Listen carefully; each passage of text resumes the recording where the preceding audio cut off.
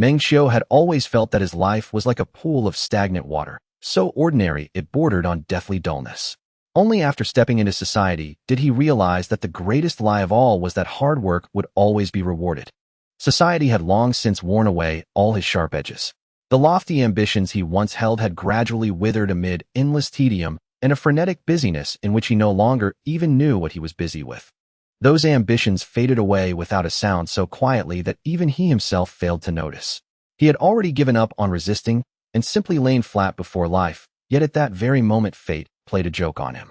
Meng Qiu stared at the light screen hovering in his field of vision, its sci-fi sheen shimmering faintly. He smacked his lips and murmured, "This is really." As his gaze shifted, the light screen moved with it. On the light screen, lines of text appeared. Great player system. Player Meng Qiu. Level LV1. Experience 0-100. Game none. Funds 1-0 yuan and used not withdrawn cleared the next day and cannot be accumulated. Privilege top, rank token unlocked. Even when he shut his eyes, the light screen still appeared miraculously within his vision. It forced Meng Qiu to admit that after 25 utterly ordinary years on this seemingly unremarkable day of May 9th, he had finally stepped onto the most extraordinary and radiant stage of his life.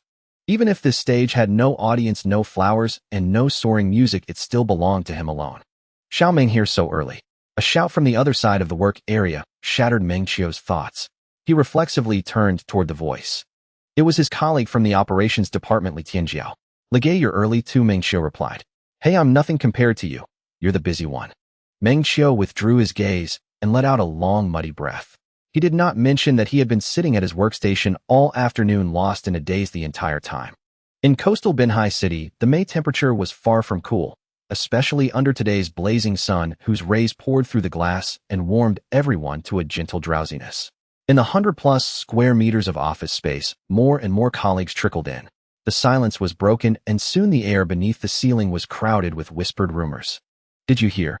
The company's going to lay people off, and the first place they're swinging the blade is our operations department. Seriously, I heard it too, but whatever, I've already sent out my resume.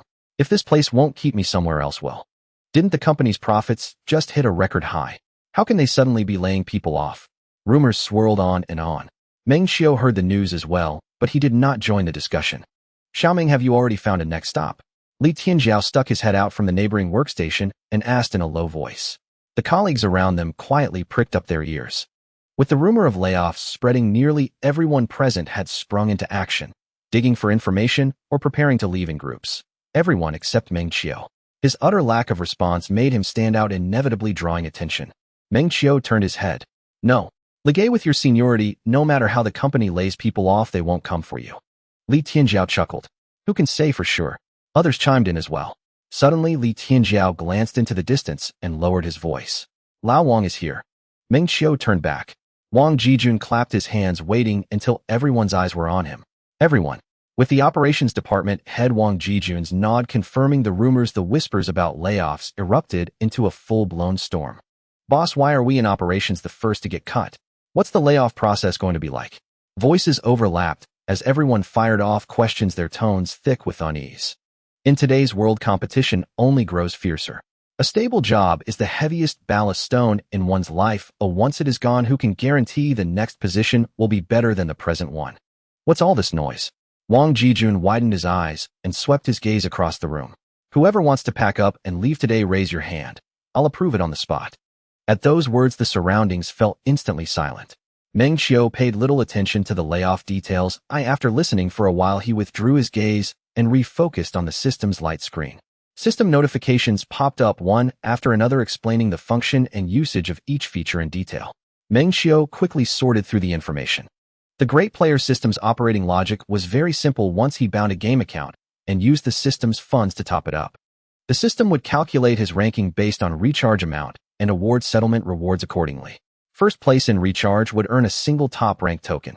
By using a top-rank token, he could convert any of that day's and used system funds either into real-world cash or into system experience to raise the system's level. The higher the system's level, the greater the funds it provided each day. Experience or withdrawal, he could choose only one. As for the other functions with the system at merely level 1 and everything else locked, even Meng Qiu was unsure what they would be. This was why the layoffs barely stirred him. Many things in this world can be solved with money. His current job, for instance.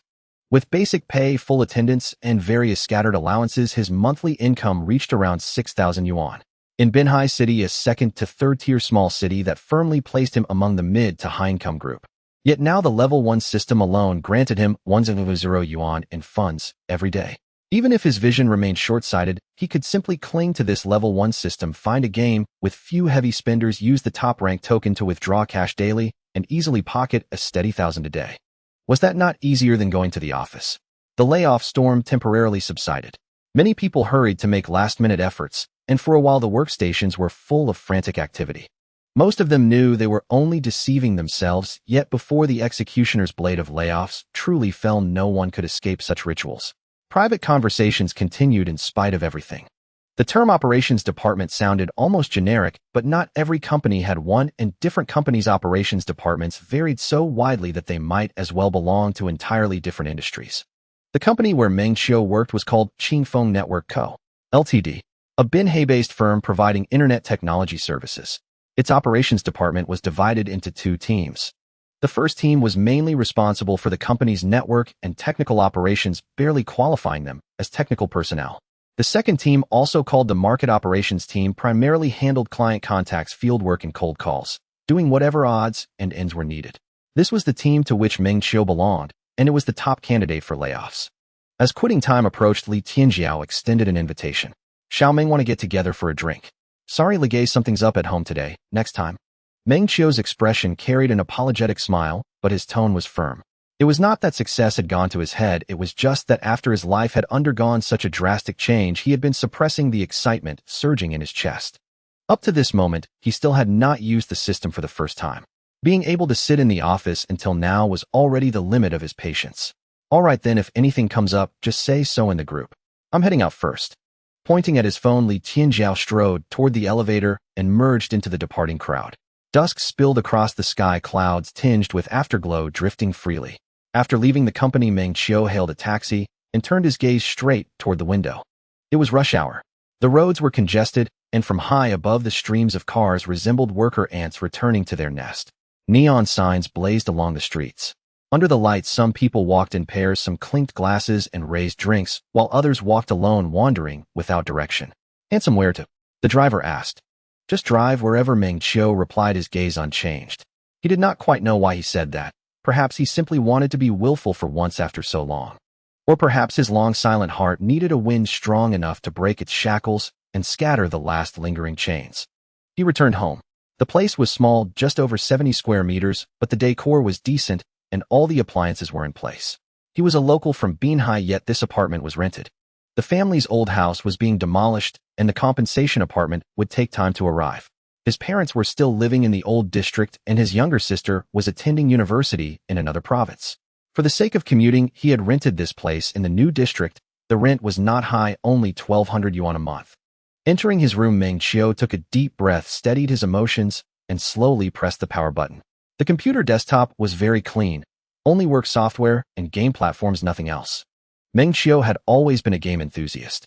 In the past, he loved to play various large-scale PC online games, League of Legends, Moonlight Blade, Online Crossfire. He had dabbled in almost all of the currently popular large-scale online games and mobile games.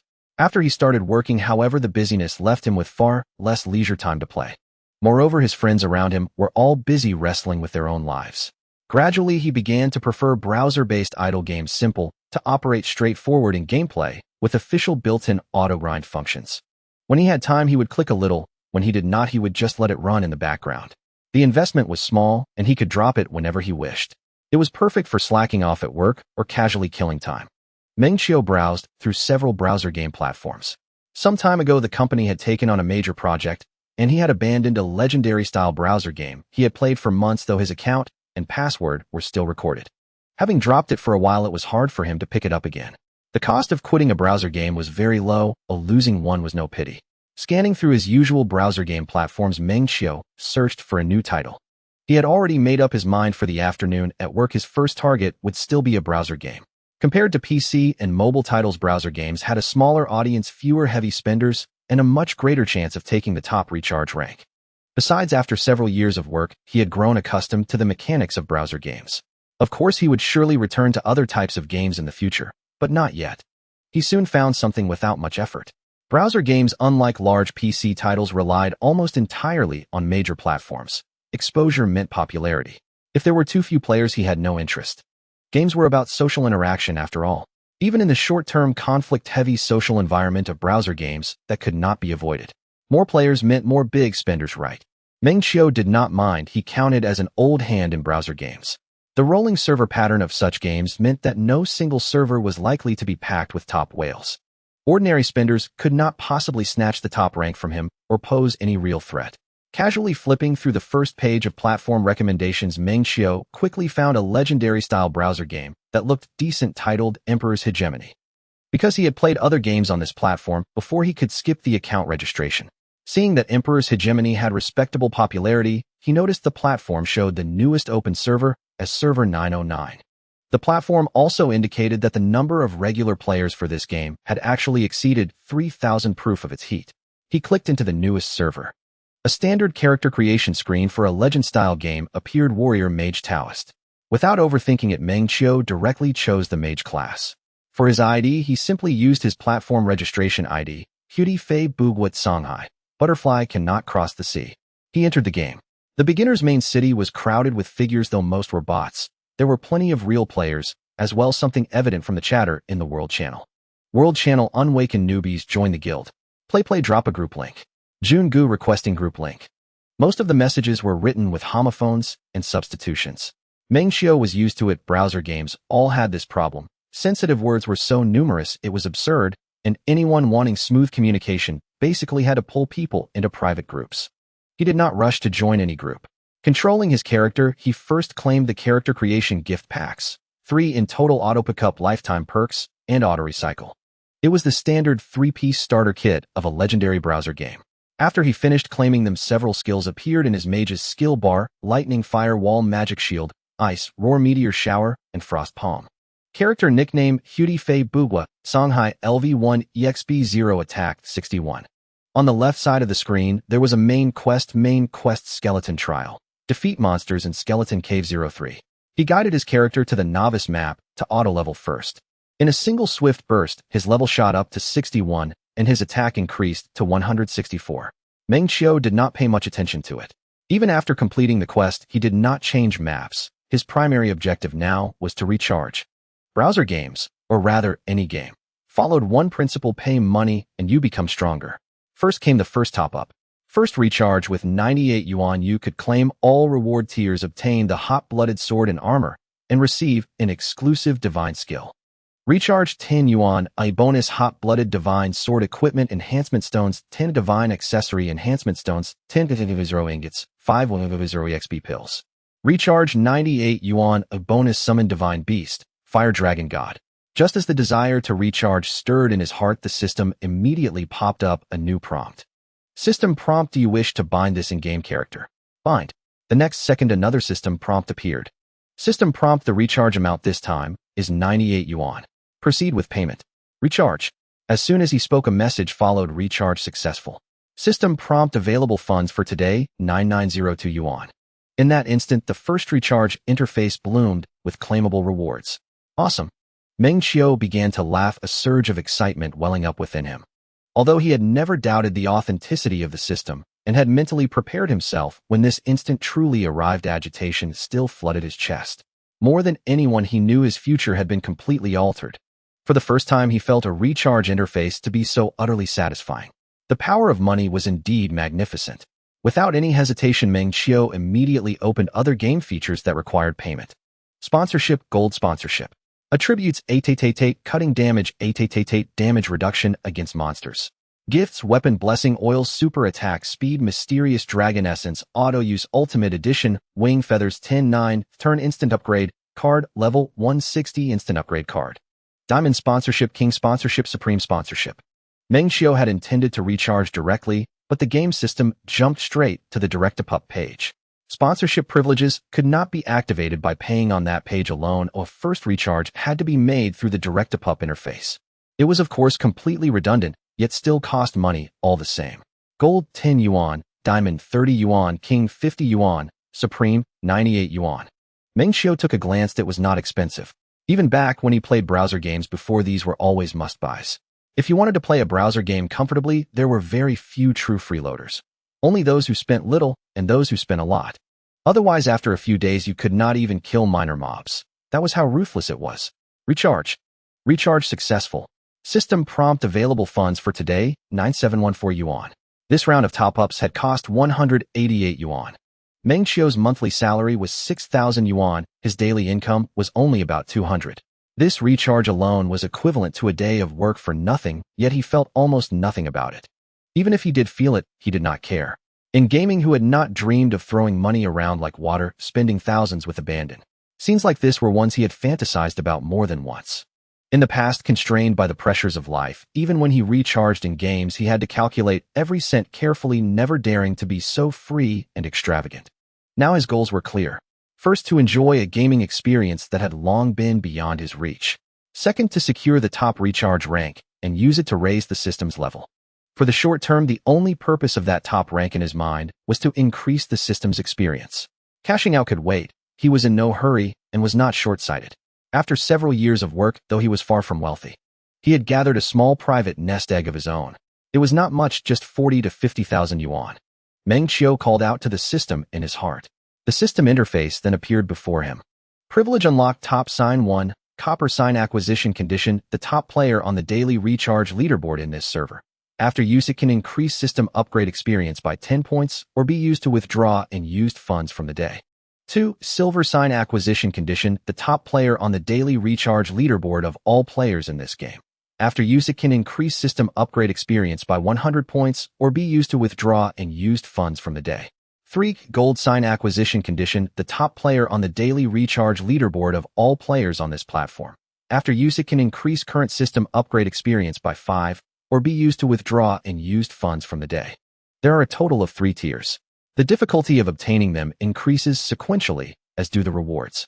With the daily funding of 10,000 provided by the level 1 system, securing the lowest tier copper sign should not be difficult. The silver sign relies on luck. The gold sign is virtually impossible. Meng Qiu's plan was simple.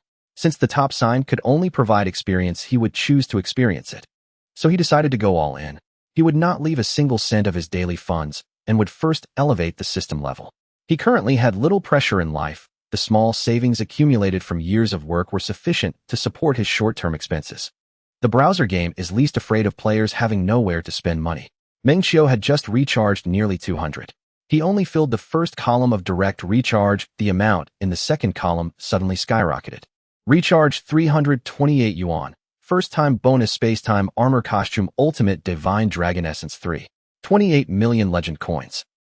Recharge 648 yuan. Recharge 998 yuan.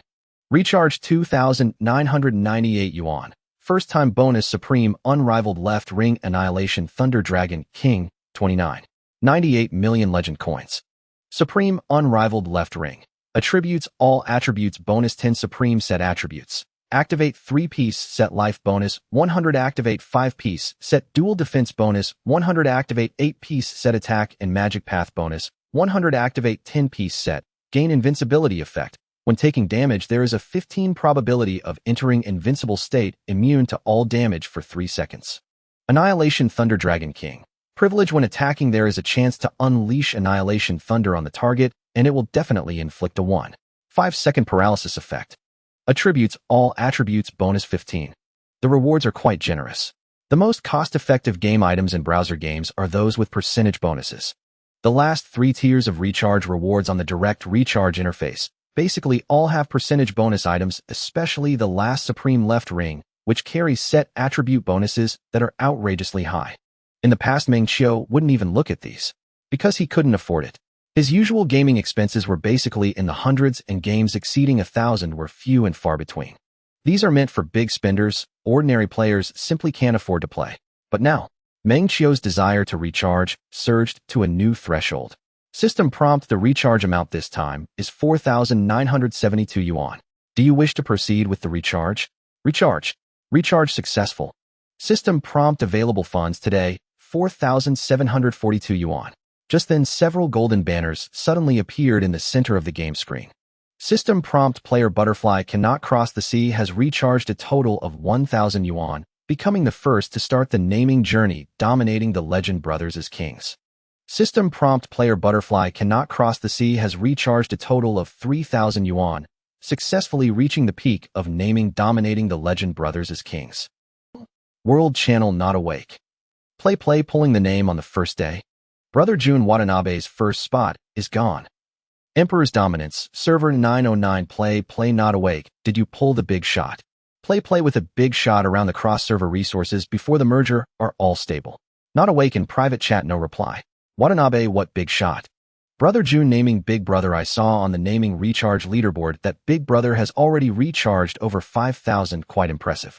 Play Watanabe, your first spot is gone. Watanabe, is that it? Watanabe, impressive. No words to say. Bald Chong helplessly shrugs. Care for the environment. Why can't I see the Big Brother you mentioned on the leaderboard? Not Awake, the big shot hasn't started yet. Care for the environment. Oh, I see. After recharging, Meng Qiu continued to look for other recharge projects, planning to spend all the remaining system funds. After all, if he can't withdraw, he might as well spend it. But after looking around, hey, can you believe it?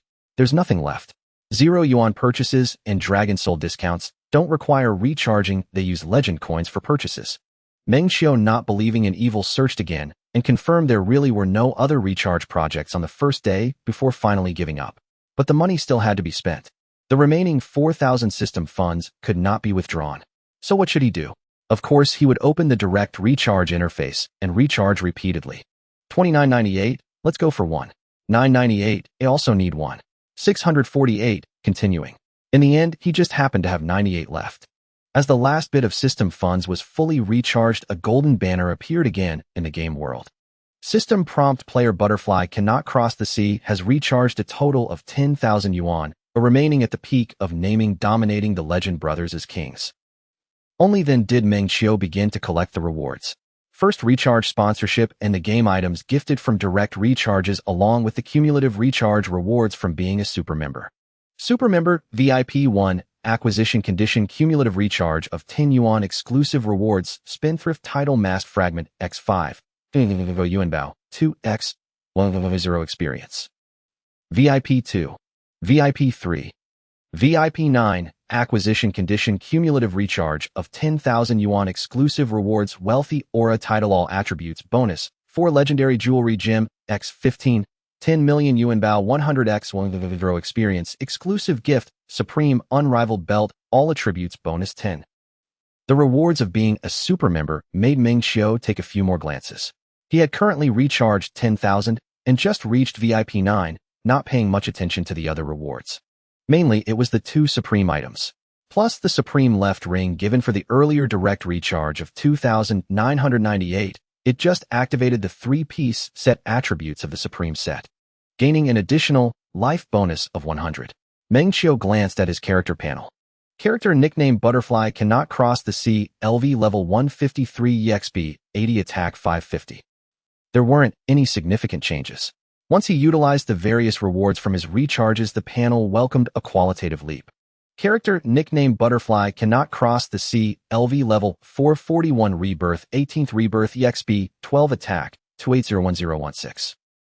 The attack soared from 3 digits directly to 7 digits. This is the charm of numbers, and even more so the charm of money. After the update of battle power, Meng Qiu focused on his mage character's dungeon efficiency to see how brutal it could be.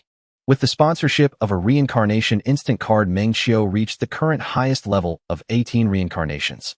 To continue leveling up, he needed to grind for spirit stones, but his main quest was still the beginner tasks. With the support of over 2.8 million battle power, the current main quest was completed almost instantly. Meng Qiu had his character hang in the Blood Demon map, which was unlocked at the 18th reincarnation. Continuing to collect rewards, mainly legendary coins and spiritual symbols from events like zero-cost purchases and Dragon Soul discounts. Currently, there are 3 types of currency in the game: Empire Dominance, monster drops of ingots, and smelting, mainly used for equipment synthesis. Spiritual symbols recharge is obtained through activities and is mainly used to purchase items from the shop, event gift packs, and auction house items.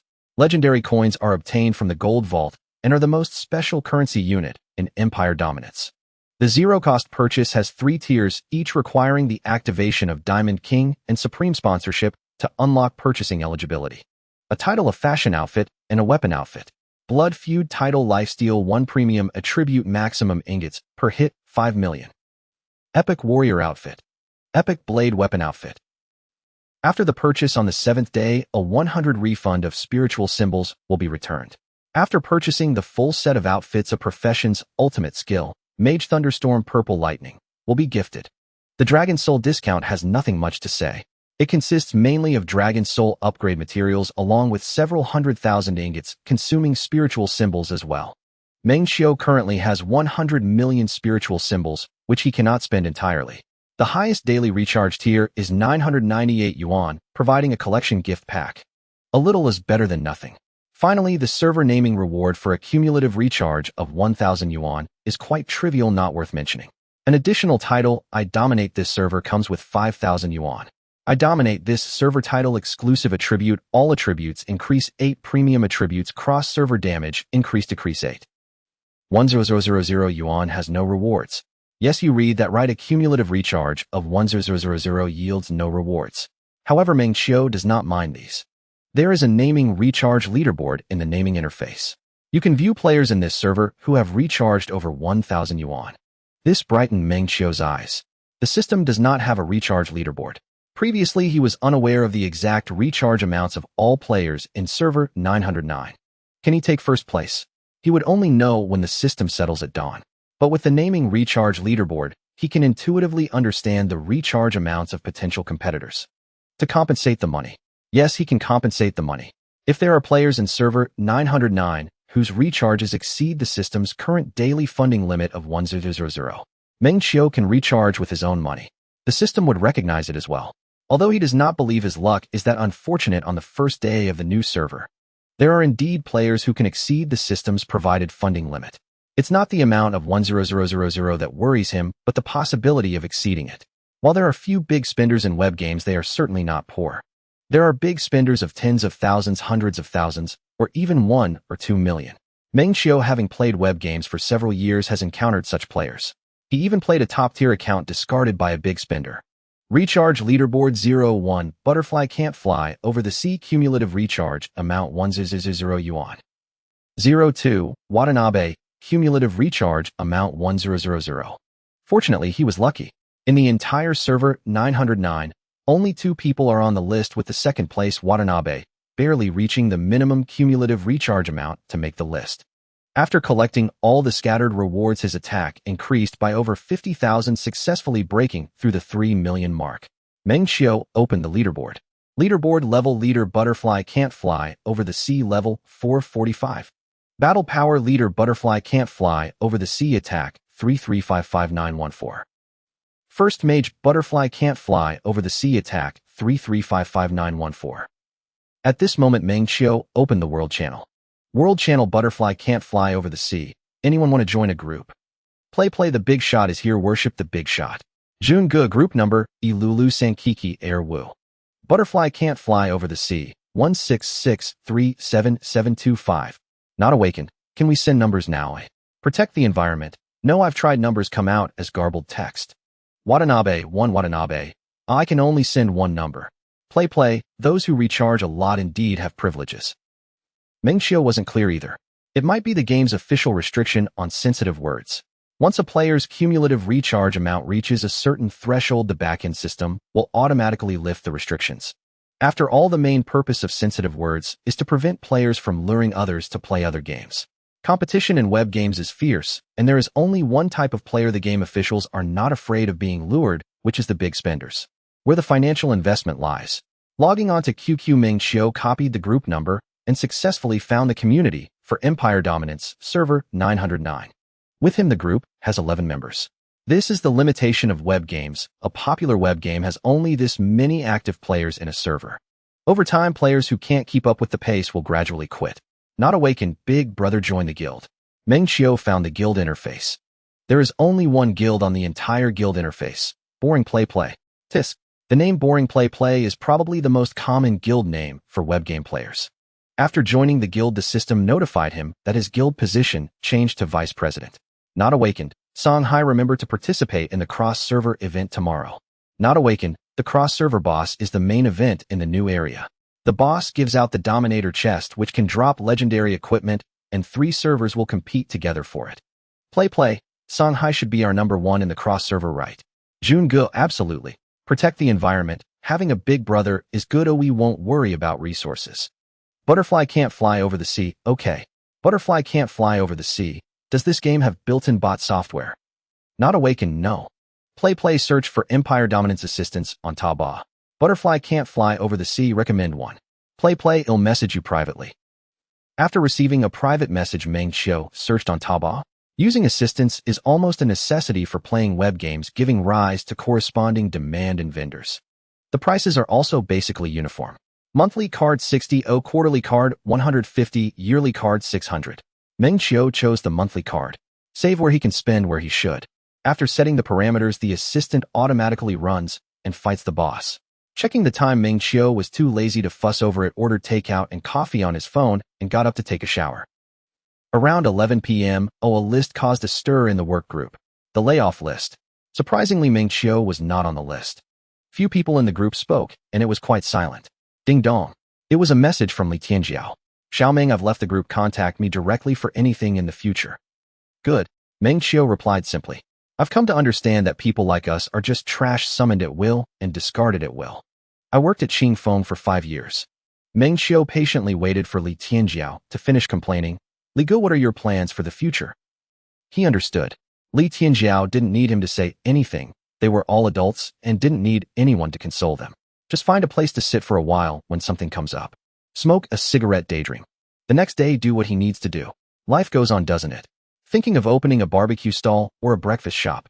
In the future, when you come here to eat, it'll give you a discount. I thought you would say free food. First time free.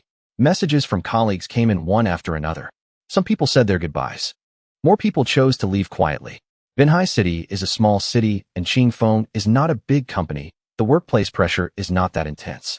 While there is competition, it is generally maintained within a limit. Among these people, most joined later, with a few experienced seniors like Li Tianjiao. Meng Qiu replied selectively. Aside from Li Tianjiao, he was the one who guided him into Qingfeng. Their relationship was fairly good, but saying they had deep ties would be too exaggerated. At 11 o'clock in the evening, Meng Qiu originally planned to watch some videos while waiting for the system's first settlement, but what Li Tianjiao said earlier popped into his mind. As for Li Tianjiao, he felt sympathy, but that was all. He doesn't have such overflowing sympathy now and doesn't possess the capability. As for the future, he would take it one step at a time. Who knows for certain? In Qingfeng, Meng Qiu planned to resign tomorrow. With the system in place, he doesn't need to work so hard to make money, nor do he have to worry excessively about future living. Yes, he has always been a very lazy person. With the decision made, Meng Qiu focused his mind. At this moment, the system also delivered good news. Daily settlement complete. You have successfully obtained the top spot on the server's recharge leaderboard. Reward top spot sign, bronze sign. Meng Qiu focused his gaze on the system's light screen. Upgrade. The purpose was already clear. As soon as the words fell, the top sign transformed into a golden stream of light, and the system experience increased by 10 points. Experience 10,100. 10 days. Under normal circumstances, the system would reach level 2 in 10 days. Meng Qiu turned to the side, tapping the table as a wild plan surged in his mind. How could he upgrade the system level the fastest? The earlier he upgraded, the higher the amount he could withdraw in the future. Following the established order was the safest.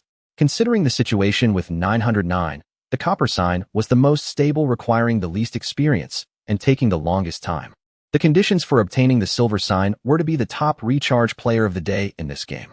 In other words, to compete for the silver sign, he needed to achieve the most recharge in a day based on the 100 funds provided by the level 1 system. The hope was slim. But what about his small savings? As for the highest tier gold sign, it was completely out of consideration.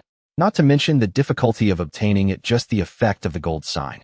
Using it could increase the current system upgrade experience by 5, or be used for withdrawing and used funds for the day. A percentage bonus.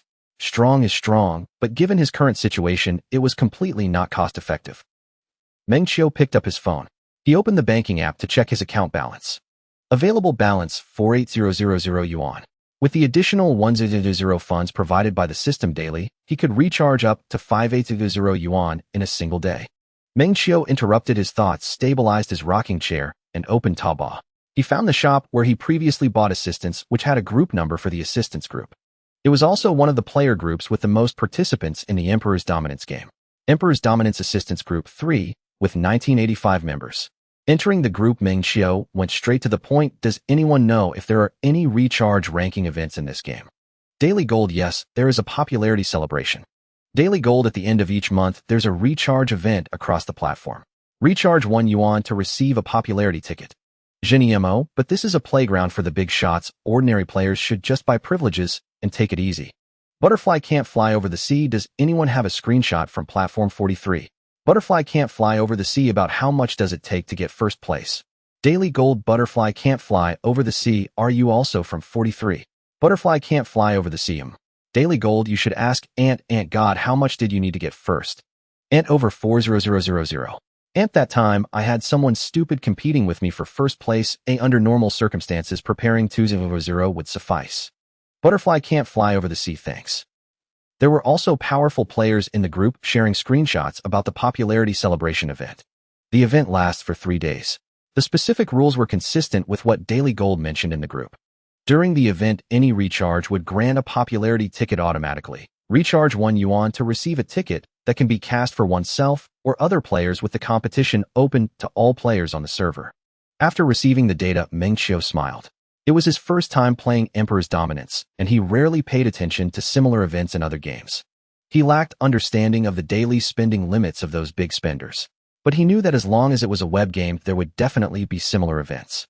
If he could secure first place by recharging over 400 in 3 days, wouldn't his single-day recharge of 400 easily crown him? To gamble, Meng Qiu lightly tapped his fingers, weighing the cost of failure. There was a saying that left a deep impression on him: as long as you can bear the corresponding consequences, you can do anything. Let's gamble. Because he could afford the consequences of failure. Meng Qiu rocked in his chair, returned to the computer temporarily, interrupted the assistants. The next day, there were several new recharge activities. AI Assistant's Privilege Gift Transformation. AI Assistant Beauty 1. 0.8 million Spiritual Symbols 1. 0.8 million Legendary Coins 1. 0.8 million Yuan Treasures. Immediate rewards. Exclusive boss limit increased to 12 times. Divine Armament Secret Realm limit increased to 12 times. Gold Vault Recovery Bonus 10. Price 68 yuan 30 days. Daily Purchase Limit 8 yuan. Daily Gift Supreme Coin X 10. Legendary Coin.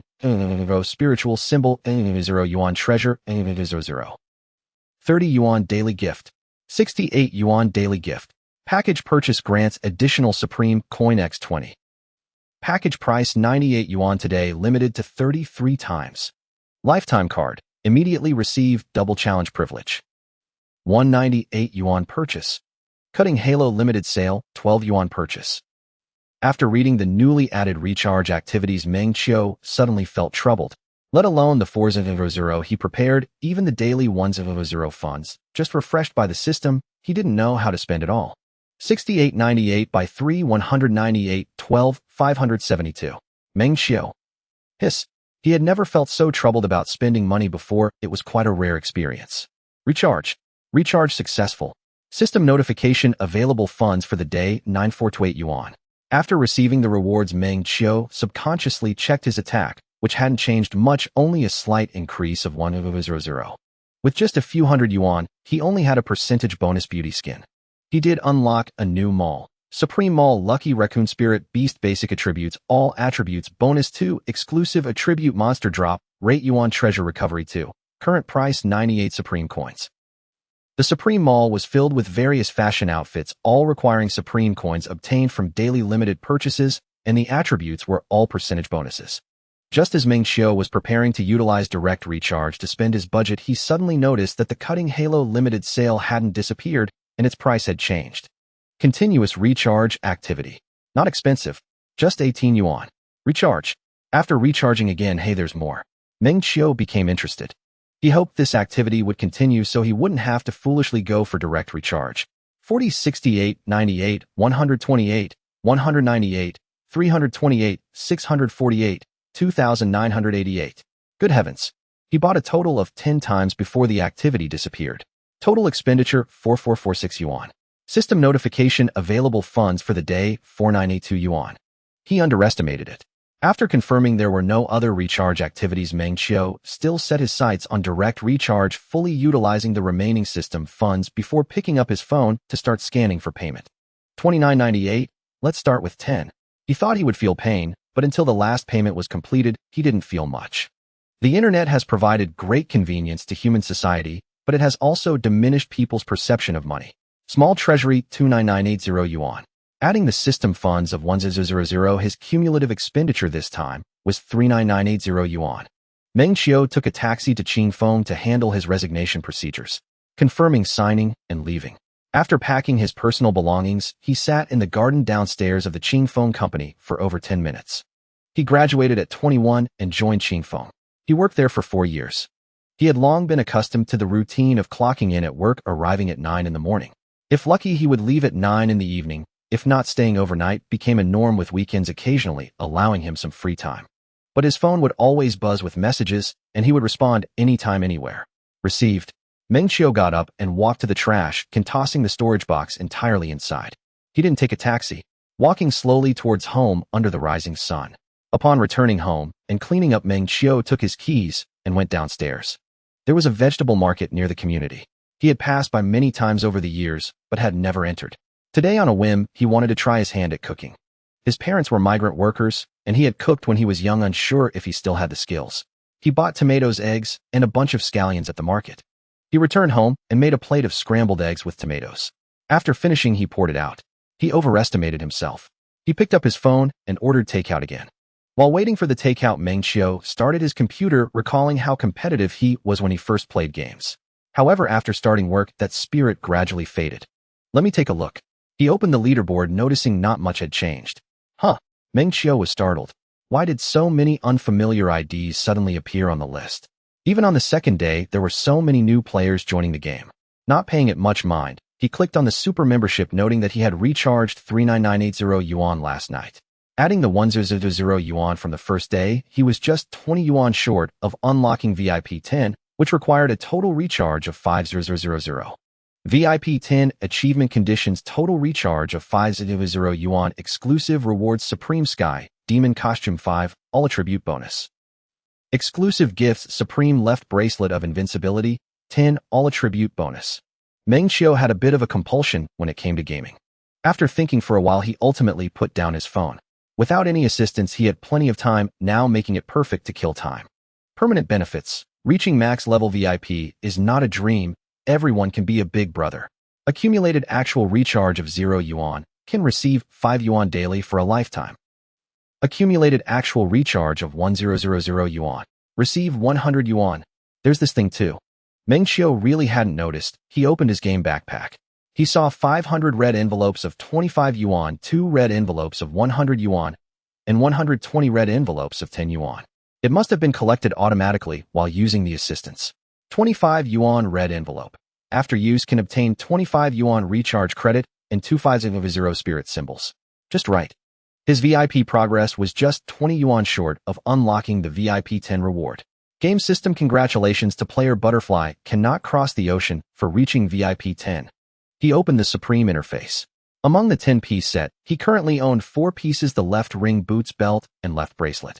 Activate attributes: all attribute bonus 40, Supreme set attributes life bonus 100. Other red envelopes were stored in the warehouse. He didn't need these right now, or they would only be useful when he needed to cash out after the system upgrade. After finishing, Meng Qiu opened the detailed character panel.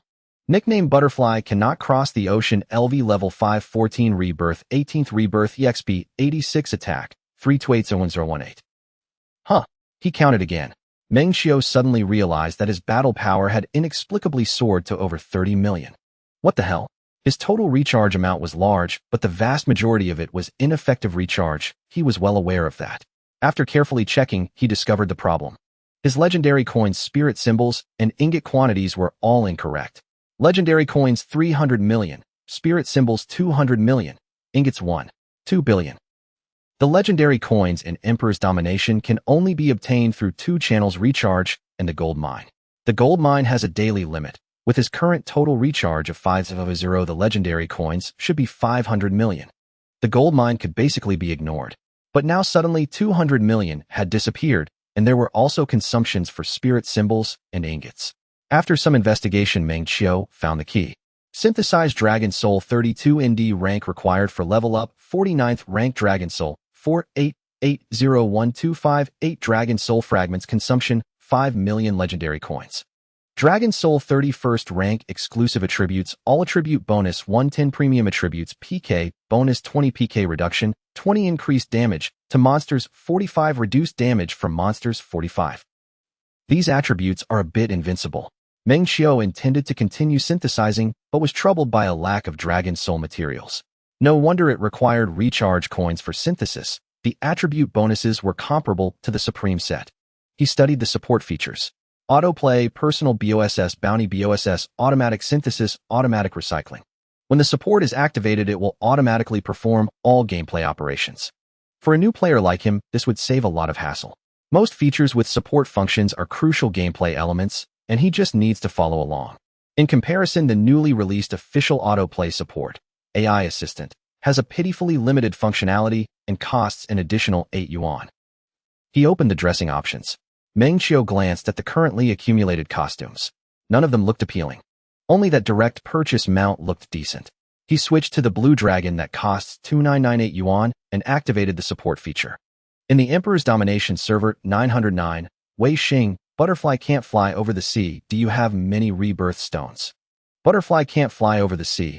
I'll list them, you all bid for yourselves. Butterfly can't fly over the sea. Why are there so many people in the group? 1-1, big shot, these people are all coming for you. Butterfly can't fly over the sea. June good, damn, leave me some stones. Re-Jin Do-Jin, rebirth is useless in this game. Equipment is the true king. Farm for more spirit stones, they will be extremely scarce later. Re-Jin Do-Jin. Moreover, if rebirth levels up too quickly, it's useless if your battle power can't keep up. Even small monsters can take you out in a second. Dao Ge very invincible. Nonsense spending money is the true king. Wei Xing. Wei Xing, big shot, do you have time later? The master boss is about to spawn. Butterfly can't fly over the sea, no problem. AI Hu Huan Jing. We have more than 20 people here plus the account of the big shot from the sea. The opposing cross-server team is going to be overwhelmed. Re-Jin Do-Jin. If it were you, you'd be overwhelmed too. Dao Ge very invincible. Impressive, breaking 3 million battle power on the second day after the server opened. You don't even need to merge in the first round. The big shot's battle power is certainly over 100 million. Watanabe, what level is over 100 million? Re-Jin Do-Jin. Look at the server opening time. Breaking 100 million in a week is a big shot, while in a month is just a small fry. Dao Ge very invincible. Right now you might get beaten in the Supreme League, but you can play freely in other cross servers. 1-1, what is the Supreme League? Dao Ge very invincible, a gameplay mode that opens a month after the server starts. Cross-server Guild Wars 1 battle zone per platform, a grand melee among all platforms in this game. Watanabe, all platforms. Dao Ge very invincible. Don't worry, opening early doesn't equate to high battle power. Dao Ge very invincible. In this game, having money trumps everything. There isn't a big shot on 4399 who spins like the god of the sea, but I'm not sure about other platforms. Re-Jin Do-Jin. Douyu has a big shot who spent 50 billion, and I'm not sure about other platforms. Wei Xing, 50 billion. How much does that cost to top up? Re-Jin Do-Jin. Over 3-0, the big shot said so. Meng Qiu felt at ease lurking in the background. Big shot, don't mention the god of the sea, although I know it's flattery, it sounds really nice. The Master Battlefield is an event in the cross-server battlefield. The cross-region where server 909 is located has a total of 4 servers: 906, 907, 908, and 909. The Master Battlefield refreshes daily at 11 a.m., 4 p.m., and 9 p.m., with a total of 5 bosses and a mandatory cross-server guild mode. When a boss dies, all players present receive 1 reward. All members of the Guild of the Owner can obtain 2 pieces of the Master's treasure, and the guild leader receives 1 additional piece. The owner receives the same, while other guilds have a chance to obtain 1 piece of the Master's treasure. All members of the Guild of the Owner have a chance to earn the legendary Master's gem. The rewards are plentiful. However, the intensity of the battles is also very high. Without big shots in the server, one can only scrape by. Also opened alongside it is the Soul Beast Invasion event featuring 4 Soul Beast bosses. Each player can only enter the Soul Beast secret realm once per day. If they succeed in defeating a BOSS, all rewards are deposited into the world auction. Watanabe, Butterfly can't fly over the sea, god of the sea. Is that new Halo worth buying? Butterfly can't fly over the sea. I didn't pay much attention. Oh, it's up to you. Watanabe is from server 909. and is currently one of the only 2 players who have recharged over 1,000. If not for Meng Qiu, he would undoubtedly be the big shot, also the one he interacted with most in previous browser games. People like him generally have decent incomes and enjoy spending a bit in games. When he encounters a game he enjoys spending tens of thousands is no problem. He's willing to pay for his preferences, but he seeks cost-effectiveness. Though he can't compare to those true big shots, he easily surpasses his former self. In the past, when playing browser games, he would often follow these big shots. Watanabe. I see the attributes seem okay, but I don't know how much it takes to max them out. Meng Qiu recalled, and was uncertain. I can't quite remember, but it was no more than 5,000. Watanabe. Re-Jin Dojin. Watanabe, then forget it. Although he could afford it, having money doesn't mean spending it recklessly. If there wasn't a big shot looming over him in a moment of excitement, he might have gone ahead and made a purchase. But for now it's better to hold off. There's a deity in the group who spends over 10,000 daily, and he doesn't have the urge to spend, especially since no one currently threatens his second place. When playing browser games as the leading big shot, one naturally develops a desire to spend. Those who play extensively tend to notice this, though they may not understand the psychology behind it. The group chat buzzed with activity. As the cross-server event approached, a wave of excitement swept through, and Watanabe and others were clamoring to recruit the opposing team early. Meng Qiu did not participate. He transferred all the remaining money from his bank to his phone and began to assess his financial situation. Available balance 20600 yuan 180202,580. This small fortune, accumulated over several years of hard work, now leaves him with just this much. Although it has greatly diminished, this money is sufficient for living in Binhai, and he doesn't feel too anxious. He has 6,000 remaining, of which 580 was originally his, and the extra 200 came from Qingfeng. This month's salary. If a small company plans to lay off employees and provide compensation, then they're being a bit unreasonable. It's not bad. His fortune has greatly diminished. But Meng Qiu wore an excited expression, his smile bright as he closed the phone. The cross-server activity usually starts the next day. He saw Wei Xing and others communicating with players from other servers in the cross-server channel. Cross-server channel server 909 Wei Xing isn't the maximum cross-server for.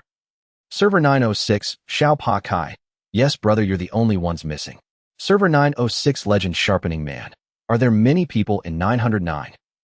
Server 909 Wan, about 20 or so. What's the situation in the cross-server now? Server 907 Ba Chi. The big shot from 908, Sui, can handle the entire cross-server by himself. Server 906 Xiao Pa Kai. Damn, there are that many people. Server 907 Ba Chi. Having more people doesn't help. I'm just waiting to merge with the big shot Sui. Server 908 Ba Chi Sui. How much battle power does your server's big shot, the god of the sea, have? Server 909 Watanabe. Over 30 million. Server 906 Xiao Pa Kai. 3 million on the second day. That's amazing.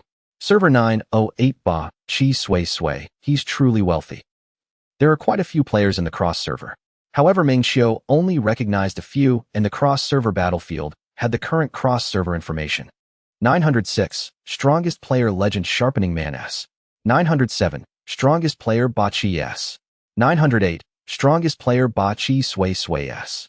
909, strongest player Butterfly Can't Fly Over the Sea. But there's only the above simple information. Emperor's Domination does not have a cross-server leaderboard. Cross-server battlefield information. It does not display the exact battle power of each server's big shot.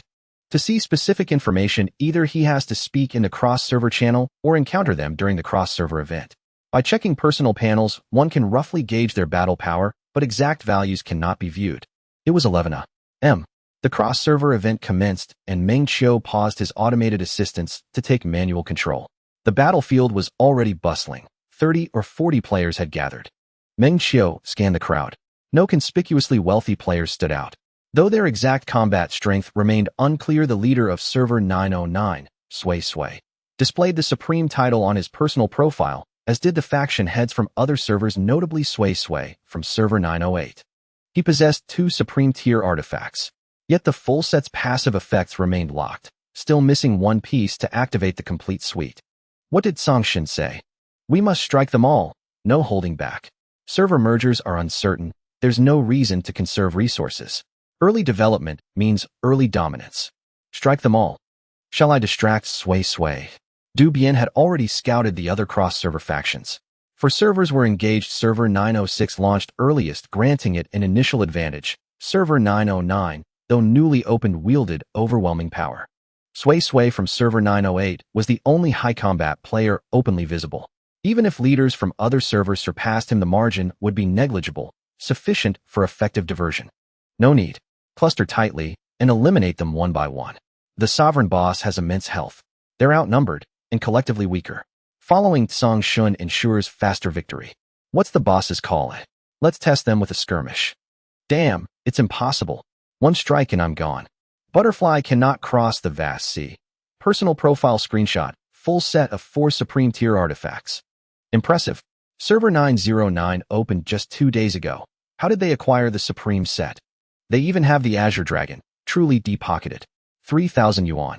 Let's target the last one first, just to secure the minimum reward. Go ahead. Meng Qiu was already reveling in the carnage. Battlefield log S. 909's Butterfly cannot cross the vast sea has slain S. 908's Ba Chi Sway. S. 909's Butterfly cannot cross the vast sea has slain S. 900 SIXS Xiao Pa Kai. S. 909's Butterfly cannot cross the vast sea has slain S. 907's Ba Chi. The sovereign boss's health barely dwindled, yet corpses already carpeted the ground beneath its feet. Until now he'd felt little genuine thrill, only endless top-ups, no real combat. Within his own server, he'd routinely yielded resources unbothered by minor losses. But now, swinging his blade. Oh, indeed, the money hadn't been wasted. Within minutes, even the most tenacious foes crumbled, retreating to other bosses. Few players in browser-based games possess true grit. There's no room for skill, raw power reigns supreme, and wealth is absolute. That was exhilarating. Not so exhilarating. I've died repeatedly to Sway. Across servers, only Sway can one-shot me. Their roster holds no other elite combatants. Wan, top up.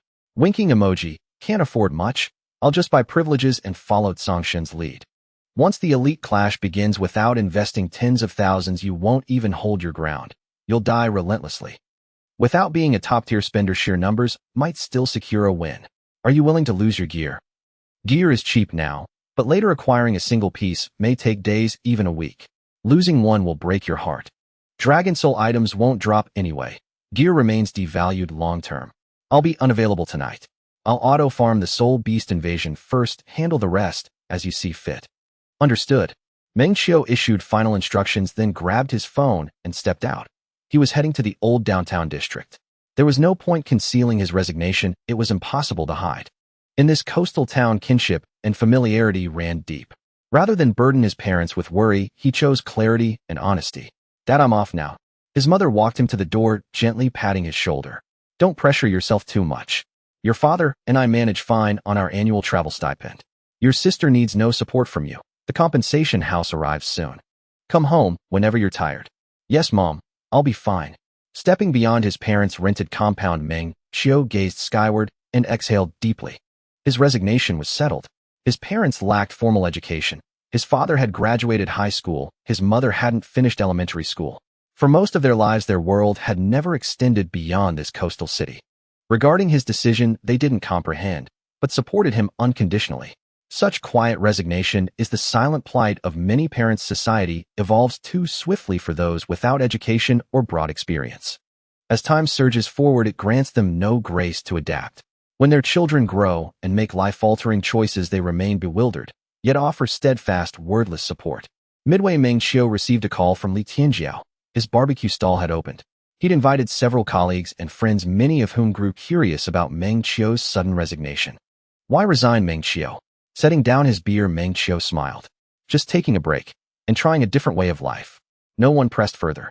A gentle nudge toward care, not intrusion. Li Tianjiao lifted a metal tray and called out, "Come taste my craft." "Brotherly delicious," someone chimed in. Others instantly echoed. "Not a bit worse than our usual spot. Brotherly, your skills are exceptional." Meng Qiu didn't linger long. He disliked drinking, and the atmosphere felt too constrained for him. After over an hour of polite small talk, he hailed a taxi back to his rented room. Back home, Meng Qiu reflected wealth, or its absence, did make a profound difference. Though financially modest, he now carried something else: confidence. Not ordinary confidence, unshakable. Once he'd believed workplace obligations, social engagements, and forced networking were inevitable, even when loathing them. He'd stay until the end, then replay every word and action in his mind upon returning home. Now, he thought nothing at all, left whenever he wished. Lying on his bed, the soft glow of the ceiling's incandescent light bathed the room. He smiled silently. A new day dawned. Meng Qiu had completed all necessary errands and met everyone he needed to see. He wasn't an early sleeper. Gamers rarely are. Night owls, all-night warriors, that's how games ensnare us. Post-employment, it only intensified. Last night's slight intoxication likely explained his earlier slumber. Daily settlement complete. You rank 1 among all players in total in-game top-ups. Reward champion seal silver tier. The system's holographic interface still hovered, displaying last night's midnight settlement report. Meng Qiu chuckled aloud at the notification. His funds hadn't vanished into thin air. Now everything hinged on whether the upgraded system delivered. Activate. The champion seal dissolved into a shimmering silver light. System upgrading. Upgrade successful. System. Grand Player System. Player Meng Qiu level LV2 experience 101000 game. Emperor's Ambition. Server 909 Butterfly. Cannot cross the vast sea funds 500 non-transferable, non-withdrawable. Resets daily non-cumulative privileges. Champion Seal. LV1 System Shop. LV2. Remarkably robust. Reaching level 3 required 1000 experience, a figure perfectly aligned with Meng Qiu's expectations. Otherwise, little had changed. The system remained characteristically minimalist. Except one thing, the glaring daily fund allocation 500, far exceeding his wildest estimate. He'd assumed level 2 might yield 200 at most. Who could have imagined such generosity? In comparison, even 1000 experience points paled in significance. System Shop, a newly unlocked feature at level 2. Unbinding card price 100 cannot be purchased using system funds. Upon use, detaches the current bound game and frees 1 slot. A straightforward description, yet the price seemed steep. With 1000, couldn't he accomplish anything else? Truly astonishing. For now, the System Shop stocked only this single item. Patience would serve him well. His computer remained powered on from yesterday. The assistant continued running dutifully, though combat strength fluctuations were too subtle for him to discern. Clutching 500 in daily capital, this surreal opening prompted new thoughts about the Champion Seal's secondary function, the optimal path forward for system advancement. Silver Seal remained the top priority. Bronze Seals granted negligible experience, Gold Seals offered mere percentage-based boosts, powerful only in late-game scenarios. Irrelevant now. Meng Qiu's resolve held firm. If leveling up was the goal, he'd invest everything, ensuring the full 100 daily experience. If cashing out was preferable, the Bronze Seal would prove optimal. On the 3rd day of the server launch, Meng Qiu opened the events section. Purple Thunder Punishment Weapon Costume. Purchase all 3 tiers of investment for an additional grand prize. Big Brother takes you to the skies title. Lucky Star Spiritual Pet. After 2 days of playing the game, Meng Qiu quickly got the hang of it. The Lucky Star bonus has 2 ranges. The base bonus is usually the lowest, but he has the Purple Dragon, which is the Lucky 9 mount gifted for a direct recharge of 998. The bonus is definitely at its highest. There are also decent rewards for the other 2 tiers of investment. Meng Qiu calculated simply. To max everything out, it would require 950 yuan. Meng Qiu thought recharge. The system is incredibly generous. He had saved up this amount after working at Qingfeng for several years. However, Meng Qiu didn't have the habit of celebrating with champagne. After some consumption, his attack power saw a slight increase. Not much, just over 4 million. Under the full operation of the support system. Currently, he possesses a full set of the highest-level legendary 3-star equipment, 4 pieces of the Supreme set, plus a 31st level Dragon Soul.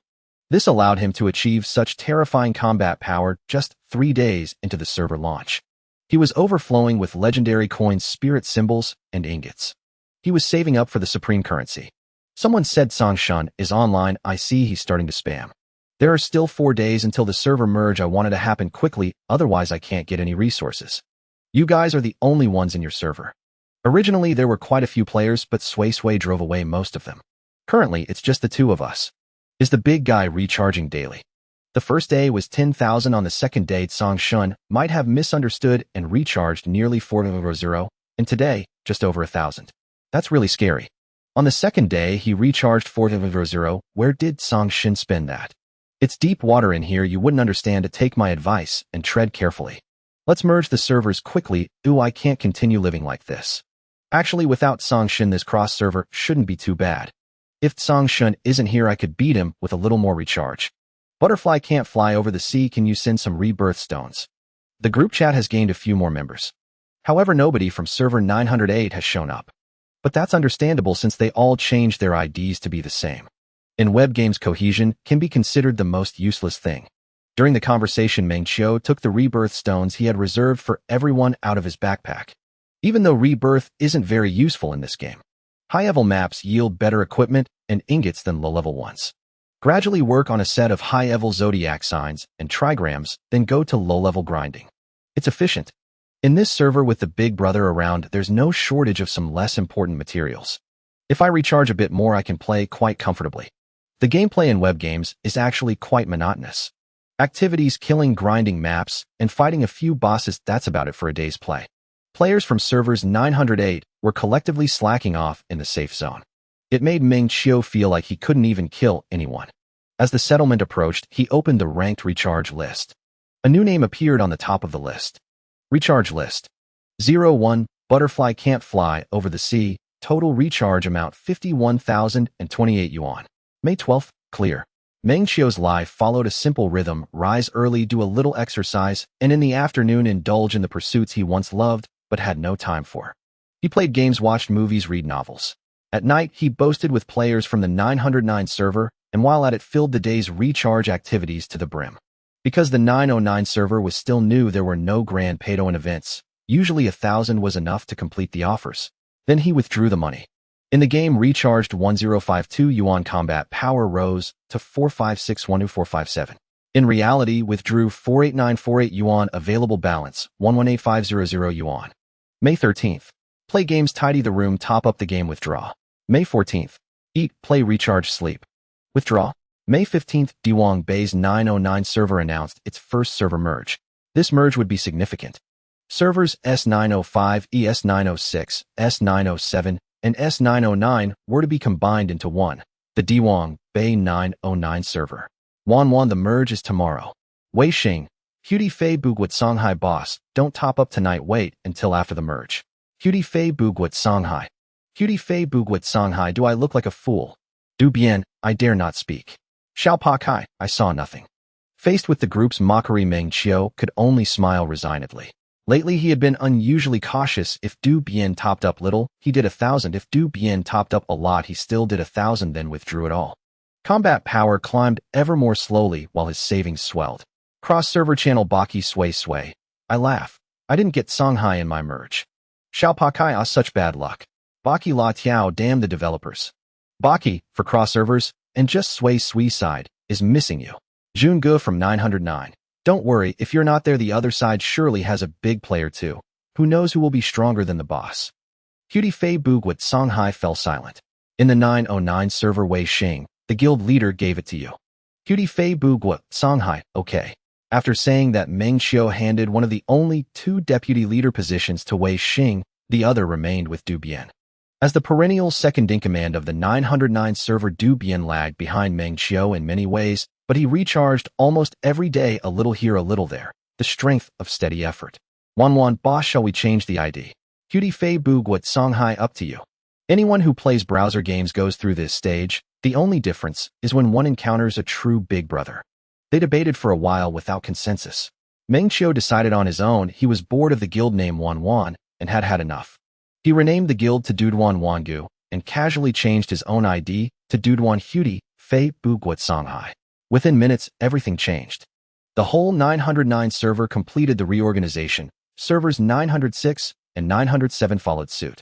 Everyone still playing added the prefix Duduan, and the leaderboards were monopolized by that name. As for the remaining 905, there was no contact yet. Duduan Wei Xing, boss, did you ask the exclusive customer service to see if the new cross server has any top players? Duduan Songhai, I didn't add it. Browser game exclusive customer service claimed exclusivity, but who would believe that? Meng Qiu had long unlocked the so-called exclusive service, but he was too lazy to add it. One look, and it was fake. The photos were stock images. Duduan Du Bian, the 300 tier, is indistinguishable from a robot. The 100 tier is somewhat better. Duduan 11 customer service is tiered 2. Duduan Du Bian, it is, but it depends on the game. In the one I played, 3000 was a robot, 1000 was a real person, and others say there are 1000 and 2000 tiers above that. Dude Wan Du Bien, though I haven't investigated thoroughly. Dude Wan AI Hu Huan Jing, learn something. Du Bien, you're quite the big shot. Dude Wan Du Bien, don't give me that fake praise. Meng Qiu scanned and added the contact. It turned out to be an enterprise WeChat account. Customer service, Xiaoming Duowen Technology Co. Ltd. Your current accumulated recharge amount 55008 yuan. Pending offline rebate gift pack 9 has been issued. Please check your in-game mailbox later. May I help you with anything else? Meng Qiu asked, could you check who has the highest combat power after the merge? I'm sorry. All players' recharge data and combat power are confidential. Xiaoming has no access to that. Fine, he replied. Meng Qiu thought he would try it. If it failed, it failed. As for confidentiality, he was skeptical. Xiaoming then sent details about Diwang Bei's accumulated recharge offline rebate event on the 4399 platform. The event started at 100 yuan with the highest tier at 500 yuan. It was staggering. His accumulated recharge qualified him for 9 reward tiers. That meant a top accumulated recharge of 500 yuan for the tiers listed.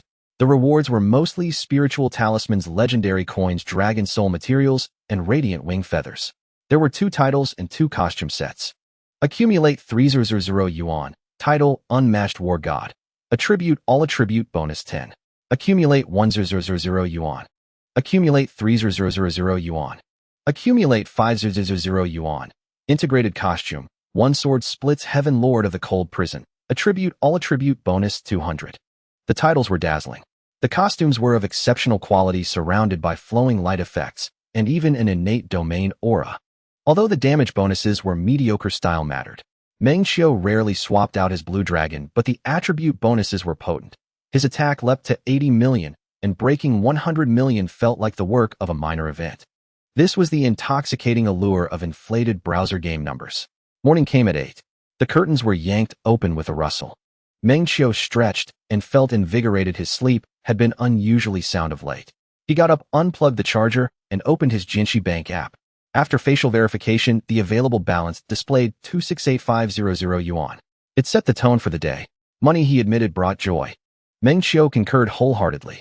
These past few days he had withdrawn all his small copper recharges. Daily top-ups never exceeded 1,000, yet daily income hovered around 40,000, and the account balance changed by the day. A heady sensation. But withdrawals would be paused for now. Meng Qiu knew why he withdrew: first, to have money at hand and feel secure; second, to improve his life. 260,000 was enough. He had no urgent need to buy a house or a car. If he did, he would buy something good. He opened a rental app and searched for flats, setting the rent range from 500 to 100 per month, only to find no listings returned. Laughable. In the end, he settled for several properties with monthly rents just over 300, the priciest he could find on the app. They were not far, so he hailed a cab and headed straight to the destination. The car pulled away, merging into the flow of traffic along the clean asphalt. At 3 in the afternoon, after visiting 3 places, Meng Qiu chose the second one. He admired the neighborhood. 12th floor, 140 square meters, 3 bedrooms, 2 living rooms, 2 bathrooms, tastefully decorated. The landlord was not in Binhai City. The landlord worked in Modu. The flat had been intended for his elderly parents' retirement, but before renovations were finished, the parents had unfortunately passed away, and the property was entrusted to the rental platform. After signing the contract, Meng Qiu received the keys. Rent was 300 a month with 3 months deposit and 1 month's rent in advance, a total payment of 1,200 yuan. If he decided not to rent, it could be refunded. The agent left. Meng Qiu put the keys in his pocket and wandered alone through the apartment, taking in every corner. The living room boasted a floor-to-ceiling window. There were small, independent windows on either side for ventilation. Meng Qiu opened a side window, returned to the floor-to-ceiling glass, and gazed down from above as sunlight filtered through scattered clouds. It bathed the city. Breezes from either side fluttered his clothes. Below, the streets teemed with traffic. Not far off, migratory birds traced the horizon, their feathers flashing iridescent hues. Everything felt warm and serene. After staying a while in the new flat, Meng Qiu took a taxi back to his original home. Though it looked tidy, the new place had been empty for some time and had gathered dust. He paid 300 yuan online to arrange professional cleaning. Only after a thorough deep clean would he move in. Duan Wangu. Duan Wei Xing, is the boss still offline? Duan Duan Xiao Pa Kai, someone said he went to check out a house. Probably hasn't returned yet. Duan Duan Wan Wan, is the boss buying property? A villa? Or a luxury penthouse? Duan Duan Du Bien, no idea. Didn't ask for details. Duan Duan Legend Sharpener. I wonder when I'll finally own a home of my own.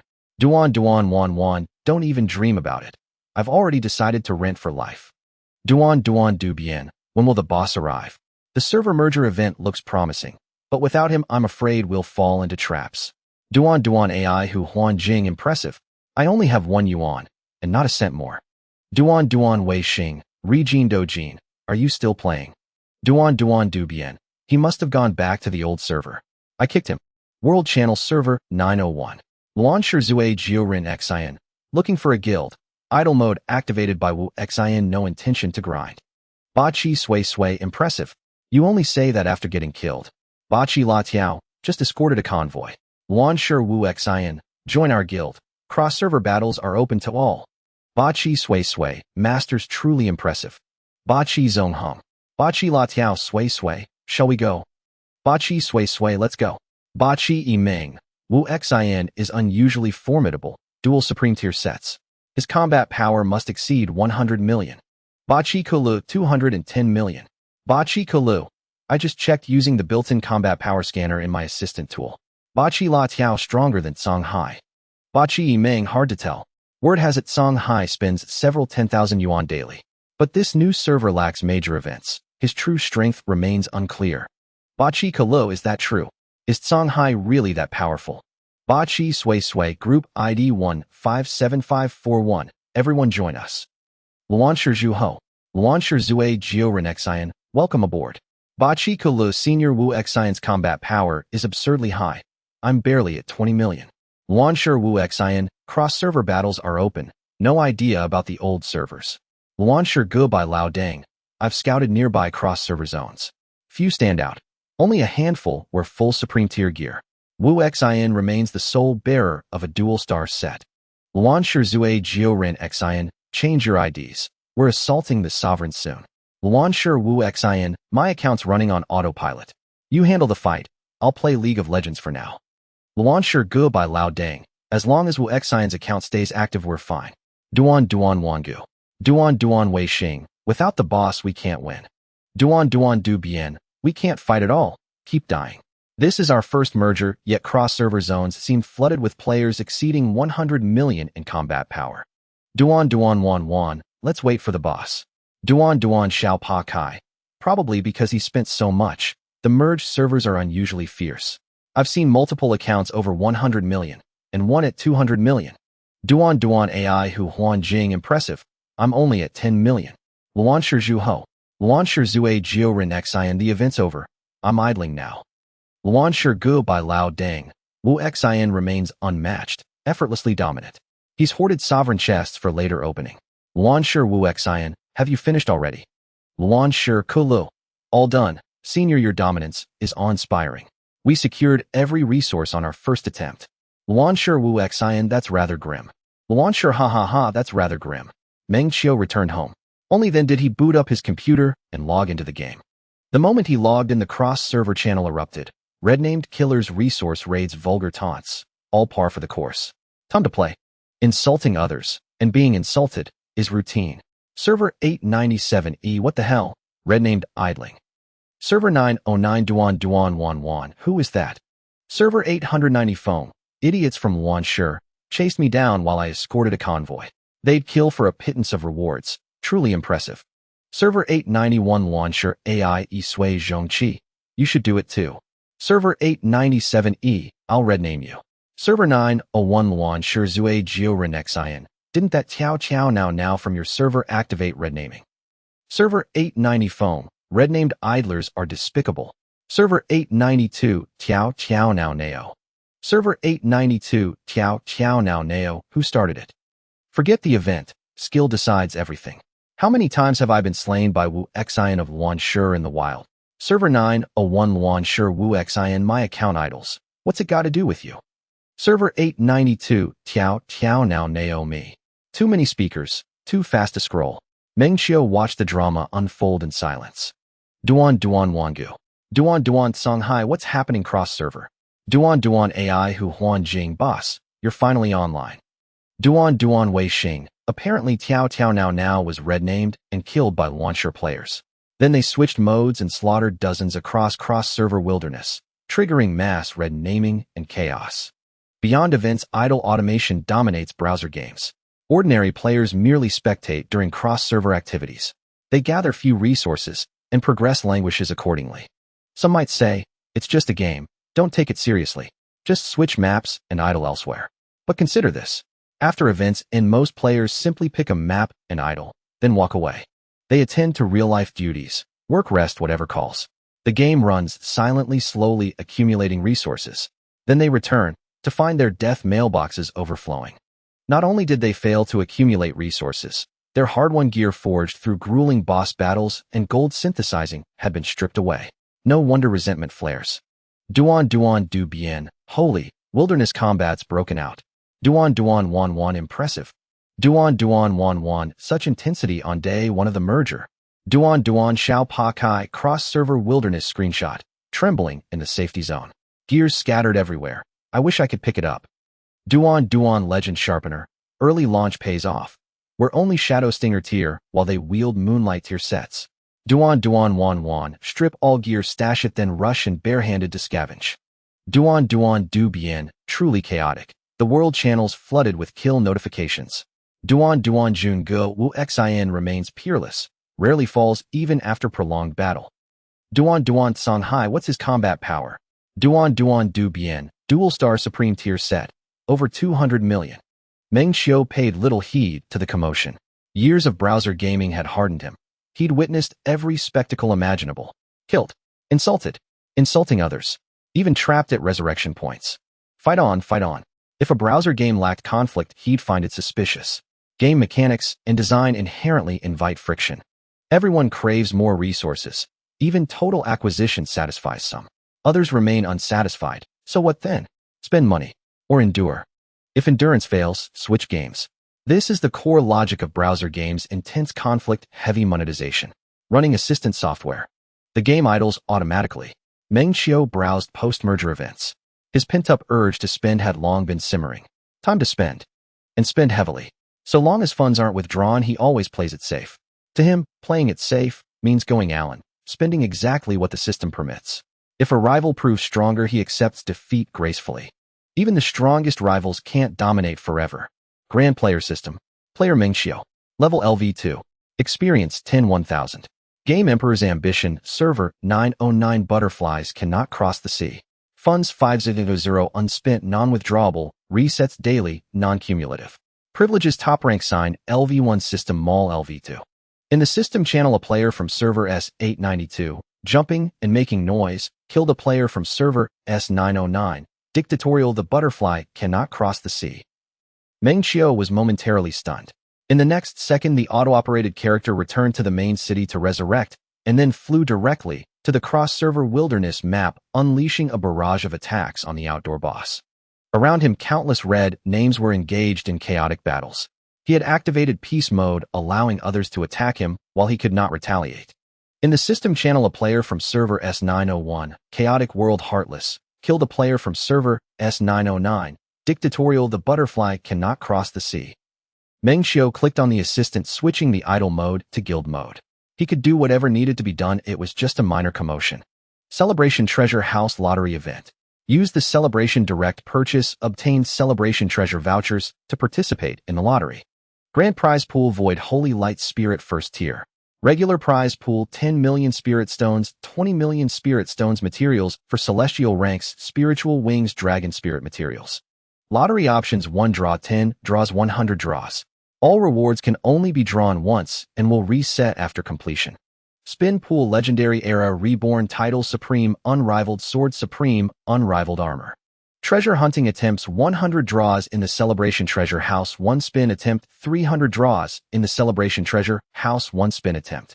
2,500 draws in the Celebration Treasure House, 1 spin attempt. It's still a linked event. He thought about the Celebration Treasure vouchers. These Celebration Treasure vouchers are the key cash items for this merger event, closely related to many activities. Meng Qiu scanned around, and found no new spending points in the merger event, then returned to the Celebration Direct Purchase. Suddenly, he discovered an interesting point in the Celebration Direct Purchase interface. Except for the highest tier of 2,998 yuan, all other tiers were limited to one purchase each, which was quite intriguing. He thought, is there a limit? Yes. Meng Qiu navigated the Celebration Direct Purchase to the final 2,998 yuan tier. 2,998 yuan bonus, 2,998 Celebration Treasure Vouchers, 2,998 Celestial Rank Materials, 10 million Spirit Stones, x10. Meng Qiu glanced at his system balance. Today's available funds, 41,888 yuan. Recharge. This recharge 38,974 yuan. System prompt, today's available funds 2,914 yuan. After completing the recharge, the number of Celebration Treasure Vouchers in his backpack reached a terrifying amount. Celebration Treasure Vouchers 46,492. Meng Qiu clicked on the Celebration Treasure House, ready to draw prizes. Draw 100464992, let's draw. What he received was inconsequential. Anyway, what was in the prize pool, he would surely have. He thought he would enjoy the draws. In the past, when playing games and encountering these lottery events, he never had high hopes for big prizes. If he truly won a grand prize, his heart would race, his hands would shake, and he would be extremely excited. But now, it was flavorless, even somewhat tedious.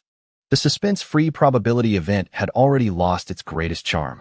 In the system channel, a player from server S909, dictatorial the butterfly cannot cross the sea, made a divine move in the Celebration Treasure House, a stroke of luck, and obtained the top-notch item, Holy Light Spirit, first tier. A player from server S909, dictatorial the butterfly cannot cross the sea, made a divine move in the Celebration Treasure House, a stroke of luck, and obtained the top-notch item, Void Spirit, first tier. A player from server S909, dictatorial the butterfly cannot cross the sea, made a divine move in the Celebration Treasure House, a stroke of luck, and obtained the top-notch item, Holy Light Spirit, first tier. The screen was flooded. Continuous winning announcements were overwhelming, directly dominating the current killing announcements that were continuously refreshing. Meng Qiu's fingers ached. After exhausting all the Celebration Treasure Vouchers, he didn't know how many big prizes he had won, and he just felt as if his eyes were starting to see illusions. In the group chat, Dictatorial unawakened. Wow, that's incredible. Dictatorial just playing around.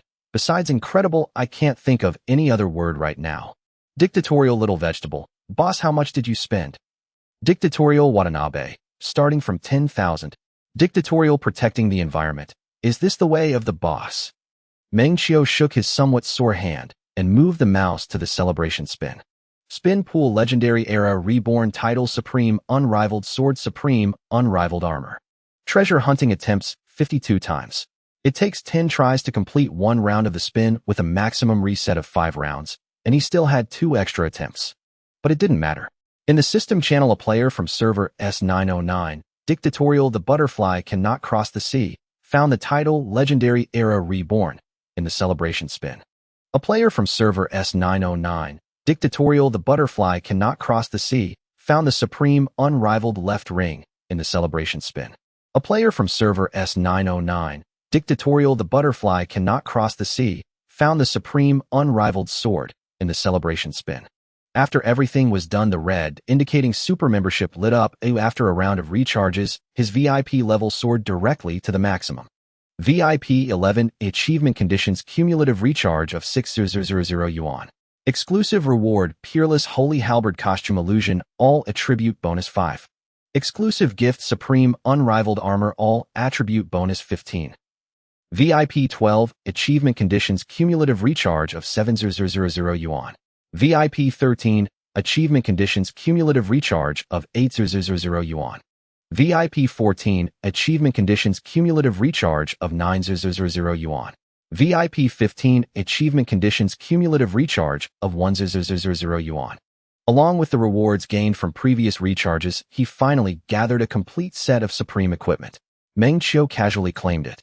Super membership, cumulative recharge, spin progress bar 10209410000. Current cumulative recharge 102,094 yuan. Cumulative recharge spin activity description. After opening the supreme spin, for every cumulative recharge of 2,000 yuan, 1 draw chance is obtained. The rewards drawn from the spin will not repeat, and after obtaining all rewards the recharge spin will reset. Prize pool Supreme Unrivaled Chain Supreme Unrivaled Left Ring. Current draw chances 1. Recharge every 2,000 yuan to accumulate 1 chance 942,000. Draw the lottery. In Supreme Chain of Invincibility. Are Supreme sets really this easy to complete now? Meng Qiu murmured with quiet astonishment. He then equipped the entire Supreme set, obtained from the Celebration Spin Wheel and the Super Membership Reward. Each click of his attack triggered an explosive surge in power. At the center of the game screen, floating animations continuously erupted, displaying escalating numerical bonuses. 125784115. 2587447. 152477896. The percentage-based enhancements granted by the Supreme set and the unique attributes activated upon completing the full set, combined with his other premium acquired items, illusory weapons, fashion outfits, spirit companions, base attack, and equipment stats. 10 million, 20 million, 100 million. The higher the number climbed, steeper the attack bonus grew. It was as if he'd lifted himself into the heavens by stepping on his own left foot with his right.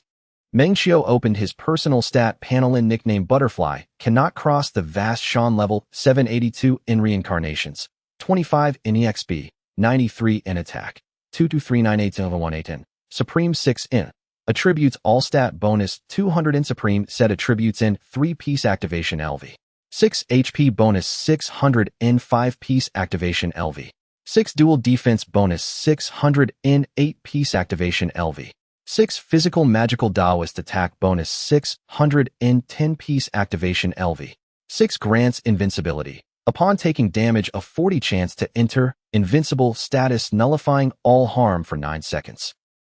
22 billion combat power. Recall that his original attack had barely reached 90 million, far short of 100 million. Such is the mesmerizing allure of percentage-based numerics in browser-based RPGs.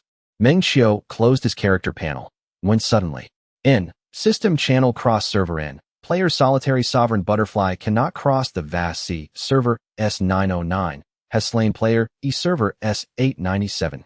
Player Solitary Sovereign Butterfly cannot cross the vast sea. Server S909 has slain player Tiao Now Server S892. Player Solitary Sovereign Butterfly cannot cross the vast sea. Server S909 has slain player Chaos Love Awakens with the Bell. Server S897. Player Solitary Sovereign Butterfly cannot cross the vast sea. Server S909 has slain player Chaos Heartless. Server S901. The balance of offense and defense had irrevocably shifted. Kill announcements flooded the entire system channel. Chaos Lords and Chaos Drunken Heart, Solitary Sovereign Butterfly cannot cross the vast sea. Character panel screenshot. Chaos Drunken Heart, holy hell, this guy's a bot. Chaos Love Awakens with the Bell. Supreme 6. Chaos Gobi Elder didn't Heartless just kill him moments ago. Chaos Sway, he's been killed several times before, but now the moment Heartless approaches him he dies instantly. Chaos Cola, he's our server's top tier player before merge, though honestly we're not sure if he's legit. Chaos Heartless, I'll contact customer support immediately. His combat power is clearly abnormal. He was utterly helpless against me before, now I die the instant I get near him. Being relentlessly slaughtered inevitably sours one's mood, especially when you were previously dominating him without mercy.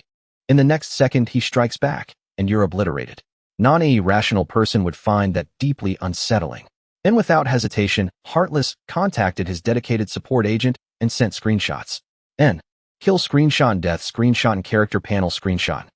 I was freely killing him before. Then he suddenly ascends to Supreme 6. So your game's bots are this brazen. Stimulating spending shouldn't mean this kind of manipulation. It's unplayable. Damn it. I demand answers today, or I'm quitting the game for good. Heartless grew increasingly furious, his keyboard clattering furiously. Support agent Xiaoming hello, we have received your feedback. Regarding your concern about potential bot activity. Our company solemnly guarantees that none of our games employ official staff to manipulate spending behavior. Alright, so explain to me, how did this player suddenly reach Supreme 6? Heartless laughed, bitterly seething with anger. Support agent Xiaoming. Unfazed by Heartless' outrage, she responded with robotic calm, and still patiently delivering her reply upon verification. The player identified in your screenshots, server S909, game ID solitary sovereign butterfly cannot cross the vast sea. Exhibits entirely legitimate in-game data with no violations detected. Fine, your platform is truly impressive, and human beings are complex and profoundly susceptible to emotion. And after all, people are not machines governed solely by underlying code. Faced with differing circumstances, the same individual often displays two diametrically opposed reactions, one moment refined and composed, the next erupting in fury, losing all composure. At this moment, Heartless roared like an enraged lion. And seeing no acknowledgement from support, he returned to the game and vented his fury across the cross-server channel. Cross-server channel server 901 Chaos Heartless. Are bots really this blatant now in server 901 Chaos Heartless? Or did getting slaughtered push you over the edge? Server 901 Chaos Heartless. Would you really quit your job just to come back and kill me? In server 901 Chaos Heartless. Worthless wretch who only seeks validation inside a game. You love killing. Then come on, let your father give you another chance. Server 901 Chaos Heartless. This account. Your father's only spent a few 10,000 yuan. Kill it all you want. In server 892, Tiao now Nao, LOL. Some idiots lost it completely. Won't say who though. Server 892, Tiao now Nao, ha. In laughter never vanishes, it merely migrates. Whether he's a bot or not no longer mattered to him. And upon seeing this, members of Tiao now Nao's guild instantly chimed in server 890 phone, can't win, so you blame bots. Server 897E, already this desperate. Ha. In server 909 solitary sovereign unawakened, did you swallow dung? Your mouth reeks. Meng Qiu hadn't even noticed at first. And it wasn't until Unawakened tagged him in the group chat that he saw it, and frankly felt little reaction. TCH. And so that's what breaks you. And he pondered. He hadn't done anything extraordinary. They'd been killed multiple times himself and said nothing. So only you may kill others, but no one else may strike back. And nowhere in this world does such logic hold true. And to endure insults silently. That was simply not his nature. Meng Qiu didn't indulge him. And no money. Then why the hell activate your red aura? Nah, simple insult. Pure distilled satisfaction. And this was a game after all. Who was there to coddle whom? He muted the offender instantly and resumed his affairs. Chaos Lords and Chaos Heartless, damn it. Report him for me. Chaos Drunken Heart, Heartless reporting won't help. Chaos Sway. Chaos Cola. Songhai started heavy spending even before cross-server merging. I just joined their guild chat. He's already spent over 100,000 yuan. Supreme 6 seems perfectly plausible. Chaos Cola, Solitary Sovereign 10,000 Ian's chat log screenshot. In seeing the screenshot, Heartless heart clenched. Infant flared anew with even fiercer rage. Humiliation. Social annihilation, knees raw fury. The cross-server quarrel and invective. The screenshots he'd shared in the group. Naviri action he'd taken now resembled a clown's farcical performance. Group notification administrator Chaos Heartless has left the chat. Chaos Drunken Heart. Chaos Love awakens with the bell, huh? Chaos Sway impressive. Chaos Cola, he's even quit the game. Chaos Gobi Elder, whoa. Really necessary. After spending so much just walking away. Chaos Sway, who knows? Helpless shrug. Chaos Drunken Heart, fine. I'm out too. Group notification group owner Chaos Drunken Heart has transferred ownership to Chaos Love awakens with the bell. Group notification Chaos Drunken Heart has left the chat. Chaos Sway sigh. Let's just disband. Chaos Lajia, whoa. I just logged in. What the hell happened? Chaos Cola, as you can see, disbanded. Chaos Lajia dissolved on day 1 of server merge. Chaos Sway. Let's go back to our own group. No point chatting here. Overwhelming Majestin overwhelming Lajiao, that's it. Overwhelming Sway. No one even criticized him in the group. He just left on his own. Left me utterly baffled. Overwhelming Lajiao makes no sense. Overwhelming Cola mainly. It's just too socially mortifying. He can't possibly keep playing. Pity, that account though. He spent so much. Why not hand it over to the guild? Overwhelming Sway, whatever. Play this game however you like. Overwhelming Lajiao, honestly, could Songhai really be legit? Overwhelming Lajiao, this level of power feels absurdly excessive. How many days since launch? Overwhelming Lajiao, he's already dropped 100,000 yuan. Overwhelming Sway. I don't fully grasp it either, but it doesn't feel fake. Perhaps this is simply what wealth looks like. in. Meng Qiu had just opened the auxiliary group chat. The cross-server slaughter battle raging in the wilderness of server 909 came to an abrupt halt. After all, he had tasks to complete. After several minutes of combat, he noticed others had disabled auto-attack. He switched his own mode, letting the assistant handle actions manually. The assistant worked remarkably well. He considered renewing his subscription permanently. Butterfly Flying Beyond the Sea remarked, "He's decent. Probably qualifies as a major platform." Dreaming of Amnesia asked, "Are you on 4399 too? Which server are you on, brother?" "Server 909. Upon seeing the familiar ID, Rijin Dojin curiously chimed in. "Has Songshin merged servers yet?" As for Dreaming of Amnesia, he preferred not to engage. Earlier he'd assumed the newcomer was inexperienced, never imagining he was in fact far ahead in progression. That was Dreaming of Amnesia. In browser-based games, one's current standing required no asking. With combat power surging so rapidly, and so much money spent, surely that investment hadn't vanished into thin air. Tu Fu swore under his breath. Damn it. Why are they all from 4399? Has this platform really taken off? Dreaming of Amnesia posted, Ultimate Set 3 screenshot. Could any veteran clarify? How many levels does the Ultimate Set cap at? Butterfly Flying Beyond the Sea. I'm ahead of you. During the second merge will likely land in the same server. Let's play together then. The auxiliary group fell silent for several minutes. Oblivious to the sudden chill in the atmosphere, Dreaming of Amnesia posted several more screenshots of his character interface. Rijin Dojin replied, "There's no true level cap. The game scales infinitely with spending." Tu Fu added, "A single ultimate set offers little advantage." Dao Gu Invincible declared, "Once you reach max tier VP, every 200 yuan guarantees one item. Just keep saving. One purchase, 0 complaints." He continued, "Ultimate set, see God set, Demon Breaker set. Even if your family owns a mine, you couldn't possibly max them all out." Meng Qiu's gaze lingered on the auxiliary group chat. Seeing none of the anticipated reactions, he felt instantly bored. And rightly so. Browser-based RPG players were predominantly office workers and small business owners. The bitterness often found in such games stemmed directly from their design.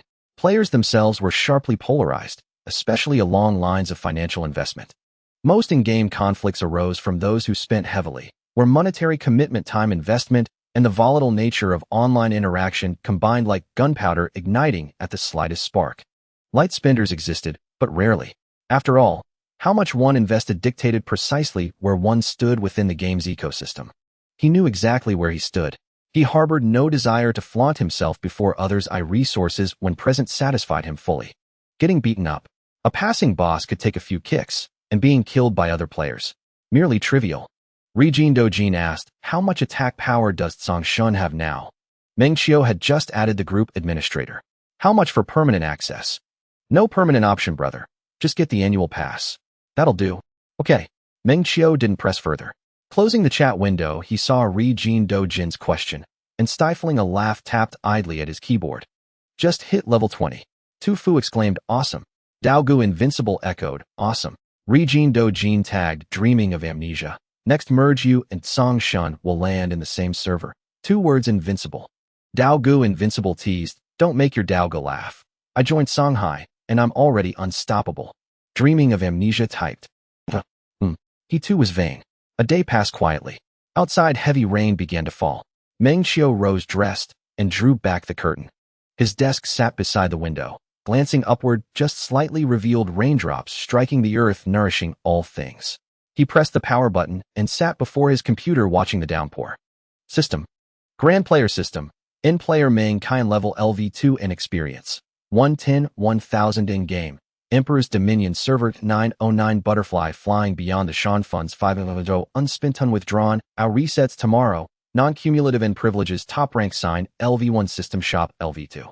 Yesterday's silver sign yielded no surprises. Experience increased successfully by 100.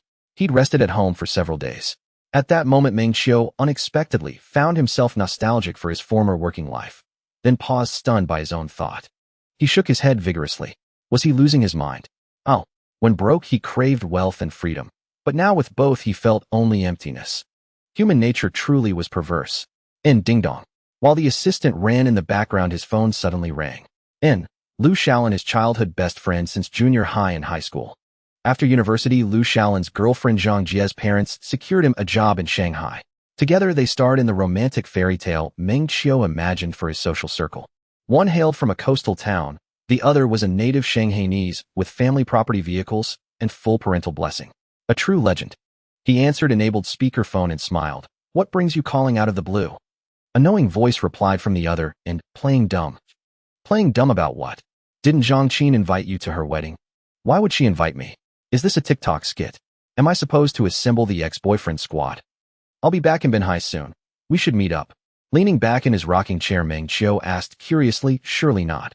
When did things get that close between you and Zhang Qin? You're flying all the way back for her. Zhang Qin was his ex-girlfriend, his high school classmate.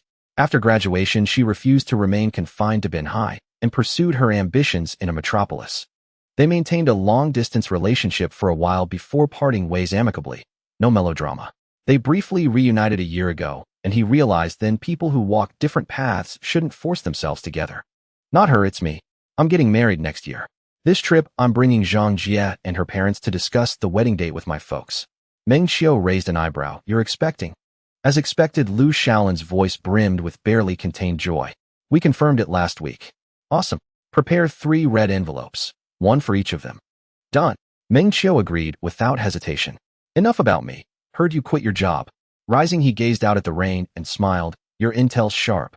Zhang Jie's father has been extremely supportive on my end. Meng Qiu remained silent. They'd known each other since junior high. In high school, they'd even convinced their parents to petition the school for a class transfer, just to stay together.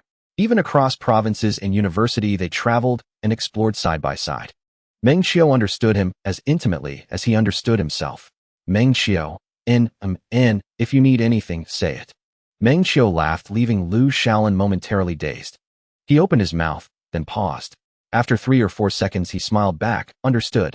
He had few friends in life, but those he did possess were extraordinary. The moment he hung up, a new message arrived. The other central figure from their earlier conversation, his ex-girlfriend Zhang Qin. Meng Qiu responded without preamble. Transfer, 500 in, wishing you a joyful marriage. And just like that, it was over. A new player had just joined server 909. Is Songhai online? The newcomer chirped playfully. Not yet, replied Duan unawakened. Our leader hasn't logged in. Anything urgent? Still offline. I was hoping to ally our guilds across servers. Let you take the guaranteed minimum share of cross-server resources. Duan playful. Does this game even have alliances? Duan rookie. Yes. Server-specific alliances cost yuan bao. Cross-server ones require legendary coins. Duan legend. The whetstone. What's the point of allying? You can't go red in allied zones, otherwise it's useless. Just as Meng Qiu logged in, he saw the message from Jumping Chirping. He didn't overthink it. You initiate the alliance. I'll accept. He had little personal need for cross-server resources. His priorities were advancing the main storyline, supporting fellow guild members, and occasionally serving as their protector. To put it bluntly, a single day's top-tier upgrade would far exceed what cross-server resources could yield in months, even half a year. Jumping Chirping's alliance request appeared on screen almost instantly. Meng Qiu tapped accept, then typed into the cross-server channel, when servers merge, let's play together. Server 892. Jumping Chirping agreed. We'll join your server next merger. Pausing briefly, he added, you keep the guaranteed minimum share across servers. When the second merger arrives, we'll team up again. Don't enable PvP mode while AFK. I've set my support bot to auto-retaliate. If you get killed, don't blame me. Last time he'd mistakenly enabled peace mode during combat, and his support bot had idly remained active. After consulting the support bot group, he adjusted its parameters. Offering guaranteed shares was a way to retain players from other servers. The lion's share, of course, would always go to trusted allies. Why such caution? Simply because dominating a browser-based MMORPG, even as its most powerful player, is no easy feat. In low-population games, the line between a server-dominating veteran and a mere drag-along often blurs entirely. Cross-server aggression must be restrained. Overkill drives players away, and dwindling numbers kill the fun. Meanwhile, one must regularly assist one's own server in boss raids. Is there any real difference? None at all. That's precisely why Meng Qiu had originally chosen browser-based games with large active player bases, not sparsely populated ones, despite the latter offering easier paths to leaderboard rankings. But those smaller games lacked depth and excitement. They felt tedious and burdensome, like babysitting. In contrast, Imperial Supremacy rarely suffered such issues. Its massive population and abundance of high-spending players fostered fierce dynamic competition and genuine enjoyment. Server 891 Chaos Love Awakens with the bell whooshing has quit the game. Server 892 Duan Jumping Chirping really leaving. Server 890 Phone Boss, why did you change your ID? Server 892 Duan Jumping Chirping will change it again at the second merger anyway. Might as well enjoy it early. Server 897 Duan Memory Good Riddance. People like that leaving is for the best. Server 908 Chaos year after year ever since the first cross-server event, I've been crushed by Songhai. Now even our new leader has stepped away. The upcoming merger feels utterly hollow. In the chaotic world of voice echoed. New event Wish Treasure House. Those who have participated please share if it is worth it.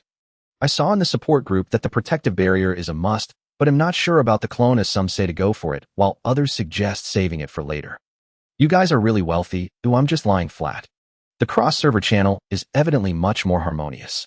Meng Qiu noticed the active discussions in the cross-server chat and remembered that today's task was still incomplete. On the second day after the merge, several new gameplay options emerged. Peak competition cross-server 1v1, nothing much to say.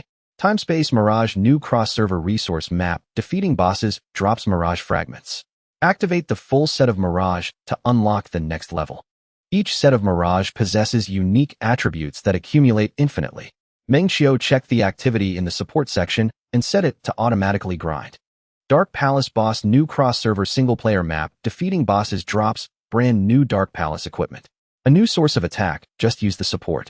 After reading, Meng Qiu felt it was acceptable. However, for ordinary players it might be a different story. With the increase in gameplay options, it's nearly impossible to continue without some form of assistance. Of course, having too much time and being bored is another matter. Event New Super Value Cumulative Recharge. Upon seeing the new event, Meng Qiu remembered their cumulative recharge amount, realizing they could claim a new offline recharge reward. Immediately they messaged customer service, cumulative recharge. Customer service, Xiaoming Duowen Technology Co. Ltd. Your current cumulative recharge amount is 102094 yuan, and the cumulative rewards have been distributed. You have automatically become an SVP player of our company, enjoying exclusive recharge coupons for all games under our brand, exclusive high-value recharge channels, and more benefits. Please add the customer service WeChat below for inquiries. SVP Customer Service, Xiaoming. Meng Qiu glanced at it. Customer service really does have different tiers. Clicking to add. Boss, if there are any issues with the game, feel free to contact me. Your cumulative recharge rewards have been distributed, and you can claim them in your game mailbox. It felt a bit more human-like. This should not be automated messaging, right? Meng Qiu wasn't particularly concerned about these details. They simply felt that communicating with a person was a bit better. Additionally, if you need to go out or are busy with work, we can help manage your account activities and upgrades without missing a beat. We have detected that your account has. I have assistance. Meng Qiu knew what she wanted to ask and had nothing to hide. Xiaoming's subsequent response was quite interesting. We do not recommend using external assistance as there is a risk of account theft or being banned. If your account gets stolen or mistakenly banned, you can contact me hard. For any web game company, a big spending player might be an exaggeration to call a deity, but the treatment and benefits are definitely top-notch. Listen, I use assistance, but I spend which could lead to a mistaken ban. Plus, there's help to register. TSK Tisk, if this is the treatment for spending 100, what about spending several 100,000 or even 1,000,000? Having money is indeed good.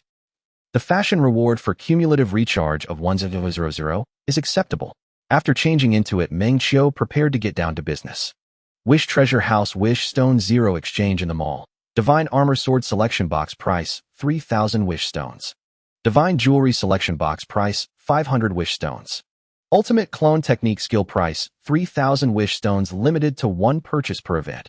Ultimate Clone Technique Premium Attribute PK Reduction 10 Item Description. After use activates the skill, Clone Technique, summoning a permanent mirror image clone. This clone inherits all of the player's active skills, passive skills, awakened skills, and special attributes. Meng Qiu looked over the description of the clone technique once more. It is indeed a permanent clone. With the clone technique, won't it be like 2 against 1 in battles against bosses or during PK? What a good skill, I must get it. Ultimate Protective Shield price, 1,000 Wish Stones, limited to 1 purchase per event. Ultimate Protective Shield Premium Attribute PK Reduction 5 Item Description. After use activates the skill Protective Shield, which triggers every 15 seconds to block up to 30 instances of damage, reducing each instance of damage by 30. Although not as potent as Finshinshu Clone Technique, it was acceptable. It could block 30 instances of damage. Though not an invincible guard, it was a formidable art of endurance. Meng Qiu flipped through the other items available for exchange in the shop. He could still redeem the top-tier gear, the Hao US set, and the newly released illusion set dropped by a phantom boss, though their prices were absurdly high. Most of them required several hundred wishing stones. Even as someone running cheats, he felt buying them would be foolish. The Wishing Vault event was straightforward. Wishing stones were obtained through direct purchase, cumulative wish top-ups, and other recharge channels. There were also monster trials. Killing a specified number of boss leaders could net a small amount of wishing stones for free. The freely obtained wishing stones had an expiry. They would be destroyed automatically when the event ended, preventing freeloaders from hoarding enough over time to claim items that were meant to require payment. It was hard to resist. The direct wish purchases had 7 tiers, each limited to 5 purchases: 12 yuan, 30 yuan, 98 yuan, 168 yuan, 328 yuan, 648 yuan, and 998 yuan. Wishing stones obtained by direct purchase equaled the amount recharged. The 998 yuan direct purchase granted wishing stones x 998 and Lingfu 9.98 million. Meng Qiu clicked purchase. Top up. Desire transmuted into reality. This transaction 11410 yuan. System noticed today's available funds 38590 yuan. He would also collect the free wishing stones from the monster trials by defeating the required leader bosses. Not much. Even claiming them all would yield only 50 wishing stones, barely anything. Wishing stones total 11460. There were also cumulative top-up rewards that granted wishing stones. Cumulative top-up of 10 yuan gave a consolation prize. At 50 yuan, 10 wishing stones plus some experience pills yuan bao and materials. Cumulative 100 yuan, 15. At cumulative 5000 yuan divine equipment accessory selection box X1. At cumulative 1000 yuan divine equipment sword armor selection box X1 and divine equipment accessory selection box X1. After claiming everything, his haul was wishing stones 540 divine equipment accessory selection box X2, divine equipment sword armor selection box X1. The cumulative top-up rewards were not bad. Meng Qiu scrolled through the wishing event interface again, searching until he was certain that within the current event window there were no other channels to obtain wishing stones. They hadn't played the usual limited time tricks this round, which was odd. Even maxing the event only yielded a little over 10,000 wishing stones. The quantities were unchanged. Wishing Vault wishing stones 12000. Neither excessive nor meager, it was enough to fully exhaust the vault's exchange. The Finchen clone technique was a must. Also pick up a Hudi Shinden protective divine shield. 1,000 is not dear. Meng Qiu first exchanged the 2 limited purchase items. He used them. His combat power rose, but the increase was pitifully small. Understandable, since there was no percentage-based bonus. That did not mean the clone technique and the protective divine shield were weak. One served offense, and the other defense, a near-perfect pair. The gap between having them and not was enormous. These were godlike skills ordinary players could only dream of. Of the rest, only the divine equipment selection boxes caught his eye. Divine equipment sword armor selection box. Upon opening, one could choose any one of the following: the Jizuan Supreme Sword Armor Selection Box or the Mohan Sword Armor Selection Box. The Divine Sword Armor Selection Box was the most expensive, priced the same as the clone technique, but it had no purchase limit. The Jizuan set had been instrumental. Meng Qiu now had over 2 billion attack, thanks largely to Jizuan. Mohan, he had learned in the support group that it was a god-tier set equivalent to Jizuan.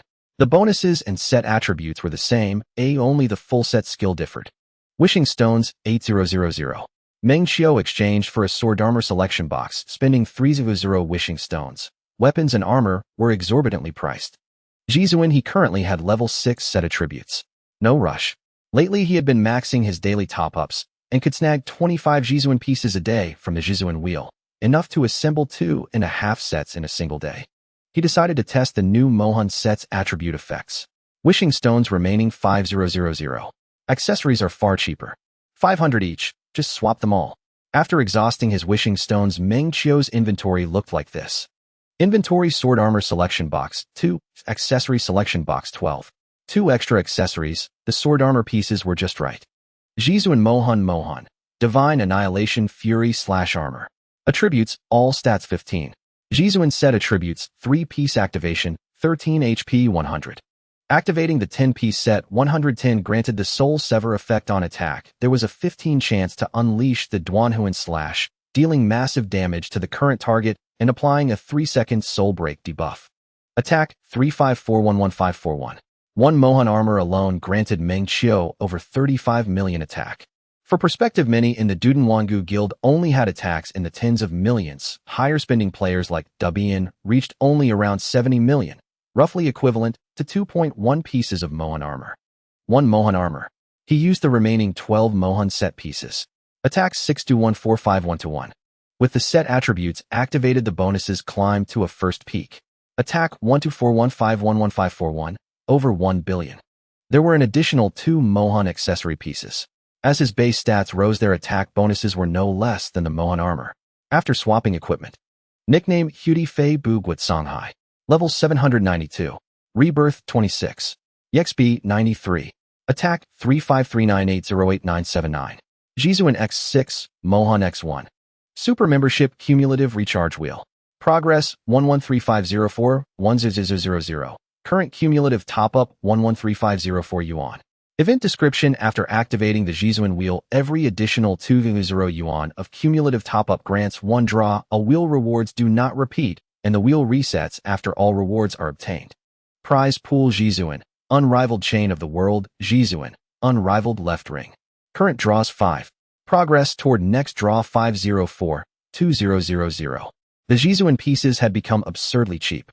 Yesterday they were rare treasures, today they were handed out. Do not ask why, it was simply too easy to obtain them. Yet the bonuses remained terrifying, especially after the set was raised in stars. Meng Qiu casually clicked to draw, left ring, right bracelet belt. 5 accessory pieces, and not a single armor. He glanced at the system overlay: today's available funds 38590 yuan. After spending on all the events, half his funds still remained. There was nowhere meaningful to spend the rest. The daily limited purchases could at least consume some. Event. Critical pack, the kind of small daily expense that could yield up to a 10-fold critical reward. Purchase for 8 yuan daily limit. Once rewards by count include 3 Lingfu at 1 claim and 1500 legendary coins at 2 claims. A favorite of small spenders. For 8 yuan a day, one could obtain needed materials, and most importantly the chance for a critical multiplier. There was also the Jizuan limited purchase daily limit, 3 times 98 yuan per purchase. Meng Qiu filled it every day. Better than nothing, he muttered. Top up. This top up, 302 yuan. System: today's available funds, 38288 yuan. After confirming there were no other pay-to-win activities left, Meng Qiu poured the remainder into direct top up. Top up. This top up, 38288 yuan. System: today's available funds 0. Game direct top up rewards 380 million Lingfu and 380 million legendary coins. A tedious recharge, meaningless rewards. In the Dudenwangu Guild chat and the support group, a swarm of players complained that legendary coins were scarce. Lingfu were plentiful enough. But for a bot account like Meng Qiu's, nothing was lacking. In fact, he had a massive surplus. Legendary coins 22. 400 million. Lingfu 12. 32 billion. Unusable, utterly unusable. After finishing the daily system top-ups, Meng Qiu claimed the corresponding recharge rewards. Super value cumulative recharge: minimum 100 yuan, maximum 500 yuan. Other material rewards need not be listed. At cumulative 500 yuan, divine equipment sword armor selection box X5 and divine equipment accessory selection box X5. Meng Qiu first put on the new cumulative reward outfit he had received. Ugly. The red beauty illusion outfit was passable, but not as pretty as the cute girl illusion unlocked by the AI assistant. No need.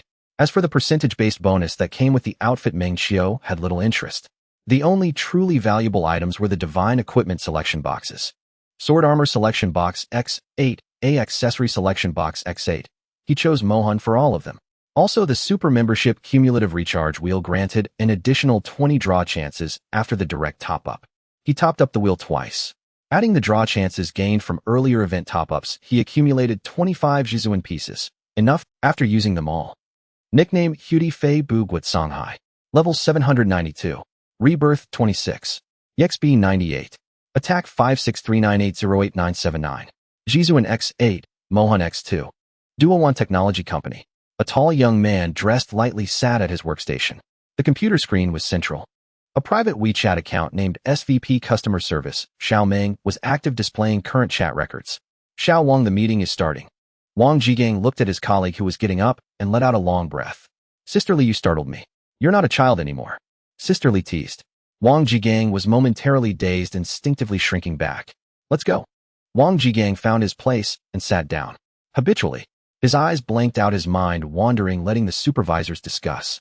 Where's the person in charge of the Emperor's project? Shortly after, he heard the voice of his boss. After a 2-hour meeting, the project meeting followed, and Wang Jigang perked up. The main conference wasn't his concern, but the small meeting was uncertain. Last month's data was good. Continue to invest in activities. Additionally, accelerate the merging of servers. The customer service team should lay the groundwork and observe the reactions. In summary, the core takeaway Wang Jigang gathered was this.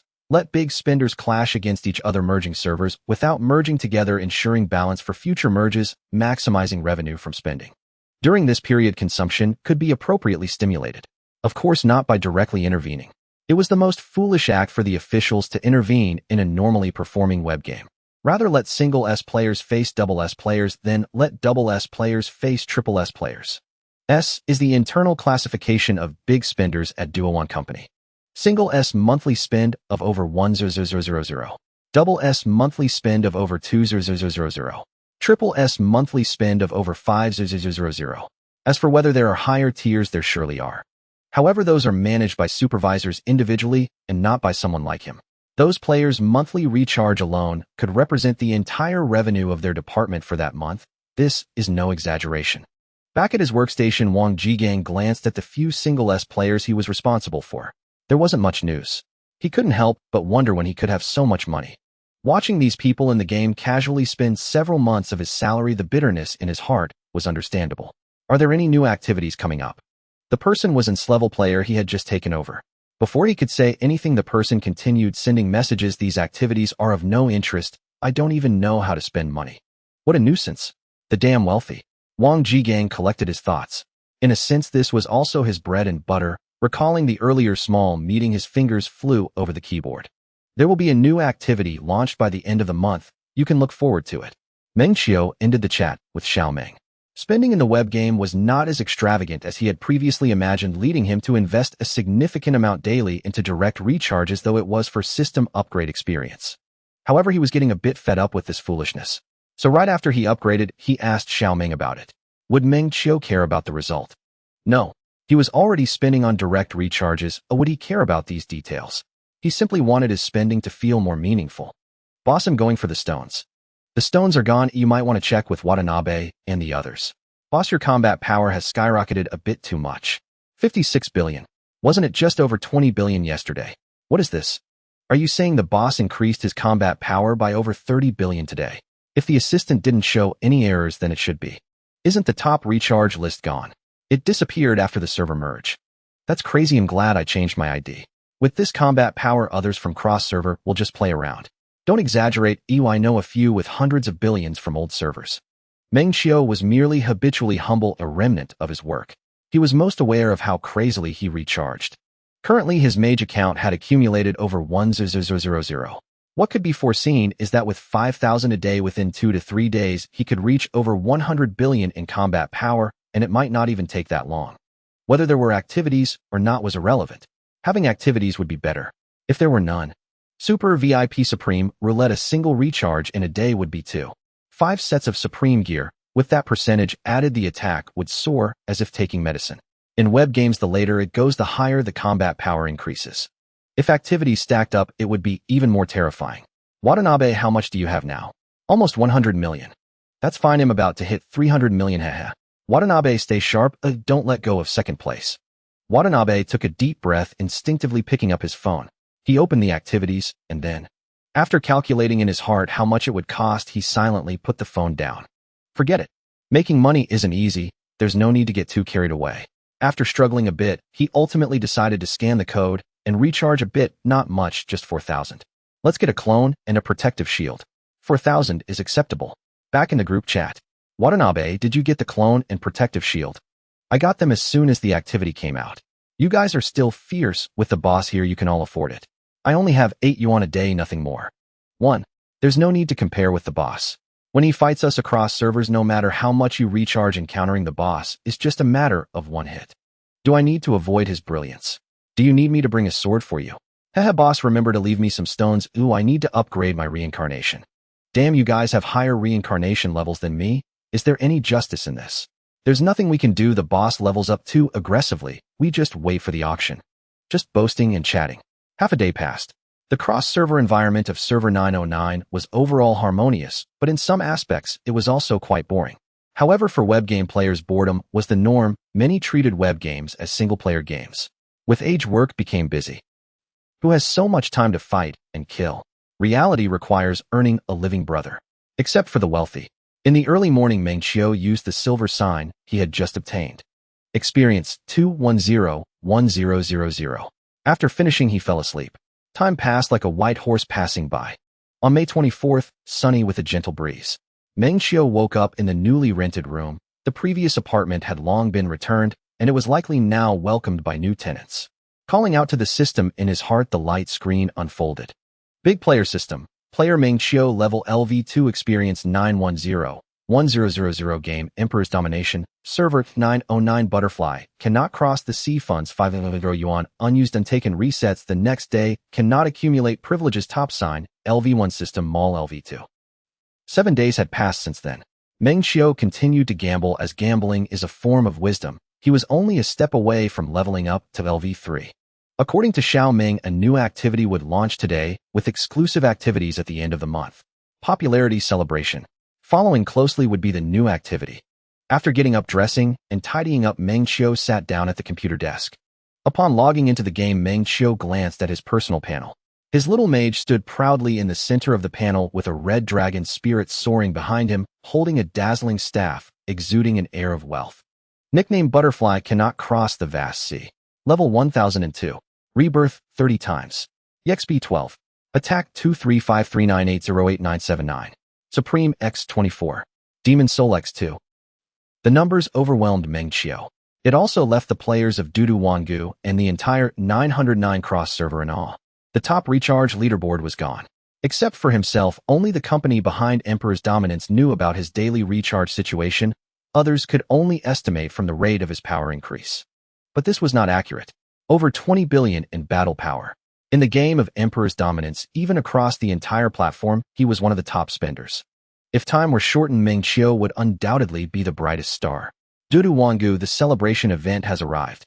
Dudu, all tickets go to the boss. Damn, it, let's scare the other cross-server players. Dudu, you guys really know how to play. Dudu, you all come. I'm an 8 yuan supporter. I can only contribute 8 popularity tickets a day. Dudu, boss, you must be pulling in more than this every day, but unfortunately we can't see the recharge amount. Oh, let's see how you hide it this time. Dudu, boss. Dudu, no, you guys are sick. Saying I'm a plant is you, and saying I'm hiding is also you. Dudu, boss, just watch. If you don't restrain yourself a bit, everyone in Emperor's Dominance will say you're a plant. Dudu, ha ha ha, I think so too. Dudu, it's about to merge soon. Dudu, I just want to know how the big brother on the opposite side feels seeing the boss over 20 billion battle power. Dudu, other than MMP, I can't think of anything else. Dudu, don't make a fuss. The popularity celebration is for you all. Ooh, I don't need it. Dudu, the rewards still need to be taken. Dudu, is the boss this confident? Dudu, I'm invincible in Emperor's Dominance. Invincible. Sui Sui felt this phrase was a bit familiar and suddenly remembered a player, his first elder brother. Luanshi Wuxin. Cross-server, play it well. Now, I just hope the big brother is doing well in the new game. Meng Qiu was not arrogant, but had a clear understanding of himself. Money sustains people. This is not an empty phrase. Money is the foundation of survival. No matter how much one emphasizes the importance of the spiritual world, the harsh reality of life is unforgiving. Without money, one cannot move an inch. Clothing, food, housing, and transportation all require financial support. Having enough wealth means you can have more choices, whether it's profession, lifestyle, or even though in the real world Meng Qiu was still quite ordinary with just over 100,000 in his account. But to use money, he would pause for a day to withdraw. Without needing money, he could play freely. With sufficient confidence comes self-assurance, and a person's entire mental outlook will change accordingly. Emperor's Dominance Support Group 1 was also discussing this event. Meng Qiu dreamed of amnesia. Big shots is the celebration event worth doing. Lulu, small events are fine, but don't do big ones. I won't say anything about the rich. Rich, popularity leaderboard screenshot. The level 43 big brothers have already started to make their move. Saying 1 and not 2. Aunt, why is Aunt God only 3rd? Aunt, don't worry, let them charge first. Anyway, my rewards are all set. Demon brother, This is the confidence of the big shots. I love it. Meng Qiu dreamed of amnesia. Let's watch the big shots perform. Lulu, still small platforms are better, fewer people, fewer big brothers, 2,000 can get on the board. Ant, when encountering a god like Ant God on a small platform, you'll be in agony. Meng Qiu dreamed of amnesia, first time participating in the popularity celebration. That big shot, how much can be charged at most? Lulu, the invincible big shot at level 37 once spent over 800 in an event. Meng Qiu dreamed of amnesia, 800. Awesome, I just calculated a full day of events would cost over 1,000. How did that invincible dream spend 800 in a day? Meng Qiu dreamed of amnesia. So it turns out this is the cumulative of a 7-day event. Saying 1 and not 2, spending 800 in a day. Saying 1 and not 2. Brother, you really dare to think, is that charging in Thai baht or Japanese yen? Saying 1 and not 2. What kind of family spends so much on a web game? Lulu, big shots like Ant God can do over 100 in a day during the event. That's already godly. Ant, what godly? There are many people richer than me, but such people seldom play games. Demon brother, Ant God is still too low-key. Xiangzhuo walks Xiangyo, popularity leaderboard screenshot God is still fierce, 300 already. Ant, look, these are real gods at doing 300 in a day, completely incomparable. Meng Qiu dreamed of amnesia. Damn, so fierce, a day's charges almost equal to all my recharges. Wouldn't they spend over 100 by the end of the event? Rich, brother, shouldn't you take a look at what you're saying? Lulu, a web game event costing over 100. Lulu, brother, do you know what concept this is? Meng Qiu dreamed of amnesia. Lulu, an event costing over 100, wouldn't the whole game cost 100? Ant, saying these is useless. We'll know how much can be charged at the end of the event. Rich, it's like this, checking the leaderboard now isn't useful. The last day of the celebration is the most fun. Ant, at first I thought I was safe, but in the end I had to spend a few more thousand to take first place. Lulu, the fun is predictable. Big shots like God, if they are on platforms like 43 and 37, they are still big brothers. GGCD Ho Sheng, are all of them this rich? Any game concerning such recharge leaderboard events. Not to say it attracts thousands of eyes, it's still quite close. Eating melons, watching the excitement, and casually commenting on various big shots, they are the best atmosphere group for the event. Meng Qiu was unaware of the commotion in the group. Clicking on the event. Popularity celebration. During the event, for every 1 yuan package purchased, 1 popularity celebration ticket is given. All recharges can obtain them. Popularity benefits, prize pool, celebration value X 1,500, a choice box for divine gear. During the event, every recharge of 200 yuan grants 1 lottery chance. Available lottery chances 0 times. Related events. Meng Qiu has played Emperor's Dominance for a while and basically participated in all the game events. Gameplay is mostly similar. Popularity support package 1, popularity Jade X 12, spirit talismans 1,000. 12 yuan purchase. Support package 2. The packages are divided into 8 tiers with recharge amounts of 12 yuan, 30 yuan, 98 yuan, 168 yuan, 328 yuan, 648 yuan, 998 yuan, 2,998 yuan. 1 Jade 1 yuan. Jade is used for the Celebration Lottery. Celebration Lottery. Holding popularity Jade 01 Lottery. Reward selection first level Dark Palace, Sword Armor Choice Box Legendary Sword Armor Gem 2nd level. 3rd level.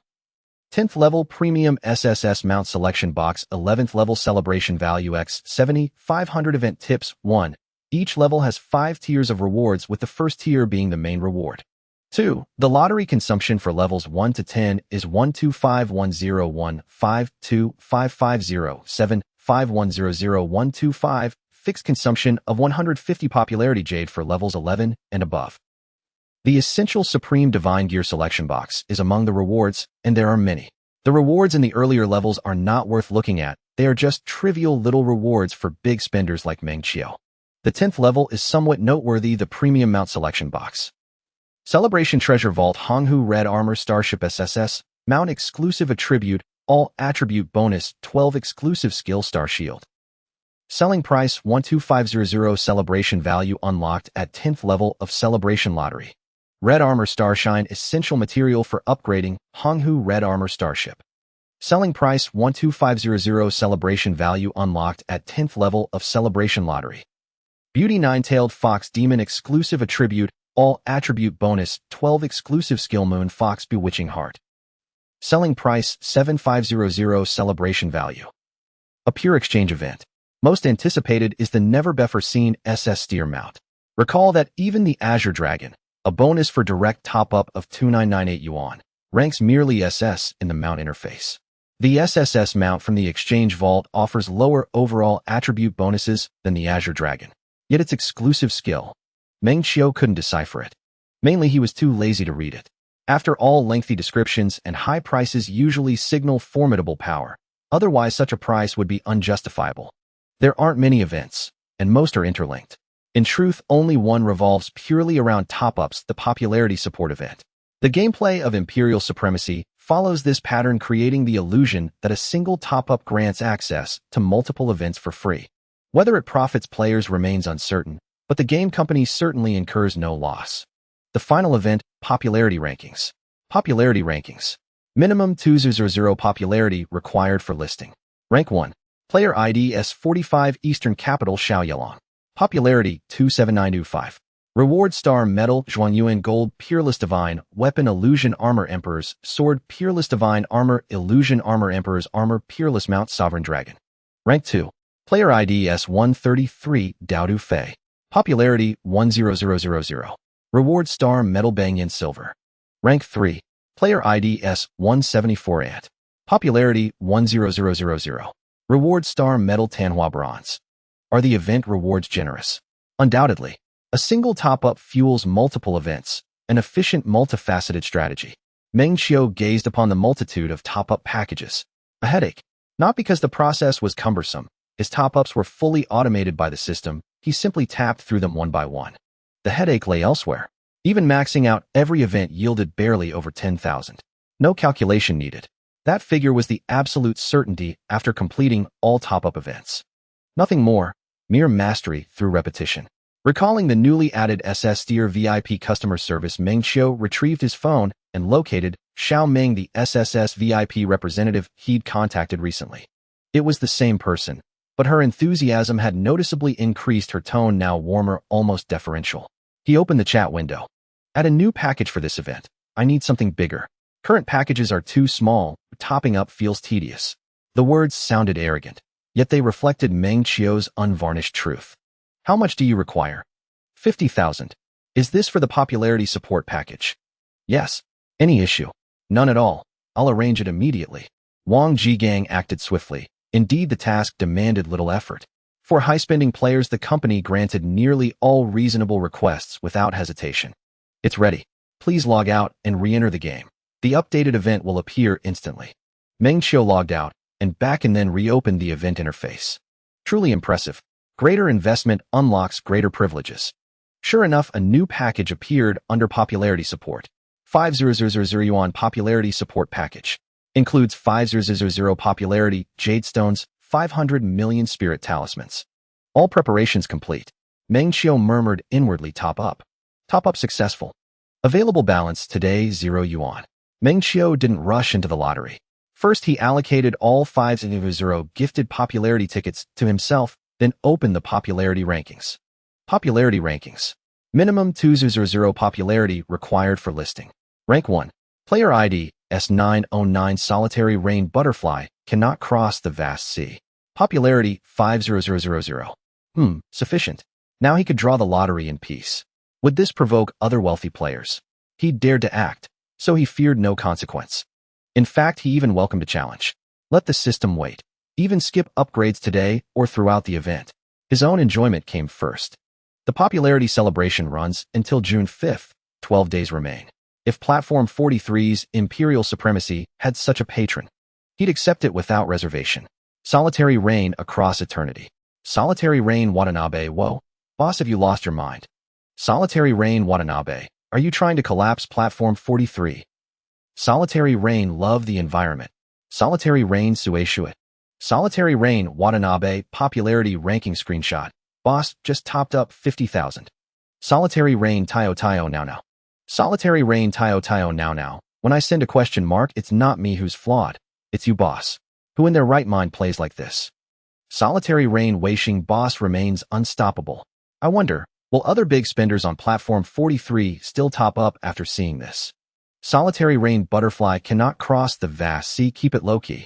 I've said before, I'm not using cheats. I'm simply invincible. Solitary rain Wan boss with strength like yours. Why bother with browser games? Solitary rain butterfly cannot cross the vast sea. I enjoy it. Solitary rain Wan the support groups exploded. Solitary rain Watanabe, I'll go check. Imperial Supremacy Support Group 2. Lulu, are all the top players really holding back on day one? Lulu, start topping up. I want to see Rivers of Blood. Regine Dojin popularity ranking screenshot. Holy cow, Songhai's gone mad. Daogu extremely invincible, huh? Oh dear. I can't believe I ever clicked into this game on a whim. Oh doomed. Xinjing CC impressive. Is this just a game of numbers? Lulu Platform 43 has plenty of big spenders. Meng Dao sure, he can't play anymore. Next server merge should include Songshan. That'll be hilarious. Regine Dojin, brother, my condolences. How much combat power does Songhai have now? Shui, over 20 billion, though boss hasn't finished all events yet. Exhausted. Just end it all. Regine Dojin, Songhai's nothing special really. Lulu, invite Songhai into the group. Meng Dao sure, eat Songhai's in group 3. They're all shouting, big brother, please lead us. It took considerable time before all events were finally completed. Meng Qiu opened his personal panel. Nickname Butterfly cannot cross the vast sea. Level 1012. Reincarnations 30. EXP 22. Attack 325398089979. Supreme X 28. Demon Soul X 3. Maxing out the popularity celebration boosted his stats by over 100 billion. Decent progress. Meanwhile, he briefly visited the support group. Don't ask why. He simply enjoyed its atmosphere. Everyone there possessed extraordinary wit. As for flattery, he heard it, then let it pass. 50,000. Not particularly large, not truly. Consider a monthly salary of 4,000 yields less than 50,000 annually. He'd spent that sum in a single transaction. Yet neither was it trivial, because Meng Qiu knew full well far wealthier people existed. Not just in reality, within the game itself they abounded. But Imperial Supremacy was merely a shallow pond, too small to attract true titans. Though the ripple wasn't seismic, it stirred noticeable waves. At least for now, many players of Imperial Supremacy knew Platform 43 hosted an extraordinarily generous spender. Yet that awareness extended no further. After finishing the event, Meng Qiu let the assistant hang on. Around 9:30, he got up, put on a coat, and went out to take a taxi to the car rental service he had contacted online. He paid a deposit of 10000 and an additional 500 for the rental fee, renting a BMW 5 Series. This had once been the car of his dreams. Why a BMW? Because he dared not dream of anything else. When he first started working, Meng's father wanted to use the compensation money from the demolition to buy him a car worth over 100,000. He said it was the present-day situation. Without a car or a house, one cannot marry. They had a house, though it was uncertain when they would get it, but they had no car. He did not take it, nor did he dare to. Even now, as he was about to change his driver's license, he still had no car, relying on taxis or rentals for transportation. Now he could buy one. He just needed to pause the system upgrade for a few days. But once a person has money, the first thing they do is forget their roots. Although the BMW is great, he had better options now. Binhai Airport. Binhai is a small place. There is an airport, but it is not large, easily visible at a glance. Over here. Lu Shaolin spotted him from a distance, waving his hand to call out. Meng Qiu stepped forward first, greeting Zhang Jia, who was beside Lu Shaolin. The two had met a few times, but were not very familiar. Behind them was a middle-aged couple. The man was in a well-fitted suit with an ordinary appearance, but an extraordinary demeanor. The woman next to him greeted him warmly, saying, "Thank you for your trouble." "Not at all. I have played with Shaolin since childhood. His matters are my matters. Uncle and auntie let me handle the luggage." Zhang's father did not let him take it, saying it was already a hassle for him, and this little bit of luggage was not too much to carry. He was still young and strong. As he spoke, he lifted the luggage, looking serious, but it was quite amusing. To be honest, he had strength. "Do you smoke?" Zhang's father took out a pack of obviously expensive cigarettes. "Uncle, do you have a lighter?" Seeing that Zhang's father really didn't want to, Meng Qiu did not insist further. He took the cigarette and pulled out a lighter he had bought in advance, handing it over. The group exited the airport. Lu Shaolin took a taxi by himself while he drove Zhang's parents. There was no choice. Lu's father had passed away unexpectedly when they were in high school, and Lu's mother did not drive. Once in the car, the atmosphere was somewhat awkward. Meng Qiu found a topic, and the three chatted for a while, mainly conversing with Zhang's mother. Zhang's father had planned to chat in the car to seem less serious. But upon taking a closer look at the car's decorations, it was evident that it was not a private vehicle, so he did not speak up, only interjecting occasionally. The atmosphere remained relatively pleasant until they dropped the people off at the hotel. Meng Qiu politely declined Zhang's father's invitation, feeling it inappropriate to be present for a private conversation between the two families. He took the elevator straight down and waited in the car for a while. "Did you rent this car?" "Yes." In the hotel's underground parking lot, Lu Shaolin looked at the BMW in amazement. Despite his decent job living in the Magic City and having his own place, the car was actually registered under his future wife Zhang Jie's name. "I don't know when I'll be able to own one myself. How much is the rent?" "You're asking me this?" Meng Qiu understood what he meant and shook his head in refusal. Lu Shaolin reclined in the seat, exhaling deeply, and smiled, saying, "Thanks. Your father-in-law seems quite easy to get along with." Meng Qiu replied with a smile. On the road, he caught a glimpse of Zhang's father wanting to say something, but holding back. This was evident. People were not difficult to get along with, yet at the very least they did not have any sense of superiority. Even if they did, they could suppress it. "He is quite easygoing, to be honest. I am very grateful to my father-in-law." "Let's not talk about me. How have you been recently?" Lu Shaolin changed his position, smiling as he asked, "Have you thought about what you want to do in the future?" "To become a wealthy person, of course." Meng Qiu did not elaborate further, but his confidence was evident in his words. Lu Shaolin turned his head upon hearing this, as if he was meeting him for the first time. Meng Qiu shrugged his shoulders and smiled calmly, saying, "Doesn't it seem like it?" "No, it actually seems quite like it." After Lu Shaolin said this, he added, "Damn, you wouldn't have really become rich, would you?" "Not quite yet." "Well, then I suppose I have realized my former dream too." Lu Shaolin did not ask further. "What dream?" "I hope you all make a fortune and I can just tag along and live off of you." Meng Qiu smiled and patted him, not saying anything more. The two chatted in the car for over 10 minutes before Lu Shaolin got up to leave, saying, "Let's gather in a few days.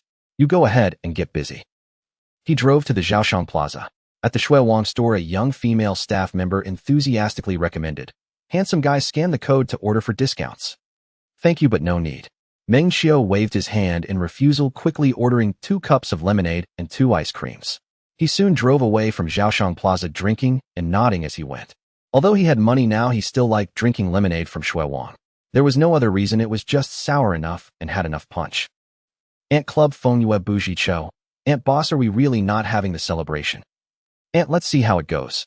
The younger sister figured it out. "This Songhai is really impressive. How come I never heard of him before? Do we have such a godly figure in our 43? Haida Zhu, he should be from the new district." "Aunt, he's from the new district, and he's charging quite impressively. Legend life. I saw someone in the assistant group posting his personal screenshots. Damn it, his battle power is over 30 billion. The younger sister realized, whoa, is he even stronger than the boss? Feng Yue Bougie Cho, he must have spent tens of thousands to get that right. Legend life. Definitely tens of thousands, but charging so much, could he be a drag? Legend life. I've played browser games for so many years, and I've never seen such a godly figure. Damn, the new district is overpowering the old district by this much. Aunt, it's not a drag. With a charging style like Songhai, no drag would dare play like this. They wouldn't be afraid of others quitting the game. Haida Zhu, Songhai is so strong that he's taken away the desire of the wealthy to spend money. Aunt, are you implying something about me? Feng Yue Bougie Cho, haha boss, don't get too carried away. Aunt, what nonsense. I spent 5,000 on the first day, who knows how much he spent the next day. Haida Zhu, that's right. On the first day, I was just watching the excitement. It's only in the following days that we see the real situation. The celebrations for the Empire's dominance occur at the end of each month. Players who had drowned gradually returned, discussing the popularity rankings on various platforms. The battleground primarily focused on a few major platforms, such as 4399, 37, QQ Games, 360 Baidu. Other smaller platforms like Leku, IQIYI, and Douyu saw little attention. Leku did have a godly lord, but due to locking the competition early, it received little attention. Empire's dominance player exchange group won Longxing Tianxia. Currently, the highest is still the Songhai boss from 43. Tianxia, why haven't I seen the boss from 37 this time? Longxing Tianxia, the boss from 37, was defeated by Meng Wudi and has been dormant for a long time. It's now a stagnant pool. Qingfeng Piapiao, where's the wealthy person in that district? I want to cling to them. Tianxia, the wealthy one, is in 43. Go look for Songhai. Qingfeng Piapiao, what's the highest battle power in this game now? Longxing Tianxia, the Meng Qiu from 37 has over 70 billion. Longxing Tianxia. However, now in the 43 platform, there's a godly figure who has been open for over 10 days, and his battle power has already reached over 30 billion. Qingfeng Piao, so powerful. Tianxia. Otherwise, why call him the god of Songhai? It's because he's fierce beyond belief. Longxing Tianxia, it's still a few days until the second merge, yet he's already among the top 10 in battle power on the 43 platform. Tell me, what is this, if not divine? Keyboard warrior. In the district near Songhai on the 43 platform, now either prepare to change IDs to get absorbed or are already trading planning to sell their accounts and leave. Tianxia. With over 30 billion in battle power, it's either lying low or waiting to die.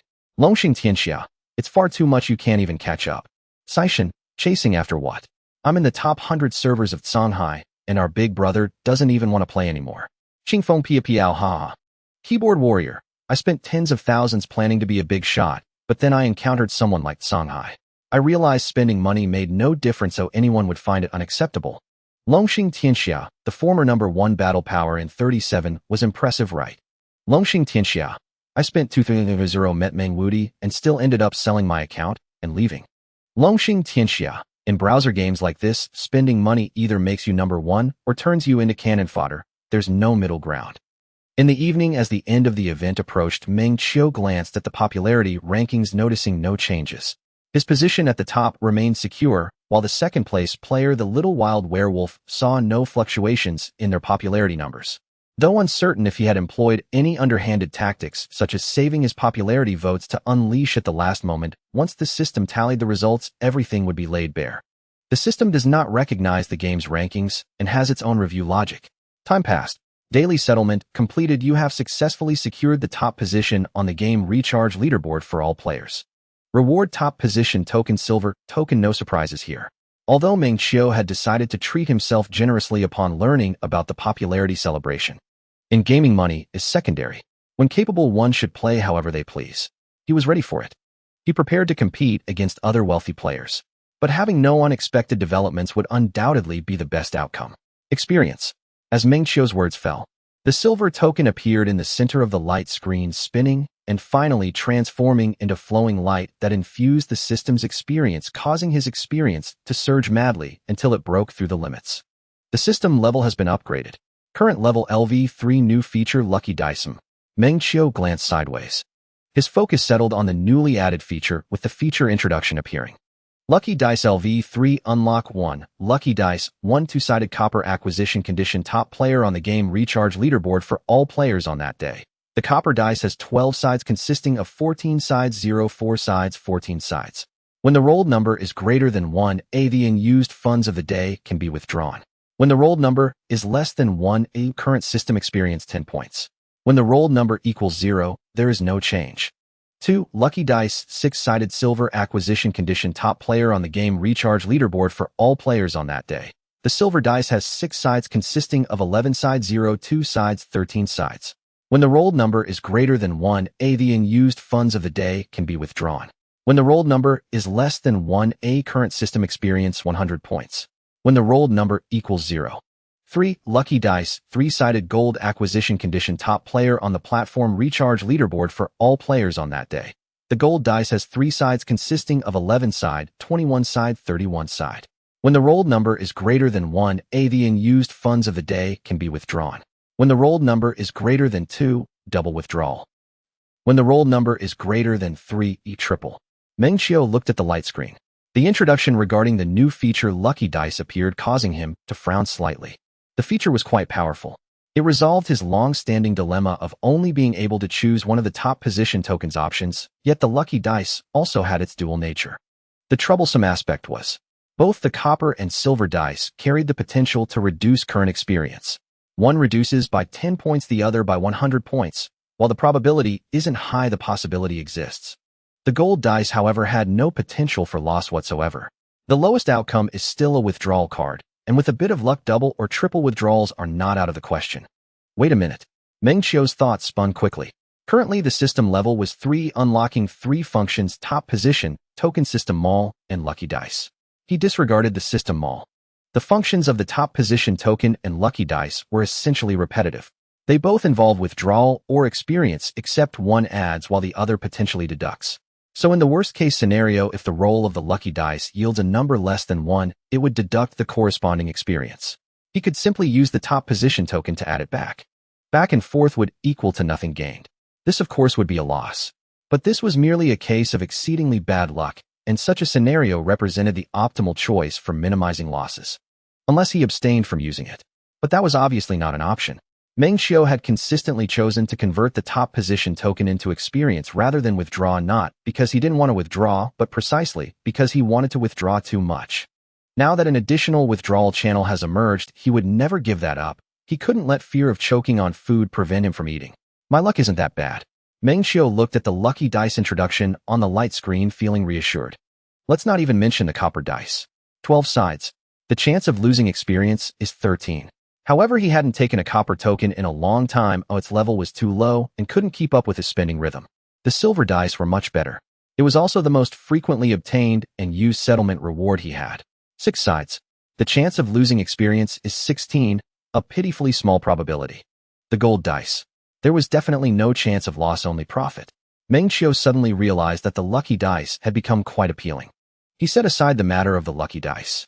It wasn't like he couldn't afford to lose, having already passed levels 1 and 2. How could he be afraid of not making it through level 3? That would be a joke. He had too many things that he had once yearned for, but could not attain. After obtaining the system, he finally had the possibility to attempt. Withdrawal was that very latter. System. Big player system. Player Meng Qiu, level LV3, experience 101,0000 game, Emperor's Domination, server 909. The butterfly cannot fly across the sea. Funds 100,000 yuan unused, unwithdrawn, resets the next day, cannot accumulate privileges. Top position, token, LV1 system, mall, LV2, lucky dice, LV3. The system was as dependable as ever. Daily funds doubled, directly skyrocketing from 500 to 100. If all were withdrawn, one could only imagine. No one must dare to think and act. Other aspects remained unchanged. The upgrade experience reached 100 experience. If it were a silver token, one would need 100 days for 100 points of experience daily. The efficiency of the silver token seemed so lacking against the gap of 100 experience. If it were a gold token, it would take 20 days at 5 experience per day, or percentage bonuses are forever the gods of the late game. However, the acquisition conditions were also quite stringent. For all players on this platform, the top of the daily game recharge leaderboard. What does it mean by all players on this platform? For the silver token, Meng Qiu only needed to secure the top position on the recharge leaderboard for all players of Emperor's Domination a single game. The gold token, Meng Qiu would need to secure the top position on the recharge leaderboard for all players on the 43.99 platform regardless of the game. It doesn't sound much different, right? But one must understand. Even if Emperor's Domination were to be incredibly popular, it couldn't compare to the number of players on a platform, and the difficulty is evident. Emperor's Domination player group 1, Longxing Tian Xia, latest battle situation. Longxing Tian Xia, 43 platform popularity ranking screenshot, 37 platform popularity ranking screenshot, QQ game hall popularity ranking screenshot. Longxing Tian Xia, currently the whale on the QQ platform, has 6.0 popularity, securing first place. Longxing Tian Xia, the whale on the 43 platform, has 5.0 popularity, temporarily in second place. Qing Feng Piao, not a brother, I just created a character in the whale's server, and the sponsorship is all used up. Qian Xia, no big deal, the whale's event the next day hasn't been pulled, yet don't panic. Kaishin, difficult whale, that name is really simple and easy to understand. Keyboard warrior, keep investigating and report back. Meanwhile, on the other side, Ant Club Phone, you doesn't know sorrow, Ant boss, are you going? Ant, wait a bit longer. Legendary life, the whale won't stop recharging, right? Hey Deju, they charged so much on the first day, do you think the whale is just aiming for the top 3? Sister figured it out, I'm going to sleep first, I have to work tomorrow. Phone, you doesn't know sorrow, alright, go ahead, good night. Sister figured it out, good night brothers. And I'm going to sleep too, we'll talk again tomorrow. Phone, you doesn't know sorrow boss, how about we give up this month and fight for next month? Ant, the Emperor's set for the popularity celebration activates for 1 month on the first activation, 2 months on the second, and only the third activation is permanent. My Emperor's set is about to expire. If I don't fight for it, the money I've charged in the previous times will be wasted. Legendary life, damn, that's so scammy. And otherwise, do I have a lot of money to burn? I was first last time and got robbed, damn it, otherwise I would have activated it much earlier. And had I known, I would have spent more money earlier to secure it. Feng Yu doesn't know sorrow. The planning for Emperor's domination is still a scam. They can come up with such dirty gameplay. And they're forcing you to spend. Hey to Zhu is the Emperor's set bonus high. And the first activation is alright.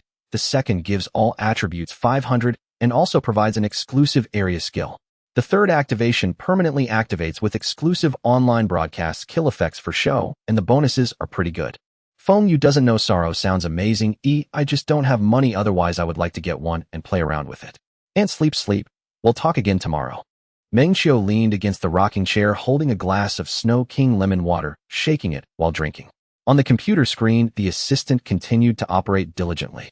Controlling his little mage, he flew around chaotically looking like a teleport, and indeed, it was teleportation. The outfit from the 98 recharge came with a teleportation skill. With an attack power reaching 30 billion, the current mainline boss was almost defeated with just a few strikes. After drinking to his heart's content, Meng Qiu put down his drink, pulled the rocking chair forward with his foot, and opened the popularity leaderboard. Popularity leaderboard. Minimum of 2,000 popularity to be listed. Rank 1. Player ID, S909 Dictatorial Butterfly, cannot fly across the vast sea. Popularity value 50,000. Rank 2. Player ID, S45 Eastern Capital Little Wolf. Popularity value 40,512. Rank 3. Player ID, S133 Dodo Fei. Popularity value 20,000. The people on the leaderboard had not changed much. It was still him, Little Wolf, and Dodo Fei. It was the second day, and it seemed there were no other contenders, but Eastern Capital Little Wolf's popularity was almost catching up to his. They are all night owls. Meng Qiu chuckled. He was still wondering if any big shots would suddenly appear. Oh, forget it, I'll recharge, and then sleep. Let me also see the strength of other tycoons on platform 43. Meng Qiu clicked on the popularity boost interface. He found the 500 popularity boost package added by Xiao Meng was still there. 50,000 yuan popularity boost package. Package includes popularity gem X 50,000. Recharge. Meng Qiu silently counted to 3 in his heart, and the system responded accordingly. Recharge successful. Recharge amount this time 100,000 yuan. Available funds for the day 0 yuan. Yes, you read that right. The daily 100 yuan provided by the level 3 system. Meng Qiu still chose to go all in. Showing off is one thing. He never denied this. Playing games without the intent to show off would be meaningless. After all, he also loved vanity. On the other hand, he wanted to see if 100 could secure the golden sign, which was the top of the daily recharge leaderboard for all players on the 43.99 platform. The activities were still the same with no changes. The new recharge activities wouldn't be available until next month. Meng Qiu kept clicking. His attack had increased by over 30 billion. Primarily because the Celebration Treasure House had no limit on exchange times. Spending 100, he had resources overflowing beyond what his bag could hold. With such resources, even a new account would take off, let alone his fully loaded account. Meng Qiu opened his personal panel. Nickname Butterfly cannot fly across the vast sea. LV level 1101. Rebirth 31 rebirths. EXP 47. Attack 6653 980 8100. Supreme X35. Demon Soul X7. He clicked on the popularity leaderboard again. Popularity leaderboard. Minimum of 2,000 popularity to be listed. Rank 1. Player ID, S909 Dictatorial Butterfly, cannot fly across the vast sea. Popularity value 150,000. Meng Qiu satisfiedly put down the mouse and stood up while holding the rocking chair. Spending money was indeed a bad habit, but other than wasting money there were no other downsides. Shut down, wash up, sleep. Ant Club. Wind Moon doesn't know sorrow. Ant damn boss, don't sleep. Haikiju, this is crazy, this is really crazy. Vast C43, the only god on all platforms. Legendary life? And are you asleep? If not, wake up quickly. Haikiju, damn it, I've never dared to spend like this in single-player games. Ant, what do you mean? Don't just sigh, someone come and tell me what happened. Ant, I just finished showering. Wind Moon doesn't know sorrow. Boss, a young person came to platform 43, his money is flying in the sky, I'm not joking. Legendary life. Boss, guess how much popularity Vast C has now. Ant, stop the nonsense, or I'll come and chop you tomorrow.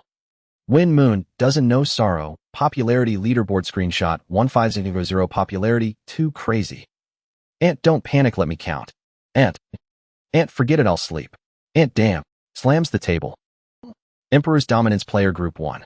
Dragon moves across the world. Damn, has vast sea gone mad. Qinxia, what's going on? What's going on?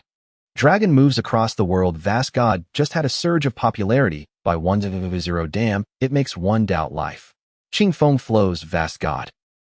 Keyboard warrior. Vast God. Saishan. Qingfeng flows. Bro, give me an invitation code. I want to join the rich God. Qingfeng flows. Don't come. Resources are not enough to share. There are too many people. Dragon moves across the world. I had the boldest thought, which is that Vast God would continue to recharge 500 the next day, but Vast God slapped me back, telling me not to measure him with a poor person's mindset. Qingfeng flows. Brothers are having a great time by a sponsorship. Just wait for Vast God to bring us along. Keyboard warrior. The big brothers from other platforms must be dumbfounded. With a god appearing on 43, how can they still play? Saishan. In the upcoming Supreme League, just blindly bet on Vast God. What else can they play on other platforms? Qinxia. Across the entire platform in this game, there is currently only one true god, Vast God, and other big shots probably have lost their desire to recharge. Dragon moves across the world. The market has opened. The market has opened. Dragon moves across the world. Whoever can guess how much Vast God's popularity will rise tomorrow will receive a month of assistance. Saishan. I advise you not to guess. The thoughts of such big shots are completely on a different channel from us, ordinary people. Saishan. So just send it to me directly. I can call you Dragon God. Qinxia. I can also call you Dragon God. Dictatorial eternity. Dictatorial Watanabe. Dictatorial not awake. Dictatorial Qingfeng flows. Bro, clear a spot for me. Let me join the meeting. Dictatorial sway. Don't ask. There's no space. The guild is full. Dictatorial sway. I haven't even entered a cross server with Vast God yet. Damn, can those of you who are opening small accounts not occupy space? Dictatorial Vast God, my eternal God. What small account? This is a big account, just fully sponsored. Dictatorial Qingfeng flows. Bro, how much is on the popularity list? Send a screenshot. Let's see the strength. Dictatorial Vast God, my eternal God. I won't send it. Afraid you'll covet my ranking. Dictatorial not awake. All members. Dictatorial not awake. The guild is full. I'll create a second guild later. Those who haven't joined, remember to apply. If your combat power exceeds 100 million, come to me to apply for the first guild. Dictatorial Wan up. Dictatorial Wan, the 200 spots are full. Dictatorial Watanabe just filled all damn small accounts. Now you go to the low-level map. It's all people. Dictatorial Qingfeng flows. Come on, big brother, give me some rebirth stones. Dictatorial Watanabe, all members. Dictatorial Watanabe. Brothers online, open your backpack and adjust the settings to cancel the automatic decomposition of low-level rebirth stones. Dictatorial Vast God 1, good person. Emperor's Dominance Assistance Group 2. Butcher, daily income. Bro, come on, give me an invitation code for Vast God server. Daily income. It's useless even if you have an invitation code. Now you can't join. It's full. Knife brother, very invincible. Fortunately, it hasn't merged yet. My account is still here. Saying 1 not 2. Damn, you really went to Vast God server. Aren't you going to keep your old accounts? Daily income. Of course I do. How could I not? Knife brother, very invincible. Let's hang 2 accounts. After all, there's assistance. It won't take much trouble. Daily income. First occupy the spot and talk about it. Butcher. Damn, I really can't get in. Daily income. I'm not joking. In a few days, the tycoons playing Emperor's Dominance will either sell their accounts to quit or all come to 43. Knife brother, very invincible. It's not that bad. Daily income. For the big tycoons, it certainly won't be that bad. They just can't take the Supreme League. But for other small tycoons, being there is just easy to get beaten. They might as well come to 43 and fight against others with Vast God. Knife brother, very invincible. The ones who are the most miserable are those new tycoons who have just started playing Emperor's Dominance. Saying 1 not 2. So true. Butcher. As soon as they enter the game, they spend recklessly fantasizing about dominating one area, but as soon as they enter the cross-server, Vast God wipes them out in one strike. On May 25th, Tuesday morning, Meng Qiu got up and tidied up a bit, picked up his phone, which was filled with messages. After Lu Shaolin returned to Beanhai, it seemed to have reactivated the long-dormant circle of friends, with many old groups coming back to life. Brothers, when shall we gather? The one doing best among us now seems to be Shaolin. Of course, he has settled down in Modu. What about Meng Qiu? Haven't been in touch for a long time. I heard he just resigned not long ago. Not sure what he's busy with now. As he glanced at the messages, corresponding faces automatically surfaced in his mind. All of them were former classmates, and the memories were still quite clear. Meng Qiu sighed. Indeed, these were his former classmates. But Lu Shaolin would not contact them, for that was just how he was.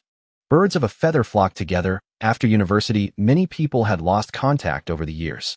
That youthful time was now limited to memories. In high school, when money and benefits weren't involved and only matching temperaments allowed for friendships, they couldn't stay together.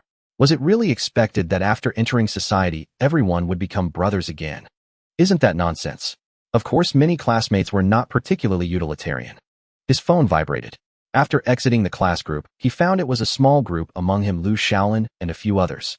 Sango Lu Shaolin, you are the only one missing, buddy. Yang Yu, can't come back, brother. The construction site is really busy lately, but I will definitely make it to your wedding. Yang Yu, Lao Ming, have you been hit by something lately? Why not come to Linjiang for a visit? It's just a high-speed train ride away, and he'll treat you to a massage. Wink, is it a proper massage? Meng Qiu licked the yogurt lid while replying. Sure, proper.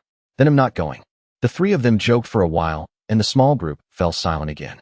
Lu Shaolin was busy with wedding preparations, and Yang Yu was busy at the construction site. Among them, he had the most free time. Busy, everyone was busy. Busy is good. Mr. Zhou, the customer service team has received dozens of complaints in a day. Should we respond? This was at Duowan Technology Company. Wang Jigang and their customer service supervisor Li Min were reporting to their boss, Zhou Juanfeng, who was in charge of the Emperor's Dominance project. How much has Songhai charged in total? Zhou Junfeng's eyes were filled with curiosity. He was not concerned about the complaints at all. It was normal for players to complain about web games. If they didn't, that would be surprising. Compared to the complaints, he was more curious about the protagonist of this complaint. Butterfly can't fly over Songhai. Li Min quietly nudged Wang Jigang under the table. Zhou Junfeng seemed oblivious to this scene, while Wang Jigang quickly responded with the data he was already familiar with. 613,504. In less than a month, he has charged over 610000. What was the data for last month? Zhou Junfeng tapped the table with his fingers, looking at Li Min, and then asked and answered himself. If I remember correctly. Last month's ARPU was 50, ERPPU was 450, right? Yes, Mr. Zhou, Li Min replied softly. Compared to Li Min's composed response, Wang Jigang seemed a bit slow. His mind took a while to catch up. ARPU, average revenue per user, ARPU, average revenue per paying user, for example, a game. In that month, there were 1 million users who logged in. Among them, 2,000 users paid to purchase items, while the other 8,000 users experienced the game for free without making any purchases. The company's total revenue for that month was 12 million renminbi. So ARPU total revenue, 12 million total users, 1 million 12 RM player, ARPPU total revenue, 12 million total paying users, 260 RM player. Why do web game companies pay so much attention to high-spending players? This is the answer. Web game players are not as numerous as those of client games. With a small user base, a single high-spending player can significantly boost the average revenue per user. This makes the project's financial report look much better. The income flow for that month and quarter is the same. What is the recharge frequency? Zhou Junfeng continued to ask.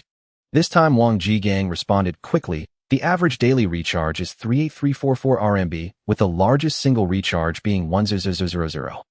Cough. So much. Zhou Juanfeng, who considered himself well experienced, was also quite shocked by this data. The next second he stood up and paced around the desk. Are you in charge of the connection now? Yes. Li Min. Mr. Zhou, I will. Before Li Min could finish, Zhou Junfeng waved his hand to interrupt. No, you give me the materials, I will personally handle the connection. This kind of benefactor must be well taken care of.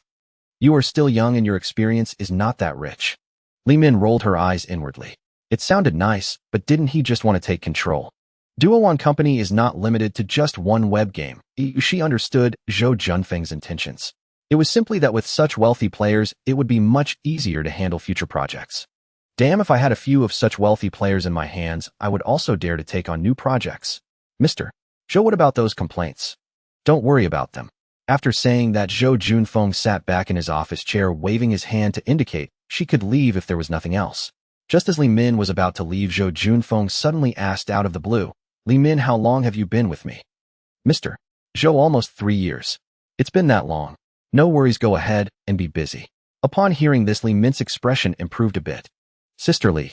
Wang Jigang, though a novice in the workplace, was not completely clueless. Do you want to have coffee? Learn more. Meng Qiu stared at the little red dot on WeChat, lost in thought for a moment. He did not recognize the applicant, but the certified company name behind it was much more familiar. Zhou Junfeng Duoin Technology Co. Ltd. The profile picture was of a middle-aged man somewhat plump with a smile on his face prominently displayed. It was a high-definition photo. He was so confident. Meng Qiu was a bit confused. Wait, Duoin, can you really do this? Why has my treatment decreased? After agreeing to the request, he sent a back. It seemed the other side didn't see it and continued to introduce himself. Hello, I am the person in charge of the Emperor's Dominance Project. Meng Qiu did not dwell on it. People like Zhou Junfeng, like his former boss or most office types, when faced with profit will fawn over you like a goddess and answer every request. The reverse is true as well. There is no need to maintain ties or be overly polite. A basic courtesy will do. If they cannot be bothered to keep even minimal social etiquette, so be it. Just do what needs doing so long as he keeps spending. Men like Zhou Junfeng will supply their own excuses. Mr. Meng is not like ordinary people so unique. These platitudes come easily to them. He logged into the game. Meng Qiu habitually opened the Duduan Wangu group chat. Guess what? It was full. Duduan Wangu. Duduan Hudi Fei Buguat Songhai. Who is this person now? Duduan Weixing. Boss, ever since you were deified the servers have been full. Duduan Dubian, my eternal number 2, is gone damn. Duduan Tio now. Duduan Qingfeng Pia Piao, it is I. Duduan Wanwan, ha ha ha Qingfeng, are you that fierce? Duduan Qingfeng Pia Piao, somewhat fierce a bit ahead by just over 10 million battle power. Duduan Hudi Fei Buguat Songhai, all talented. Carry on you lot. Meng Qiu closed the group and opened the popularity celebration rankings. Popularity ranking. Rank 1. Player ID, S909 Duduan Hudi Fei Buguat Songhai. Popularity 150000. Settlement rewards. Meng Qiu clicked his tongue as he saw the ranking identical to the one at dawn. Brothers wake up. Other players get lost. The system spoke and a light screen unfolded. The system log still held last dawn's settlement notice. Today's settlement complete. You have secured first place on this platform's player recharge leaderboard. Rewards top token gold lucky dice, 3-sided gold. Seeing the notice, Meng Qiu felt a weight lift from his chest. He had never been confident that a single-day recharge of 1.0 would claim the top spot across the entire 43 platform. It seemed fortune had favored him. Top token gold token. Using it grants 5 additional current system upgrade experience, or it can be used to withdraw and used funds from the day. Use. Experience 500. Experience 5101000. Lucky dice, 3-sided gold. The gold dice has 3 faces, 1 face, 2 1 face, 3 1 face. If the roll is greater than 1, you may withdraw and used funds for the day. If greater than 2, withdraw double. If the roll is greater than 3, triple. Note the current system has no remaining balance and cannot be used. Meng Qiu read the dice description on the screen. It was no surprise the system's withdrawal mechanism is limited to the settlement day. After settlement, any unused funds from that day are delayed by 1 day. They cannot be used in-game, only withdrawn. System funds are unaffected and refresh each midnight. Save them for later. Settlement rewards like the top token and lucky dice have no expiry, only usage conditions. Reasonably considerate. He opened the popularity boost pack and pondered how much to top up today. Go all in. Don't be ridiculous. Going all in is addictive, but he's not insane enough to do it every day. How would he withdraw the money? Being the in-game boss with dozens or hundreds of players chanting Songshun was indeed thrilling, but he remained clear-headed. In games, especially browser games on small news servers, you can spend a few hundred or 1,000 to grab first place and players will still hail you as boss. Monopolize all server resources, build the mightiest guild. Feels good, of course, but when servers merge, if you stop spending well, you'll find your underlings defecting to shout another's name. You can only follow and call someone else boss, or you'll be cut down by the new leader. Of course, you can keep spending to remain boss, and the cycle repeats. How many can endure that style of expenditure? Veteran browser game players are restrained in their spending because they know there are always players richer than themselves. You spend 10,000. There are people who spend tens of thousands, hundreds of thousands. Of course, if pride takes over and you insist on proving yourself, by spending, how much you spend depends on your wallet. Enough, don't be greedy.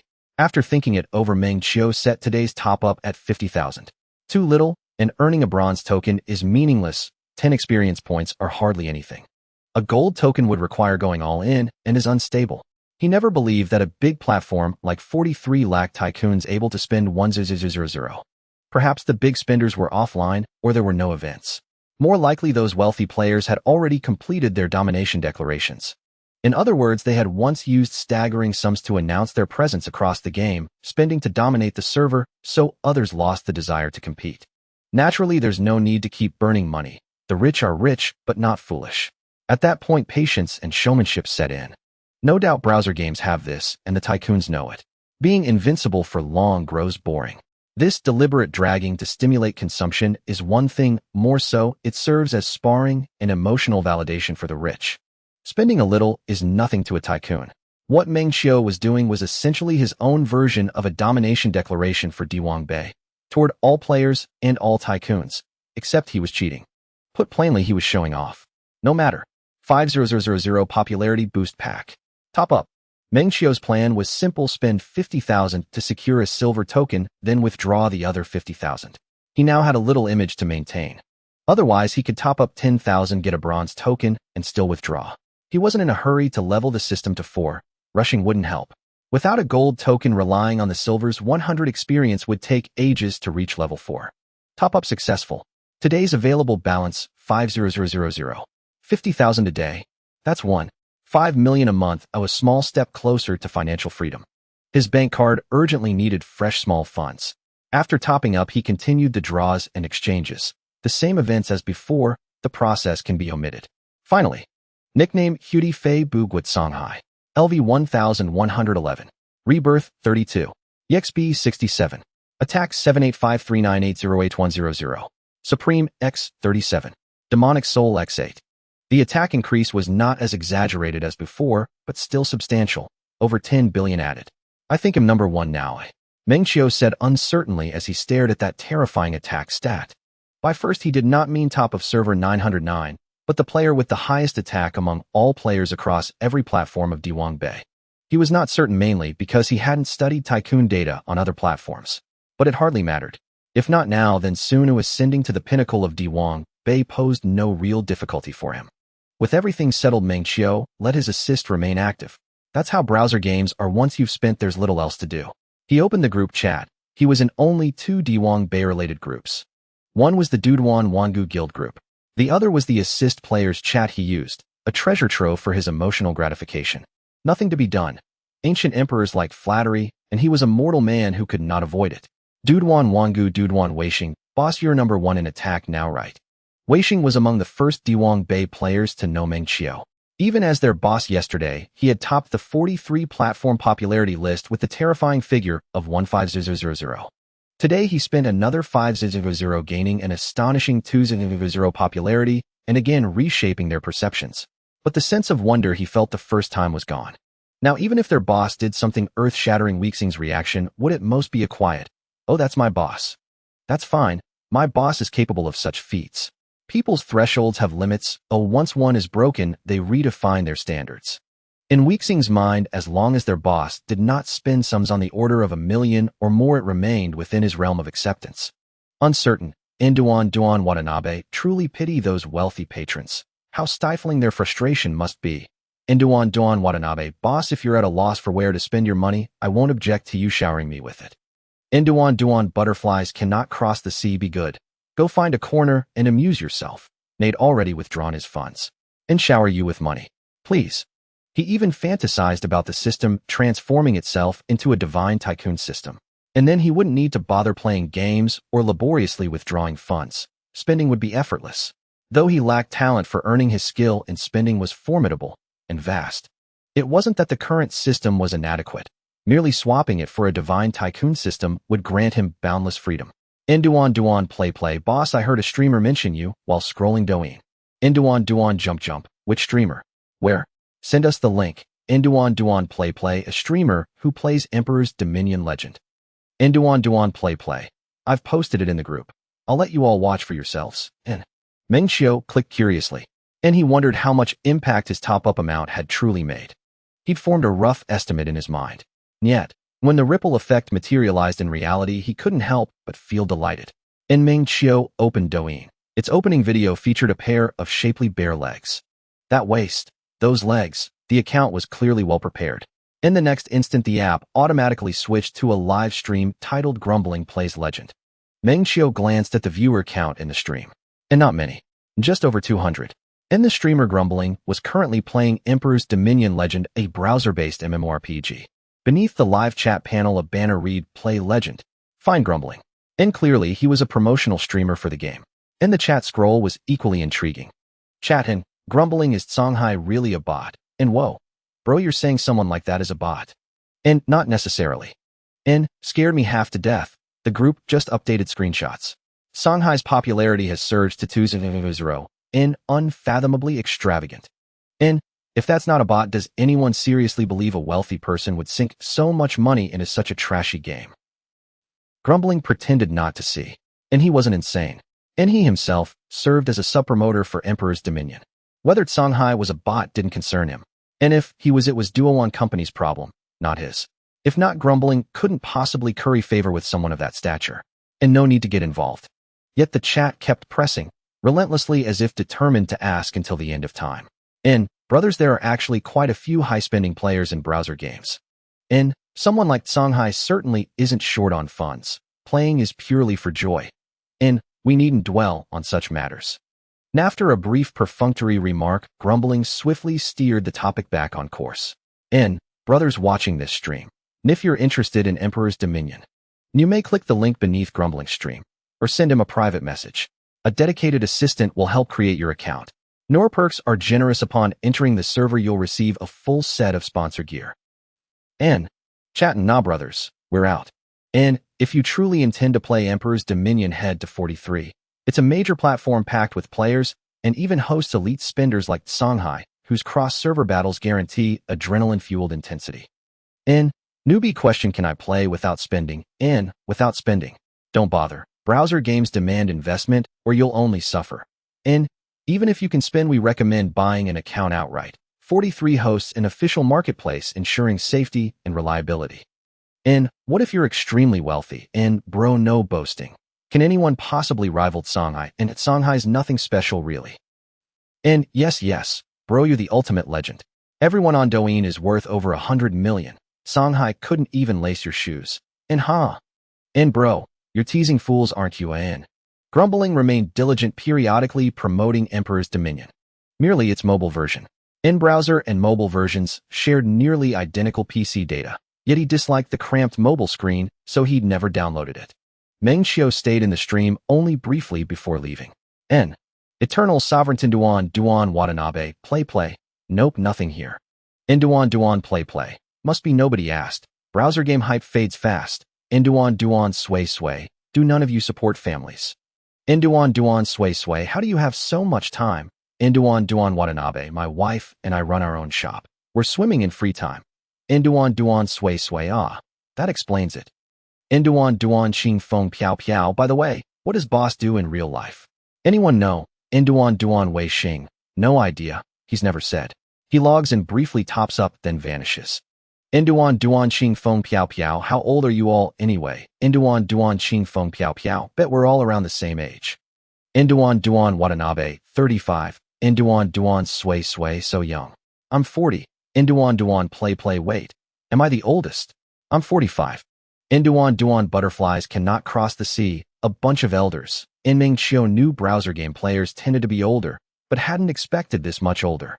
He'd always thought 25 made him an elder among gamers, only to discover astonishingly he was now the youngest. And indeed, the legend faithful remained the same cohort. With nothing better to do, Meng Qiu manually controlled his little mage. Server 909 was about to merge. All scheduled events and gameplay modes were already active. How to put it? It made his scalp prickle. No wonder these games spawned entire ecosystems of assistive tools. Without them, ordinary players simply couldn't keep up. Peak Arena, a pure numerical contest. The rules were straightforward.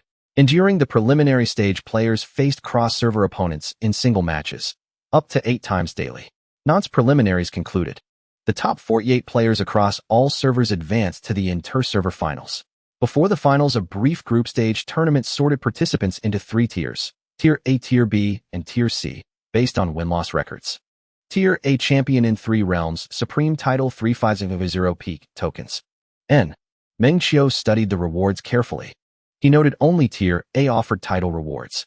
Winners of Tiers B and C received only peak tokens and meridian pills, even first place. In last season's peak arena champion Ant revered in the ID rang faintly familiar. Yet he recalled nothing. He tapped revere thrice, just to claim the reward and play along. And though most event rewards were useless to him, now hoarding them still signaled power. He clicked match opponent. And now, let's see who'd be the first victim. And entering the arena realm, a little mage awaited him. Uncannily resembling a Buddhist monk clutching a radiant staff, flanked by two snarling crimson dragons. ID Duan, jump, no combat stats displayed. Ni's attire, however, was flamboyant.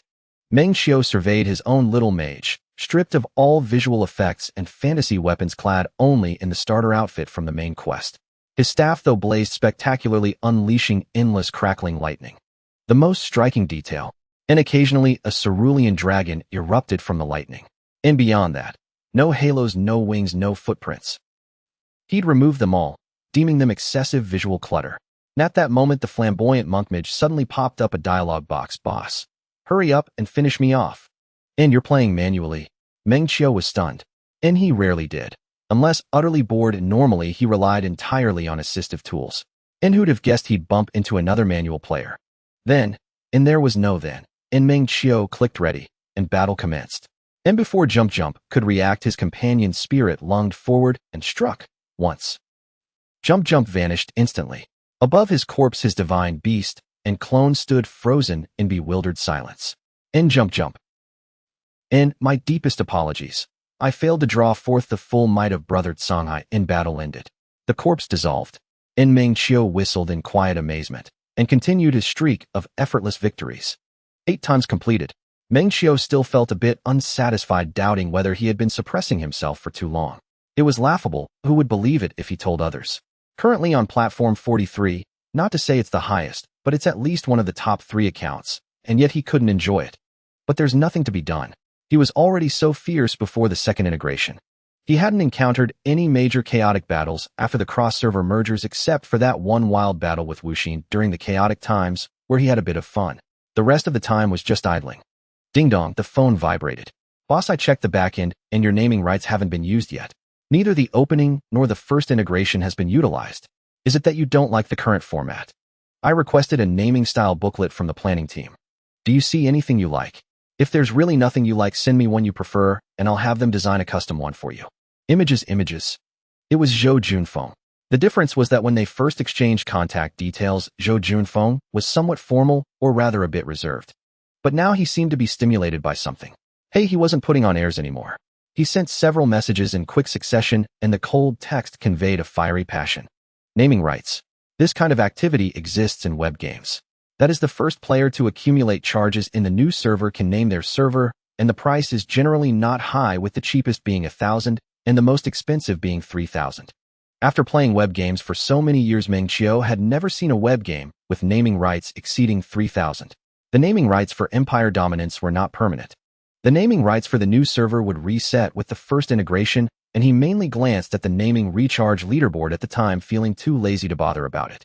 If Zhou Junfeng hadn't reminded him, Meng Qiu wouldn't have thought of it. However, old Zhou, was he unable to handle 500? Meng Qiu recalled all his actions in the game today, and the only thing that could make Zhou Junfeng lower his guard and act so attentively was that he had recharged another 500. No way. Zhou Junfeng, as the project leader for Empire Dominance, should not have such a narrow perspective. How much have I recharged? Meng Qiu countered. Zhou Junfeng replied quickly. 660,000. Currently, our game's offline cumulative recharge reward is capped at 500, but I've already asked the planning team to expedite the design of new cumulative recharge rewards. If you have any thoughts, feel free to let me know, and I'll pass them on to them. Not even 1 million. Meng Qiu thought this and asked it directly. How much had he actually recharged in Empire Dominance? He hadn't really counted. Every day, he was just a merciless money machine, continuously recharging. He didn't even care about withdrawals for system upgrades. He initially thought that Zhou Junfeng's attitude meant that his cumulative recharge had reached a terrifying amount. But the result was that he hadn't even hit 1 million. Sitting in the project leader's office, Zhou Junfeng saw this and involuntarily gasped, followed by a moment of surprise. Boss, may I ask how old you are this year? He surely knew Meng Qiu's specific information. It's the internet age after all. Meng Qiu, 25 years old, from Binhai City, Xinjiang Province, ID number. But now he felt a bit uncertain. 25. Meng Qiu replied truthfully. He was not breaking any laws, nor was he laundering money, so he had no fear. If there was an issue, he would contact the system brother. By now, Zhou Junfeng was no longer putting on airs and answered, Mr. Meng, you don't understand with mobile games. Was Meng Qiu spending a lot? For an individual, it was definitely a lot. But for a game, it was certainly not. But the problem was he had been playing Empire Dominance for less than a month, and his cumulative recharge had already reached 65000. The recharge frequency was high. He was consistently recharging every day, and his daily recharge had never been less than 1000. The peak was 10000 with an average of several thousand daily. What kind of divine player was this? A benefactor. If a few more like him came along, Zhou Junfeng would dare to go solo. Even now, if the boss sought him out for a conversation, it was bound to be praise for his capable handling. Otherwise, why were there no such wealthy players in other game projects of the company? Don't talk about luck. If Zhou Junfeng had good luck, wasn't that also a skill? Meng Qiu's work mode subconsciously activated, ignoring Zhou Junfeng's idle chatter and irrelevant remarks. The summary center. Ultimately, he realized he had underestimated his own importance to Empire Dominance. Zhou Junfeng added, Mr. Meng, to thank you for your love for Empire Dominance, I can give you an 80 discount on all your in-game recharges from now on. This is the highest authority I can exercise. Meng Qiu became interested. 80 off. Yes, this is actually an invisible benefit for high-spending players like you in the industry. That's great. A discount was certainly good. But for Meng Qiu, it felt a bit like a double-edged sword. The System Brothers' settlement condition required him to be at the top of the daily recharge leaderboard. The System Brother didn't care whether you had a discount or not. For example, if he originally needed to recharge 100 to take first place after the discount, he would only need 800. In the eyes of others, he had recharged 100. But now suddenly a rich player had recharged 900. In the eyes of the System Brother, you would be worthless. Even with a cheat, you couldn't secure first place. Of course, there were benefits. For instance, he now needed to recharge 500 daily to claim silver tickets. Thus, the actual game recharge rewards he could receive along with Zhou Junfeng's promised 80 discount would total 6250, giving him an extra 1250. Zhou Junfeng was not surprised by Meng Qiu's calmness. With this kind of spending, did it seem like he cared about a mere 10 or 8,000? Certainly not. However, the discount couldn't be too outrageous. The company needed to profit, and he needed data. Although the boss didn't care, he had to ensure adequate benefits. That's a matter of attitude. Naming rights could dominate the ages. I'm fine with any style. Meng Qiu had lost interest in naming rights. Zhou Junfeng thought for a moment and added, all right, I'll look into it. Once the new cumulative recharge rewards are designed, I'll have the planning team send them to your email. If you're not satisfied, contact me for a swap. Just swapping a reward. If it causes some trouble, I'll take the benefits. By the way, will I encounter a drag? Meng Qiu suddenly remembered the rumors about dragging in web games. Although he had never encountered it before. But no smoke without fire. He hadn't cared before, because regardless of whether it was dragging or not, he was always just cannon fodder. But now it was different. As long as there was dragging, it would definitely come after him. He could spend money, but he didn't like being pressured into spending. Zhou Junfeng, after reading this, firmly promised, Mr. Meng, please rest assured it will not happen. If you notice any anomalies, feel free to contact me. Dragging. That's just used to stimulate consumption. But for this big brother in front of me, I need dragging to stimulate my spending, so are you teaching me how to do my job? Looking at that long string of recharge amounts, that was the cornerstone of their quarterly financial report. As for the future, Zhou Junfeng decided to wait and see, not knowing what he was waiting for, but just waiting. With the serious matters concluded, Meng Qiu and Zhou Junfeng drifted back into conversation. Idle chatter, nothing of consequence. One of them had nothing to do, the other was slacking at the office under the guise of tending to a major client. When the boss appeared, they found a seat for their subordinates were dutifully working. Half an hour later, Zhou Junfeng was called away. Meng Qiu was free again. Not bad. He who once complained there was never enough time suddenly had plenty of it. He picked up his phone. Jianxi bank account, a 6,078. Available balance 26,400 yuan. There was also over 2,000 in his Weixin pocket. Lately, he had not restrained his urge to spend. If he wanted to eat, he ate. If he wanted a drink, he bought one. Hobbies. Apart from gaming, he had no particular pastimes. Still, he had not squandered that much. Spending money is an art in itself. Meng Qiu closed the Jianxi bank app and first transferred 10,000 to each of his parents. It was not that he had only just remembered them, but a while ago, if he had tried to send money, they would not have accepted it. That was shortly after he had resigned. After a moment, the phone rang. His father. Meng Qiu smiled, composed. Hello, Dad. Yes, I made the transfer. I've been earning some money recently. The internet. If I explained, you'd still not understand. Don't worry, this is honest money. The son you raised, don't you know him? Spend it as you see fit. That's all I'll earn more. Meng Qiu had never been one to hide things. With money, why hide it? What would be the point? Like he always said, if you have the ability, go ask the system brother. System brother. His parents had labored their whole lives for him. His sister had almost missed out. Lao Ming had never owned a car in his life, but when Meng Qiu graduated, he had vowed to buy him one with the relocation compensation. Hide it. His conscience would not allow it. They were his parents. A few minutes later, his mother's call arrived late, but expected. Meng Qiu gave the same spiel. He had been dabbling in some small online ventures and had earned a bit without saying how much. No further explanation was necessary. He was no child. He knew where the boundaries lay when it came to needing his parents' consent. One more. He scrolled his contacts until he found the entry marked Meng Qiu, his sister. She had just started university this year and was 7 years younger. Meng Qiu transferred all the pocket money in his Weixin to her. Wow. Big brother, did you strike it rich? Thank you, boss. Transfer received. Meng Qiu ignored the silly stickers and replied, don't squander it. Buy something for Lao Ming, and Mom, you decide what to get. His parents did not have high formal education. They could use a smartphone, but not master it. Lao Ming was a bit better. His mother liked to buy things online for bargains, and it was usually Meng Qiu who handled the spending. Consider it a subsidy. 2,000 in pocket money is a lot for someone Meng Qiu's age in an ordinary family. For a wealthy heiress, what is it? The Meng family was certainly no aristocratic clan. Lao Ming had been a simple peasant, though their ancestors might once have been landlords. They had long since fallen on hard times. The same on his mother's side. If it were not for good government policy and the resettlement program, Lao Ming would still be scraping a living in the fields. But, well, hasn't this brother of his basically hacked the game? Why, that would be me. He knew his sister well. Stubborn, sensible, not given to squandering money, aware of how hard it was to earn. The notion that children of poor families must grow up early as if that were a merit. Meng Qiu never believed it. He held that a person comes alone into this world in joy, when you can work, when you must, to endure needless suffering is foolish. All told, he had spent about 22,000. Yet Meng Qiu was pleased, spiritually satisfied. Money should be spent when it ought to be. He tossed his phone onto the table. A game update prompt suddenly appeared. Meng Qiu understood. Zhou Junfeng had been quick. A browser game update was no big deal. 1 minute later, it was complete. This counted as a major update.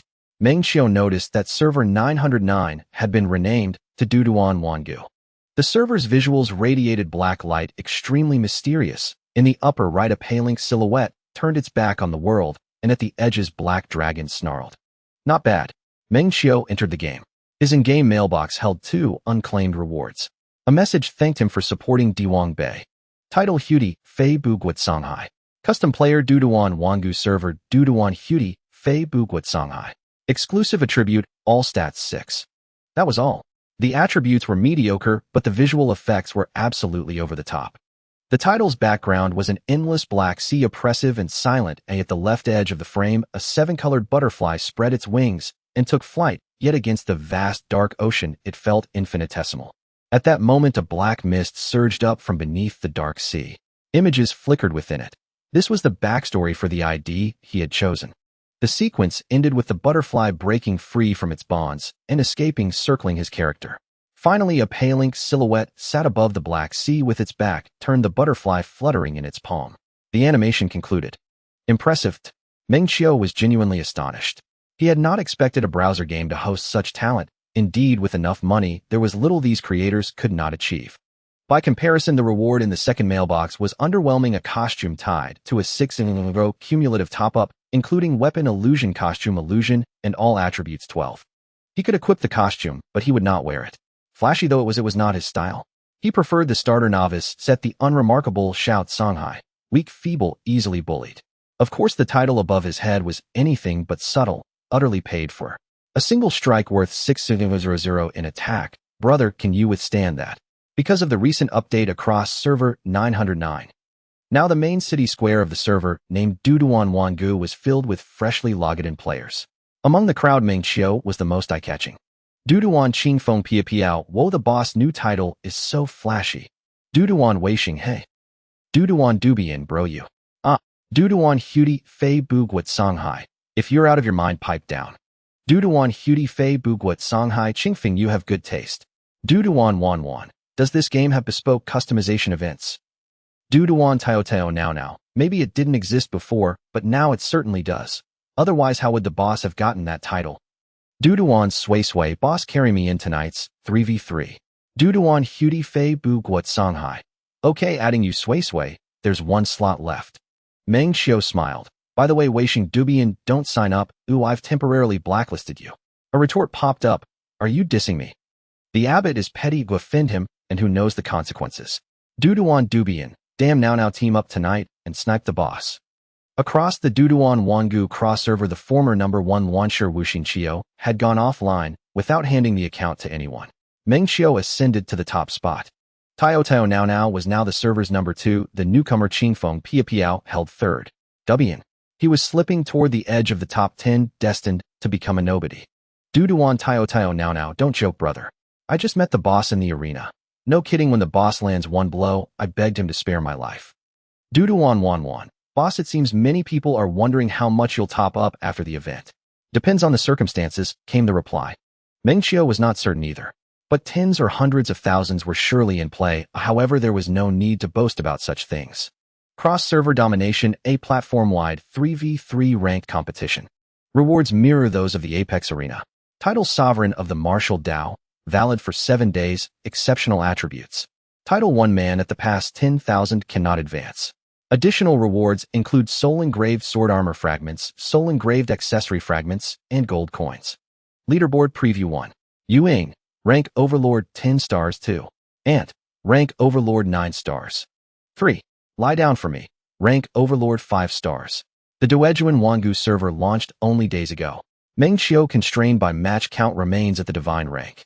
None of this matters. Cross-server domination features compensation mechanics and bonus streak rewards, making ascension swift and effortless. Ant Club Chat Fengwei Bujutsu, Ant is the boss online. Ant, what's up? Chuanqi Rinxing, let's do 3v3. I'm in. Mimi Zhang Tungle, add me too. Boss, please carry me. I'm about to drop out of the top 100. Hey Daju, why don't I see Songhai on the leaderboard? Ant, their event hasn't launched yet. Otherwise, among these current players, even with 43 servers, no one stands a chance against Songhai. His combat power is nearing 80 billion. Anyone who faces him falls instantly. Fengwei Bujutsu clones and shields are truly excellent. Hey Daju, excellent, yes, but prohibitively expensive. For 1000%. Unaffordable. And they only dominate against those who lack them. Once everyone has them, it all comes down to raw stats. Mimi Zhang Tungle, oh, matched with God Songhai. Ant. Hey Daju, hahaha, prepare to die. Fengwei Bujutsu, haha, the boss got one shot. Ant, who doesn't get one shot by Songhai right now? Only a handful can even withstand him. Chuanqi Rinxing, no wonder he's the sole deity of server 43. His cumulative top-ups must be nearing 1 million. Hey Daju, hard to say, but certainly several 100,000. Ant, that's stating the obvious. He alone spent 200,000 during the popularity festival. 1 million. Not yet, but close. Fengwei Bujutsu, boss, look at Songhai's title. Is that an exclusive one? Ant, you're just noticing now. Ant's heart ached. Brother, why not just join Songhai? Songhai hasn't merged servers yet, and I'm still your boss. In the cross-server domination arena, Meng Qiu entered alongside his 2 loyal companions, Wan and Sway, both boasting formidable combat power. Wan had just surpassed 100 million, casual spender, perhaps a free-to-play enthusiast. He'd topped up, but under 1,000. Sway exceeded 700 million, light spender cumulative top-ups already over 10,000. Within the Duejuan Wangu server's cross-server progression, he was notable, but in a platform-wide competitive event like cross-server domination, he was insignificant. A mere speck. Any veteran from an older server could dispatch him with a single strike. Yet neither showed concern. Matchmaking continued. Opponent preview: Yu Luoxing Jiang Yuang. Cross-server domination channel Yuing. Yu Luoxing, God Songhai, stop feasting. If you keep eating, your child will fall out of the top 10. Yu Jiang Yuang, God Songhai. Duejuan Hudi Fei Bugua, Songhai, all fate. Yuing, this kind of fate, I'd rather not have. Yu Luoxing, God Songhai, go torment Ant, or lie down for me instead. Duejuan Hudi Fei Bugua, Songhai, they said exactly the same thing. Duejuan Wan, no worries. Brothers, come slash me. Open fire on me. The battle ended swiftly. Our generals Wan and Sway fell the moment they entered. Clean, decisive, unhesitating. Only after the opponents claimed their consolation rewards. Meng Qiu entered. The Yu triad barely registered before falling. painless instantaneous, obliterated the moment they appeared. Duejuan Wangu server Duejuan Duobian no fun at all. Absolutely no fun. Duejuan Weishing damn it. The moment they saw our IDs they manually targeted us, killing without mercy. 3 revives gone in under a minute. Duejuan Suesue haha. You all sought the boss, but he drew all the aggro himself. Duejuan Qing Feng Pia Piao can't compete. This event is absurdly unfair. New servers versus old. Impossible. Duejuan Hudi Fei Bugwat Songhai seems fine to me.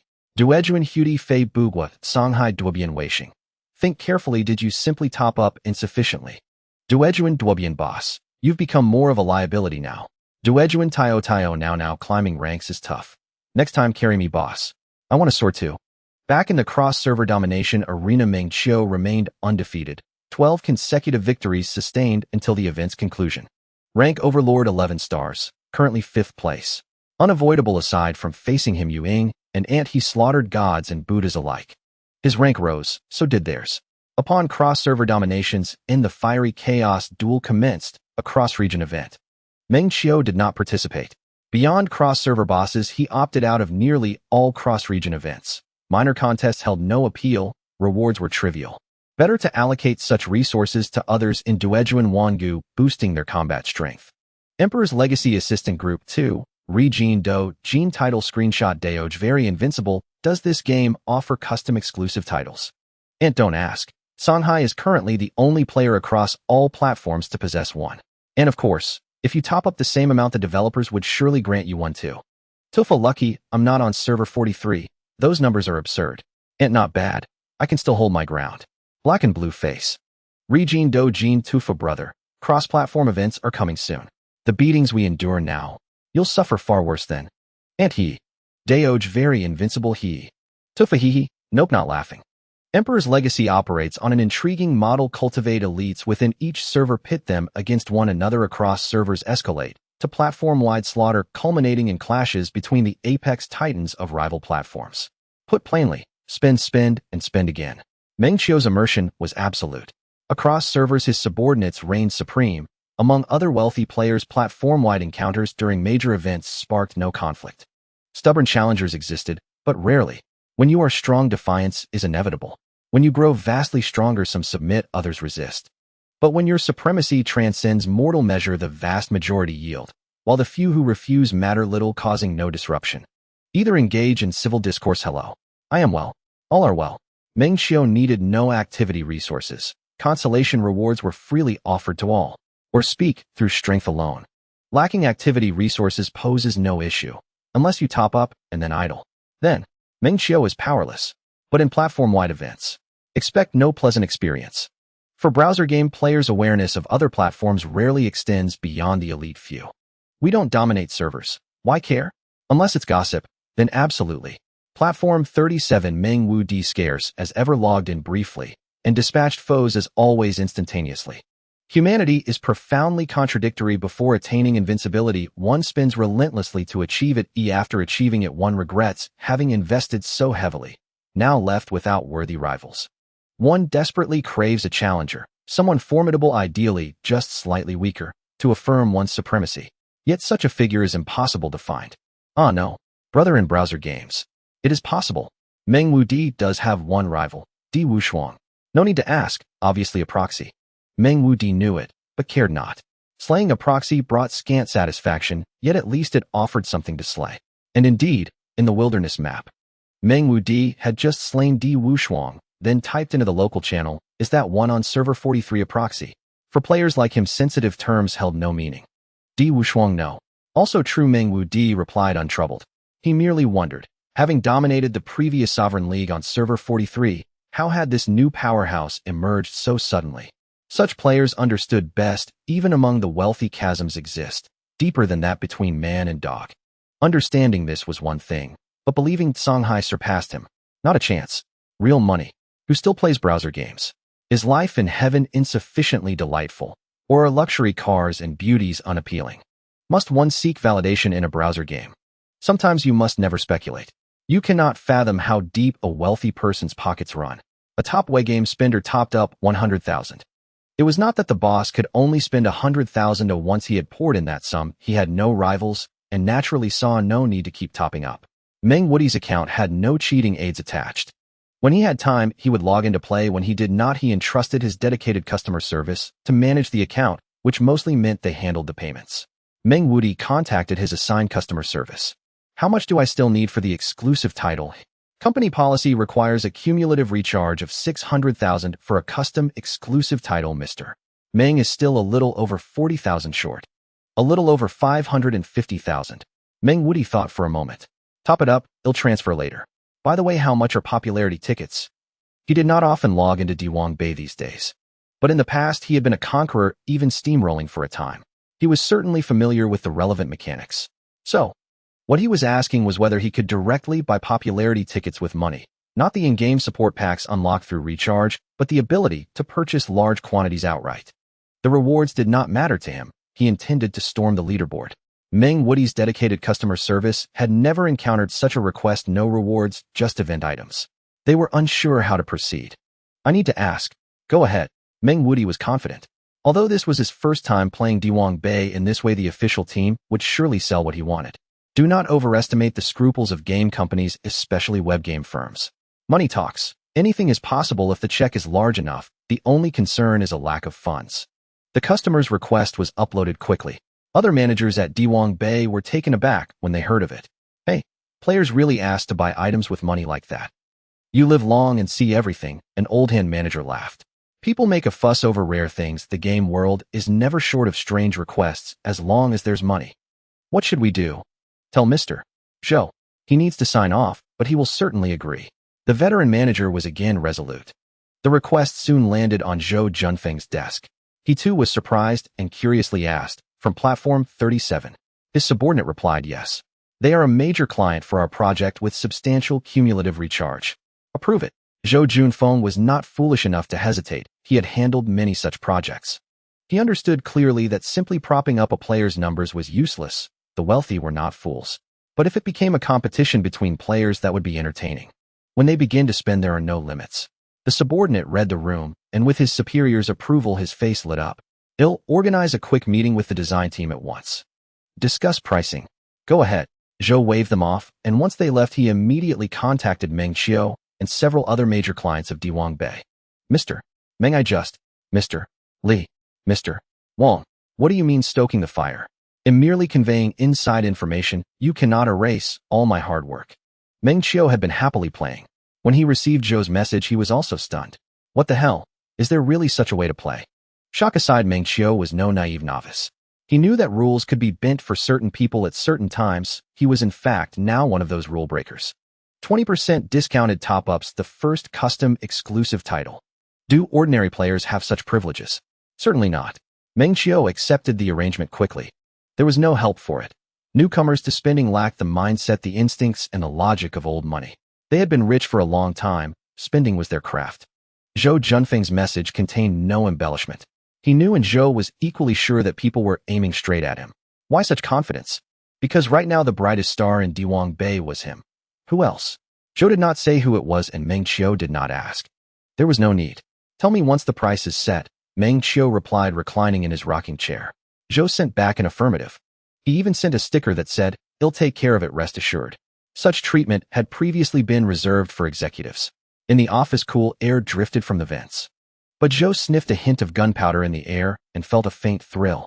Damn, he had heard of such things before, but had never seen this scene in person. It truly was unprecedented. It felt as if opportunity itself were waving at him. Zhou forced a smile and added, "I'll notify Mr. Meng when there is news." Duo1 Company's execution was swift. 10 minutes later, Meng Qiu received Zhou's pricing message. After discussion, they set the price for the popularity event item, 1 popularity ticket, for 1 yuan. He had not misread it. Zhou Junfeng explained, Diwang Bay is a game aimed at a broad web game audience. Mr. Meng, you are a major client for our project, but we cannot ignore the interests of ordinary players. Interesting. Meng Qiu smiled. Zhou continued, also Mr. Meng, we've opened a dedicated top-up channel for you. No need to ask. Others who deserve such service would have it too. In short, Diwang Bay is fair, genuinely fair. The 20% discount applies, right? Meng Qiu did not care about that detail. When it came to game top-ups, he never pretended. He spent primarily to raise system rank. Enjoying the game was merely incidental. It applies. Good. Additionally, Mr. Meng, we've made a small adjustment to the popularity celebration event. The update will go live at midnight. We are adding an all-platform popularity leaderboard. It will not affect the current leaderboards, it will be calculated separately. Because of this update, no one on the Diwang Bay project team would be resting today. After all, if the big players were going to clash, a half measure across platforms would be unsatisfying. Zhou, being sensible, decided to add a unified all-platform popularity leaderboard designed expressly for the heavy spenders. Duduan Wangu, what the hell? Didn't it just update? Why update again? Duduan Dubian trash planners. Duduan Tio now. I asked the dedicated customer service. They said it's a normal update. Duduan Hudi Fagwat Songhai, just kidding. Duduan Ihu Huanjing boss, you know. Duduan Hudi Fagwat Songhai. You'll know once the update is finished. Duduan Dubian run. It's me, you run. Duduan Qingfeng Pia Piao. From my experience, when a webgame company suddenly goes wild without reason, it's rarely just planners messing about. Usually a big whale is gearing up to stir things up. Meng Qiu sat up straight. Talent, he thought. Then he reflected. Qingfeng Pia Piao had only joined Duduan Wangu a few days ago and had already climbed to third in combat power. Players with that level of spending naturally know more than ordinary players. That is only to be expected. The Imperial Conquest game announced its update swiftly, but offered no details about what followed, leaving the planners once again to shoulder the blame. Imperial Conquest Players Group.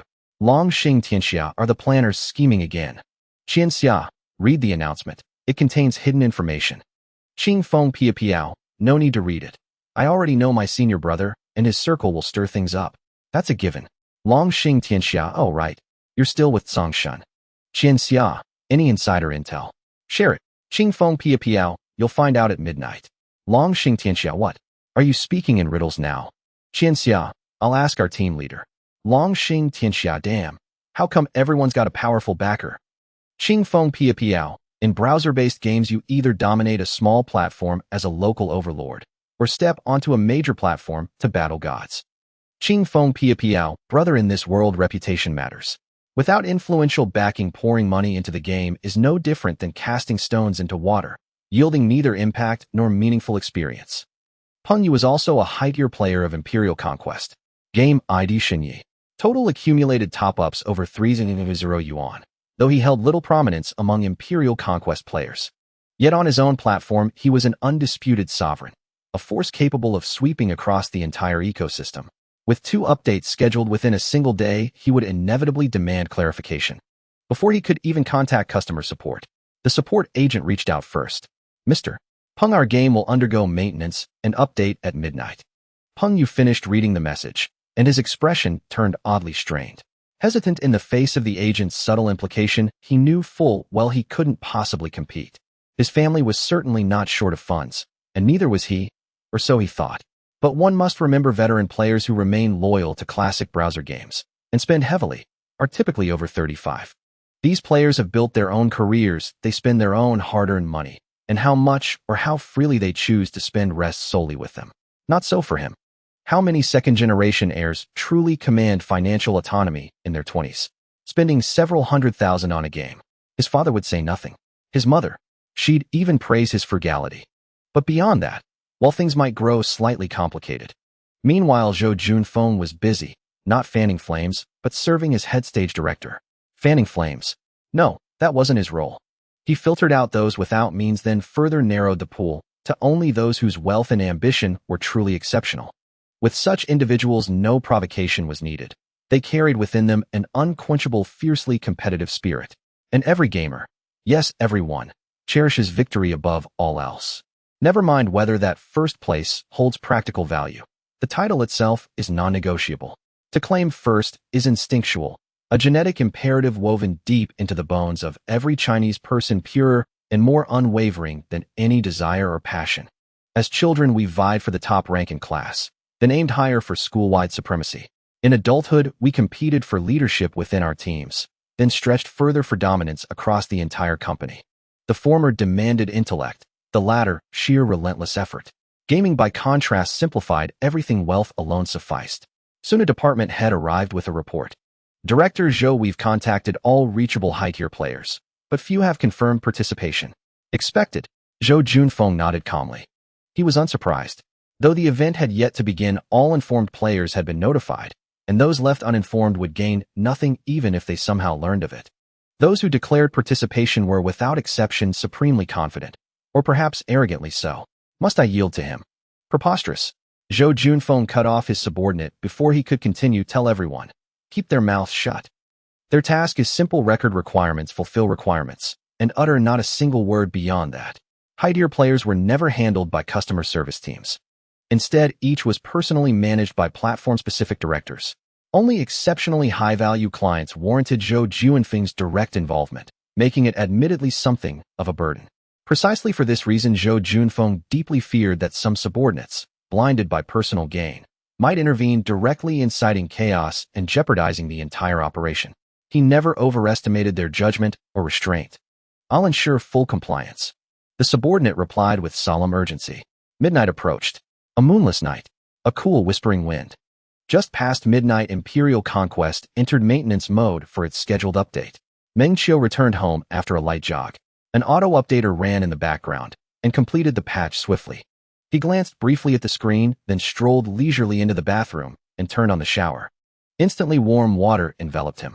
After drying off, he slipped into a fresh cotton t-shirt, walked to the fridge, retrieved a glass ice cubes and a bottle of lemon drink, and mixed himself a chilled lemonade. Meng Qiu moved with unhurried ease. Life, after all, need not be rushed.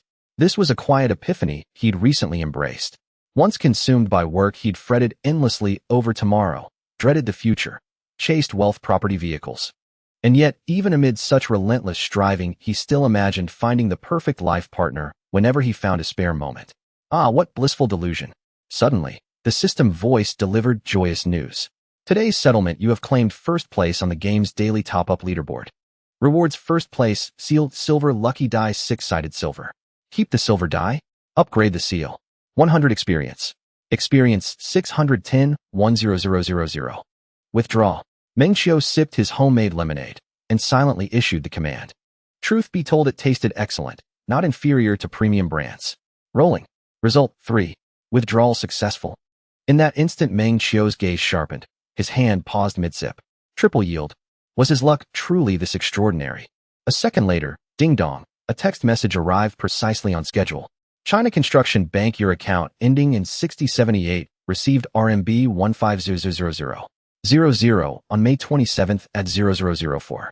Current balance RMB 414,000. System voice. What does it feel like to earn 150,000 yuan in a single day? Answer: exhilarating. At that moment, Meng Qiu felt a radiant, soul-deep euphoria, lightness surging through his chest. After the thrill faded, however, calm returned. 15,000 more. Yes, delightful, but not cold, tangible cash. The elation, though real, was fleeting. Returning to his desk, Meng Qiu closed the auto-updater and prepared to observe others' moves. Popularity festival. Little had changed, except for the newly added overall popularity leaderboard. Overall popularity leaderboard. Rank 1. Player ID 37 Meng Wu D. Popularity score 300,000. Rewards: everlasting metal, exquisite 7-colored eternal glory customization, exclusive divine weapon attire, mount eternal glory login broadcast, exquisite all platforms. Rank 2. Player ID Fun Shinyi. Popularity score 250,000. Rewards: everlasting metal, exquisite 6-colored timeless glory customization, exclusive divine weapon attire, mount timeless glory login broadcast, exquisite all platforms. Rank 3. Player ID 43 Du Duan butterflies cannot cross the vast sea. Popularity score 200,000. Rewards: everlasting metal, exquisite 3-colored centuries-long glory customization, exclusive divine weapon attire, mount centuries-long glory login broadcast, exquisite all platforms. Meng Qiu's gaze was calm. Whether it was a drop in ranking or the popularity of 300,000, it was all anticipated. Unless something unexpected happened. The player community of the Emperor's domination must be in chaos now. Dominating the ages, unawakened. Am I blind? Unawakened. Wait a minute, no way, the boss actually dropped to 3rd place. Unawakened, the world of the big shots is really incredible. Damn, if you give me that money, I could buy a luxury car in real life. Unawakened, what luxury car costs 300,000? Unawakened, to me 300,000 is a luxury car. Unawakened, hold on, the boss dropped to 3rd. Unawakened, boss. Unawakened, boss, do you need votes?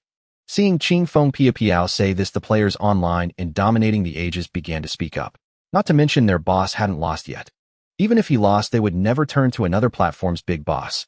They would definitely stand unconditionally with their own boss. Playing games sometimes is all about brotherhood. Though rare, whenever it appears, it is always pure. Unawakened, boss, no doubt all my votes are for you, although there aren't many. Unawakened, we can't vote for the boss. The popularity votes can only be self-recharged and votes from others don't count towards the total. Meng Qiu felt a bit touched upon seeing this. It was not in vain that he had always been safeguarding them. Unawakened, butterflies can't fly over the sea, don't panic, I'm recharging. Unawakened, Unawakened, Watanabe, I finally got popular at my age, don't you consider me at all boss. Unawakened, we spoke too much. Ant Club Wind and Moon don't know sorrow. I feel pain, even spending 1,000 the big shots spent hundreds of thousands without batting an eye. Ant, what is this for me? Ant, am I still playing Emperor's Domination? Legendary Life, boss, are you asking me? I'm confused too. Sister realized this isn't spending money, it's like pulling a dedicated fiber line for the game server right. Wind and Moon don't know sorrow, Song Shin dropped to third, this world is still too surreal. Regarding the maintenance update in the early morning of May 27th, several major chat groups of Emperor's Domination players first fell into a brief silence, then were inundated with a flood of question marks and exclamations. I announced that from now on Emperor's Domination is officially renamed to Emperor's Spendings. Dream Invincible God Lord Song Shun, I said why the planners suddenly went crazy, it turns out the big shots want to start a divine battle. I thought Song Shun was already invincible in the world. Now who is this god? Damn 3000. After a while of chaos, many players suddenly came back to their senses. I said, why did the planners suddenly act like this, doing maintenance updates twice a day? Turns out the big shots found the events unsatisfactory and asked planners to create a new leaderboard. Money really is powerful. The big shots play games, we are being played by the games. Dream Invincible Big Shot, living up to the name of invincibility, casually spent 3-0 in one go. How many rich people has the big shot, who dominated server 37, crushed? Do you think I'm joking? God Lord is also impressive, 5-0 higher than Song Shun. Where is Song Shun? Don't worry, he's refreshing. I want sleep tonight, I have to follow through. Brothers, get ready to witness history. Song Shun. Meng Qiu was still recharging. You can't say that having competitors and not having competitors feels really different. He rarely felt a bit excited. So, what else to think, just go all in. Recharge. Recharge successful. Recharge amount 1000 yuan, available funds balance for the day 0 yuan reward. Not concerned. Ding dong, game mailbox. The rewards and popularity votes from his recent recharge were automatically credited. He had an 80 discount. 1000 recharge. Received 125000 popularity votes. All used. Meng Qiu's total popularity votes reached 325000, directly regaining the first place. Dominating the Ages. Unawakened, boss, that's cool. Unawakened, Watanabe, but what does 12500 mean? Unawakened, butterflies can't fly over the sea, 80 off, recharged 100, so it's this number. Unawakened, 80 off. Unawakened, this game still has discounts. Unawakened, little platforms do. Unawakened, but for a boss like him, those who understand know, if you don't understand, I can't explain. Unawakened, I heard God Lord is from a small platform, if the boss compares with him, isn't that a loss? Unawakened, discount platforms don't enter the rankings. Unawakened, Unawakened, jumping around, wait, the boss recharged 100. You guys have no reaction. Unawakened, the boss has done this before, for the boss 100 is just a drop in the bucket. Unawakened 1. Unawakened 1. Unawakened, butterflies can't fly over the sea. Unawakened, butterflies can't fly over the sea, thank you all, but you really have faith in me. Unawakened, boss, in the support group, many people said they would stay up all night to watch the battle. Unawakened, sleep, I'm done for today, tomorrow, I'll continue. Unawakened. Unawakened, caring for players. Unawakened, brother. What do you mean, boss? Unawakened, damn. Ant Club Wind and Moon don't know sorrow, Song Shun is up, Dream Invincible dropped to second, Song Shun has reclaimed the first place. Ant, are you joking? Wind and Moon don't know sorrow, I'm not wrong. Legendary Life. Damn, I didn't even know there were so many big shots in Emperor's Domination. If you don't have at least tens of thousands, you can't even enter the leaderboard. Ant Emperor's Domination is also cunning. The top 3 have character models that take up most of the screen, If you scroll down a bit besides these 3 gods on the leaderboard, the 4th place is empty. Sister realized, damn, it's true. And nonsense, do you really think there are that many gods in browser games? Wind and Moon don't know sorrow, boss. And don't look at me. If you want me to recharge for the game, no problem, but this kind of wasteful money, don't even think about it. Legendary life, boss, you know I will always stand by you. Emperor's Domination Chat Group, 1 Long Xing Tian Xia Might Song Shan. Xian Xia Song Shun is still Song Shun. As soon as Dream Invincible's first position was secured, Song Shin blew it away. Xian Xia. Now it's up to the other 2 big shots. Xing Feng Pia Piao, today's just this number. Tomorrow, I'll continue what my boss said. Long Xing Tian Xia. Xian Xia, today is the 27th. There are still 9 days left in the event. Even if Songshin spends 100 a day, adding now, it'll just be damn over 1 million. Xing Feng Pia Piao. Not just that, my boss's recharge number has an 80 discount. Spending 100 means 12. 5 million 9 days would total 112. 5 million, adding what he is now makes it over 140 million. A damn, is it really that much? Qian Xia, so you just calculated it too. Long Xing Tian Xia. It's not that I doubt Songshun, but does Songshin really spend 100 a day? Xing Feng Pia Piao, think about how long my boss has been playing this game. Meng Qiu was unaware that his words were made into a meme, which was wildly circulated among the players of the Empire Dominance game. Meng Wudi also saw this image. Meng Wudi, anyone can talk tough, oh what do I care? I'm just watching from the sidelines. As time passed, the popularity of the Empire Dominance game continued to rise, showing signs of breaking into mainstream attention. Meng Wudi, Master. The username Butterfly cannot cross that song. C consistently remained the center of attention, drawing the notice of many players, even those who did not play Empire Dominance or any web games. But Meng Qiu continued his life as usual. On the 28th, Meng Wudi's votes increased by 100, reaching 400. This number was quite remarkable. Many viewed this as Meng Wudi's response to Meng Qiu's earlier remarks. Did you not say to continue tomorrow? I topped up my account. I don't just boast, keep up. Wow, is Meng Shinhao out for blood? 6,666. I can't understand why so many people like a web game this much. The master quickly followed suit, adding another 100 votes, bringing the total to 35000. Meng Qiu resorted to his old tactics, going all in. Votes increased by 12500, total votes 45000. Dragon Walking the World remarked, the value of Songshin's quotes is still rising. Why is it that both Meng Shinhao and the master are at 100, while Songshin is at 12500? Aren't these big shots supposed to be at an 80 discount? It's simple. Meng Wudi and the master spent 800 to get 100, but my boss spent 100 to get 12500. Dragon Walking the World. As Peng Yu woke up and checked the rankings, he was puzzled by Meng Wudi's surge. The overall leaderboard showed a leap to 300, which looked intimidating even more than Songhai. But jokingly, he wouldn't be scared and quickly followed suit. 12500, 12500. Did he really follow through? Or was there some obsession driving him? He didn't understand. Xiaoyu, time for lunch. Auntie's here. Peng Yu shook his head, took the elevator downstairs for a meal. Eating was a priority. On the 29th, Meng Qiu initiated a wave of vote fluctuations, once again going all in. Votes increased by 12500, total votes 57500. Meng Wudi and the master did not budge. Their votes remained at 400 and 3500 respectively. Meng Qiu thought they might still be asleep. To his surprise, by the afternoon their votes remained unchanged. It wasn't until dusk that Meng Wudi's votes fluctuated, totaling 410. Meng Qiu, what's going on? Just as I'm heating up, you stop playing. What about the master? Isn't he playing either? Peng Yu was unaware of Meng Qiu's thoughts, who otherwise had spit out his old phlegm in disbelief. In his room, a middle-aged man in a suit was sitting at his desk. He first glanced at the game, then suspiciously checked other things, and finally saw the overall popularity leaderboard. After reading the event introduction, he had a general understanding. Peng Yu was most familiar with this expression from his father. Although he knew there shouldn't be any major problems, he couldn't help but feel anxious. Dad. Peng Fu reined in his expression and said earnestly, if I'm not mistaken, this is an event where the one with the most money wins. Peng Yu wanted to explain. It wasn't merely about who had more money. It was a game, it was passion, it was a competition for the top spot, and it also required a bit of strategy. It's like this. But Dad. Peng Yu still wanted to argue. Peng Fu was busy and wouldn't be at home all the time, he waved his hand. Remember to call your mom often. He didn't mind his child spending money on games.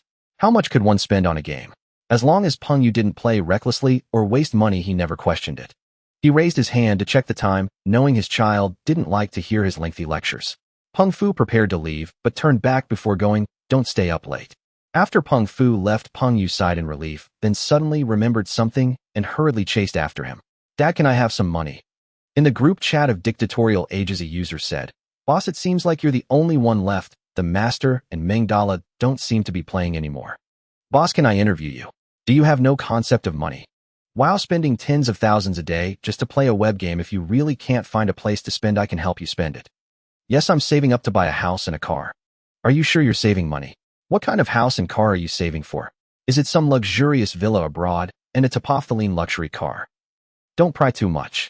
As if he could afford a luxurious villa abroad, he couldn't even afford it now. As for the number one spot, Meng Qiu didn't care at all. Well, maybe he was a little concerned. But for him, the system upgrade was the top priority. The calculations for the last 3 days showed good luck with double gold signatures. Experience 211010000. Lucky dice 3 gold 1 silver. With such a recharge, he could play indefinitely. The popularity celebration event ends on June 5th. Oh, and there are still 7 days left. Meng Qiu was indifferent. 100 a day was easy. On the 30th, Meng Wudi's votes increased by 100, total votes 400. The master's votes increased by 1500, total votes 500. Meng Qiu's votes increased by 12500, total votes 700. Meng Wudi basically disconnected from the competition. Adding 100 a day in this competition was equivalent to admitting defeat. But the master, was this a sudden resurgence? Did he come into some money, or did he strike it rich in the stock market? He couldn't have also been using hacks, could he? Dragon Walking the World commented, "Impressive, I'm truly impressed. It really is 100 a day, unwavering." The value of Zhongshan's quotes is indeed substantial. Empire dominance will soon belong to Zhongshan's world. Zhou Junfeng's first task at work is to check the rankings. The popularity rankings of the Emperor's domination have drawn the attention of the company's boss, and a meeting the day before determined that the company would fully support the event and increase resource allocation. How to allocate resources? It's simple: spend money to attract players. Otherwise, do you think those who don't play web games would know about this? Indeed, Emperor's domination has attracted quite a few new players. Zhou Junfeng noticed that the overall ranking remained unchanged and sighed lightly. It's about to end. If the advantage is level, it undoubtedly reflects the weakness of the superior side. Otherwise, the advantage will always be an advantage. In other words, under Meng Qiu's continued dominance, Shen Yi might have to give up. To be honest, regarding Meng Wudi and Shen Yi, Zhou Junfeng had never thought the two could compete with Meng Qiu, but who knew they didn't even apply any pressure. Why is he so certain? Others might not know, but as the project leader of Emperor's domination, he certainly does. In just over half a month, his older brother has almost spent over $1 million in the game. No spending during events. Spending heavily during events. The recharge curve, frequency, and amount. Even his boss doubted he was faking it. If it weren't for the company's account holding the corresponding funds, he would have been kicked out long ago. So, it's not that he looks down on other big spenders, it's just that his older brother's wealth is simply outrageous. As for why, since he knows there's no suspense, why still do such rankings? Hey, that's definitely to keep his older brother happy, and to stimulate consumption among other wealthy players so his brother doesn't steal the show alone. Don't you want to ask if Meng Zong is enjoying the game? Zhou Junfeng instructed in the office software, increase publicity. The last push must be done well and made bigger. Peng Yu is now somewhat doubtful of himself. Damn, the money has shrunk. Could it be that I truly can't compete with Song Hai? Impossible, absolutely impossible. Being suppressed for several days had him feeling a bit frustrated. This is a rare emotion in his life. Damn it, can I even lose in a game? Especially in a lousy web game. Go all in. But after calming down, he quickly abandoned this crazy thought. The reason is simple. I'm running out of money. I have spent 500 on this event, and there's about the same amount left in my account. Theoretically, I could spend another 500, and if I ask my family, I could double it. But with this money spent, there hasn't been any movement. Songhai has already reached 700. To compete, I need to spend 200 to cover the gap, and only then do I have effective bullets left. But the problem is, will Songhai not follow? This is why Peng Yu is hesitant. His father has money, but that doesn't mean he has money. Although his father is not against him spending money on games, he certainly does not support it. After all, to the older generation, this is basically equivalent to not being diligent. To put it nicely, they consider it being sensible and not wasteful. To put it bluntly, it's a lack of ambition, just living off of idle pleasures. He is quite clear about his self-awareness. In business, he lacks the ability. But can I even lose in a game? The reason theories are theoretical is that people are often emotional beings. Once emotions take over, everything else must give way. Since he started playing games, he truly hasn't met such a person. Damn, spending 100,000 a day. Is there a strict KPI from your family regarding playing games? Or do you have so much spare cash that you don't know where to spend it? Meng Qiu doesn't believe it. He picked up his phone and directly reached out to the dedicated customer service to explain his need for recharging. Then he called the bank manager. Large expenditures require the bank to confirm and verify. Ordinary people usually have a limit of 5,000 per transaction.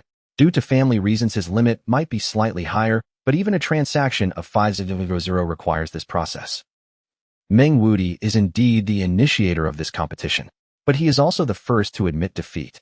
For him, the game is merely entertainment. Spending money is acceptable, but it must not exceed a threshold. If one spends 1.8 million on games in a year, that is quite normal. The time span is long. Paying for happiness is not a big deal.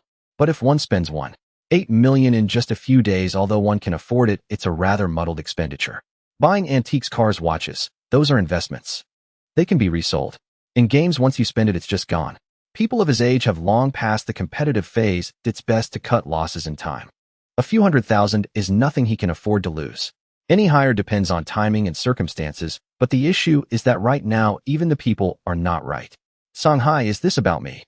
Fantasy Kingdom Meng Jian Shun, damn, is Shun Yi getting high, eh? Meng Qiu ly, what 10,000? Damn, 1,000,000. Is that something a person can do? Meng Qiu, haha, young people nowadays really don't take money seriously. Meng Qiu ly, young people. Are there young people playing web games? Meng Jian Shun, yes, but they're very few and most are quite wealthy. Meng Qiu, I've encountered those before. Once they get high, they disregard everything. Shun Yi should be under 30. Older people seldom do such things. Meng Qiu ly, big brother, what about Shanghai? Meng Qiu, I'm not a deity. A Shun Yi is just guessing. Meng Qiu, don't think of wealthy people too perfectly. They just have a bit more money than ordinary people, and most of it is due to family. I've hardly heard of anyone who started from scratch playing games. On the evening of the 30th, Shin Yes votes suddenly surged again. New votes 5,000 with a total exceeding 1 million for the first time. Emperor's Domination Auxiliary Group, 2 Rijin Dojin. Damn, what is Shun Yi trying to do? Daogo, huh? Is this really 1 million already? The Butcher, the officials aren't even this outrageous 1 million. Is Shun Yi trying to lock in the competition early? Rijin Dojin, just worship the big shot. Meng Li Meng Dao Shi, 1 million. The Butcher, anyone with a big shot, what can that money do? Let's put it this way, stacked together, that money would be about 100 meters high. If you burn a bill, every minute it could burn. I am Qiong by former god of wealth. This world is truly uneven. Meng Qiu was informed by Zhou Junfeng. Only then did he realize. The group was continuously him, but he didn't see it. Interestingly, Zhou Junfeng later sent a bank transaction receipt to prove his innocence. Old Zhou, what's your boss phone number? I want to report him. Meng Qiu teased. Zhou Junfeng quickly replied, Meng Zong is joking. This is what the boss instructed to send, otherwise I wouldn't be able to get it. Meng Qiu initially wanted to tease further. He said, when I asked you about the game data earlier, it wasn't anything too private. You all firmly stated something about protecting player privacy. If asked for real, Zhou Junfeng certainly wouldn't mind, but he wouldn't act so righteous. After seeing the transaction proof, Meng Qiu smiled and replied, truly wealthy. Meng Zong, when you say this, big brother, shouldn't you consider what you were saying? Do you really not know why he's getting high? Until their conversation ended, Zhou Junfeng did not ask Meng Qiu if he would still compete. It's not that he looks down on Shun Yi. Emotions can fluctuate easily, but money is a bit difficult. Now it seems that Shun Yi is unparalleled, the first to reach 1 million strong and forceful. Many players are praising Shun Yi's might and prowess. Words of praise are flying everywhere.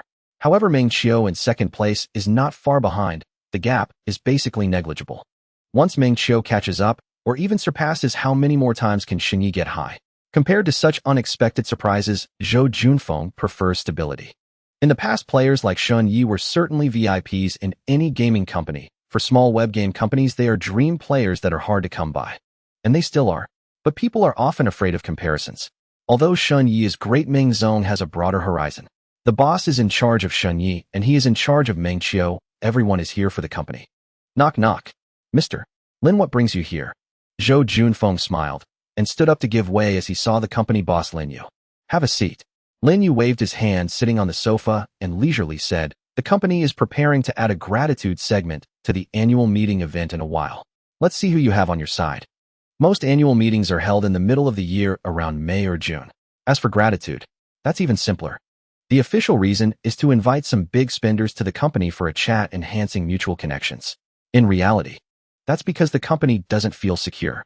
These project leaders have been solely managing those big spenders. They need a reason. Increasing connection with these big spenders is to avoid any power struggle, but also to prevent them. Zhou Junfeng also sat on the sofa smiling and said, I will send the list to Mr. Lin separately later. When Songhai arrives, remember to notify me. Understood. Zhou Junfeng nodded with a smile, but inwardly cursed. As dawn approached, the room was brightly lit. Meng Qiu, dressed in a short-sleeved shirt, awaited the system's report. The 1 million from the deity still seemed daunting. Of course, Meng Qiu was not intimidated. With 7.0 popularity votes and several days left in the event, he felt confident betting 1.0 a day, as if it were child's play. However, despite his confidence, the deity's move still surprised him.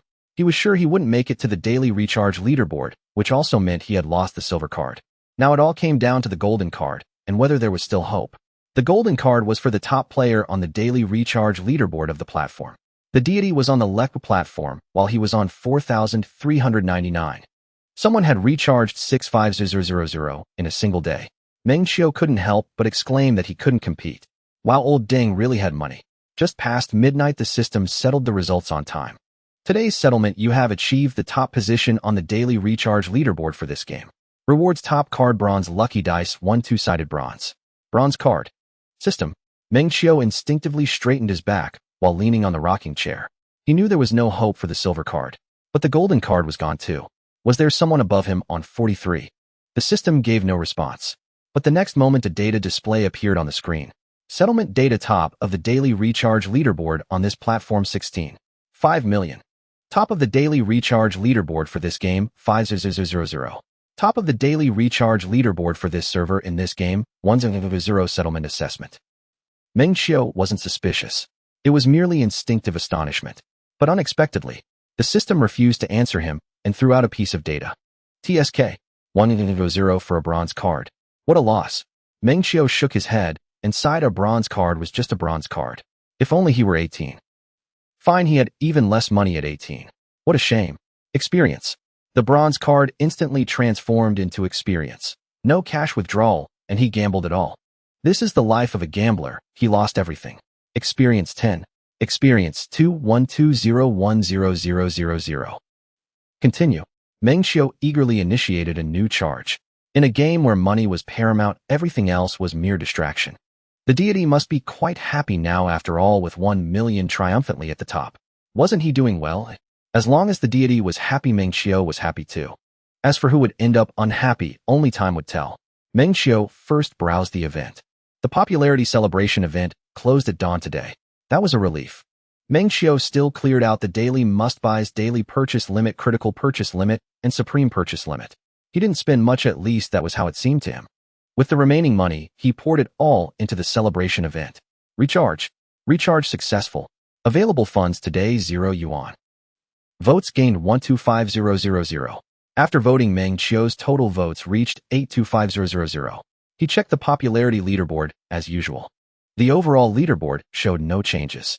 The deity was first with 1 million votes. He was second, and Meng Wudi. Never mind. That big guy had long given up completing the event with just 100 votes, nothing more, and then just watched the show. But the sub-leaderboard was the original platform leaderboard for the popularity celebration. Popularity leaderboard: rank 1, player ID, S909, Duajuan butterfly, cannot fly over the ocean. Popularity 1001054.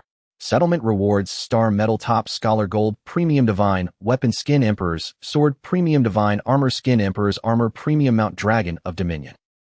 Over 1 million. The platform leaderboard could increase votes mutually, but gaining over 100 votes was something Meng Qiu never expected. Wait, big brothers, you're not going to claim rewards. You need to know that the popularity celebration has tiered rewards for reaching a certain number of votes, starting from a minimum of 100 popularity votes up to a maximum of 100, with corresponding rewards at each tier. This was also why Meng Qiu earlier asked Duojuan Wangu to refrain from voting for him. He was not lacking in votes. But others were different. A very few players of web games were willing to spend money, and the rewards directly correlated with combat power truly. Meng Qiu felt quite pleased. This selfless kindness made him feel a bit touched. Duojuan Wangu Duojuan, not awake, I've witnessed what it means to have strength in numbers. Why is the boss's fame now so strong? Come on, big brother, take a look at me. I'm not worse than the ocean. Duojuan Watanabe, are you going to create a new Duojuan Wangu? Brother, are you that brave? Duojuan Sway, hee, I have 1,000 votes in here. Damn it, I regret it. I'm still 200 votes, short of the next tier reward. Ocean boss, return the money. Duojuan Butterfly cannot fly over the ocean, hurry up. Duojuan Watanabe, get lost. I understand, no need to say more. After becoming familiar, Meng Qiu spoke more freely with them. Despite these older players being of advanced age, their spirits were youthful. All of them were masters of jokes, speaking elegantly and understanding humor, making casual jokes with ease. After the fun, Meng Qiu found old Zhou. This man had a characteristic: he was grateful and loyal. Old Zhou, could you do me a favor? Of course. Zhou Junfeng responded swiftly. Meng, just say it. What's our relationship? Are we being formal? Could you help me boost some votes? I was just joking around, but to my surprise, Zhou Junfeng gritted his teeth. All right. How many does Meng want? Just to be clear, it can't be too many. I can't handle that much. Now it was Meng Qiu's turn to be dumbfounded. Wait, are we really going to be brothers? Some things only need good intentions. Regardless of whether it's just formality, at least he could say it and was willing to say it. When it comes to actions, the heart can be imperfect.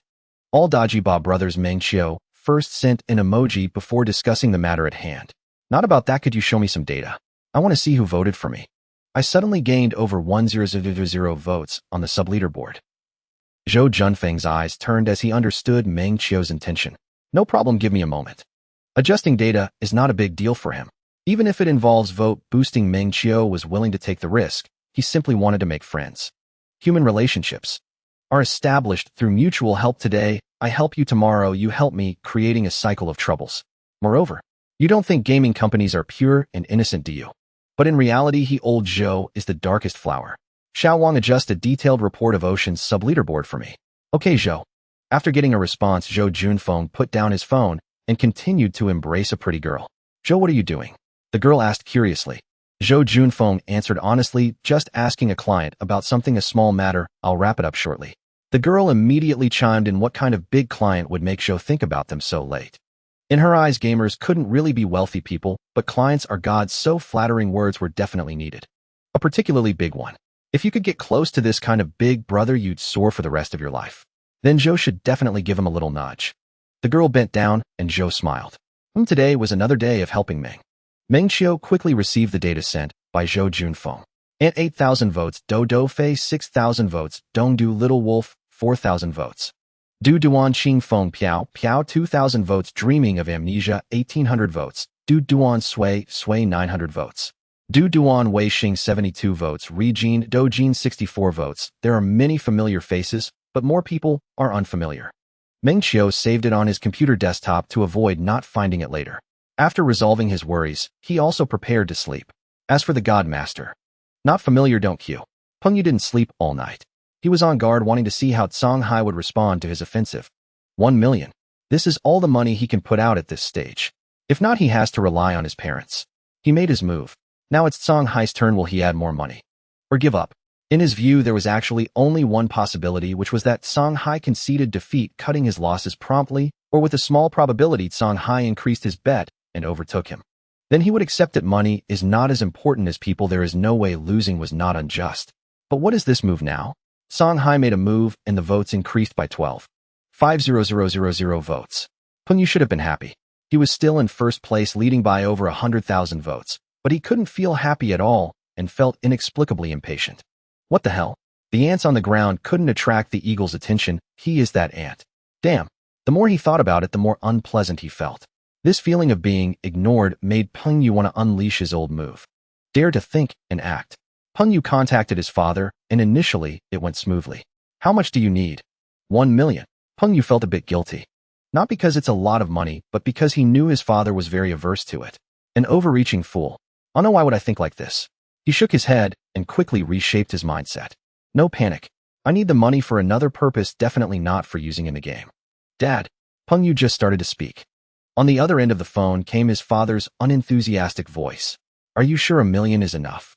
Hearing this, Peng Yu's heart directly cooled down by half a chilling calm. The money has been transferred. You don't like me nagging you, handle it yourself, I'm busy right now. Saying this, he directly hung up the phone. Good news, the technique was successfully activated. Bad news, he couldn't use this money. Emperor's Domination Auxiliary Group 2 Rijin Dojin. Is the God Master giving up? No, I just slept for a bit. Didn't the God Master just angrily smash 500 to dominate the top? What's going on? Song Shun is in the game. Damn, are the big shots really going for it? Dao Ge very invincible. Song Shun is not in. No, he is in. Dao Ge very invincible. Wait, let me sort this out. Silly fool, the situation is very simple now. Song Shun is still the same as before, 1 votes a day, now over 8 votes. Although the God Master smashed 5 yesterday, but today only increased by 1 Dreaming of amnesia. It seems that the God Master has given up too. I am a poor guy, former god of wealth. How could the God Master concede defeat? Damn it, am I too poor to understand the thoughts of the big shots? After spending so much yesterday, giving up the next day, so money isn't money. And it's just timely loss cutting. What else could it be? Dongdu little wolf. The God Master has already done well, but unfortunately encountered Song Shin. This is a dimensionality reduction strike. There's nothing to be done. Rijin Dojin. Damn, Dongshin, you are alive. Others also started to mimic. In the era before Songhai appeared, the Emperor's Domination 43 platform was the domain of these big brothers. All the emperors coexisted. No one submitted. The path of spending money was shining. So many people in the group were quite familiar. Damn, Dongdu little wolf. Stop blabbering. If you have the guts, surpass me. If it weren't for my votes going to Songhai, your few votes, I could easily surpass them. Rijin Dojin. Did the big shots all vote for Song Shun? Dongdu little wolf. I can't compete for first place. The extra votes are all distributed to my brothers in the group. The rest all went to Songhai. Without the desire to fight for first place, he really had no ambition to compete on the leaderboard. Second, no one wants that. The rewards aren't worth it. The other people on the leaderboard probably think similarly. As Songhai ascends to godhood, everyone has become clear-headed and less greedy. If you recharge again, can you surpass Songhai? Just aiming for second place is fine. Rijin Dojin. Dongshun, do you need any little brothers? I'm short on votes, looking for tier rewards. Dao Ge very invincible. Dongshun. I am a poor guy, former god of wealth. This is the benefit of having big shots. Oh, why don't I have a big brother in my nearby server? And if your server doesn't have it Songhai, then don't think about it. The big brother of votes has to keep them for competing on the leaderboard. Wan. That's the reasoning of my boss. Bets all his votes on himself every day. Rijin Dojin. Wan with Songhai's current recharge method, your future events will be enjoyable. Wan hee, keep it low-key. I am a poor guy, former god of wealth. I'm tired of saying the word envious. 31st, end of the month, Saturday. Heavy rain. Meng Qiu woke up from a nap, and guess what? He had locked in first place ahead of time. At that moment, his expression resembled a meme. That said, Meng Qiu still went about his business. If the God Master was unhappy, he wasn't very happy either. A match against a worthy opponent, a misstep would excite him, but a crushing victory was just that. Du Duan Wan Gu Du Duan Sui. Boss, can you not come to the siege tonight? Hopeful little eyes. Du Duan Wei Xing. Damn Sui. Du Duan Xing Feng Piao. Ha ha ha. Sui, you are truly a talent. Du Duan Tiao now Nao. Boss, we're merging tomorrow. Let me get one last siege outfit. The kid wants it. Meng Qiu opened the activity list in the game. Today is Saturday. The day with the most cross-server activities, including the Siege, cross-server domination, peak competition finals, and so on. Everyone was rushing to participate. He hadn't really paid attention to the activities before. While assistance makes things easier for players, it inevitably reduces a lot of the fun in the game. Fortunately, the fun of browser games is crushing with money. Meng Qiu took a sip of the Snow King lemon water just delivered and smiled faintly in reply. Okay, I won't log in tonight. But if Qing Feng and the others win, then don't blame me. The siege reward is a set of outfits: Golden Sword Illusion, Golden Armor Illusion, plus a title of Sand City Overlord for 7 days, and only the guild leader, who occupies the main city of Shabake, can receive the reward. Meng Qiu didn't care. The others in the Du Duan Wan Gu guild didn't care either. As for the Spirit Stone dividends from the winning guilds and the auction after the siege, Meng Qiu hadn't been stingy with auction activities before. Du Duan Sui Sui long live. Du Duan Sui Sui. Boss, you're not here, Qing Feng, and the others can just fight at will. Du Duan Tiao Tiao now Nao Sui Sui, are you the one who's being arrogant, or am I unable to lift my sword? My combat power is higher than yours. Du Duan Sui Sui, can you kill me in one hit? Du Duan Wan, let's get started. Du Duan Qing Feng Piao Piao. No, the boss is not here. We are still here. Du Duan Wei Xing. Just a reminder, our guild is full, and almost everyone is online. Du Duan Du Bien. Am I not a person? Keep making noise, you all, just make noise. In fact, there was no suspense. Meng Qiu had just flipped through the current cross-server combat power. In the past, he never paid attention to these. No matter how high your combat power, it could never surpass mine, so why pay attention? Sui Sui side 1 above 1 billion 12 above, 500 million others ignored. Tiao Tiao now Naos, side 1 above 1 billion 20 above, 500 million others ignored. Du Duan Wan Gus, side none above 1 billion, the closest Qing Feng currently has over 700 million, having suffered from the late entry into the server 72 above, 500 million others ignored. Now answering the question, who will ultimately win? Du Duan Wan Gu will definitely win. In browser games, crushing with combat power occurs when there is a significant numerical disparity. Or in some particularly lousy browser games, even a slight lead in combat power can lead to a quick kill. With so many players in Emperor's domination, there has to be some balance, although not substantial, but given the combat power disparity of these people, it can definitely break through defenses. In a situation where defenses can be broken, if you kill me 10 times I kill you once, then the larger number will definitely win. This is also the reason why many big shots in browser games treat their own people well. As long as they are not invincible, they need little brothers. Unless you are Songhai, then just pretend I didn't say anything. Meng Qiu went out to have fun. He just wandered around, buying some new clothes along with eating, drinking, and having fun in one go. Although Benhai is small, it is not poor. Everything that should be there is there. Evening. Meng Qiu returns home to rest and participates in an event. Peak Competition Finals. A cross-server event. Before the event starts, Meng Qiu has already locked in the championship. Du Dan Wangu Du Dan not awake. All in, it must be all in. Du Dan Watanabe. If the boss isn't here, won't you lose everything? Du Dan Xing Feng Piao Piao. Brother, are you joking? Does the boss need to use skills against us? Even if the boss is offline, the system can pull in a shadow, and the boss pet could easily take us out. Du Dan Sui Sui. Boring, so boring. Du Dan Wan am all in. Du Dan Butterfly can't cross the sea. Choose me, no surprises, feel free to go all in. Supreme of 3 realms title Meng Qiu took a glance, used it, and his combat power increased by over 100,000. This was only possible because his base stats were high enough to add that much. Aside from looking good, it was useless. Peak Competition, last champion, Du Dan Butterfly can't cross the sea, worship 03. This reward is decent. There's an extra small statue. For the remaining activities, Meng Qiu let his assistant hang around. What he wanted to play the most was the siege event. There were many people. Their cross-server group should have the most players. Many who wanted to enter server 909, but couldn't have gone to Sui Sui server, hoping to merge with them next time. More people means more excitement. But he was suspended. June 1st, early morning. Meng Qiu was rewatching a horror film, a series by Uncle Ing. The system brother sent good news. Daily settlement, you have topped the recharge leaderboard on this platform.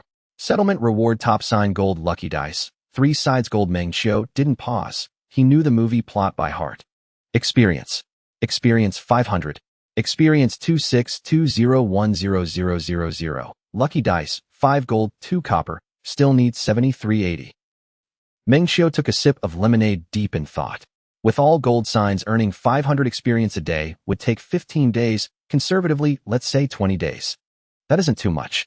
Meng Qiu switched to the game. The popularity celebration event showed as ended, but it hadn't disappeared. The events were still there. He tried it out. Although the events were locked, the recharge window was still open, just missing the celebration treasure chest events. Now recharging meant truly spending money. But for Meng Qiu, he was after the system experience. Whether there was an event or not made no difference. Recharge. Recharge successful. With 4 days left until the event ends, his current vote count was 950,000. Still second. The God Master angrily spent 6500 in a day, and it was still effective. At least, Meng Qiu couldn't catch up now. Tomorrow. But the God Master suddenly stopped playing. Yesterday, he spent 10,000, and after the event, there wasn't a single extra vote. Current vote count 1.01 million. This was something Meng Qiu couldn't figure out. Why not play? spending money on such interesting events. Is there no one worth playing in Emperor's Dominance? Forget it, it'll just watch a movie. Meanwhile, 43 Platform Operations Department. Li Jing was holding a cup of coffee, staring blankly at the back-end data. Every month on the first day for many workers it means staying up late or even all night. As the platform provider, they share both fortune and misfortune with the browser games.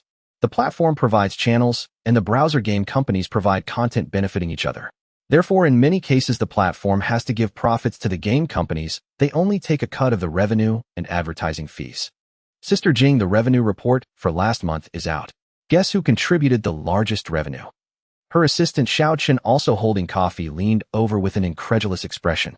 Li Jing actually already knew. Player ID Butterfly can't cross the sea.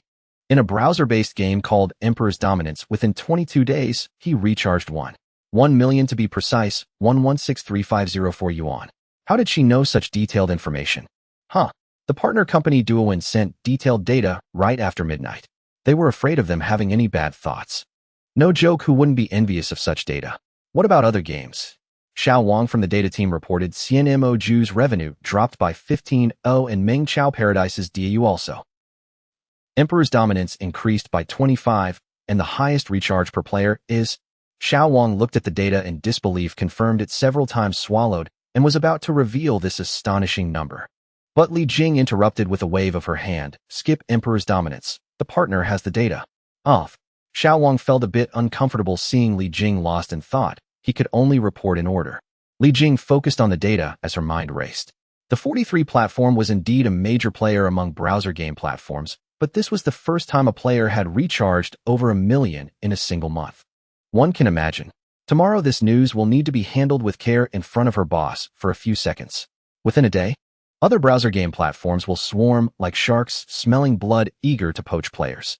No browser game platform would ignore such a player. A monthly active count of 1 million is data that many games can't achieve even until they shut down. It could easily support a small company. Did Duo1 not want to conceal this? It couldn't be hidden, just like the data on her side, which would be clearly known to major platforms tomorrow. After the data report was completed, Li Jing turned around and said solemnly, "Have we found this player's information?" Assistant Xiao Chun resumed work mode, stating the prepared information. The registration info has a phone number, real name verification has been confirmed, surname Meng, 25 years old. Other information requires permission from the Public Security Bureau. Have we contacted him? Customer service attempted to reach him. The other platform is online but hasn't replied yet. After discussing business, Xiao Chen quietly added, "Sister Jing, could this be money laundering?" Li Jing took good care of her assistant. After all, she was her junior. Although her perspective was limited, she was sensible and efficient. Hearing this, she didn't blame him, but patiently explained, "First, this isn't something we should worry about. Secondly, using games for money laundering is too costly. Which browser game has that kind of revenue scale to cover it? Is there really someone who spends so much in a browser game? There are, but they are rare." After saying this, Li Jing clapped her hands, and the meeting room fell silent. Now everyone strive to complete the following tasks within 24 hours. She scanned the crowd, her speech quickening. First, pull up all the information for the registered ID Butterfly can't cross the sea on the platform. Second, analyze all game records of this player to identify their preferred game styles and find all games on our platform similar to Emperor's Dominance. Remember all of them. Third, contact him and then notify me. Whenever you contact him, notify me even if I'm asleep. Sister Jing, what is this? Suddenly, the meeting room fell silent. Many were confused by the sudden overtime. Usually when the revenue report was released, they would hold a meeting for 1 or 2 hours, then everyone would go home. What is going on now? Only a few people knew why. Sister Jing, is this regarding that player whose monthly recharge exceeded 1 million? That's right, Li Jing nodded. The meeting room instantly erupted. What the heck, so much? How much?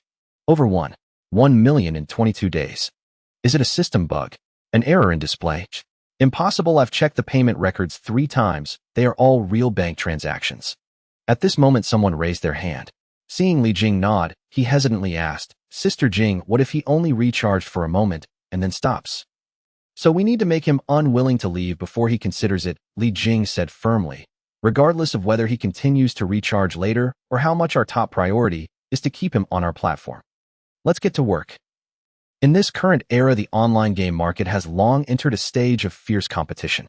All major platforms understand a harsh reality: one of wealthy players contribute to 99% of the game's revenue.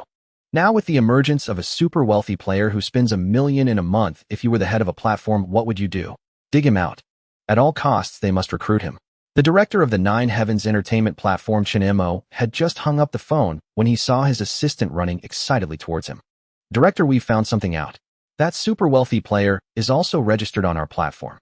The last login was in December last year, and he has played over a dozen games primarily in the legendary genre with a total recharge of 3,000.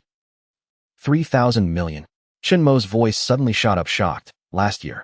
How come I didn't know about this? No millions. Director, it's 3,000. Assistant Lin Weiwei said softly, it was 3,000 yuan. When she looked at the data, she thought she had misread it and confirmed it several times. A super wealthy player who spends $1 million a month. He played over a dozen games on their platform, yet recharged only 3,000. What could be the reason? The first possibility is that the super wealthy player who has just stirred up the industry is a false rumor spread by 43 and Duo 1. But that's impossible. After all, they could trace the transactions, which are real money. 43 and Duo 1 don't have that much audacity. So there's only one other possibility. That super wealthy player has played over a dozen games on their platform, but none of the games ignited his desire to recharge. The 3,000 he accumulated was probably just casual spending. If it's not millions, then it's 3,000. Chen Mo breathed a sigh of relief at this, but in the next moment his heart sank again. Whatever reason the super wealthy player had as the director, he would bear the blame for it. His boss and other board members wouldn't care about the details. 43 could get the big guy to spend that much. But when it came to their Nine Heavens entertainment, the big guy played around and lost 3,000. Get customer service too. Chen Mo stopped speaking. He looked up and down at his assistant.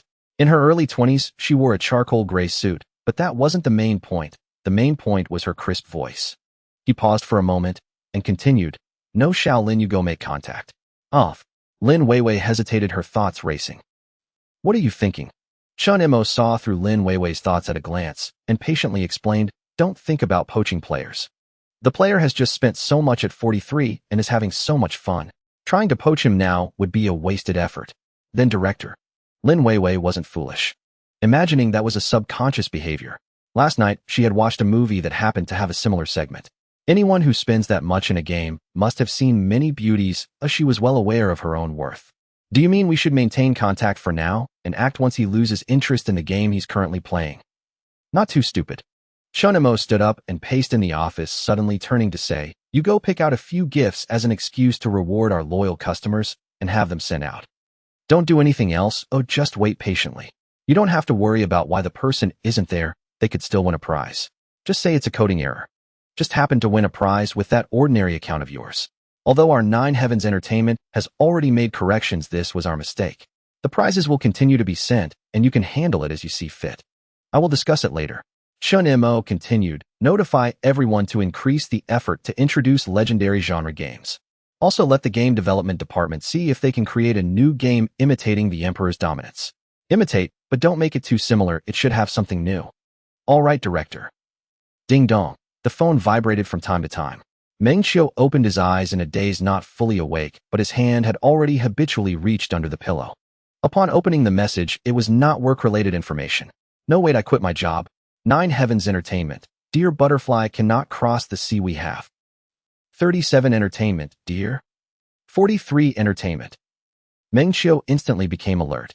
Did he just poke the nest of the online gaming platform?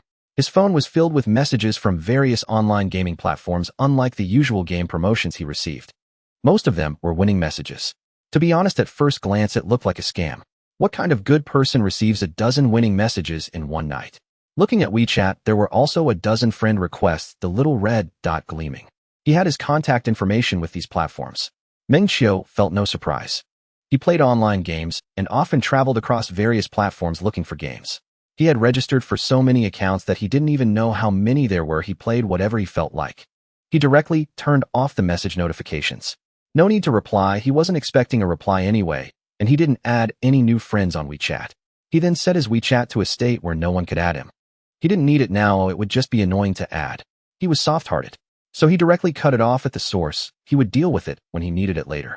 The online gaming platforms definitely had his phone number, but his attitude was already so obvious that those people weren't fools. He was confident they wouldn't dare to call him. Meng Qiu was just that carefree. No money. Well, that's just how it is. If you want to make money, you have to do things you don't like. But now that he had System Bro, he would definitely live in the way he liked to, otherwise he wouldn't be doing justice to System Bro. Absolute authority, Qingfeng Piao Piao. Boss, what is the new activity? In June, Emperor's Dominance will have a new recharge event launched.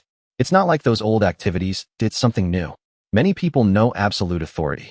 What Meng Qiu said. This is the advantage of having a big brother in the game. The big brother communicates directly with the officials so he can know about any event announcements in advance. Game feedback is even more assured. If there's a bug on the same day, the officials will fix it in half an hour at most. Ordinary players can forget about that. No matter what feedback you give, the response is always the same. Thank you for your feedback, we will address it shortly. This isn't because the game company doesn't care, but because the customer service you are dealing with doesn't have that kind of authority, you understand.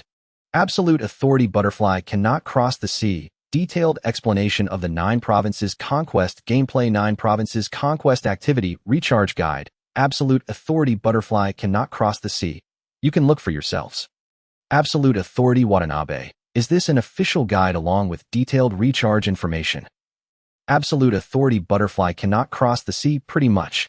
I just saw that the event can pull in 2.0 a day lasting for 3 days, theoretically increasing the maximum by 50 billion. Of course, this is calculated based on my battle power. It's about right. Lao Zhou just sent it to me saying he instructed the planning team to write it for him. Absolute authority jumping around. What do you mean this is calculated based on my battle power? Absolute authority Sway still don't understand. This is the follow-up gameplay guide specially written for the boss by the officials. Absolute authority Wei Xing. Having money is still good. Absolute authority playing. You should say the times are good. Without this gaming channel, you wouldn't even get to see the boss. Absolute authority Qingfeng Piao Piao. It's true. If you don't play this game and don't come to server 909, you won't even have a chance to interact with the boss in reality. Meng Qiu really didn't know what these old players were imagining. The more they talked, the more exaggerated it became. What do you mean by shouting when they meet? If they met, the men would call him uncle and the women would call him aunt. He never discussed reality in the group, but he couldn't help it when people insisted on treating him like some top-tier figure. He had no idea he was so impressive. Dudewan Sue, server merger is scheduled for tomorrow. If it fails again, I truly don't want to play anymore. Induduan Tyoto now. It's not that serious. Our leader's here, nothing unexpected will happen. Dudewan Butterfly cannot cross the sea, rest easy. Induduan love the environment. After the second merger, we'll enter the Supreme League, right? Dudewan Qingfeng Pia Piao, yes, the Supreme League. But it has nothing to do with us. We'll simply watch our leader perform. And then you'll understand the sheer magnitude of $1 million gold investment. Dudewan Tyo now, exactly. Without over 100 billion combat power, you're just cannon fodder. Induduan Weixing. Once we enter the league, we'll lie flat, while our leader single-handedly battles the entire server. Everyone has a glorious future ahead. Cat smiling in watching them discuss the Supreme League. Meng Qiu instinctively glanced at his own attack stat. In attack, 12475149958 and over 120 billion. In Imperial Ambition, where 500 billion already qualifies one as a top-tier powerhouse, his attack stat was frankly brutal. Just playing around. Meng Daoshi, server merger is tomorrow. I've confirmed with customer service. We're merging servers 821, 845, 866, and 870. A total of 12 servers. In Soy Sauce King, holy cow, merging 12 servers at once. In Lao Yuan is not a beauty. Are there any powerful players nearby? Jiayu Lao, no powerful players. Utterly disheartened, in Lao Yuan is not a beauty. Then did the designers lose their minds? In Meng Daoshi, there are none locally, but across servers there's a god. Exhausted. Soy Sauce King Tsang Shun. Are we already matched with his server, India Yu Lao? So go ahead and play. Just one round, and you won't utter a sound. Yinyu In Xiuyin. The designer says, you're merging 12 servers into one, 3 servers combined yield dozens. Meanwhile, I only merged 3 servers toward Songshin's realm. I've done my best, you're on your own now. Lao Yuan is not a beauty. How much combat power does Songshin have now? Meng Daoshi. Just checked in the group. Over 120 billion. Jiayu Lao, ha. Brothers farewell. Inyu In Xiuyin. One more gone mad. Ha. Lao Yuan is not a beauty. Leader, I'm sorry. But though you're excellent, you know me well, I've always been a devoted fan of Songshin. Group name changed by admin Meng Daoshi to awaiting the descent of Songshin in. Admin Meng Daoshi renamed to Duduan Meng Daoshi, Induduan Meng Daoshi. Just kidding. Can you really outpace me? Duduan Jiayu Lao, I admit you changed the group nickname swiftly, but I changed my in-game profile even faster. Induduan Yinyu In Xiaoying. Looking forward to the third merger. I'll cling tightly to Zhongshan's coattails. Those who reach the second merger in browser-based games fall into two categories: either they themselves are elite, or they have an elite patron. Regardless of scale, such players certainly command dedicated customer support. For the second merger, joy and sorrow walk hand in hand. Merging into the Duduan Wangu server, formerly server 909, is delightful. Even if merged into a cross-server zone, it's no tragedy. Endure a fortnight of frustration, then soar straight into exhilarating gameplay. What about other servers? And since resistance is futile, embrace stillness and savor it. It truly doesn't matter. N1130 p.m. Midnight. People's Park, Laogu District, Binhai City. In Tianjiao barbecue stall. In thick tendrils of smoke and flame coil through the air. In Meng Qiu sits on a plastic stool. Dozens of iron skewers and several bottles of beer clutter the foldable table. In Li Tianjiao sits opposite him. The man he remembers, always wearing cheap, ill-fitting suits. Now clad in a floral-patterned apron splattered with grease. In Qingfeng Company imposes no formal dress code. When Meng Qiu first joined seeing Li Tianjiao wear such attire daily, he assumed it was required, and bought himself a full set from Hailan Home, costing 800 yuan. He'd winced at the price. Li Tianjiao sets down his disposable cup, picks up his chopsticks, and says offhandedly, "I'm planning to leave." Leaving isn't such a bad idea. Meng Qiu lifts his bottle and clinks it against Li Tianjiao's. He doesn't know Li Tianjiao's plans, but arriving to find few customers told him this business wouldn't last long. Binhai's nightlife is vibrant. Not this hour past midnight, and they drain their glasses in one smooth motion. Before the glasses even touch the table, Li Tianjiao says, "A friend of mine is doing fairly well out there. I plan to join him. I won't dream of great wealth, but earning 6,000 or 7,000 yuan a month would be enough." Meng Qiu pauses, then asks, "Doing what?" "Driving for a boss." Li Tianjiao raises his glass, cheers. "Today's settlement, you've claimed first place on the platform's top-up leaderboard. Reward champion token gold lucky die 3-face gold." At that moment, the system notification chimes in. Meng Qiu pretends not to hear it and lifts his glass in silent companionship. Ni's tolerance for alcohol used to be poor, but gradually improved after entering the workforce. Listening closely, it all boils down to one thing: money. Li Tianjiao stands midlife, married with child and home car included, yet anxious about the future. Xiaoming, remember, a man must possess wealth. I know. That's all I'll say. Let's keep in touch. Meng Qiu lifts his glass again. If you ever need anything, don't hesitate to ask. He's never been good at comforting others. Yet he understands the desperate yearning for money born of poverty, because he's known poverty himself and remains far from wealthy. But empathizing with a middle-aged man's anxiety, rooted in family duty, masculine responsibility, and financial urgency, is beyond the capacity of 25-year-old Meng Qiu. All he can offer is goodwill and practical help when possible. He harbors no grand ambitions. To live quietly, eat well, dress warmly, move freely, pursue hobbies without constraint, and hold modest savings. That to him is the finest life imaginable. With the system, his aspirations expanded only to financial independence and world travel. Nothing more. Sounds dull, doesn't it? To Meng Qiu, dullness is fortune, freedom from monetary worry and petty troubles alike. Meng Qiu and Li Tianjiao didn't linger long. Past 100 m. He hailed a taxi home. Driver please, Chongjing Residential Complex. Male friendships can be deceptively simple or profoundly complex. He resolves to be true to himself. The rest he leaves to fate. Reclining in the back seat, Meng Qiu reviews yesterday's settlement rewards. 2 gold tier rewards. The champion token requires no explanation. The lucky die holds no immediate use. Experience 500. Experience 3120-10000. Lucky die 6 gold, 1 silver, 1 bronze, and another step closer to leveling up. This is precisely why Meng Qiu ignores those platforms. He plays well on platform 43. Imperial ambition hasn't grown stale.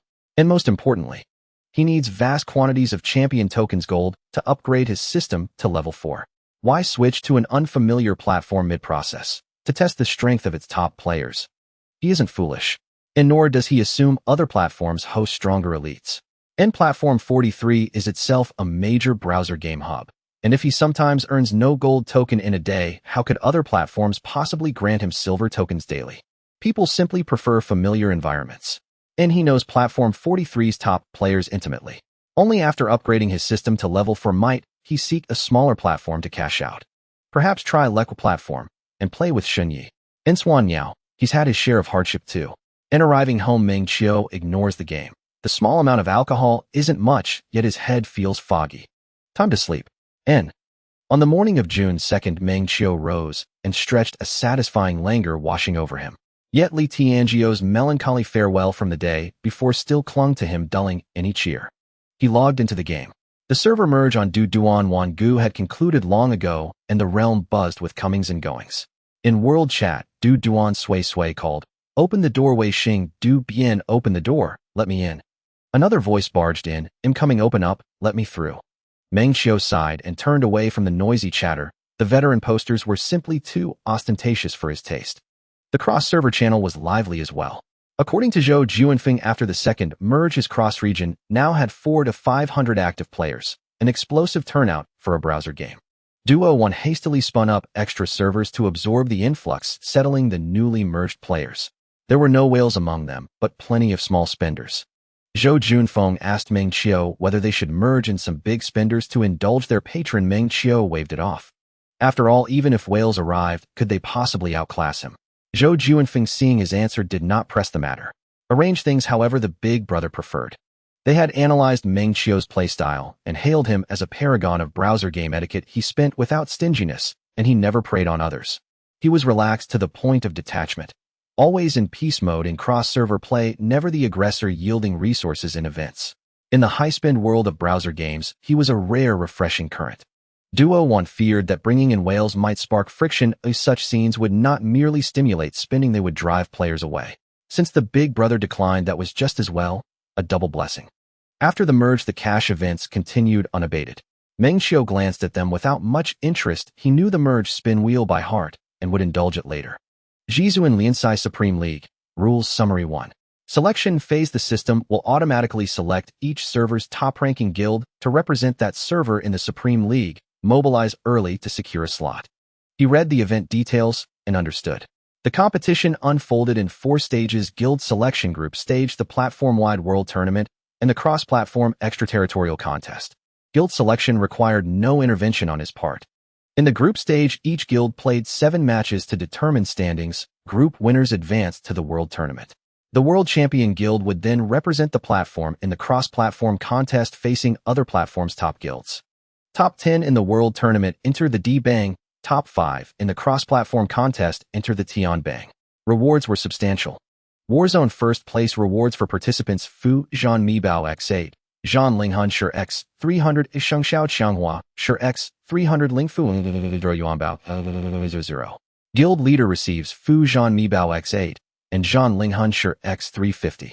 D-Bang first place participants receive Tianwei Face Yin Xiao Yao Ji Jian Illusory Weapon 30 days, Fu Zhan Mibao X5, Quan Yu Tian Xia Zhan Ling Suipian X50.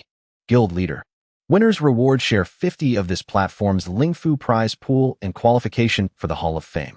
Tianbang first place participants receive Fu Kanzhong Sheng Zhuzai Ji Jian Illusory Weapon 30 days, Ba Ju Tian Xia Jizuan Chuan Shua Title 30 days, Fu Zhan Mibao X10.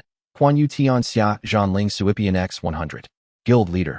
Winners reward share 20 of all platforms' Lingfu prize pools and supreme standing in the Hall of Fame. Meng Qiu cared little for the prizes themselves. What pleased him was the format of the competition. Jizuan Liansai, current Lingfu pool 98750894660. Top guild Du Duan Wangu.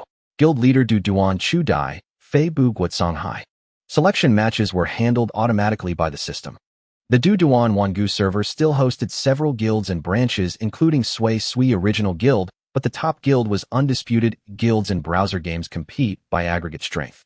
No exaggeration. If Meng Qiu created a guild alone, he would be first. In short, the combined power of every player on Du Duan Wangu could not match his. Match preview. Top expert. Du Duan Chu Dai, Fei Bu Guotsong Hai. Du Duan Wangu vs Yi Yizun, 2 Mo Yimu. Second expert. Du Duan Xing Feng Piao Piao. Du Duan Wangu vs Ji Zun, Lao Yao Jing Yimu. Third expert. Du Duan Du Bien. Du Duan Wangu vs Ji Zun, Fa Yimu. The second and third slots should belong to Sui and Tiao Now, but neither had logged in yet. Meng Qiu chuckled inwardly. and offered a moment of silent respect to the opposing side. He opened the guild interface and approved Sui Sui and Tiao Tiao now into the guild. A few days earlier, Wei Xing had already reserved places. Many more applications still waited. Meng Qiu left them, preferring to let Wei Xing approve them when he came online. Though nominally the guild master, he seldom managed the details. A browser game guild master only needed to be the strongest. With that done, Meng Qiu prepared his daily purchase, browsing the merge events such as value investment and merge direct purchase. How to recharge. Scan a code. No, that was too tedious. Better to contact customer service first. Old Zhou opened a recharge channel. Zhou Junfeng received the message and grinned ear to ear. Meng Xiao will handle it immediately. Meng Qiu frowned. Meng Xiao? What on earth is that? Call me Zong Tai Lao, too old to match the youthful promising Meng Xiao.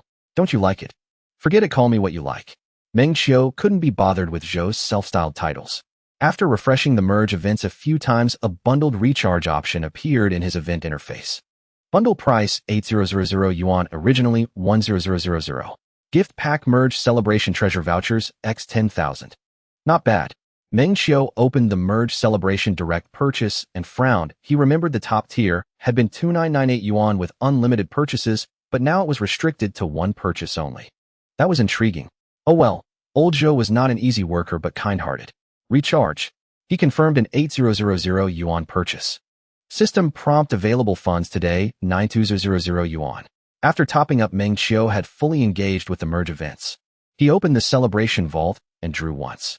The rewards were familiar, 2 little spirit pets, but the celebration spin wheel had added a new set called Laytang the Thunder set. He spun the wheel and the system announced that Du Duan Chu Dai Fei Buguat Song Hai had hit a streak of luck in the celebration vault and obtained the rare item Sheng Guang Jingling Tier 1. Another announcement followed. Du Duan Chu Dai Fei Buguat Song Hai had also obtained Su Kong Jingling Tier 1 from the celebration vault. And on the spin wheel, Du Duan Chu Dai Fei Buguat Song Hai had found the Laytang series item Tianyi Jinshan left ring. In guild chat, Du Duan AI Hu Huan Jing exclaimed in astonishment that the boss was already at it so early, while Du Duan Jungu remarked on the familiar flood of messages and IDs, admitting it felt strange to see the boss active again. Sui Sui complained that she had been drawing too and had never been broadcast like that. Tiao Tiao now said she had just finished pulling and did not see herself either. Sui Sui asked, "You went all out?" Tiao Tiao now answered, "I topped up a bit. Merge events are not a loss." Du Duan Wan mocked, asking if now was out of her mind. Du Duan Dubian noted that a full merge top-up used to cost 10,000, wondering what had driven now to such extremes. Tiao Tiao now protested that she had indeed topped up, and that if they would not praise her, they should not disparage her either. Du Duan Wei Xing reminded her that the boss was not like ordinary players, and urged her not to compare herself to him. After drawing, Meng Qiu inspected the Thunder set's attributes. Its bonuses matched other Zhizuan sets. The exclusive set skill was Laytang ly Thunder's Might. Laytang ly activating the 10-piece set grants Thunder's Might. All attacks carry an additional 20 thunder damage, and thunder damage ignores all defensive effects, including invincibility. Once activated, the effect is permanent. Damage to targets in an invincible state is further increased by 50. This was in effect the nemesis of the Supreme Invincibility set. Meng Qiu had now unlocked 3 distinct Zhizuan sets: Supreme Invincibility, Demon Soul Control, and the Thunder set that pierced invincibility. What is a monetization hook? This is it. If you do not spend, your invincibility set is rendered moot. Spend, and new counters appear in turn. The cycle continued, each new counter coaxing further investment, an elegant, inexorable mechanism woven into the game's design. The Supreme set now grants pure combat power enhancement. Meng Qiu applied all rewards obtained from the lottery draw, triggering another dramatic surge in his battle strength. The boost was decent, over 300 billion points added. Meng Qiu opened his personal interface. Nickname Solitary Sovereign Butterflies cannot cross the vast sea. Level 1589. Reincarnations 41. Experience 55. Attack 147. 5 billion. Supreme 30. Demon Soul 9. Thunder 1. Not bad. He completed the event top-up. Meng Qiu entered the Popularity Festival event and exhausted his remaining system funds. Top-up successful. System noticed today's available funds 0. Frankly speaking, popularity tickets are now purely for topping up. With Meng Wudi and Shun Yi withdrawing from the competition, Meng Qiu no longer cared deeply about the popularity rankings. He topped up now solely to claim the settlement bonus. He opened the overall popularity leaderboard. Shen Yi won. 0.31 million votes. Meng Qiu 950,000 votes. He had just purchased 125,000 additional votes. After casting them, his vote count updated to 1.075 million, officially surpassing Shen Yi and claiming first place. Congratulations, young Master Meng. Zhou Junfeng had long calculated that given his elder brother's top-up pace, overtaking Shen Yi was inevitable today. He'd been closely monitoring the leaderboard, and upon seeing the update immediately contacted Meng Qiu to offer his congratulations. A stroke of luck. Meng Qiu replied with polite modesty. This kind of ascension held little meaning for him. Had it not been for the fleeting amusement of claiming first place, he would have gladly gifted his votes to others. Solitary Sovereign across 10,000 ages. Solitary Sovereign unawakened, brothers legendary. Meng Qiu cheerfully accepted the praise from Solitary Sovereign across 10,000 ages without reservation. Zhou Junfeng, just an old fox. Before the event ends, I still have over 200,000 votes left with nowhere to spend them. If you need votes, contact Unawakened. He'll register you. Priority goes to those with higher battle strength. Solitary Sovereign playful. Whoa, boss, you're already number 1. Are you really continuing to top up? He'd assumed his elder brother topped up 10,000 at a time solely to seize first place. But now Shen Yi had openly withdrawn, and Meng Qiu意外ly lagged far behind in votes. Yet he was still topping up. Solitary Sovereign bouncing frolicking. Boss, aren't you saving any? Shen Yi only needs a few more votes. No matter. Let him have them if he wants. Meng Qiu remained utterly indifferent. After all, Shen Yi had already spent over 1 million yuan. Losing face publicly wasn't an option. Even if someone stole the win at the last moment, he'd simply hand over the votes. Whether Shen Yi competed or not, Meng Qiu would top up the same amount. The event itself was merely an afterthought. Welcome if present, irrelevant if not. Solitary Sovereign year after year, boss, is magnanimous. Solitary Sovereign playful, shouldn't someone like Shen Yi care about face? Solitary Sovereign protecting the environment. We'll know soon enough whether he cares. There are plenty of wealthy people who don't give a damn about dignity. Solitary Sovereign unawakened. If you need votes, send me a private message. I'll log your request and forward it to brother tomorrow. Solitary Sovereign bouncing frolicking. I'll pass. I'm already capped. Give mine to the others. He topped up only 10,000 today. The cumulative reward for popularity tickets maxed out at 10,000, rendering further purchases useless for him. Solitary Sovereign gentle breeze drifting. I'm short by 100. But even after topping up, I'll hit the cap. Solitary Sovereign playful. All legends here. It was a fine day. Meng Qiu, after a long absence, visited an internet cafe to relive his youthful days. Top up 100, get 50 free. He was about to recharge. Money was no concern. You have 52 left on your card. Top up. Never mind. Meng Qiu set aside his phone, casually selected a private booth, powered up the computer, and launched a match of League of Legends. He won. But playing with friends, without friends, held no appeal. Closed it. Launched Peacekeeper Elite PC version. He and 3 teammates hunkered down outside the safe zone, waiting to rush in at the optimal moment, when suddenly an SUV burst from the safe zone and sped directly toward their position. Meng Qiu didn't lose composure. His 3 teammates, however, exchanged heated greetings with the intruder.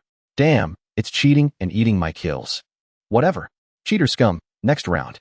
You guys play on. Meng Qiu had sensed his phone vibrating earlier, but ignored it while immersed in the game. Now confronted with a cheater, he'd lost all desire to continue.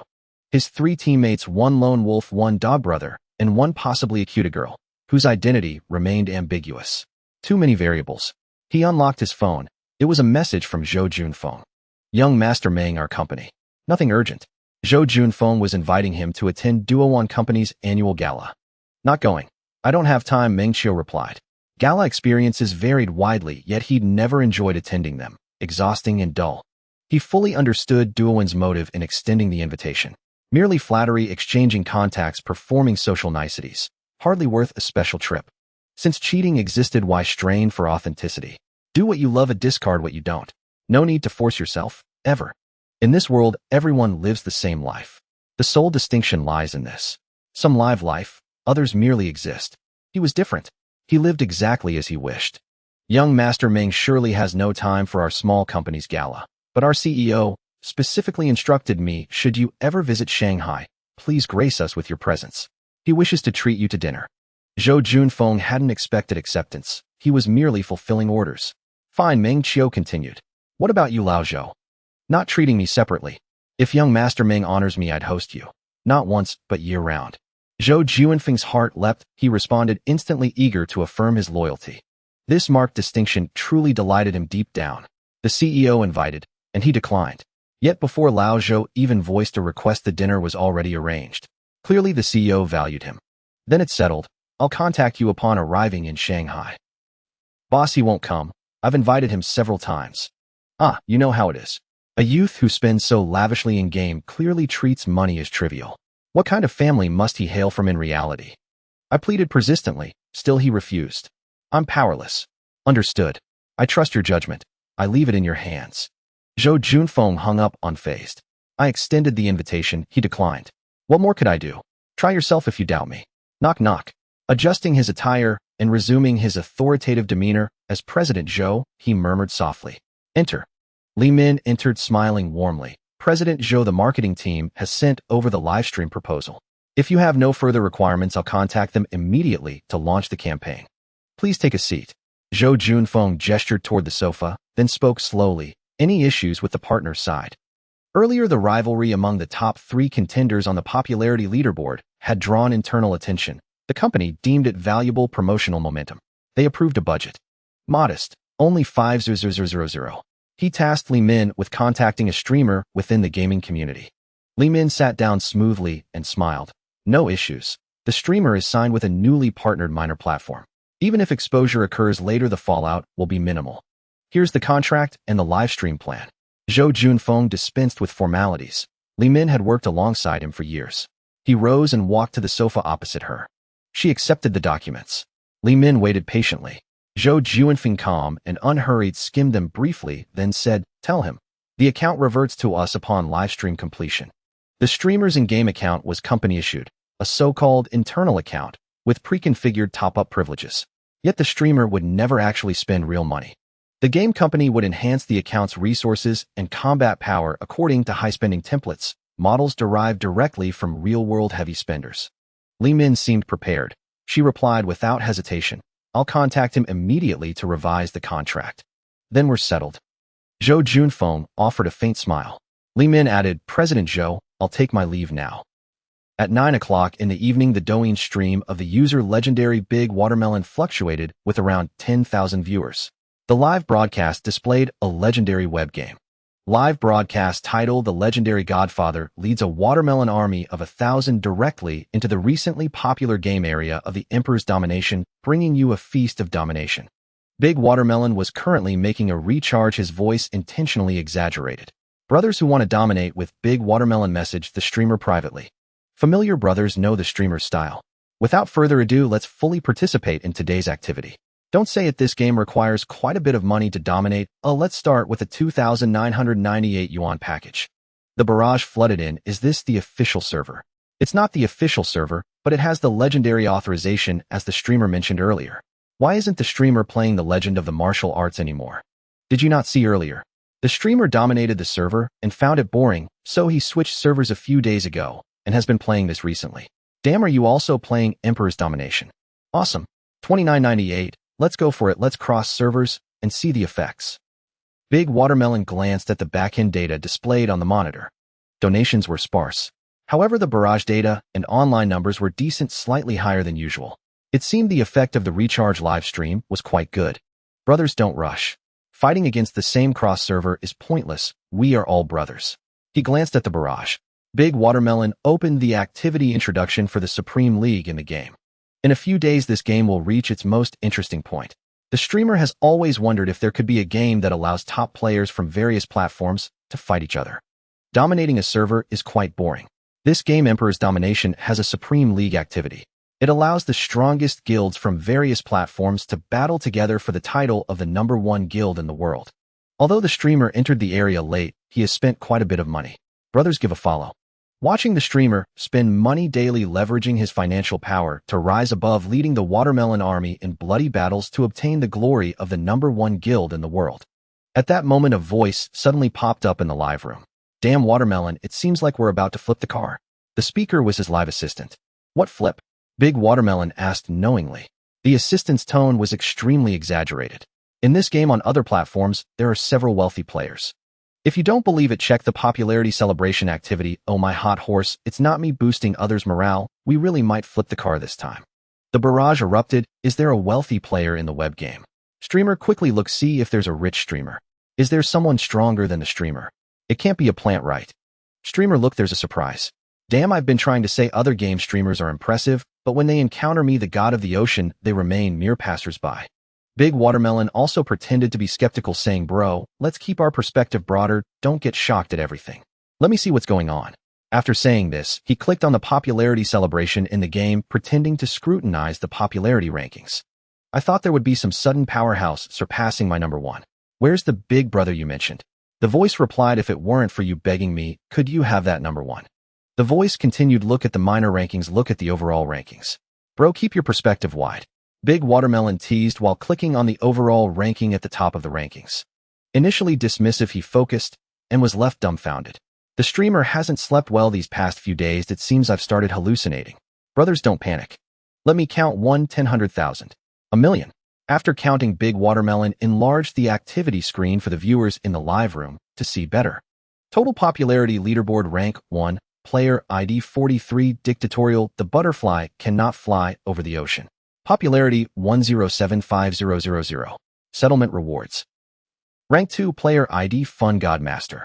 Popularity 1031000. Settlement rewards. Rank 3, player ID 37 Dream Invincible. Popularity 370500. Settlement rewards. A cool character showcase specifically designed by the Duo One company.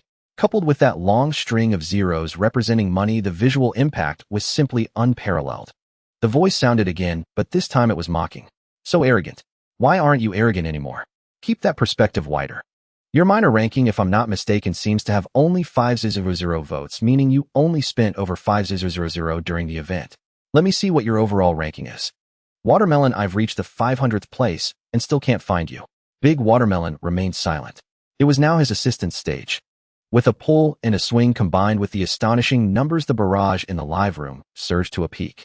Damn, did I not count correctly? I thought the streamer's spending in the web game was unmatched. Ew, I didn't expect there would be such experts. Bro, your experience is still lacking. Unbelievable, a big brother with over 300,000 could only rank third. 2 millionaires are competing for first place. Is this still the web game I know? Are there any brothers in the live room playing Emperor's Domination? Is this really true? The second one, Godmaster, is from our platform, the number one in fun, but this time, he seems to have given up. The first one is from another platform. We players in the group call him the god of the ocean. The second one gave up. Big Watermelon saw the barrage surge and no longer pretended to be dead. Bro, it seems my perspective was too small. The assistant timely ended the mockery, asking, is Watermelon still playing? Of course I will. Big Watermelon glanced at the backend data again, declaring in a powerful tone, is Big Watermelon the type to cower in fear when encountering an enemy? Besides, this game can make these big brothers spend so much, it must have its unique features. I have to taste the flavor regardless of the outcome. Bro, stop bragging, am I not familiar with you? The assistant continued to hype. The barrage started to stoke the fire. Watermelon, keep spending to defeat the big brother, and you'll be the new big brother. Don't mess around, although I admit the streamer is strong and spending this is clearly not a match of the same level. That long string of zeros from the big brother still makes me dizzy. Watermelon, be spirited, don't lose face. Fight the big brother. Many people began sending gifts hoping Big Watermelon would challenge such a wealthy big brother like the god of the ocean. In the past, watching Big Watermelon's live streams mostly involved dominating servers. It was exciting but repetitive. Now finally encountering such a wealthy big brother could make Big Watermelon face a challenge. Of course it was worth watching. Big Watermelon noticed the value of gifts soaring and felt excited, but his words seemed hesitant. Bro, do you think we can win? Guaranteed loss, little brother. The assistant continued, this kind of wealthy big brother with a single strike, could you believe it? Time and spending pressure are overwhelming, you losing isn't shameful. He said this to cool down the audience and explain the subsequent live stream. It's normal that we can't compete with such wealthy big brothers, we should lower expectations to avoid losing followers later. The Supreme League finals will be in a few days. Brothers, follow me. At that time, I Watermelon will live stream with my Watermelon army of 1,000 challenging the $1 million wealthy big brother to see who wins. Who? Meng Qiu felt that with the arrival of both the Sleeping Dragon and the Phoenix Chicks, the imperial ambitions were becoming more promising. He paid no heed to the talk of the big watermelon mentioned by the absolute ruler in the group. Others were equally unconcerned. A streamer, even one renowned for spending money, could not compare to a true gamer. Do you believe a streamer who says he is not short on money? Normal people do not believe it. The former seeks to earn money while the latter merely spends it. The difference is clear. Boss, it seems the god has really given up, Watanabe said in the group.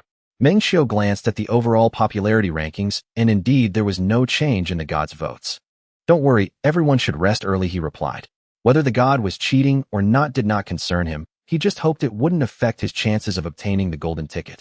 Absolute ruler Watanabe, after spending so much money, boss, you really don't care at all. Absolute ruler playing, is this the boss perspective?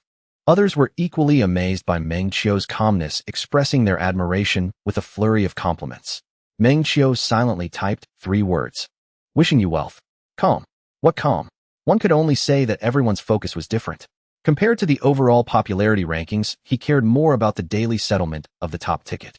The group chat remained lively, discussing a variety of topics.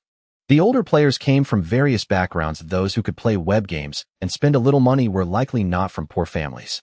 In any case, their situation was definitely better than his past. After finishing the chat, Meng Qiu went to take a shower. After applying the shower gel and humming a tune, the system sent a daily settlement report. Today's settlement completed. Settlement rewards top ticket gold lucky dice 3-sided gold experience. Experience 500. Experience 3620100000. Lucky dice 7 gold 1 silver 1 bronze. Done. He continued to sing and wash. The following day was uneventful. Day 3. Golden ticket, nothing to do. The god's vote count remained unchanged. Meng Qiu didn't pay attention. There were automatic announcements in the group. He honored his promise, distributing the excess votes to the absolute rulers group, a few thousand votes per person, and finished distributing them in a day, leaving over 500 votes. He received a flurry of compliments. Accepted. The absolute rulers group had a great victory. First. On day 4, the skies were clear. Meng Qiu first checked the daily spending activities as usual. The new activities had not yet begun. The Wish Vault returned to the stage, and the Supreme Divine Armor set was replaced with the Thunder set. There were no other changes, the clone technique, the Guardian Shield, and in web games the concern was not falling behind in activities, but rather not having money. Meng Qiu silently filled up. He could only have 1 clone technique per account, but the Guardian Shield was available. Guardian Shield LV2. After upgrading, it activates every 10 seconds, blocking damage from 50 hits, reducing damage taken by 40 each time. After the upgrade, Meng Qiu inexplicably thought of a famous scene from an anime he had watched. Sword Art Online Kirito was attacked, yet the damage dealt to him was less than the healing he passively received. The Guardian Shield was showing a similar trend. Although usable scenarios were few after all, in the current Imperial ambitions, there were not many who could withstand a few hits without dying. Even those as mighty as the god could only endure a dozen hits at most in a pure numerical crush. After the activities, the system funds still had 900 unused. The maximum limit for the Imperial Ambitions activity was only 10000. Who could understand such a dilemma?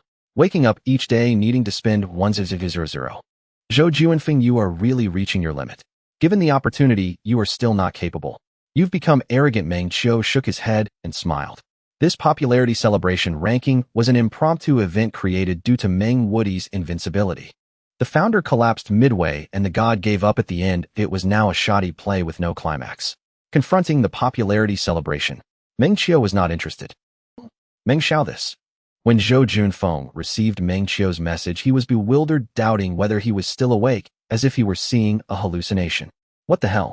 Is there really a player making money for the game company? This kind of good fortune truly exists. Or is it still the game I Zhou am responsible for? Can't do it. Meng Qiu pressed on. After finishing with the Wish Vault, he couldn't find a place to spend money.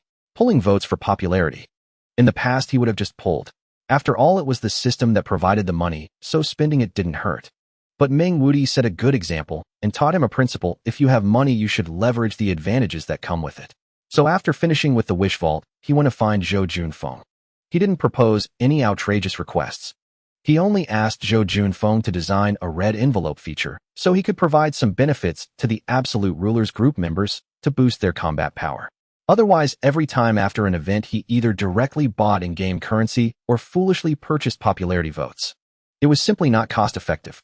After thinking it over, Zhou Junfeng slapped his own face. Reality was too surreal. and he found it hard to believe.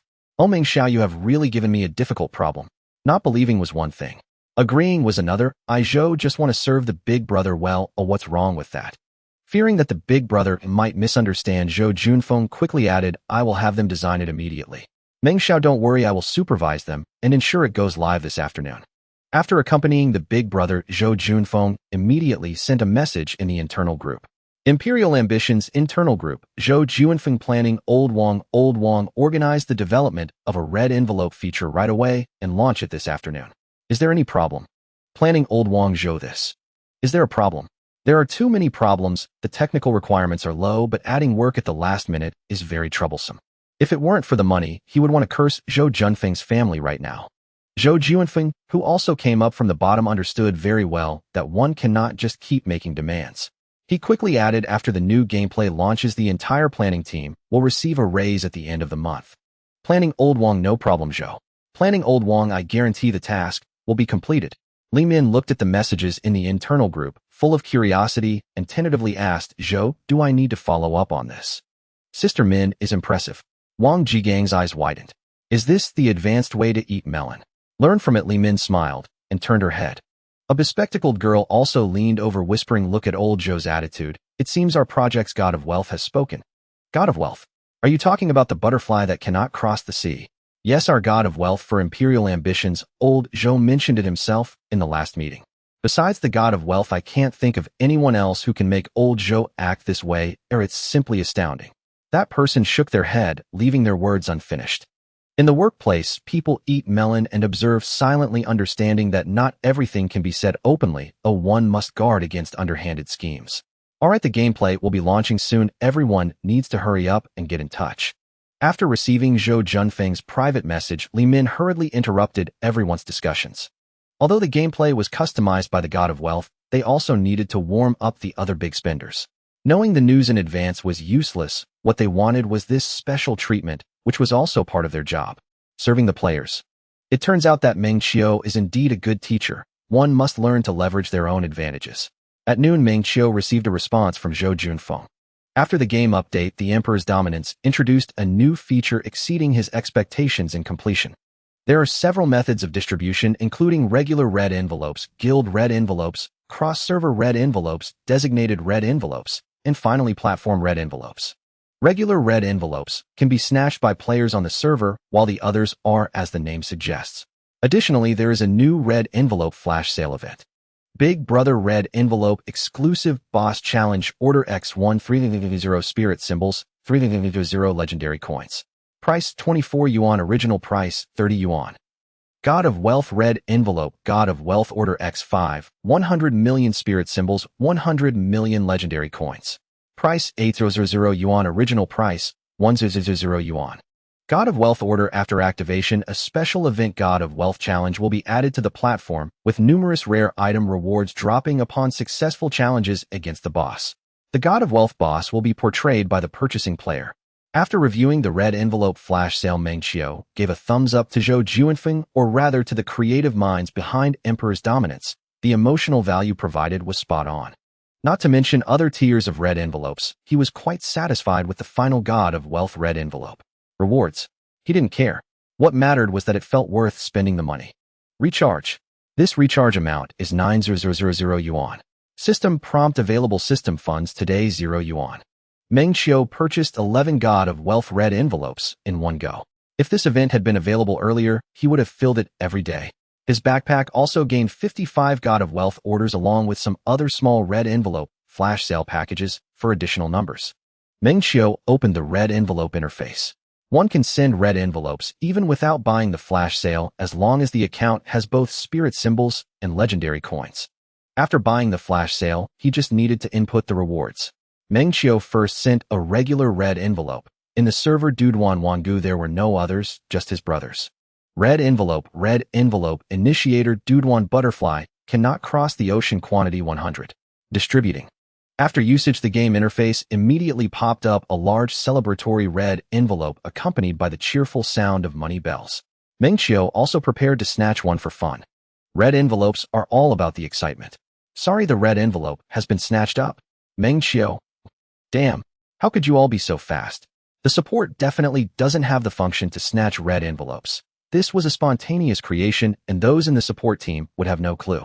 The World Channel was stirred up by the suddenly popped red envelope, creating a huge wave. World Channel Dude1 not awake, thank you boss. Dude1 jumping around, thank you boss. Dude1 playing, damn leave one for me.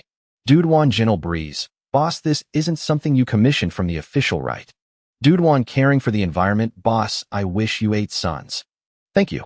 Meng Qiu rolled his eyes remaining silent, only continuing to send red envelopes, quickly distributing all the small red envelopes. He didn't believe he couldn't snatch any. Spirit symbols, 8000 legendary coins, 800 spirit symbols, 1200 legendary coins, 12000. Indeed, he snatched 4 or 5 red envelopes in one go. Although his luck wasn't great, failing to seize major prizes like the boss challenge order, Meng Qiu felt good. At this moment, seeing that they couldn't reach him, the others began to him repeatedly in the Dude1 Wangu group. Dude1 Wangu, Dude1 Watanabe. It must be the boss who I can't think of anyone else. Dude1 playing, Songhai boss come back. Dude1 jumping around, the local dog is making a fuss. Dude1 gentle breeze, it's 100 him, there was no update announcement yesterday, and suddenly there's an update today. If it's not the boss, who else would it be? Meng Qiu just opened the group chat and saw Gentle Breeze's message, immediately saying, no, you can start your performance now. Dude1 gentle breeze. After messing around, Meng Qiu continued to send red envelopes. Although the God of Wealth red envelopes looked impressive, sending them was no different from regular red envelopes, just with cooler features. Ding! Auspicious clouds descended, golden clouds surged. Meng Qiu saw his little mage appear joyfully in the center of the sea of clouds, holding a staff that transformed into a jade rui, smiling cheerily with a golden full-screen broadcast below. Player, Dude1 butterfly cannot cross the ocean. Transformed into bringing wealth and treasure, God of Wealth BOSS appearing in the main city square with billions of treasures. The limited time event bringing wealth and treasure God of Wealth boss is now open. Golden ingots are falling. Hurry to the main city to seize the God of Wealth. Eye-catching. Noteworthy. Emperor's Dominance Helper Group, 2 day by day. Damn. Damn. Damn. Knife brother very invincible. I said how come the game suddenly updated to date song God. I am poor by former God of Wealth. Just logged in and saw the full screen golden light, and even saw Song God smiling at me. Ant stop flooding the group.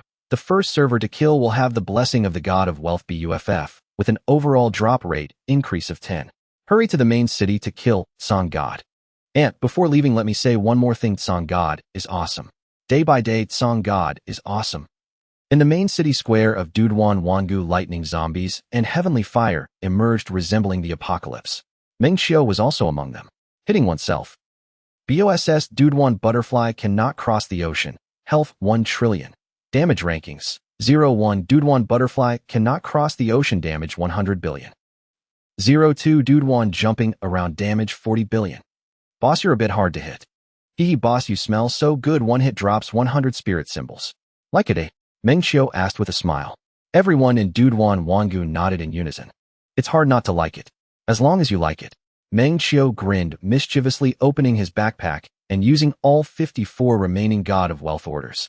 The next moment, the entire server seemed to be invaded with the sound of clinking, ringing, incessantly. Golden clouds surged again and again, and when the golden full-screen notification banner just displayed the first segment, it was topped by a new banner. Immediately after, new God of Wealth bosses descended.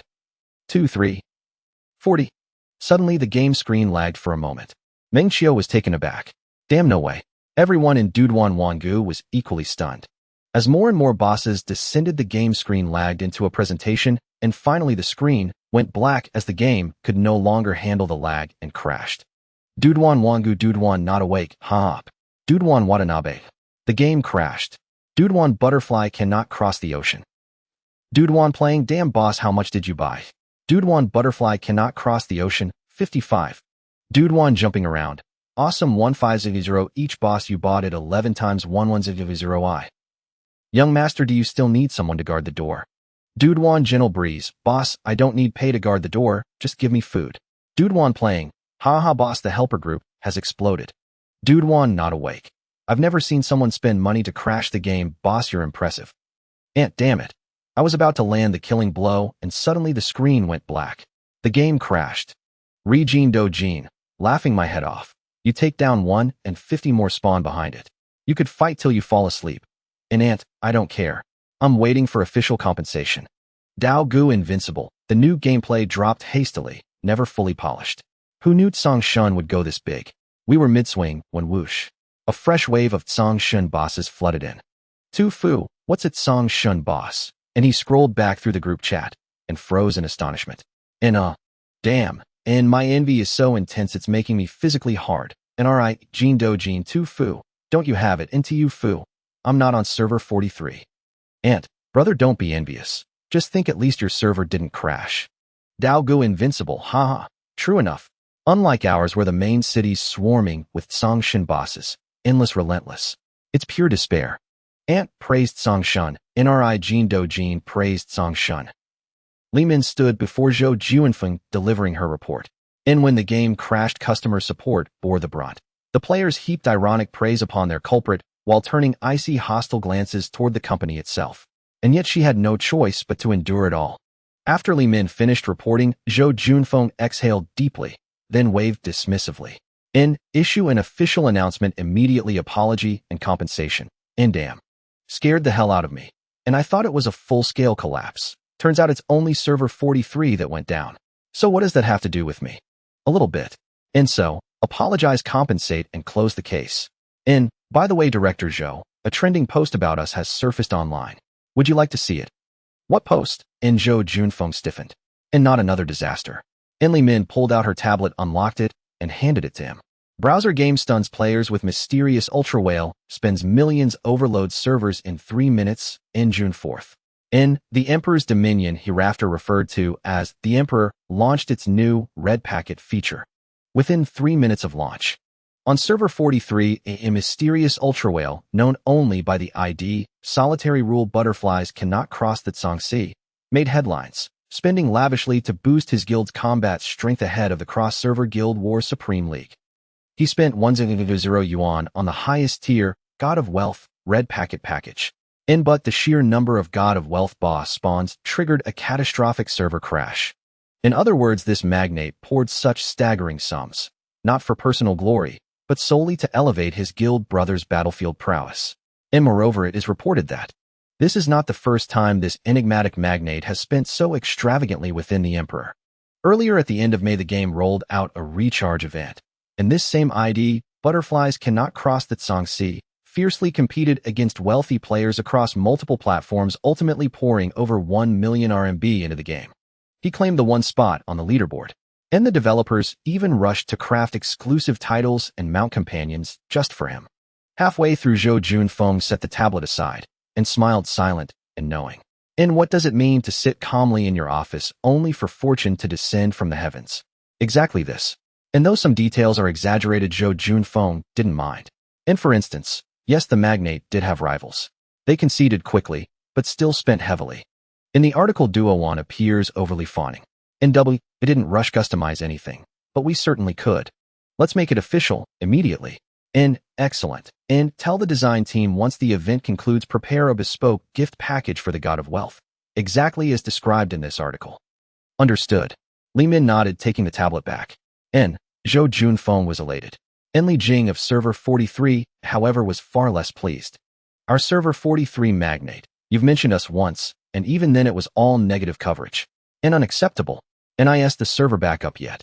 Seeing their leaders so furious, the 43 team dared not slack off. Sister Jing, we'll reboot in 3 minutes. It's coming online right now. Faster. Meanwhile, Meng Qiu received a message from Zhou Juanfeng. Wait, what an exclusive custom-designed in-game gift package awarded to him personally after the event ends. One vacant. Not true collector's item, never to enter the general event pool. What could Meng Qiu possibly say, except gratitude? And after replying to Zhou Juanfeng, another message arrived. Li Jing server 43, Director Meng, my sincerest apologies. Reboot will complete in 3 minutes. No rush. Meng Qiu smiled faintly. He was growing ever more aware of the privileges wealth conferred. He hadn't saved Li Jing's contact, but when the servers crashed, she'd reached him directly through the 43 platform. Even the pop-up message felt impressive. She said 3 minutes, and precisely 3 minutes later it happened. Meng Qiu logged back into the game. In the central plaza of solitary rule, through 10,000 ages, God of Wealth bosses teemed like swarming locusts, so dense it resembled a boss nest. Players activated auto-attack and battled mindlessly exchanging boasts, all utterly unaware of the seismic impact they just caused. The Emperor's Dominion Auxiliary Group 2 Inant. Auxiliary Private Chat. Group Admin, please update ASAP, add red packet grabbing and automatic God of Wealth boss farming functions. Auxiliary Private Chat. Working on it. Tonight's update. In Auxiliary Private Chat. Also, if anyone has Songshin's contact info, please share it. First month of auxiliary service is on me. Regine Dojin. Whoa. Admin, are you applying for Gatekeeper election too? In11, my boss is in this group. Search his ID. Auxiliary Private Chat. Thanks. In. Lu Yuanjun searched the group and found the magnate instantly. In he rubbed his face carefully, composed his words, and sent a private message. Message failed. Recipient has disabled private messaging. And he then requested friendship. In friend request failed. Recipient has disabled friend requests. Nah. Truly eccentric. After brief reflection, Lu Yuanjun turned to Wan. And, is there room in Songshin's group? Brother, can you invite me in? Wan, I'll need to ask my boss first. And he wasn't foolish. He knew better than to act unilaterally where his boss was concerned. The admin team of Solitary Rule, through 10,000 ages, numbered only 4 Wei Xing and Watanabe. None founded the group, the other ranked second at launch, and was a veteran player. The group owner was his boss. NAS for himself. He'd earned admin status through consistent activity and seniority. Wan guessed why Lu Yuanjun sought his boss, more or less. Though his boss remained consistently humble and approachable, that was simply cultivated grace, not license for presumption. And all right, thank you. Lu Yuanjun's motive was simple. Big brother, please take me under your wing. At first he hadn't even known the Emperor's Dominion had gained such a celestial figure. His day job was software engineering, and he developed browser game auxiliary tools in his spare time, earning modest side income. And too busy to check group chats regularly, he'd only learned of Meng Qiu's legend today, when dozens pinged him simultaneously. He was stunned, awestruck. And though coders often project an image of gentle simplicity, gentleness doesn't equate to naivety. Initially, he'd felt no particular urge, until a newcomer asked, will this auxiliary get banned? And some publishers tolerated such tools, others cracked down ruthlessly. Many newcomers feared exactly that, wasting money on a banned tool, or worse, getting their accounts banned. That would truly be heartbreaking. Then, veterans spoke up. Brother, buy without hesitation. Songshin uses it, and loves it. If the Emperor's official team bans anyone, it won't be this auxiliary. Buy boldly. Use freely. The Emperor's official team, brother. Are you kidding me? I already lost. Others pinged him repeatedly. Hurry, go find Songshin and grab his coattails. Putting aside everything else, the auxiliary security was unquestionably top tier. And so long as Songshin endorsed it, the developers wouldn't even see it. Or if they did, they'd pretend they hadn't. And should the magnate ever casually drop a hint, ordinary players would feast beyond measure. Lu Yuanjun squinted, then pondered deeper. Yes, this made perfect sense. He didn't dare dream bigger. And all he hoped for was that the magnate would keep using his auxiliary whenever he played browser games. Browser game auxiliary tools were highly profitable and rife with nuance. Their two biggest vulnerabilities: uncertainty over publisher tolerance and sabotage by rival developers inside the companies themselves. But once you secured that patronage, in-browser game players rarely lacked funds, and their demand for reliable tools was immense. As long as the auxiliary performed well and stayed undetected, then yes, just sit back and feast in silence. All right, you pull him. Meng Qiu was unsurprised when the auxiliary group administrator reached out to him. The auxiliary for Emperor's Dominion was straightforward, convenient, and highly reliable. He found it exceptionally satisfying to use. Zhou Junfeng had also sent him an official auxiliary, issued upon reaching 1 million yuan in cumulative top-ups. But well, it simply wasn't as effective as the current one. Specialization is paramount. And of course, it was also possible that Zhou Junfeng's assigned developers had deliberately held back their capabilities. And after exchanging contact information, Songshin, I'm the creator of the auxiliary you're currently using. My primary profession lies in. Thank you sincerely for choosing my auxiliary. As a token of gratitude, IV just extended your auxiliary's validity to permanent. And should you have any additional requests or features you'd like added, feel free to contact me anytime. I can develop auxiliaries for virtually any game. The reason I contacted Songshin today is mainly, Lu Yuanjun sent a long, carefully composed message, and then fell silent, patiently awaiting his own interview. This was a template he'd sourced online, refined through several rounds of editing until it reached its final form. And after reading it, Meng Qiu smiled faintly. Brother, you seem rather nervous. Am I truly that intimidating? And then again, I suppose it's understandable. When facing someone capable of directly influencing one's interests, even seasoned tycoons worth hundreds of millions rarely retain perfect composure, let alone ordinary people. That is human nature. In Lu Yuanjuan's proposition was simple. He offered complimentary custom-built auxiliary services. In Meng Qiu bore no cost whatsoever, only the minor courtesy of mentioning the tool if it ever faced official restrictions. In essence, it was a gift freely given. No problem. I genuinely enjoy using your auxiliary. And Meng Qiu chuckled softly and replied without delay, sparing the other party any anxious waiting. Thank you, Tsang-shun. I won't disturb you further. And if you ever need anything, please don't hesitate to reach out. And upon seeing the reply, Lu Yuanjuan's eyes lit up with unmistakable brilliance. He withdrew promptly. No overextension, no lingering. Though he lacked deep insight into social graces, he understood one fundamental truth: patience yields better results. Merely establishing this connection was already the best possible outcome. With that, he exited the Soul Sovereign of 10,000 Ages group outright. Soul Sovereign of 10,000 Ages Du Soul Wanwan. Boss, how did the conversation go? Not bad. Du Soul Watanabe. Boss, is life in reality just like this too? Do people instantly fulfill your every request, even before you've fully voiced it? Du Soul Tioteo. Now. It sounds exaggerated, but for the wealthy, such concerns simply vanish. So long as wealth remains. Du Soul Weishing. Now even my dreams follow your template. Disgusting. And all of you. Uninstall Tomato immediately. Meng Qiu recoiled, inwardly stunned. In truth be told, he wouldn't mind experiencing such a life himself. To have meals served at one's open-mouth, garments draped upon one's outstretched arms. To never worry about sustenance, shelter, or daily logistics, yet find everything meticulously arranged by unseen hands. Yet he remained for now in his developmental phase. So there was no rush. He was still young. Plenty of time to cultivate patience, no need to rush headlong into anything. Time flowed onward. April 5th, though dawn. Meng Qiu lay in bed, opening his system interface.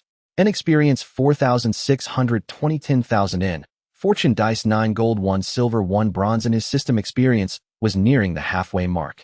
Recently, no extraordinary talents had emerged on Platform 43, so he'd drawn golden slips daily, and his experience surged accordingly. Yet leveling up to system rank 4 still required 11 more days, assuming of course golden slips every single day. A weighty path lies ahead, and Meng Qiu accepted it with serene equanimity. All signs indicated steady favorable progress, and he had accumulated 11 fortune dice, including 9 golden ones, though he remained unable to withdraw any balance. He opened the system shop, and the soul unbinding card stood out prominently. Nothing else was available, and he currently operated at system rank 3. In both rank 1 and rank 3 unlocked formidable functionalities. Only rank 2, the system shop, proved disappointingly underwhelming. Its description remained characteristically terse. Upon system upgrade, corresponding items will unlock. Stay tuned. And he waited a moment longer, then closed the interface and rose from bed. He logged directly into the game using the auxiliary, a newly customized version sent overnight by his auxiliary developer. Unlike earlier versions, it launched seamlessly alongside the game itself, eliminating redundant steps. The moment he entered the main city, plaza stood eerily empty. The Fortune God boss had already been defeated, and no special pay-to-win events were scheduled for today. Meng Qiu maxed out all daily purchase limits, then poured his remaining funds into red envelope flash sales. In another Allen day, in return he secured 60 Fortune God tokens and decided to test them. Could today's server withstand the strain? But before attempting that, he needed to repay his brother's kindness. Today was the 5th, the day of the popularity festival settlement. Meng Qiu opened the event interface. Shen Lauer showed no changes, easily skipped. First, he checked his unused popularity votes. Popularity votes, 375000. After abandoning the leaderboard race, he distributed his first day votes among his guild brothers. Combined with today's top-up, these 3 votes had accumulated over 3 days. He switched to his desktop, locating the screenshot Zhou Junfeng had sent, listing voters' IDs in Mai, Dao Fate, Dongdu, Xiao Yu Wolf. Excluding members of Soul Sovereign of 10,000 Ages, 8 players from Platform 43 had voted for him, a modest number, yet entirely reasonable. After all, popularity votes carried cumulative rewards. Though he enjoyed some renown among Emperor's Dominion players, it stemmed solely from his substantial spending, not from broad personal appeal sufficient to inspire votes without reward incentives. Among his supporters, those from Sole Sovereign of 10,000 ages formed the overwhelming majority. Each contributed several, or even dozens, of votes, collectively amassing over 70,000 for him. The 8 external server players were likewise heavy spenders, each contributing roughly similar totals. He opened the popularity subchart. In rank 1, in-player ID, S909 Dusel Butterfly, cannot cross the vast Shan popularity score.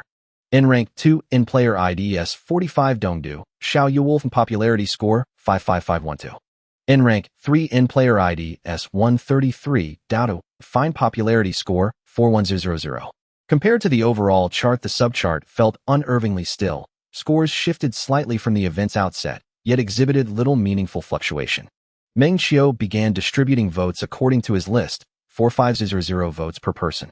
All top 5 subchart players had already voted for him, so his distribution had no impact on their rankings, merely enhancing the visual appeal of their numbers. Its effect on subsequent ranks, however, was profound. In rank 6 belonged to a brother named Shui Diaojia, with 2500 popularity votes, and for a browser-based game that spending level qualified him as a minor big shot. But, in life is unpredictable. The name appeared nowhere on his list.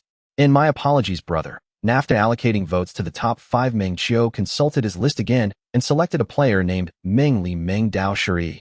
He first checked the brother's vote count in. Popularity votes 800 rank 97 in. After voting in popularity votes 530 rank 6 in. What does instantaneous ascension look like? This is it. And he continued distributing votes. N. Awaiting Tsang Shun's arrival. Dusel Meng Ly Meng Dao Shi, popularity chart rank 6 screenshot. In Dusel, Meng Ly Meng Dao Shi, grinning face brothers. Am I awesome, or what? Whoa. In Dusel fishing enthusiast and boss. How are you this powerful? Did you top up that much? Did you win the lottery? Or has your billionaire father finally tracked you down? In Dusel Lao Yuan is not a beauty. Why not a house demolition payout? Unless you live in Beijing, Shanghai, Guangzhou, or Shenzhen, most demolition payouts wouldn't justify such spending. In Dusel Soy Sauce King. I have no idea either. The votes just skyrocketed. Huh. Damn, why didn't mine increase? Is this a bug? In Dusel Lao Yuan is not a beauty, mine didn't budge either. Damn it. I'm reporting it. In Dusel Soy Sauce King reported. Boss, you've dropped to 7th place. Wait, just refreshed, it's 8th now. Huh. N. As the supreme overseer of all, he naturally has his preferences.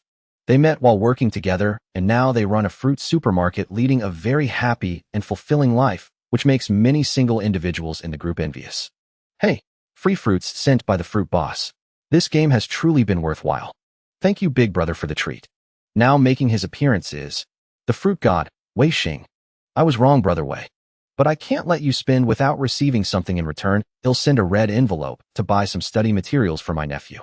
The individual limit for group red envelopes is 200 yuan, and he had received a large red envelope of 2,000 yuan from Qingfeng, but now he is just an ordinary person to Tencent. Red envelope, brother Wei, am looking forward to it. Red envelope, brother Wei, the child is hungry, looking forward to it. Those who give roses cannot let their hands be without fragrance. Being with these people is much more comfortable than at Qingfeng. In this medium of gaming, everyone does not need to hide or be entangled in interests. Ding! The sound of the game's email notification echoed in his ears. The rewards for being first on the sublist, and overall first, are numerous. He also received a custom gift package from Duo One today, which Zhou Junfeng showed him. The effects of the attribute enhancements are decent, but the aesthetics and special features are absolutely top-notch. After claiming his email rewards, his backpack was filled with dazzling radiant game items. Meng Qiu used the rewards from the sublist one by one. As the support operated his character to fly through the map, each step left a translucent golden ripple beneath his feet, with a miniature dragon soul appearing at the center of the ripples. When attacking GoSSES, the surrounding dragon souls occasionally peeked out, breathing fire. The golden damage numbers floated around. Meng Qiu was very satisfied with the rewards for being first on the sublist. It changed colors every moment from red to green. The special custom he looked forward to the most was finally here.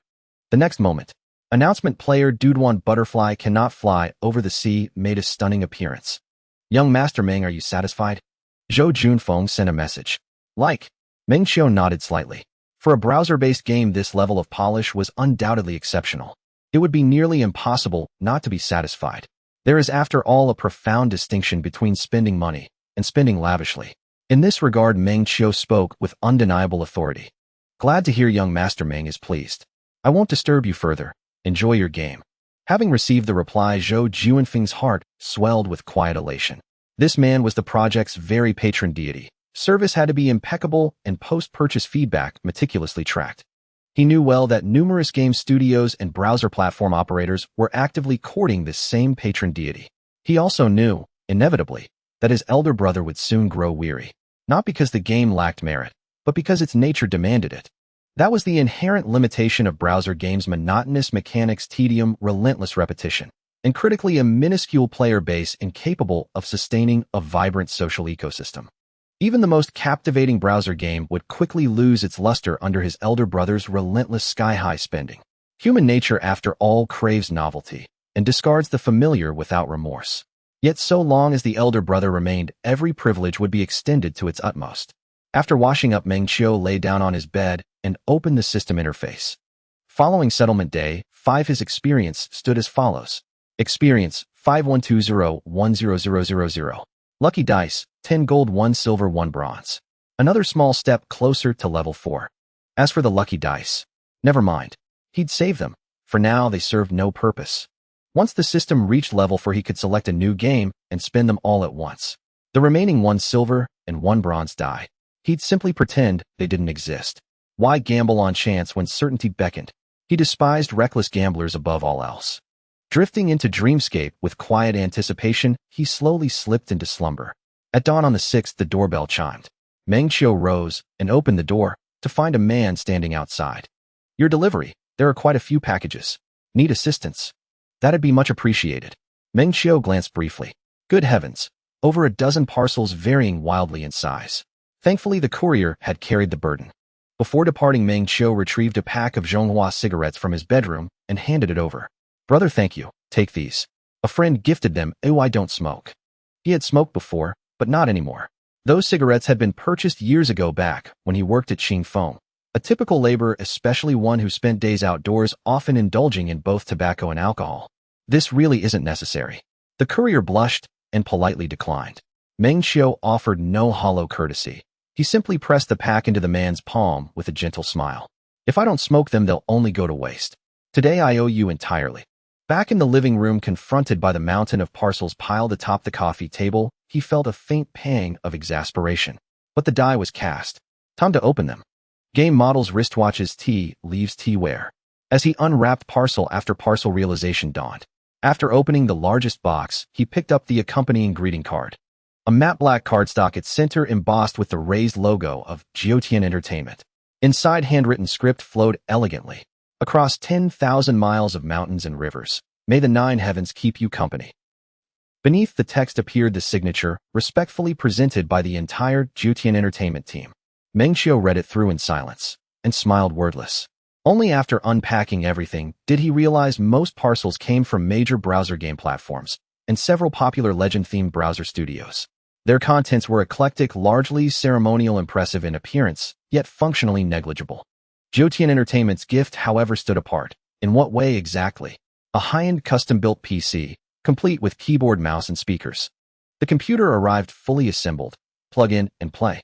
Even so, the chassis, keyboard, and mouse each bore laser-etched Tycoon Entertainment logos, a subtle, thoughtful flourish. And Meng Qiu loved it. His current machine had been purchased with his first month's salary, costing 4,000 yuan.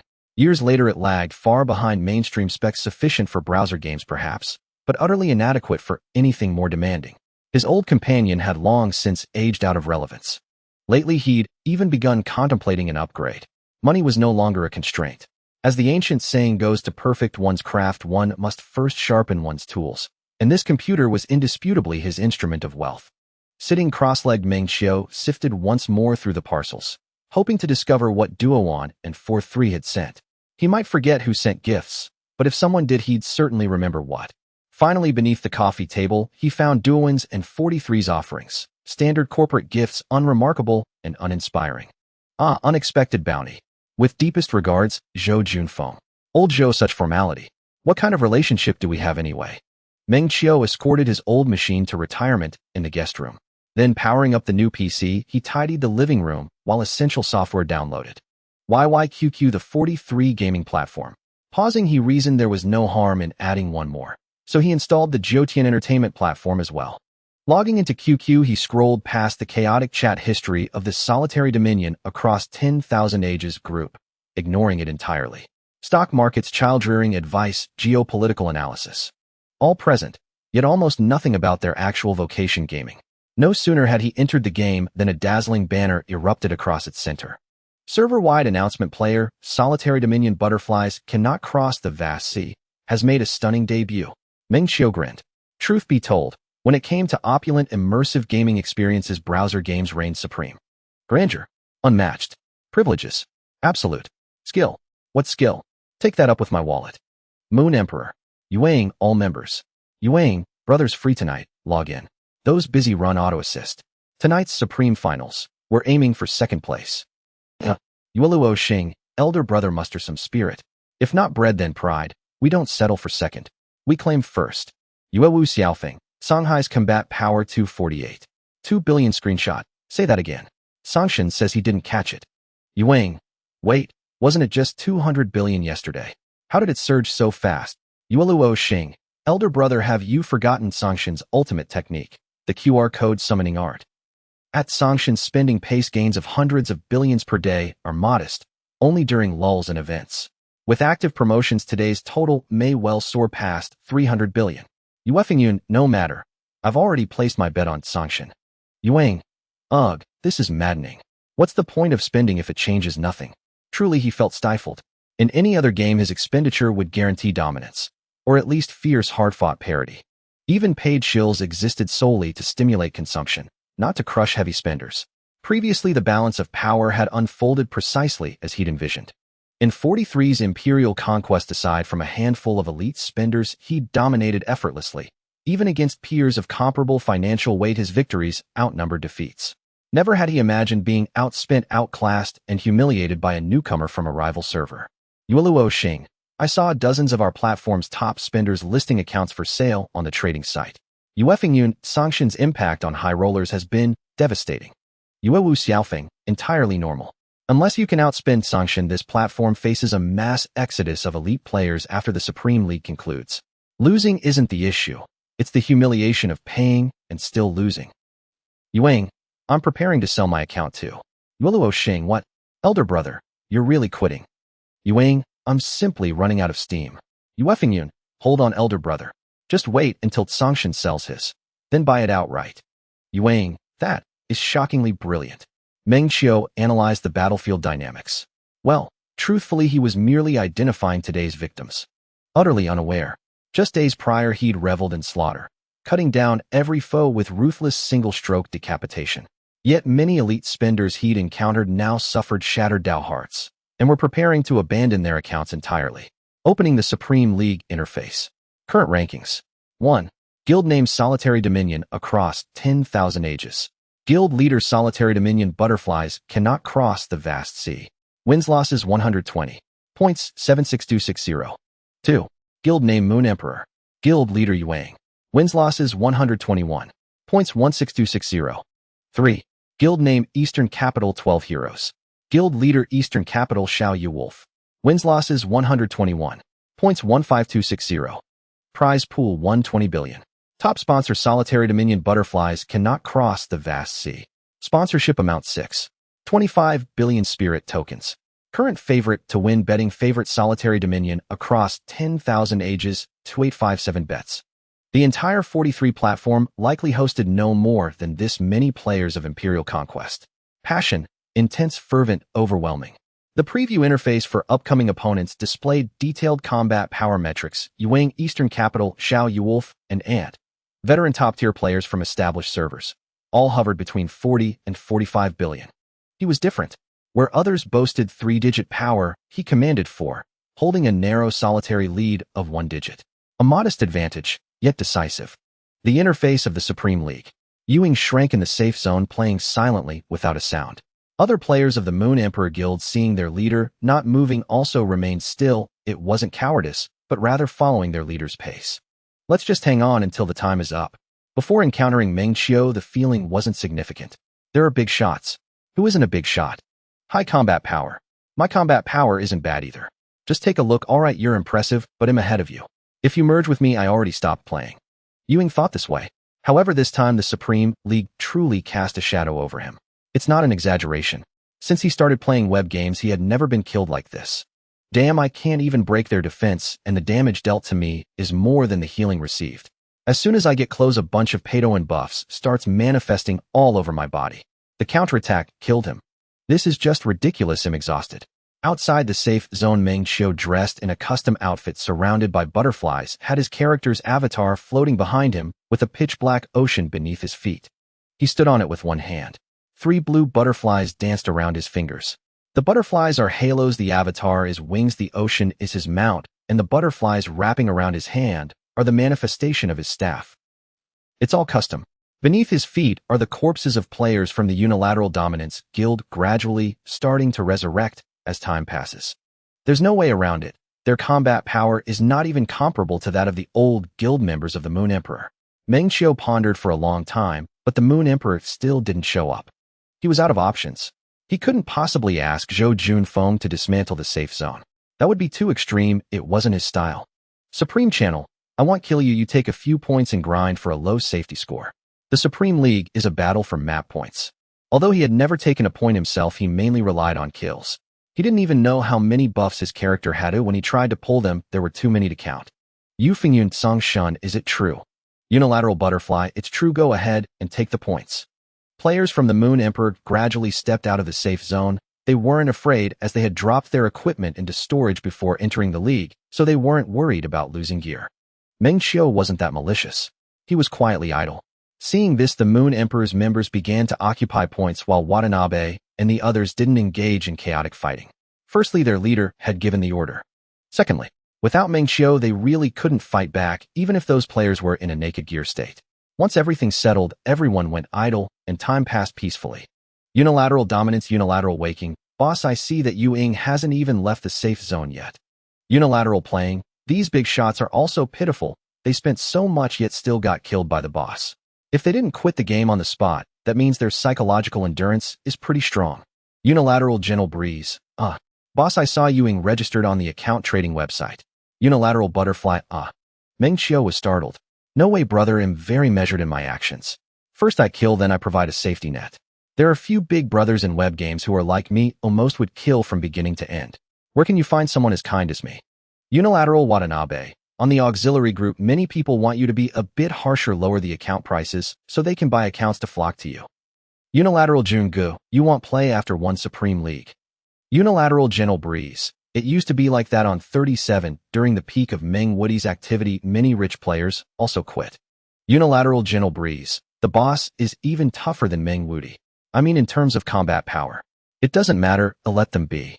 Regarding the quitting of these wealthy players from Yu Ying, Meng Qiu felt regret, but it was limited to that. He believed he had been very friendly, never boasting. Killing was just a normal activity, and he played in peace mode in the wild. He came to play games, not to be a saint. Providing a safety net was already the greatest goodwill he offered. He couldn't just stop participating in any activities. That would mean he couldn't play at all. Emperor's Domination Auxiliary Group, 2 daily earning. Yu Shun is also selling accounts now. Knife Brother. Ant, when will you sell? Give a brother a discount, he'll take over. Ant, get lost. Dreaming of amnesia. Damn, I regret spending money. If I had known it would come to this, I could have saved the money I spent and bought Yu Shin's account by now. Ant, I'm not selling my account. I'm saving it for my guild brothers to play. Daily earning. Ant, you aren't playing anymore. Ant, I can't play at all. Originally, I couldn't beat Yu Ying and the others, and now with Song Shun here, I can't beat them at all. I don't like this feeling of being killed instantly, so I'm planning to switch games. Knife Brother. Damn, even Shun Yi is selling his account now. Daily earning. Bro, if you buy it, Shun Yi has spent a lot too. Although he can't compare to Song Shun, he's definitely the second best at this stage. Dreaming of amnesia. 800. Damn, that's expensive. Ant. Shun Yi has spent so much, and he's only selling for 8000. That's already very cheap. Zhou Junfeng was in a good mood. However, the arrival of Li Min unexpectedly hit him with a cold arrow. Have you done the statistics? Single S sold 220, double S players 25, triple S players 2. Give me a moment to digest this. Zhou Junfeng waved his hand to interrupt. Any web game has a life cycle, and it's usually very short. He was well aware of this. At the start of the project, he had already set a lifespan of 1 year for Emperor's Domination. Now it had long met that mark. However, Meng Qiu's appearance gave him the illusion that the data was climbing steadily, and he thought there would be a peak tail period. After all, what wealthy players pursue in web games is the ultimate thrill of dominating the entire server. The God of Wealth was also in pursuit of this. Now that goal had been fulfilled. Other wealthy players are also human.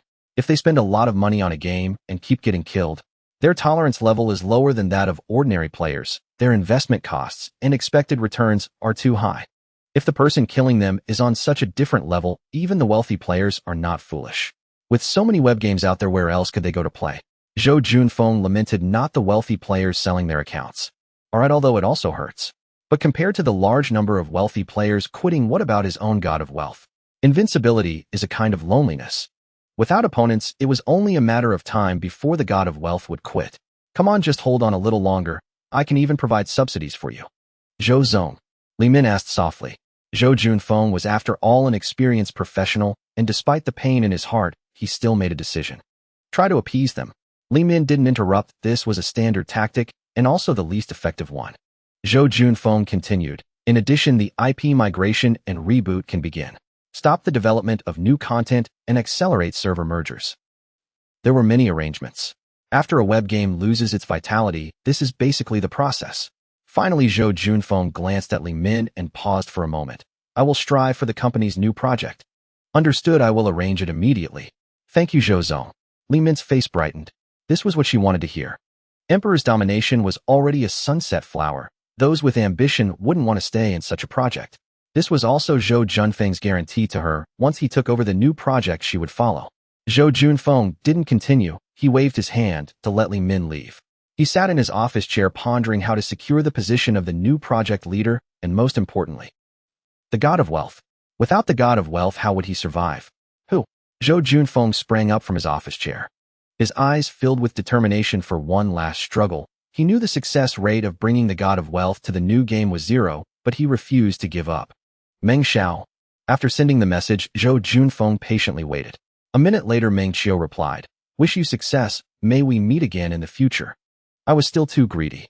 Zhou Junfeng was completely disheartened, but the relationship still had to be maintained. Meng Qiu ended his conversation with Zhou Junfeng. He now had a very profound realization. One cannot raise a true dragon in a pond. This isn't a dogmatic statement. A pond truly cannot produce a dragon. Moreover, even if a dragon were to emerge, the pond couldn't provide the necessary environment for its survival. Emperor's Domination is also a hot topic in web games with many pay-to-win players and a decent player base. However, he had only been playing for less than a month, and although the pay-to-win was fierce, who knew that Emperor's Domination would be so disappointing? The project leader was already considering seeking another position. What's this? Am I really that fierce? Are wealthy players avoiding it to the point where Emperor's Domination is also entering its twilight phase? Alright, he does enjoy gambling. But isn't that all for the system experience? In any case, he certainly wasn't wrong. The problem lies with the web game itself. Let it be. If it doesn't work, just switch games. After all, the system shop has an unbinding card. Although the price is a bit steep. But he can afford it now. After all, it's just 1,000 yuan, and he can make it back in a day. On June 7th, Thursday, Meng Qiu lay on his side in bed, glancing out the window at the continuous rain. No wonder he felt a chill in his lower body. Let it rain, let it rain. Even though it was summer, the coastal area always felt chilly when it rained. He pulled the blanket tighter, ready to take a nap. On a rainy day, if he didn't sleep, he would just be idle. He closed his eyes to sleep. But it seemed like his mind had other thoughts. His thoughts began to scatter. Was there anything happening today? In reality, there was nothing. A game. How important could a game be? The game Emperor's Dominance was indeed holding an interstellar match today, but that didn't require much effort. He could just casually play with the support. How much experience was left for the system to level up? System. Experience 5620100000. Lucky dice, 11 gold, 1 silver, 1 copper. Meng Qiu gave up on the idea of continuing to sleep. This stubborn brain was full of energy. If sleeping wasn't an option, then he might as well play. After pondering for a while, he opened his phone to watch some videos. Life without visiting Salamo Lake is not worth living. He clicked into the comments section. Beautiful scenery selfie, been there, not wasted my life. WeChat balance screenshot. Is there any brother who wants to go? Private message me for random sponsorship of 888 to 18,888 yuan. Oh, real and effective. How much would it cost to go to Salemo? You can go for any amount, but if you want to enjoy it comfortably, at least 200 yuan. Having money is great. After scrolling through, Meng Qiu suddenly had a thought. Right? Travel.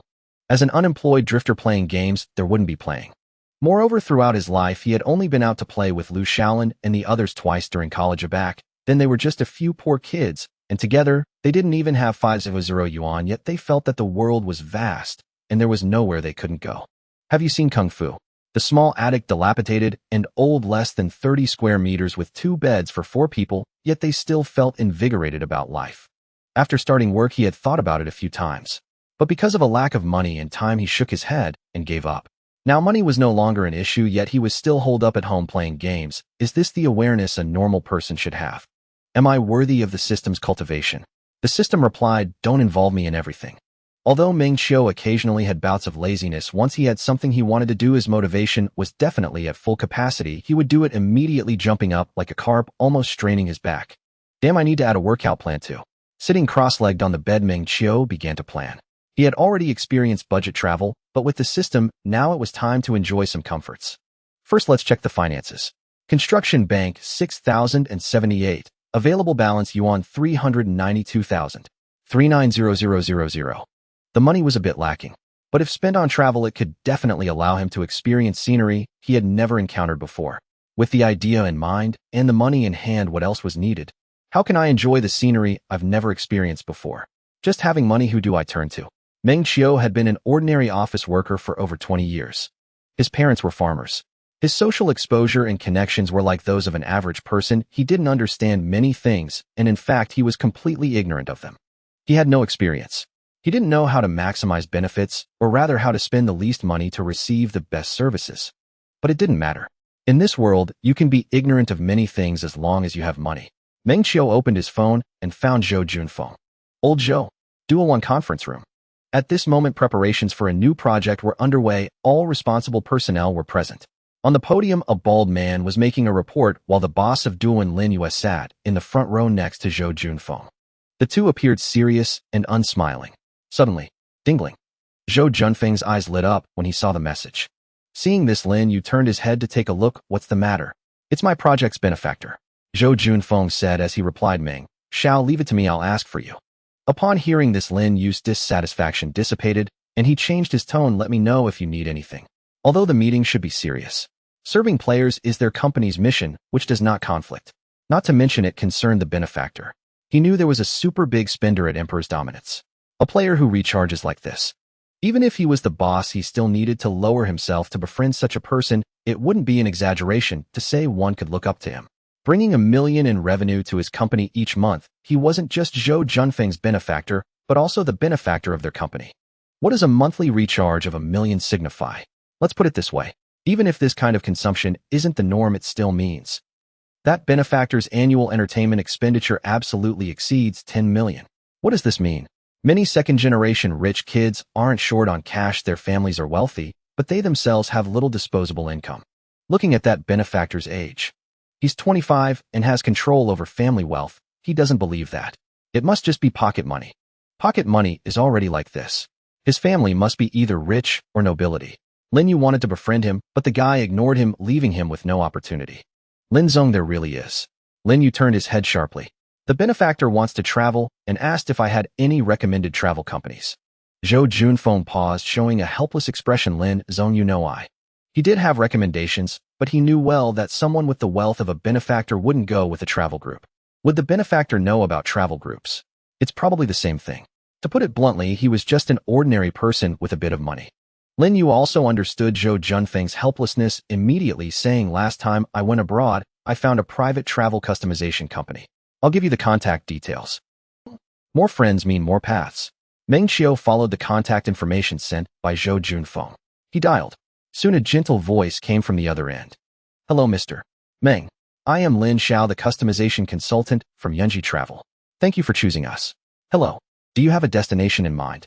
Meng Qiu got up and went to the computer desk, leaning back in a rocking chair, looking out at the light rain as he responded to Lin Xiao's question.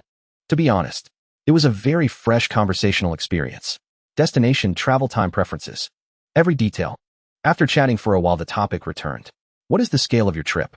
Just me. What is your budget? Meng Qiu replied generously, a preliminary budget of 3,000. If the experience is good, the price is negotiable. There was silence on the other end for about 3 seconds. The voice sounded again. I understand. In a day you see your schedule, I will bring a proposal to talk to you. Around noon, contact me when you arrive. After hanging up, excitement surged. This felt different from spending money in a game. In the game, spending 1,000 in a day, Meng Qiu didn't even blink, because it lacked a sense of realness. But now, without spending a single cent, his heart was racing, feeling a bit thrilling. Aside from the game, in his life, this was the largest expenditure without exception. That 3,000. Meng Qiu originally wanted to save it to buy a car, still holding on to that old sense of financial embarrassment. To put it bluntly, he knew that his future life would be smooth sailing, yet he didn't have a real sense of it. Every day was either playing games or staying at home. What kind of real experience could he have? Now spread his arms wide, smiling, and welcome the real new life. Keep your dignity, do not lose face. A single impulse to spend untethered him, and the world seemed to open. After his outlook shifted, even playing games felt wholly different to Meng Qiu. Before this change, his gaming revolved around grinding system experience. If no one provoked him, he would quietly be a heartless money machine. His exchanges with Duduan Wangu Zhou Junfeng and the others were steady and uneventful. There were no glaring faults, but nothing that truly shone. Put prettily, he was aloof, or put bluntly, he was socially anxious. Social anxiety often masks a deeper insecurity. Meng Qiu startled at his own realization. Roughly speaking, even with cheats, he could still feel inferior. Was he really that unlucky? Had it not been for this spontaneous purchase today, he might never have noticed the problem. This was not the man he once was. Had he obtained the system years earlier, his mouth would have curled into a confident smirk that no force could suppress. He would not be tucked at home playing games every day as he was now. A cheater and a diehard homebody then. Damn, work has been keeping me down. Fortunately, it was not too late to wake up. Society had worn down his edges, and the system bent close to whisper to him. Brother will give you money. Keep your pride, do not lose face. Meng Qiu did not rush to play. He first sent a message to Zhou Junfeng. Thanks, old Zhou. I will bring you a gift when I return. Tell me what you like. If you do not, I will pick something myself. Zhou Junfeng stared at the message, puzzled. Big bro, don't scare me. I'm not that kind of person. After chatting, he would withdraw. Meng Qiu understood why Zhou Junfeng was always willing to help him. But it did not matter. No one is good to someone without reason except parents. Why fuss over such things? Judging deeds rather than hearts, and hearts are never perfect. With the system at his side, he would simply act as he pleased. You want my money. I also value the emotional return you bring and your readiness to answer my call. Is there a difference? None at all. He picked up the phone and called his father. He said little, traded a few banalities, then called his mother. Qiu. As mothers do, Meng Chun perceived what her son did not voice. Even with few words, she keenly sensed a change in him, and mercifully, it was a good change. Meng Qiu was momentarily taken aback. Warmth climbed his chest, and he smiled. Mom, don't call me by the childhood name. There is nothing wrong with me. Your son is doing very well, earning easily, living leisurely, just playing games now and then. He'll transfer you some money soon. You and Dad have worked hard all these years. It is time to enjoy yourselves. Do not be stingy with spending. He knew, of course, that his mother would not spend it, and most likely she would tuck it away. The parents were, in effect, saving money for his future wife. Take it slow. He needed to let his parents accept the notion that their son had money. Mere words would not suffice. Parents worry that money will run out and fear the day it might. Actions were required. Let them feel his wealth in practice, then let time wash away their long-starved doubts and revive their hope. No amount of talk alone would change them. There is a kind of love that manifests as parents fearing you have no money. Meng Qiu transferred 20,000 yuan, 10,000 each. Even knowing the sum would likely end up back in his mother's hands, he did it. Seaside men dote on their daughters-in-law. Those who understand will understand. Let old Meng have his little thrill. Meng, bye-bye. Not this time, maybe next. Meng Qiu logged in, and a server announcement blazed across the screen. Player Duduan Hudi, Fei Buguat Songhai, had made a grand entrance. He decided to play dice first. System. Meng Qiu had accumulated quite a stash of lucky dice. Lucky dice, 11 gold, 1 silver, 1 copper. He was a man of simple tastes. He picked a gilded die and silently implored fortune to smile upon him. The throw registered 3. Sorry, microtransaction event, you play alone today. It was not that he refused to upgrade the system. Rather, he would raise it gradually with a plan. Games are for pleasure, real life is what matters. Why drain money every day? Finding to need cash. Meng Qiu pledged his fealty to the goddess of luck and to the system bro. He opened the Duduan Wangu group chat and tagged Wei Xing. Wei Xing, I'll send you the account later. I'm going off for a few days, please help me play while I'm away. Wei Xing was a little dazed. What? Me play your account? Duden Tio now chimed in. Boss, can your spending really still save money?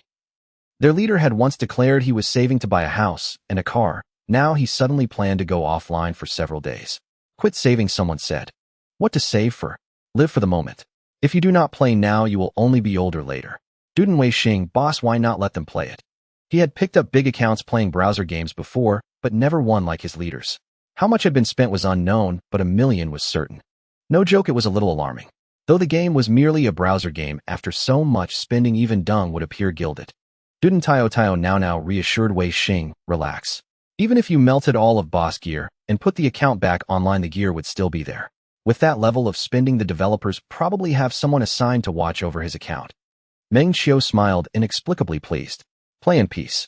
If there are events, Wei Xing, you can take the account. Do not worry about account safety. This was the first time he had said such a thing in the group, though many there had long suspected. Jesus, how will we survive without the boss? The sky is falling. Boss, are you really quitting? Meng Qiu typed back. Not sure yet. Even if I play again, it will not be for long. Nobody engages me these days, and it is no fun. Do not worry, I will leave the account with the guild. Meng Qiu spoke without pretense, yet sounded grandiose, reminding everyone in the group of their boss' magnanimity. They felt once more the essential nature of their wealthy and willful leader. In roughly a month, he had dominated the server with his spending, then bored of invincibility, decided to step back and kept the account in the guild. What a godlike boss. The reason Meng Qiu left the account to Duduan Wangu was simple: selling. It would net only a few tens of thousands, far less than what the system could withdraw in a day. That was one side of it. The other was that after being leader so long, he had enjoyed the praise and indulgence. He would not simply vanish and abandon his men. It was like those emperors in fantasy novels who leave their imperial weapon to the next generation when they depart, a safeguard and a reward to those who supported them. Duduan Hudi Fei Buguat Songhai. That account was the imperial weapon Meng Qiu bequeathed to the members of Duduan Wangu. He currently ranked first in the entire server. A cliff-like lead sweeping through old and new zones alike and crushing all foes. So long as no cheater like him appeared, the guild could play in peace until their imperial ambitions matured. These were the first people he met after encountering the system. Fate had brought them together. If trouble came, log on and answer the call. I'm off, brothers, until we meet again. With that, he rose and left the house. He needed to change into something presentable. He was going out and would not skimp on himself. Duden Wan, boss, you're only going to have fun. Remember to come home. Duden Tio now. Fine, I choose Wei Xing as the new leader. He has the imperial weapon. I have spoken. Who agrees, who objects? Duden Du Bien. I object. I want to be the new leader too. Duden Xingfeng Pia Piao. Wei Xing, please perform the ritual. The game's community was like the wandering children of the rivers and wind. Comings and goings were not matters of life or death and need not be mourned. When the flowers bloom by the roadside and butterflies take wing, those fated will meet again. The exercise plan is temporarily abandoned. Continuing to sleep. June 8th, Friday, overcast, no rain. Meng Qiu well rested. The first thing is to send a good morning to System Brother. Today's settlement, you have topped the recharge leaderboard of this game. Settlement reward leaderboard, token silver, lucky dice, 6-sided silver. Experience 100. Experience 5720100000 lucky dice, 10 gold, 2 silver, 1 copper. Currently there is 1 in used lucky dice destruction, countdown 042603. This can be silver. Meng Qiu automatically ignored the countdown. It's still early. This is the gold lucky dice used yesterday with a roll number of 3. Lucky dice and similar items. Not used. They can be kept in the system's item warehouse indefinitely. But once extracted from the warehouse, if not fully used within the time limit, they will be destroyed regardless of usage. When the countdown reaches 0, the item will be automatically destroyed. The leaderboard token is similar. Seeing the settlement information from yesterday, showing a silver token, did surprise him a little. He hasn't unbound the Emperor's dominance yet. Yesterday, a new investment activity journey of the 9 provinces went live. Along with it, a new gameplay 9 provinces competition was also launched. A new battleground gameplay. Yesterday, he simply filled the activity for the sake of cash withdrawal, investing very little, only about 2,000. He thought he could get a copper token for cash withdrawal. But the result was a silver token. What is a pleasant surprise? This is it. Well, Emperor's dominance, it seems to have truly reduced its consumption now. Of course, this is a small question of happiness. Whether the Emperor's dominance reduces consumption has nothing to do with him. Meng Qiu began to withdraw cash. The current withdrawable balance is 80000. Stacking withdrawal item, Lucky Dice Gold rolled number 3. The amount available for withdrawal is withdraw. Withdrawal successful. The next second, a prompt SMS from the bank arrived on his phone. Meng Qiu was pleased with this. He even specially activated transaction reminder SMS in the banking software. 18 yuan month. Over a year. Forget it. Right now he doesn't lack that little money, so he won't bother his brain cells with it. Construction Bank, 6,078. Available balance yuan 6300. Is it refreshing? Nonsense. In just one day with one cash withdrawal his assets were about to double. Meng Qiu leaped up, tidied himself up. Done. He took a taxi and headed straight for the Binhai International Hotel. This is the most famous and highest consuming 5-star hotel in Binhai. If a wedding banquet is held here in Binhai, that would be a big face. After getting out of the car, Meng Qiu walked straight to the Luckin Coffee next to the hotel, where he would wait for his customized consultant, Lin Xiao. The hotel. The Binhai Hotel brand represents his hometown. Luckin Coffee stores are all similar. Meng Qiu first ordered a coconut latte without sugar for himself, then went to sit in the outdoor lounge, taking out his new phone bought yesterday to scroll through videos to pass the time. Old one. Left at home. While scrolling, Douyin pushed a game advertisement to him. In the past, he would directly swipe past it. He doesn't play mobile games, no other reason, the screen is too small, it doesn't suit his personal preference. But now feeling bored, he thought to give it a try. Pass the time. People should try new things, or perhaps what you didn't like before you might like now. Ask the Tao for longevity. Not grind, not spend, a brand new national-style idle cultivation game that lets you enjoy it for a whole year. The slogan is good, but he doesn't believe in not grind, not spend. The game is not big, and his new phone is powerful. Of course, Luckin's network is also good. It was quickly downloaded. The game graphics are in an ink wash national style. Gameplay. It's just a simple idle cultivation game. Character name. Meng Qiu skillfully entered the ID butterfly, cannot cross the sea. Following the beginner's guide. Tap, tap, tap. There is nothing complicated, and the gameplay is simple. Idle cultivation, breakthrough realms, enhance combat power, compete for resources. Choose a profession.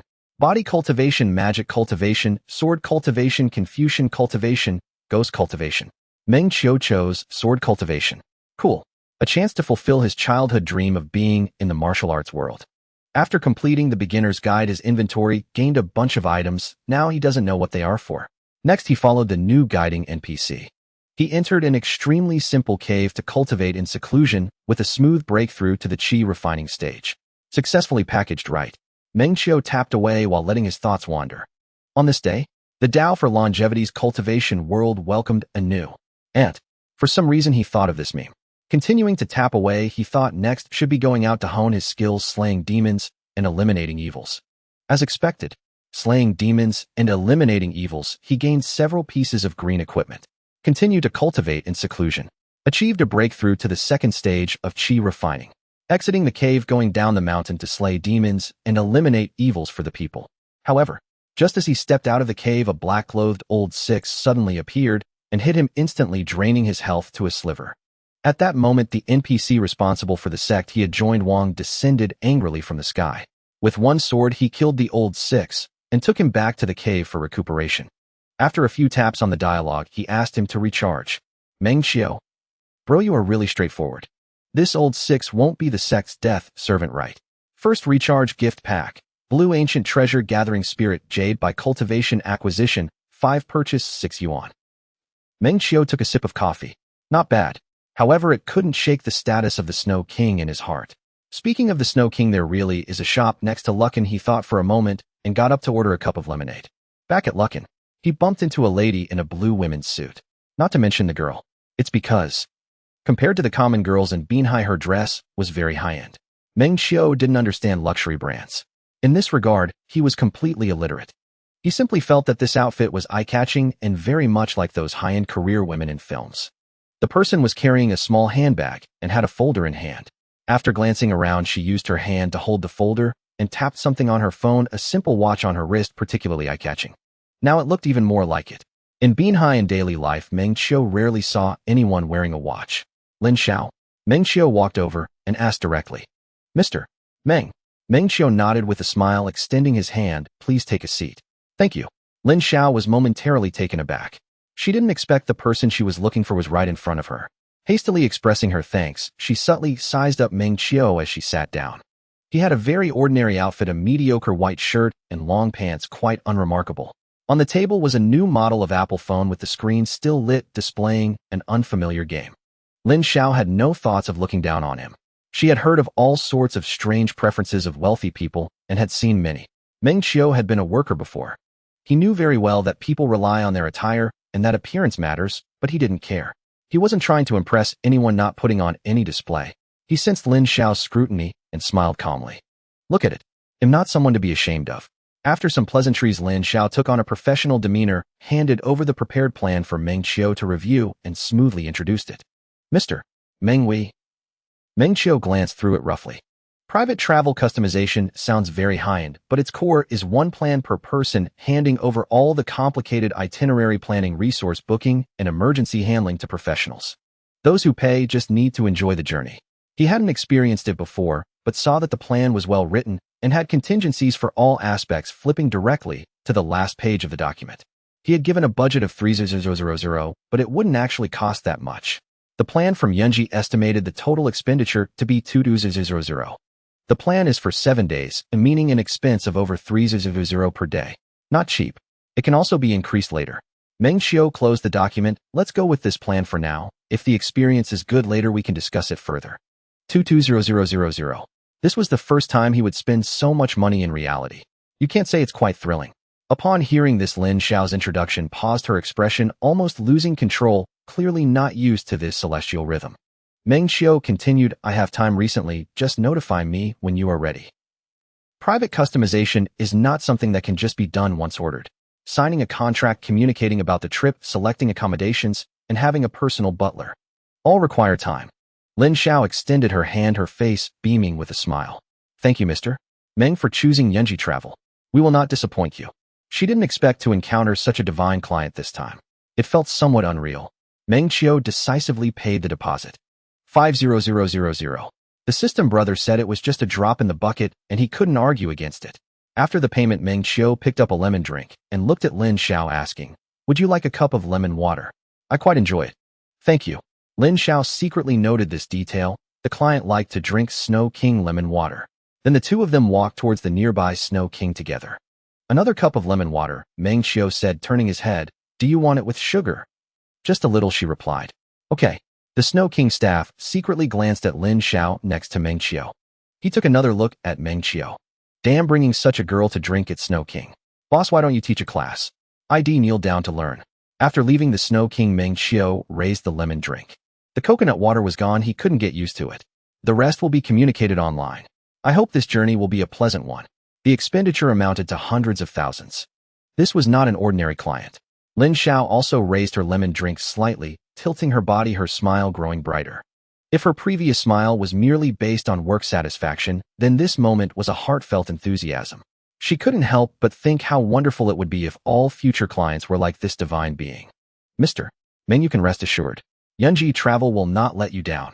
Outside the window, the sea of clouds spread out like an endless snowfield. The airplane flew through it. It looked like a butterfly soaring over the white sea. The world was vast, yet it stood out alone. Meng Qiu adjusted his seat and took out his phone, turning on the screen. Time June 12, 1424. It had been 5 days since he met Lin Xiao.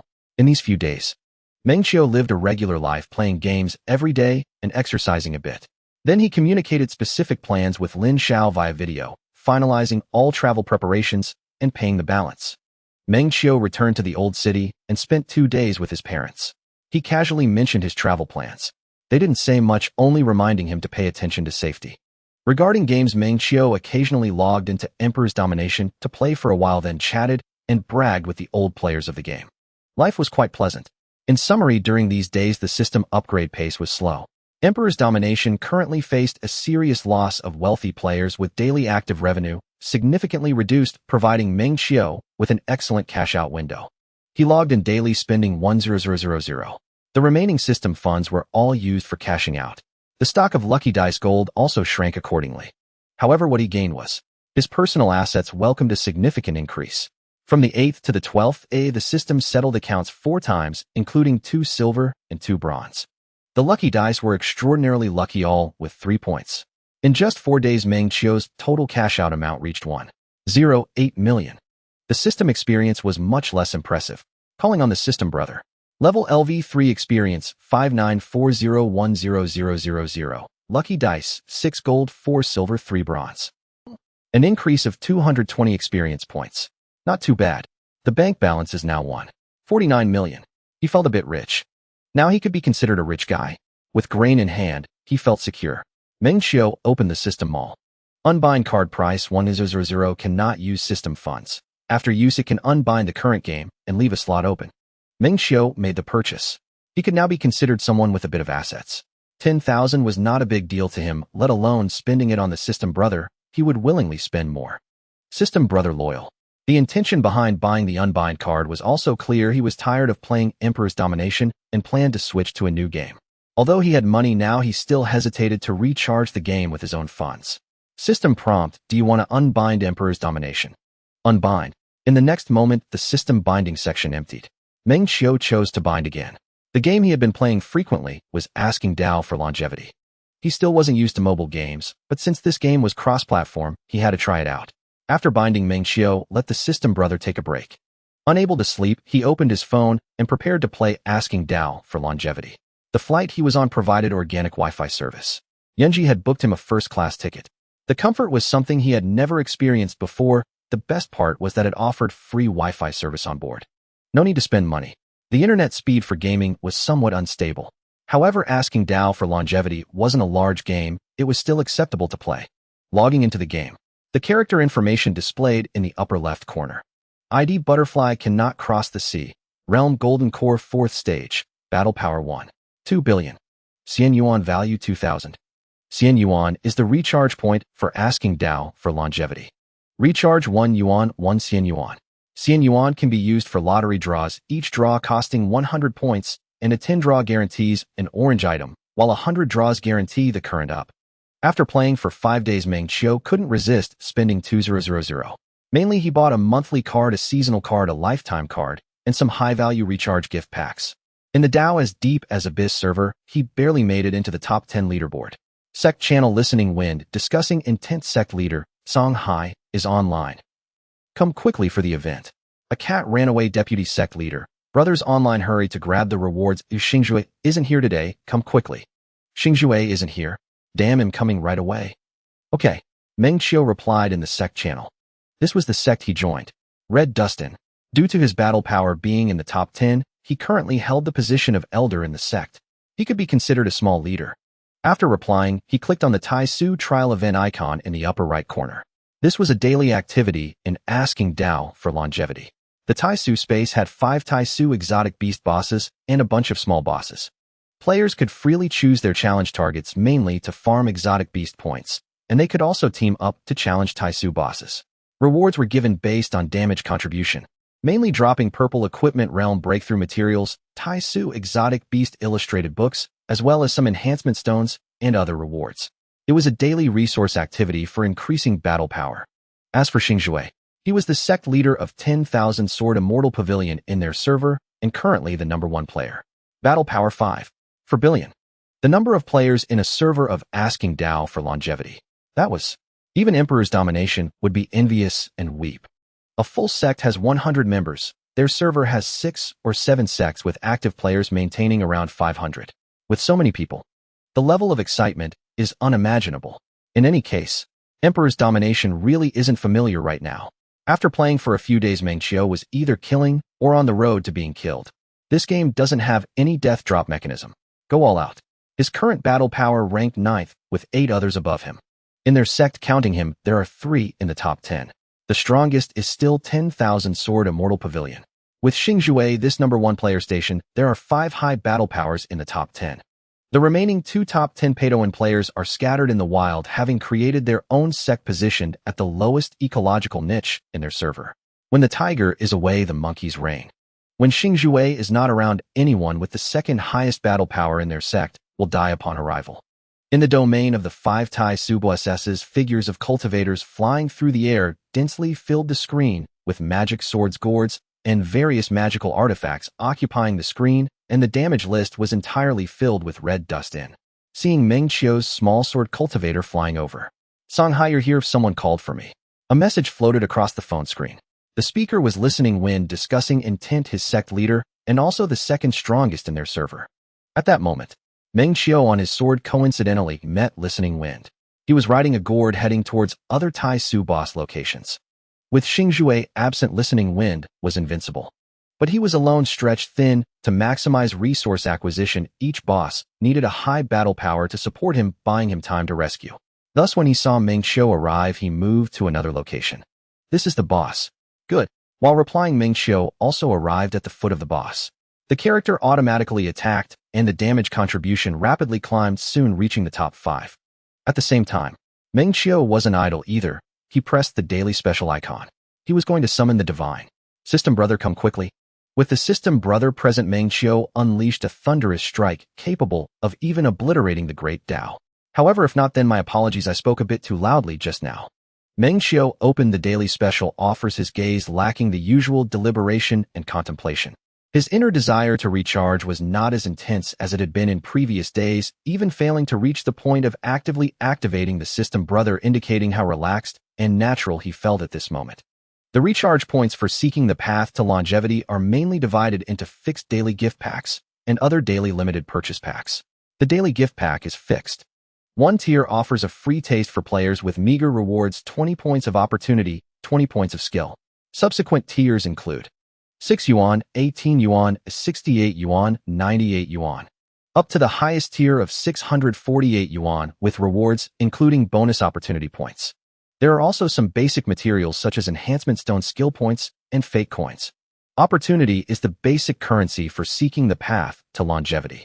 It is mainly used in the Tianji Pavilion to purchase items that enhance combat power, as well as some opportunity items such as cultivation fortune bags, enhancement stones, spiritual dust, and skill points. The currency name. Unlike the copper stench prevalent in the Empire's dominance, the opportunity depends on whether you have yuan. The fixed gift pack totals 1,324 yuan daily. As for why Meng Qiu is so clear about this, it is because his current boss Ting Feng once mentioned it in the group chat at the Red Dust Inn. At that time, he also hailed his boss as an impressive figure. You can't say after getting the System Brother this was his first time regaining the feeling of having been a little brother. The daily limited purchase gift packs depend on the core gameplay points currently unlocked by the player, with different premium content packs available based on the realm rank, as well as fixed packs related to fate lotteries, spiritual beast identification items, and treasure enhancements. 30 yuan treasure pack, 10 orange treasure fragments, 20 cultivation pills, 100 opportunity. System Brother confirmed the recharge. In the quest for longevity, opportunity can break the shackles of fate and transcend the transformations of heaven and earth. If one can comprehend a bit of the mysteries of fate, they can ascend to immortality. Meng Qiu did not understand cultivation, but he understood recharging. He felt that he was blessed with abundant opportunities destined by fate. Recharge successful. Available funds today, 97,800 yuan. You have gained Opportunity X 10520. You have gained Fate X 2200. You have accumulated a recharge of 4,200 yuan and recharged 800 yuan for the Ancient Treasure, Pajuan Armor, Defense 20. Directly dismissing the system prompt, Meng Qiu began to use the gift packs obtained from recharging. He spent some skill points, fed the spiritual beast some medicine, and consumed all the cultivation. All of it transformed into the foundation of his ascendant cultivation.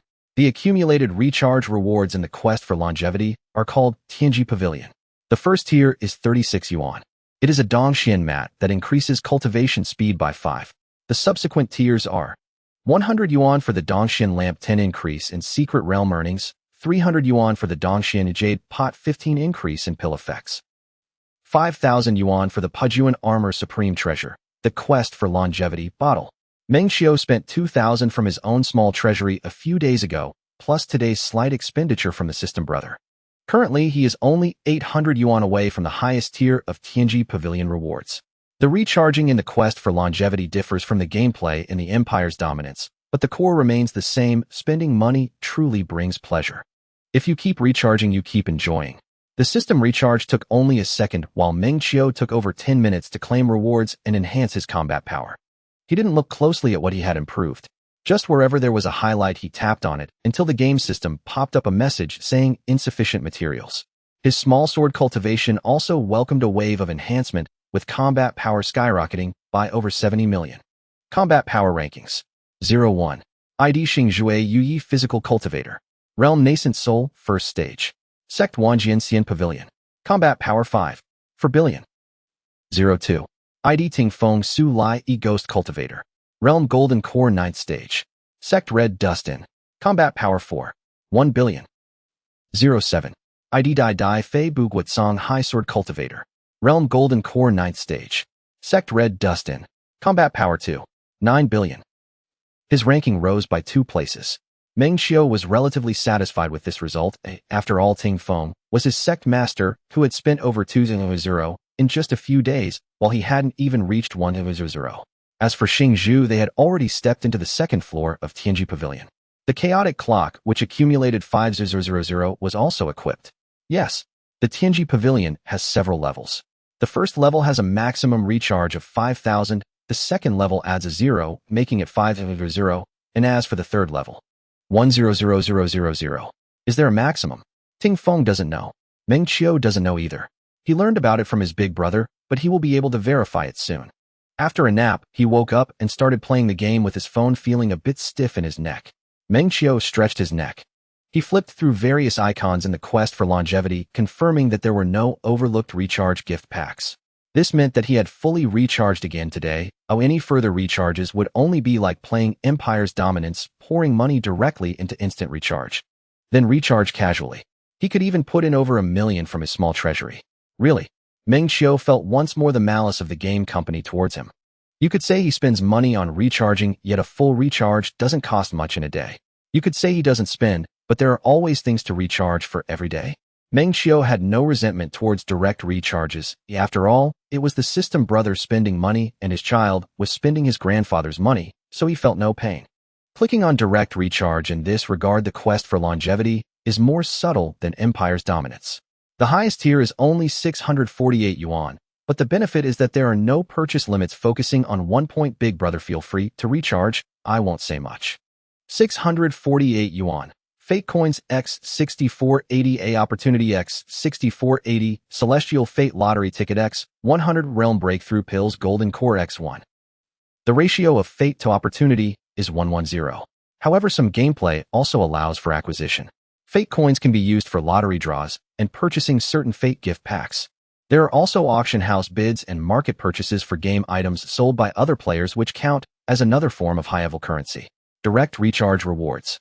Wandering between profit and loss, it depends on whether you find it worthwhile. Meng Qiu found it worthwhile.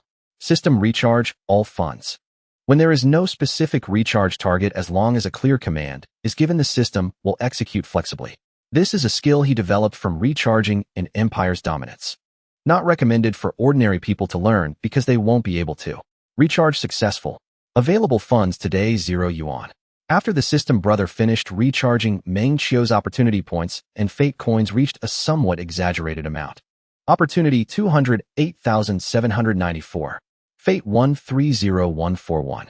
Opportunity is fine. Many gameplay modes have rewards. Fate is produced in small quantities, making it even more precious. Just then a system prompt popped up in the center of the game screen. With profound celestial fate, the cultivator Dai Dai Fei Buguat Song Hai, from the dimension of the abyss of the great Tao, has a determined Tao heart, and their accumulated celestial fate has reached a transformative state, hereby announcing to the 3 realms to showcase their sincerity. Deep celestial fate. A continuous 9 system announcements, directly astonishing all online players in the entire server. World channel, damn, what hidden plot is this? This shouldn't be a hidden plot, whose hidden plot triggers 9 times at once. I haven't seen this system announcement before. It seems to be a server-wide announcement. The big shot is impressive, that's all. This ID looks familiar. It seems to be from the top 10 spenders. Is this Tao friend about to ascend to immortality? I found out the big shot is currently ranked 7th, Sect Red Dust In. Fellow Taoists, I will take my leave first. Although players were unsure how this announcement was triggered, the phrase, Celestial Fate has reached a transformative state, was still flooding the screen. What is Celestial Fate? In the quest for longevity, it is an alternative name for spending money. Although they didn't know how much the big shot from Shanghai had recharged this celestial fate was about to overflow, even triggering a system announcement that nobody had seen before along with a showy announcement to the three realms. This is truly a pose of ascending to immortality. Players are watching the show. The players in the Red Dust Tavern are a bit confused. Butterfly can't cross the ocean, this ID they are familiar with it. One of the three giants of the secta powerhouse in the top 10 on the combat strength list. Sec channel. Ma Shu Tuan Tuan Shanghai, wow, how much did you charge? Xiao Guo, I've never seen this system announcement before, it must be a lot, at least several tens of thousands all at once. A cat has run away, Shanghai, how did you charge it? Ma Shu Tuan Tuan, wow. Wow. Everyone look at the world. System announcement. There is also a commotion in the world channel because of him. Meng Qiu saw it. Inside he felt quite delighted. It felt as refreshing as having a glass of ice-cold lemonade on a sweltering day, invigorating his body and spirit. It may sound cliché, but that's exactly how it is. Spending money is all about the thrill of showcasing one's power right. He peeked at the world for a moment, preparing to study the newly appeared Icon Immortal gift package, and then claimed the cumulative recharge rewards from the Inquiry Pavilion to see where the limits of the game official are. Who would have thought? Just as the 9th system announcement was nearing its end. On the upper half of the game screen, a brilliant light suddenly appeared with countless runes blooming like golden lotuses gathering into patches of auspicious clouds. In the center of a jade pillar resembling a portal to immortality, a Qing Yuan held a decree circling around the pillar. Purple energy converged to form a scroll that slowly unfurled. Heavenly Tao Proclamation. Acknowledging the cultivator butterfly can't cross the ocean from the realm of abyss of the great Tao, whose Tao heart is clear their celestial fate, has reached the realm of respect of all heavens. Specially conferred the primordial holy body origin, granting the one-sword formation of all phenomena, enjoying 3 years of blessings from the fortunes of all heavens. Let all cultivators of the myriad realms witness this. The announcement popped up and all channels fell silent for a few seconds before completely erupting. Wow, I know this, I've seen it on Douyin. Does the big shot lack accessories? I'm really good at alchemy. Did this guy just invest in the underworld? Congratulations, Immortal. TSK. Another one who smashed his way through the heavenly Tao with money. The essence of cultivation lies in understanding the heavens and earth. So crude. Congratulations, Immortal. The road to immortality is long, but the Tao will always prosper. As soon as the congratulations for the Immortal came out, the copycats flooded the screen. Meng Qiu peeked at the screen. The corners of his mouth involuntarily curled up. The friends in the sect truly have culture, they are indeed cultivators, and their flattery is remarkably unique. No doubt today he would ascend to the position of ancestor, bringing joy to all under heaven. Meng Qiu opened the world channel, preparing to send a small red envelope. This aspect of Inquiry Pavilion is better than the Emperor's hegemony. The game itself has opportunities for red envelopes and fate red envelopes. He clicked on the red envelope. The game popped up a prompt. Only those with profound opportunities fate can discuss the Tao. This sounds mysterious, but in plain language it means, if you want to show off in the world, your opportunities and fate must be sufficient, otherwise you cannot send it. The system has a minimum distribution requirement with at least 10,000 opportunities and 1,000 fate. It's quite euphemistic. Meng Qiu chuckled silently. However, he may not have much, but he certainly has enough opportunities and fate. He was determined to be the dazzling figure of the abyss of the great Tao. No other reason, just because he spent the money happily. But the system asked him to wait. Not the brother system, but the game system. Blessing of the Immortal, the auspicious time has arrived. The Heavenly Tao will issue a command red envelope in the Otherworld channel. Enter the specified command to receive opportunities, treasure hunting orders, and other generous rewards. Those with the best luck will have a chance to win the Koi Grand Prize. The countdown begins. Meng Qiu also received a notification from the game system. Please input the specified command Immortal. Look at that. Who says cultivation requires a calm heart? In the past they called him a cultivator, now they call him Immortal. Meng Qiu pondered for a moment. For a moment he couldn't think of anything interesting to say, so he simply promoted his own sect. The Red Dust Tavern is warmly recruiting new members, inviting all Tao friends to embark on the path to immortality. After finishing, he clicked confirm. In the next second the countdown hit 0, and the blessing began. Red Dust Sect Master, listening to the wind's intent, the sect is recruiting. Come join the high combat. Listening to the wind had just come to his senses when he initiated a recruitment advertisement in the world. He still felt a bit dazed. What should he do now that his former subordinates have become strong and well-funded? He just went to ask his dedicated customer service. He received a message. The immortal needs to recharge 100 to unlock. And the previous announcement from the Three Realms requires a single recharge of 10,000 to activate. After customer service explained, listening to the wind was stunned. Listening to the wind. The amount of 100 is not bad. Spendthrifts have their own pride, and he naturally isn't lacking in that.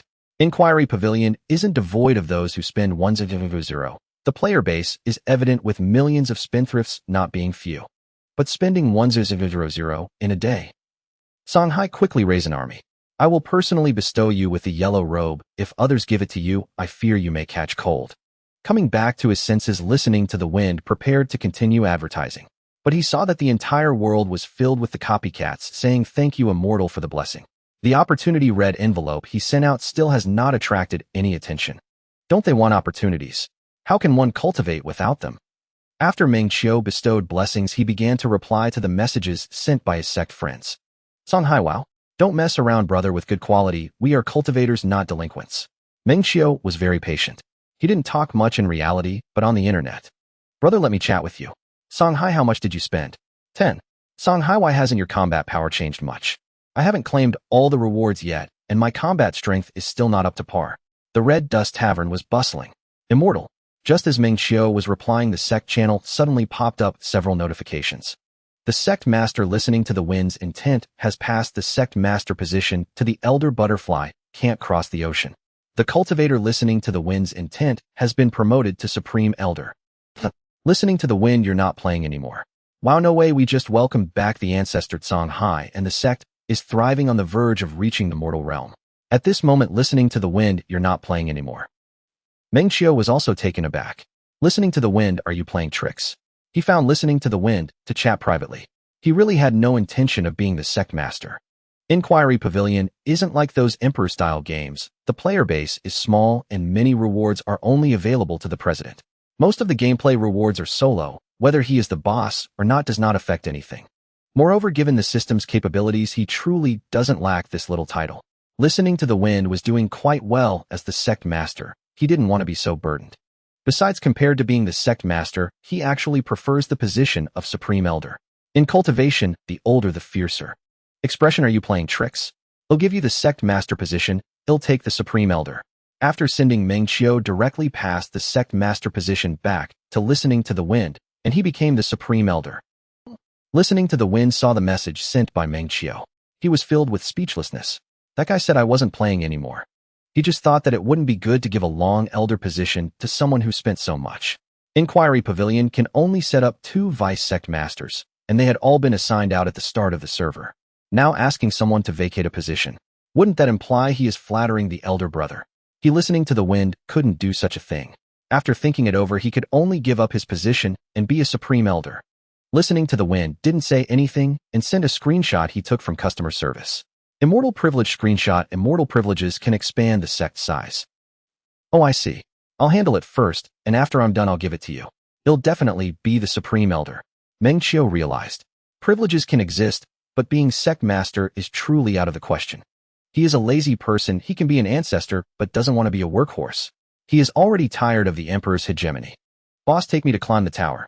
Boss, let's do 3v3. It's fine to take 1 or 2, but if it's too many it will truly be overwhelming. Alright. Listening to the wind saw that Meng Qiu really didn't want to be the boss. He didn't push back. Inquiry Pavilion does provide some small benefits for player sect masters. Moreover, he has already created the sect, so if he says he has no intention of being the boss, he himself wouldn't believe it. Although there's now an ancestor in the sect, it doesn't matter. Below the ancestor, I am still the boss. Who says the vice boss doesn't count as the boss? Meng Qiu has once again become the sect master. After unlocking the privileges of the immortal sovereign, he truly has no time to study. 3. One can create a Heavenly Dao Alliance sect with the Heavenly Dao favoring it. The sect buildings are directly maxed out and efficiency skyrockets. There are many privileges. However, the only one that is useful to Meng Qiu is the Immortal Sovereign Shop. It allows him to slightly increase his daily spending limit. The others are just passable, at least for him. He clicked on Sect Construction. The Sect Hall increases the number of sect members. The higher the sect's level, the higher the level of the daily tasks that sect players can receive.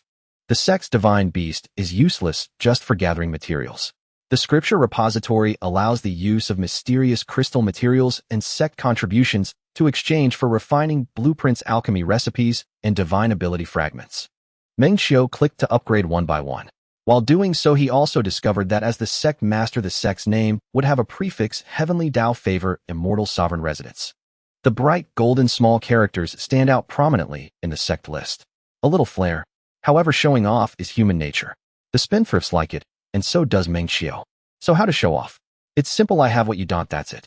Whether in games or reality. Continuing to click on construction. The privileges of the Immortal Sovereign are indeed useful with a one-click upgrade feature. The game asking for eternal life has 3 maps: Mortal, Spirit, Immortal. The highest level for sects in the mortal realm is level 10, and it only took a few clicks to max it out. After leveling up, Meng Qiu directly handed the sect over to Ting Feng, feeling secure as his supreme elder. The red dustin.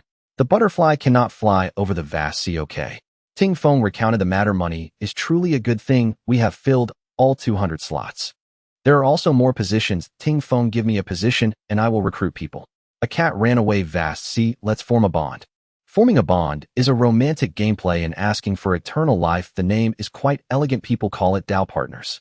I cultivate the path of indifference. Meng Qiu politely declined. He does not consider game romances at all. Because once he played Sky Sword looking for romance, he ended up with a guy. Since then, he has lost faith in gender in games. It's true. It's hard to tell whether one is a human or a ghost. Therefore, he has locked his heart and love just playing games without any talk of romance. He has already surpassed that age. Ting Feng brothers with many opportunities go recruit people in the world. Machi Tuan Tuan vast sea, kill me. Meng Qiu was speechless. Even I, this pervert, find you a bit perverted. Killing chickens. After bragging for a while, Meng Qiu began to increase his combat power. First, he clicked on the Dao Hall, asking for eternal life bottle, ancient treasure, Qian Kuan mirror, ancient treasure, opening the sky axe. All recharge rewards from 5,000 to 50,000 are ancient treasures, which are the highest tier of magical artifacts in the game. He didn't look closely at the bonuses. As long as his combat power is increasing, that's fine. It continued until 1000 cumulative recharge.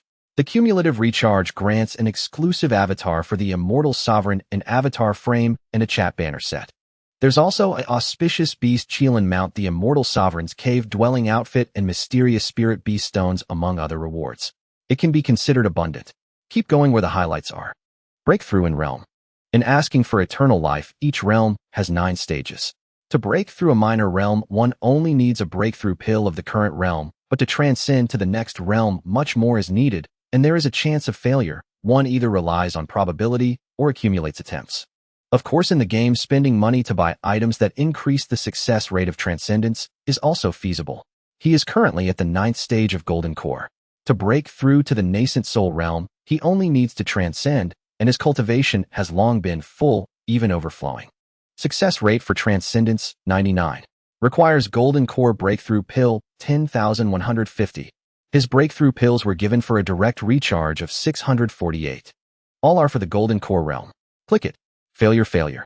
Meng Qiu was completely unfazed and even felt like laughing. After consuming dozens of breakthrough pills, while the transcendence animation had not yet finished, he saw himself in the system announcement. The cultivator, the butterfly, cannot fly over the vast sea, has endured 9 celestial tribulations and successfully broke through to the nascent soul realm. The path to immortality is long, and the Dao fortune is prosperous. His combat power has slightly increased. A new nascent soul limited purchase package popped up on the realm interface. A total of 4 tiers. 68 yuan, 128 yuan, 328 yuan for the regular tiers. However, as the Immortal Sovereign, he has privileges and can additionally purchase 648 yuan tier of the realm limited purchase package. System brother. Meng Qiu called out to the system.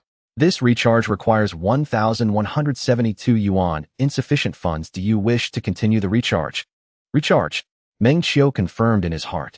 The next second his small treasury was at 1,172 yuan. You just consider it a payment for his happiness. Nascent Soul Breakthrough Pill X9 Cultivation X 1 million. Mainly realm materials. There are also lottery tickets. Meng Qiu continued to break through. Nascent Soul 2nd stage, Nascent Soul 3rd stage. Until the system popped up the message, insufficient cultivation. Unfortunately, he was not the first to break through to Nascent Soul. In asking for eternal life, the first player to break through each realm receives the title reward of first in realm. They Starfall were the first nascent soul. He could only be the first in the transformation god realm. It felt a bit bitter just to click to the end. Just finish clicking. It's evident that spending money is truly a physical labor. After spending 100, the enhancement points were quickly exhausted, and Meng Qiu's combat power underwent a tremendous transformation. Opening the combat power leaderboard, 01, ID the butterfly cannot fly over the vast sea, immortal sovereign realm nascent soul 8th stage sect red dust, in supreme elder combat power 7. 3 billion. Besides that, the wealth leaderboard, spirit beast leaderboard, cultivation methods, divine abilities, and other leaderboards all successfully reached the top. Hey, refreshing. The goal in playing games is to be first. A few days ago he was killed, yet he enjoyed reliving the feeling of playing games. But now, whoever comes is just being crushed. Meng Qiu glanced at the time displayed on the screen, 1626. Has it been this long? He closed the game. The Immortal Sovereign privilege has an offline management function. There's also automatic alchemy training. All dungeons can be swept with one click, and all gameplay systems are managed 24 hours a day. Plus, he can claim all activity rewards from the past 7 days. One could say aside from being a bit expensive, it really is cost-effective. Dear esteemed travelers, at this moment, the airplane announcement also came through with a notice of the descent. Life is important. Meng Qiu put his phone in his pocket, obediently fastened his seatbelt, and prepared to land. His first stop is Lidu, a city that claims to have spring all year round. At the airplane's jet bridge, Meng Qiu gazed towards the distant azure sky. Vast and clean, it instinctively calmed his mood. This is his first time traveling alone. The corridor echoed with bursts of laughter and conversation, and passengers from the same flight hurried past him. Lin Xiao quietly followed behind. The sound of her high heels tap-tap continually echoed from behind. Meng Qiu glanced back at her. Mr. Meng, it's nothing. Meng Qiu smiled and walked briskly towards the airport exit. His private travel butler had arrived in Lidu a few days earlier to scout the area. Lin Xiao was only accompanying him to the destination. Occasionally people cast curious glances in their direction. Full of curiosity, they speculated. This scene was indeed too conspicuous. A young man dressed ordinarily walking ahead. Behind him followed a beautiful woman dressed like a secretary. Upon exiting the airport, a similarly suited man stood beside a white reception car. Seeing Meng Qiu and Lin Xiao walk out of the airport, he immediately approached. Mr. Meng, I am your. Meng Qiu smiled and extended his hand. Zhang Wei. We've had a video call. Let me reintroduce myself. I am Meng Qiu from Binhai. Thank you for taking care of this trip. Zhang Wei also smiled in response. After their conversation, Meng Qiu turned to the quiet Lin Xiao beside him and extended his hand. Miss Lin, have a pleasant return journey. Thank you, and I wish Mr. Meng a pleasant journey as well. Lin Xiao waved goodbye. She needed to catch the next flight back. Soon after, Meng Qiu and Zhang Wei stepped onto the reception vehicle. I heard Mr. Meng likes lemon water, so I specially prepared it in front. Would you like to try it? Meng Qiu chuckled. He wasn't stupid. The fact that he loved lemon water was definitely something Lin Xiao mentioned. Thanks. Meng Qiu took a sip. It was still the same taste. I have already arranged everything for your accommodation. Lidu is famous for. Meng Qiu listened while drinking. Customized services are great. Everything is arranged. You can set off whenever you want. Dedicated personnel and vehicles, VIP access, freely enjoy all major scenic spots, ensuring you have a unique experience. If you don't want to play, then just lie in the hotel, enjoy some delicious food, and play games. The welcome car moved along the road. Surrounding cars, upon seeing the glowing emblem, kept their distance. Meng Qiu sat inside the car, observing the scenery receding behind him. His heart was calm, suddenly feeling a touch of emotion he had never experienced before. The co-driver Zhang Wei noticed the silence and glanced back. He was perceptive enough not to disturb. Although Meng Qiu had not yet begun to fully experience it, his current feelings were quite pleasant. In his brief and monotonous 25 years of life, he claimed to have seen the world, but in truth he barely scratched the surface of how the truly wealthy lived and enjoyed life. He lacked even the most basic concepts. Up until now, while he understood how to flatter others, he had not mastered the craft. Being flattered was another matter entirely, excluding games. In real life, a simple dear on Taobao or a hello from a delivery guy constituted some of the rare instances he had felt cared for. Once, Zhang Wei and Lin Xiao were two heights he could never reach. He was not very familiar with Zhang Wei, just limited to an understanding. He spoke charmingly with enthusiasm, just the right amount, and had a keen sense of timing. His emotional intelligence and perceptiveness were leagues ahead of him. At 26 years old, 2 years post-university, he was extremely handsome and dressed stylishly. As for his abilities, let's not go there. His monthly salary averaged over 2,000. Before he met the wealthy, he felt like he couldn't even catch up. At that time, he was dumbfounded. If a matchmaker were to introduce him to such a girl, his mother would surely express her astonishment in 3 parts: gratitude, refusal, and then fantasizing about her son finding a romantic connection. Thus, Meng Qiu never considered himself a child of destiny. He had a clear understanding of himself, average abilities, moderate looks, and an ordinary family. Among the crowd, he was the kind of person who would go unnoticed, which is why he felt fortunate to have encountered the system. How wonderful it is to be wealthy. Having a system was even better. While Meng Qiu was enjoying his pleasant journey, discussions about him quietly surfaced online. The game Asking for Eternal Life has its own player community, allowing players to share their gaming experiences and find like-minded partners, as well as providing a platform for players from different servers to communicate. Meng Qiu's post appeared in the evening. As the number of comments increased, it gradually rose to the forefront. Title: A Big Shot invests in the abyss of the Great Way. New announcements released. Main text: This afternoon, I was idly playing when I unexpectedly saw 9 new announcements in the game that I had never encountered before. The big shot who released the new announcements then attained the realm of the immortal sovereign. Unable to contain my excitement, I took a screenshot and asked around the world, but found no information. Can anyone from the community share? Image. Comments: 999. This is insane. I was just mindlessly browsing the community and suddenly got dazzled by the big spender. Which sage has reincarnated? Holy cow. I'm right above the abyss of the Great Way. A single recharge of 10,000 can activate the new announcements you mentioned. As for triggering it 9 times at once, I can only say the Immortal Sovereign is benevolent. Regarding how much the Immortal Sovereign costs, just look at the big shots in your server. The Riddle Master upstairs: Immortal Sovereign is 1,000, Dao Ancestor is 2,000, and Sage is 5,000. Feel free to take it without thanks. The poster followed up: Holy cow, that many. Is Sage the highest tier? I don't know, I've only seen Sages and encountered several in other realms, but they got stomped by a big shot. Could it be a possession account? The poster asked, what is possession? Possession means buying an account. The game data of the purchased account is directly transferred to your account. In our cultivation world, we call it possession. Do you understand? Wait, can it be played that way? The poster asked, you can't possess accounts in your server for now. There's a protection period for new servers. You can't do it until a month after the server opens.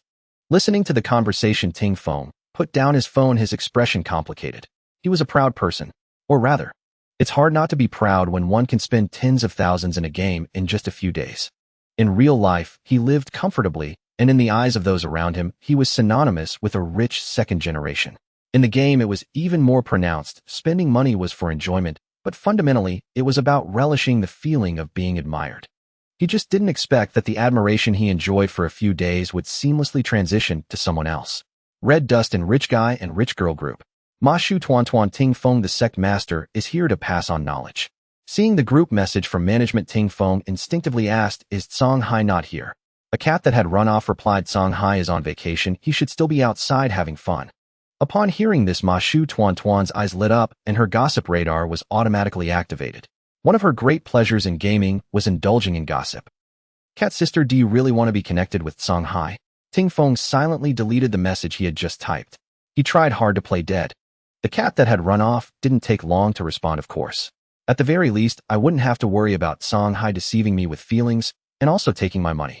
Deceiving me with feelings is fine, but taking my money is not acceptable. Absolutely not. Song Hai is richer than I am. Ma Shu Tuan sincerely remarked, cat sister, impressive. So what did Song Hai say? At this point, the cat became furious and gritted her teeth, saying, he said his rich lady doesn't allow him to cheat. She really had no feelings for Song Hai. They had only been playing the game for a few days, and their interactions had been brief. Given that it was a game, to claim there were feelings would be quite foolish. It was merely a joke and tease. If things developed, they could become gaming partners. If not, it was no big deal. But Song Hai was not giving her any face, and she just wanted to tease him a bit. Unexpectedly, she got double killed. Having seen no gossip, Ting Feng decided to stop playing dead. Song Hai, big brother, take me along. Ooh, I can also love rich ladies. Meng Qiu had been peeking at the screen for a bit. This was the management group of Red Dust, just a few of them, so he hadn't turned on message filtering. Can you use poison? If not, then there's no way. Meng Qiu chuckled. He hadn't put much thought into the matter of a Dao partner. The cat probably was just joking around. Romantic entanglements in games are quite normal, but not everything is to everyone's liking. He just didn't like it, and the reason was his own. The cat said, "Aren't you playing outside? I'm resting at the hotel now." After a while, Meng Qiu continued, "I only noticed you were discussing this after the official game, asked me to add them on WeChat." Speaking of which, he switched chats. Asking for Dao little sister, E. Immortal Sovereign, I am asking for Dao little sister, E. I am a contracted streamer for asking for Dao, responsible for helping the Immortal Sovereign on the path to immortality. If you have any questions about the game, feel free to ask me. If you need account management or power enhancement, you can also leave it to me. Account security is guaranteed throughout by asking for Dao, a dedicated game customer service. Meng Qiu was no stranger to it. He had been serviced by old Zhou from the old login before. He just didn't expect that this dedicated game customer service would also moonlight as a streamer. That was indeed rare. Streamer? Meng Qiu asked out of curiosity. EE mainly handles traffic for the game, and after the Immortal Sovereign attains Dao. After reading, Meng Qiu understood. Asking for Dao was similar to Emperor Dominance. It was likely outsourced, or even handled by a robot anyway. It felt very perfunctory. But when a player attains the realm of the Immortal Sovereign, this meant players who had spent over 1000. Hey, the attitude of asking for Dao took a complete 180-degree turn. They arranged for a real, unknown dedicated game customer service. Whether she was beautiful or not was unknown, but she was definitely female. Moreover, she could stream throughout, guiding players in the game. This not only allowed big spenders to enjoy comfortable service, but also helped attract game traffic through live streaming. According to EE, the streaming income was entirely theirs. They even received a 100 yuan cut for every 100 added to the cumulative recharge amount of the big spenders they were responsible for. Meng Qiu instantly grasped the reason behind EE's candor. It was simply to inform her of these people, to serve them well, and earn money. She also subtly signaled high-spending players like Meng Qiu, "Big brother, I rely on you for my income. Feel free to use the account without hesitation." Of course, there were inevitably ulterior motives. For instance, spurring Big brother to spend more. And others still left unspoken. One could only sigh. City schemes run deep. After chatting with EE for a while, Meng Qiu handed over his account. Though the Immortal Sovereign possessed an auto-management privilege, its efficiency paled beside that of a real person, and Meng Qiu, who deserved premium service, had no intention of refusing it. Immortal Sovereign EE asked, "May I stream using your account?" "Yes, handle everything else as you see fit." Meng Qiu harbored no particular thoughts about EE's remarks. She played her cards face-up, transparent and direct. Though her phrasing was likely official script provided by Dao Quest, such candid articulation of mutual interest proved far more readily acceptable. By contrast, Lao Zhou's team delivered service that fell short, not by a hair, but by a chasm. Moments later, Meng Qiu captured a screenshot of his chat with EE. He sent it straight to Zhou Junfeng. "Lao Zhou, you've got a lot of practicing to do." Zhou Junfeng. Good news, the god of wealth still remembered him. Bad news, the god of wealth had come to mock. Young Master Meng. Who was Zhou Junfeng? A seasoned veteran of society, worldly, pragmatic, and shrewd.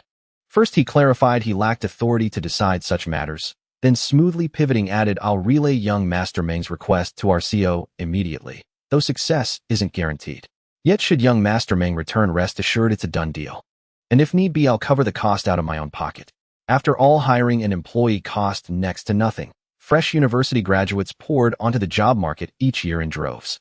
If young Master Meng returned, one staffer wouldn't suffice. 2 or 3 would be arranged without hesitation. At present, no one understood the god of wealth's financial might better than Diwang Bei. Other game companies likely still presumed he was merely an ordinary heavy spender, unaware of his true scale. Meng Qiu shifted posture and chuckled, "Send me 50. I'll test your mettle." Upon hearing this, Zhou Junfeng didn't hesitate. He transferred instantly. Transfer 888 ha. Could his prowess truly be measured in mere 50s? Meng Qiu burst into laughter once more. In the past, he'd never have accepted such a gift, fearing misinterpretation, dreading condescension, and above all, he'd had no money. To his former self, 888 wasn't trivial. It weighed upon him, transforming goodwill into burden. Yet Meng Qiu had undergone a profound metamorphosis. His circumstances had transformed utterly. He felt no anxiety now, nor did he reflexively refuse as before. "Thank you, Director Zhou, for the generous red envelope." Having accepted the transfer, Meng Qiu grinned, "I'll treat you to dinner in Modu." Haha. Then I'll eagerly await young Master Meng's feast. With that, their conversation ended. Setting aside his phone, Meng Qiu rose and approached the floor-to-ceiling window, gazing at his reflection in the glass as he smiled warmly. "Let's meet anew. I am Meng Qiu." At 100 m. On the 13th, Meng Qiu browsed videos when System Brother delivered breaking news: daily settlement. Detected unique gameplay condition. Adjusting settlement protocol. Adjustment complete. Daily settlement finalized. You have secured first place on Dow Quest's Global Player Recharge Leaderboard. Reward Summit Seal Golden Lucky Dice, 3-Face Golden. Meng Qiu's eyes lit up. System Brother, you've learned to adapt to local conditions and evolve with the times. After binding his account to Dow Quest Eternal Life, he deployed his classic opening move going Allen with 1-0 to gauge rival heavy spenders. First place. Uncertain, but whether he claimed it or not mattered little. His mindset was serene, unshaken. The essence of gaming lay in joy itself. System upgrades remained top priority, but no longer held absolute precedence as before. Immediately, he opened the Summit Seal's description. Following the settlement rule revision, the Summit Seal's details had likewise updated. Bronze Seal, still ranked first within this server. Silver Seal, still first within this game. Wait, so the only change applied to the Golden Seal. It had shifted from first across the entire platform to first among all players across Dow Quest's portfolio. Initially intrigued, Meng Qiu scanned the revised terms again, only to find all rewards unchanged. Fine, back to video browsing. After browsing briefly, he searched online for Dow Quest Company. Results revealed just 3 titles under its banner: a licensed Legend mobile game and an elderly-oriented Match 3 puzzle app. Legend. He'd already spent enough to breach Diwang Bei's financial ceiling. No concern there. Match 3. He'd mastered those in diapers. His mood brightened instantly. Fewer games meant greater focus, and a quick check of Dow Quest's latest financial report confirmed that Dow Quest Eternal Life was unquestionably its cash cow. It contributed 72% of total revenue. The Match 3 game followed at 16%. A Legend trailed far behind at just 12%. Truly embarrassing, Legend lagged even behind Match 3. Yet this also implied by outspending all players in Dow Quest Eternal Life, he effectively dominated every player across Dow Quest's entire ecosystem. Thus, within Dow Quest Eternal Life, the silver and golden seals were functionally equivalent. Oh ho, excellent. System Brother, my apologies, I spoke rashly earlier. Upgrade. The new Summit Seal leveled up again. Experience 500. Experience 6440100. Lucky Dice 7 gold, 4 silver, 3 bronze. One step closer to level 4. Dawn broke. Meng Qiu awoke in the expansive bed of Lido International Hotel, momentarily disoriented. His mind sluggish until memory slowly reassembled. He was no longer in Binhai. Checking his phone, he found numerous messages. Zhang Wei's note confirming he was awake and ready. Zhou Juanfeng's routine greeting. His parents' inquiries about how he was enjoying himself, and requests for photos, and finally added yesterday, Immortal Sovereign, here's last night's stream replay. Your account remains logged in. Should you wish to play, I'm available anytime. Just let me know if you'd like me to log in for you. Meng Qiu felt genuinely curious. He tapped open the replay. Dow Quest featured built-in streaming functionality. In the replay, began with her personal account. After all, as the Immortal Sovereign's devoted aid on the path of Dow, ignorance of the game was unacceptable. Thus, every exclusive Immortal Sovereign support agent maintained their own verified account. Her ID was refreshingly simple: Dow Quest Junior Sex History. Only mastery of gameplay and deep system fluency warranted claiming the role of guiding the Immortal Sovereign toward Dow attainment. Nothing extraordinary, yet she possessed genuine charm, drawing over 2,000 concurrent viewers. The replay's chat stream overflowed. Players asked how to recharge most efficiently, while others wondered why she'd switched accounts. Upon learning she served the boss directly, many sent warm blessings. Yet some comments stood out. Switching again. Any unattached brothers out there? Brothers recommend someone. How to put it? It was simply amusing. Meng Qiu couldn't comprehend it, but he respected it regardless. It bore no relevance to him. He replied to each message methodically, then raised his phone, flashed a wide grin for a selfie, and sent it to his mother. Done. He rose ready for breakfast. Heaven and earth may be vast, but eating comes first. Meng Qiu and his private tour guide Zhang Wei were resting in an antique tea house. The afternoon sunlight filtered through the gaps in the tree shade, casting a layer of golden dust on Zhang Wei's hands as he brewed tea. He could slightly raise his head to see the distant Songshan mountain shrouded in mist. The location was chosen by Zhang Wei. Meng Qiu was curious. He just searched on his phone. A pot of tea costs 5,999, and that was for self-brewed. If the tea lady from the shop were to brew it, hey, that would be an additional 3,000. It's ridiculously expensive. Do rich people really spend their money like this? Even someone like him who had a privileged life found it absurd. After finishing the tea, Zhang Wei handed it to Meng Qiu and then began to introduce the itinerary for the next day. Meng Qiu took a sip of the tea. It was a taste he had never experienced before. It had a hint of sweetness. It was quite delicious. However, if you were to ask him to spend thousands regularly on such tea, he would rather buy lemon water. While young Master Meng enjoyed his peaceful life, someone was carrying the weight forward for him. After he went to work, she noticed that the responsible immortal master had not yet logged in and tentatively sent a message, waiting for a while with no reply. She had to give up. Logging into the immortal master's account, a flood of private messages poured in. Listening Wind conveyed, "Damn, Song Hai, you finally logged in. We've been you in the group for ages. Where have you been? Forget it, come quickly for the event. Machi Tuan old ancestor, come pass on some skills." First operated the account to pass on skills, then participated in the Taishu Secret Realm event while starting a live broadcast. To all the private messages, she didn't reply, pretending she hadn't seen them. The official regulations of the game prohibited them from responding to messages regarding the Immortal Master account. They could help by enhancing battle power and participating in events, but they were strictly forbidden from replying. At the Red Dust, and Machi Tuan asked, "Is this the power leveling service that Song Hai found?" Listening Wind replied, "It's a dedicated management for the Immortal Master, an official streamer from the game. I checked, and it's a girl. A cat ran away. Why do I smell something sour? Tuan, did you put too much vinegar in your cooking?" Listening Wind responded. Machi Tuan laughed, "Haha, seems like it, but it shouldn't be me. I don't cook, is it you, Listening Wind?" Listening Wind replied, "You all get lost." The cat ran away laughing. Meanwhile, while managing the account, did not forget her primary job. At that moment, a message came through her colleagues group, "Get rich, get rich, get rich." Chi said, "Wow, after waiting so long, I got assigned to the responsible Immortal Master too." Replied, "Haha, congratulations." Chi continued, "Haha, thank you. But I heard from Sui Jie and the others that to earn commission, we have to wait until next month. The bosses usually make a large recharge only once a month. My earnings from this live broadcast are too low. I can only survive on my base salary every month." Encouraged, "Just hang in there." Although their assigned bosses could participate in commission draws once their accumulated recharge reached 10,000. But in reality, their earnings mostly came from base pay plus live broadcast earnings. Commission, that would require hoping for a miracle. Chi said, "I hope this one is a big boss. I'm willing to trade 3 years of my life for him to have a fortune of billions so he can spend a lot in the game and I can earn huge commissions." Replied. Sui said, "You all came so early."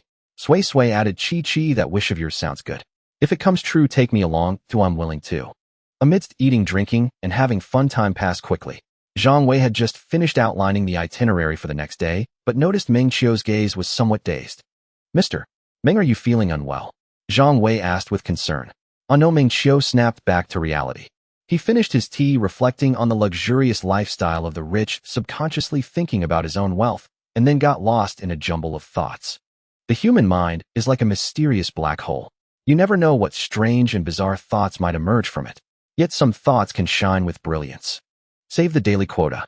Use my own money to charge for the top signed account, gaining experience, while using a lucky die to hit the withdrawal system funds.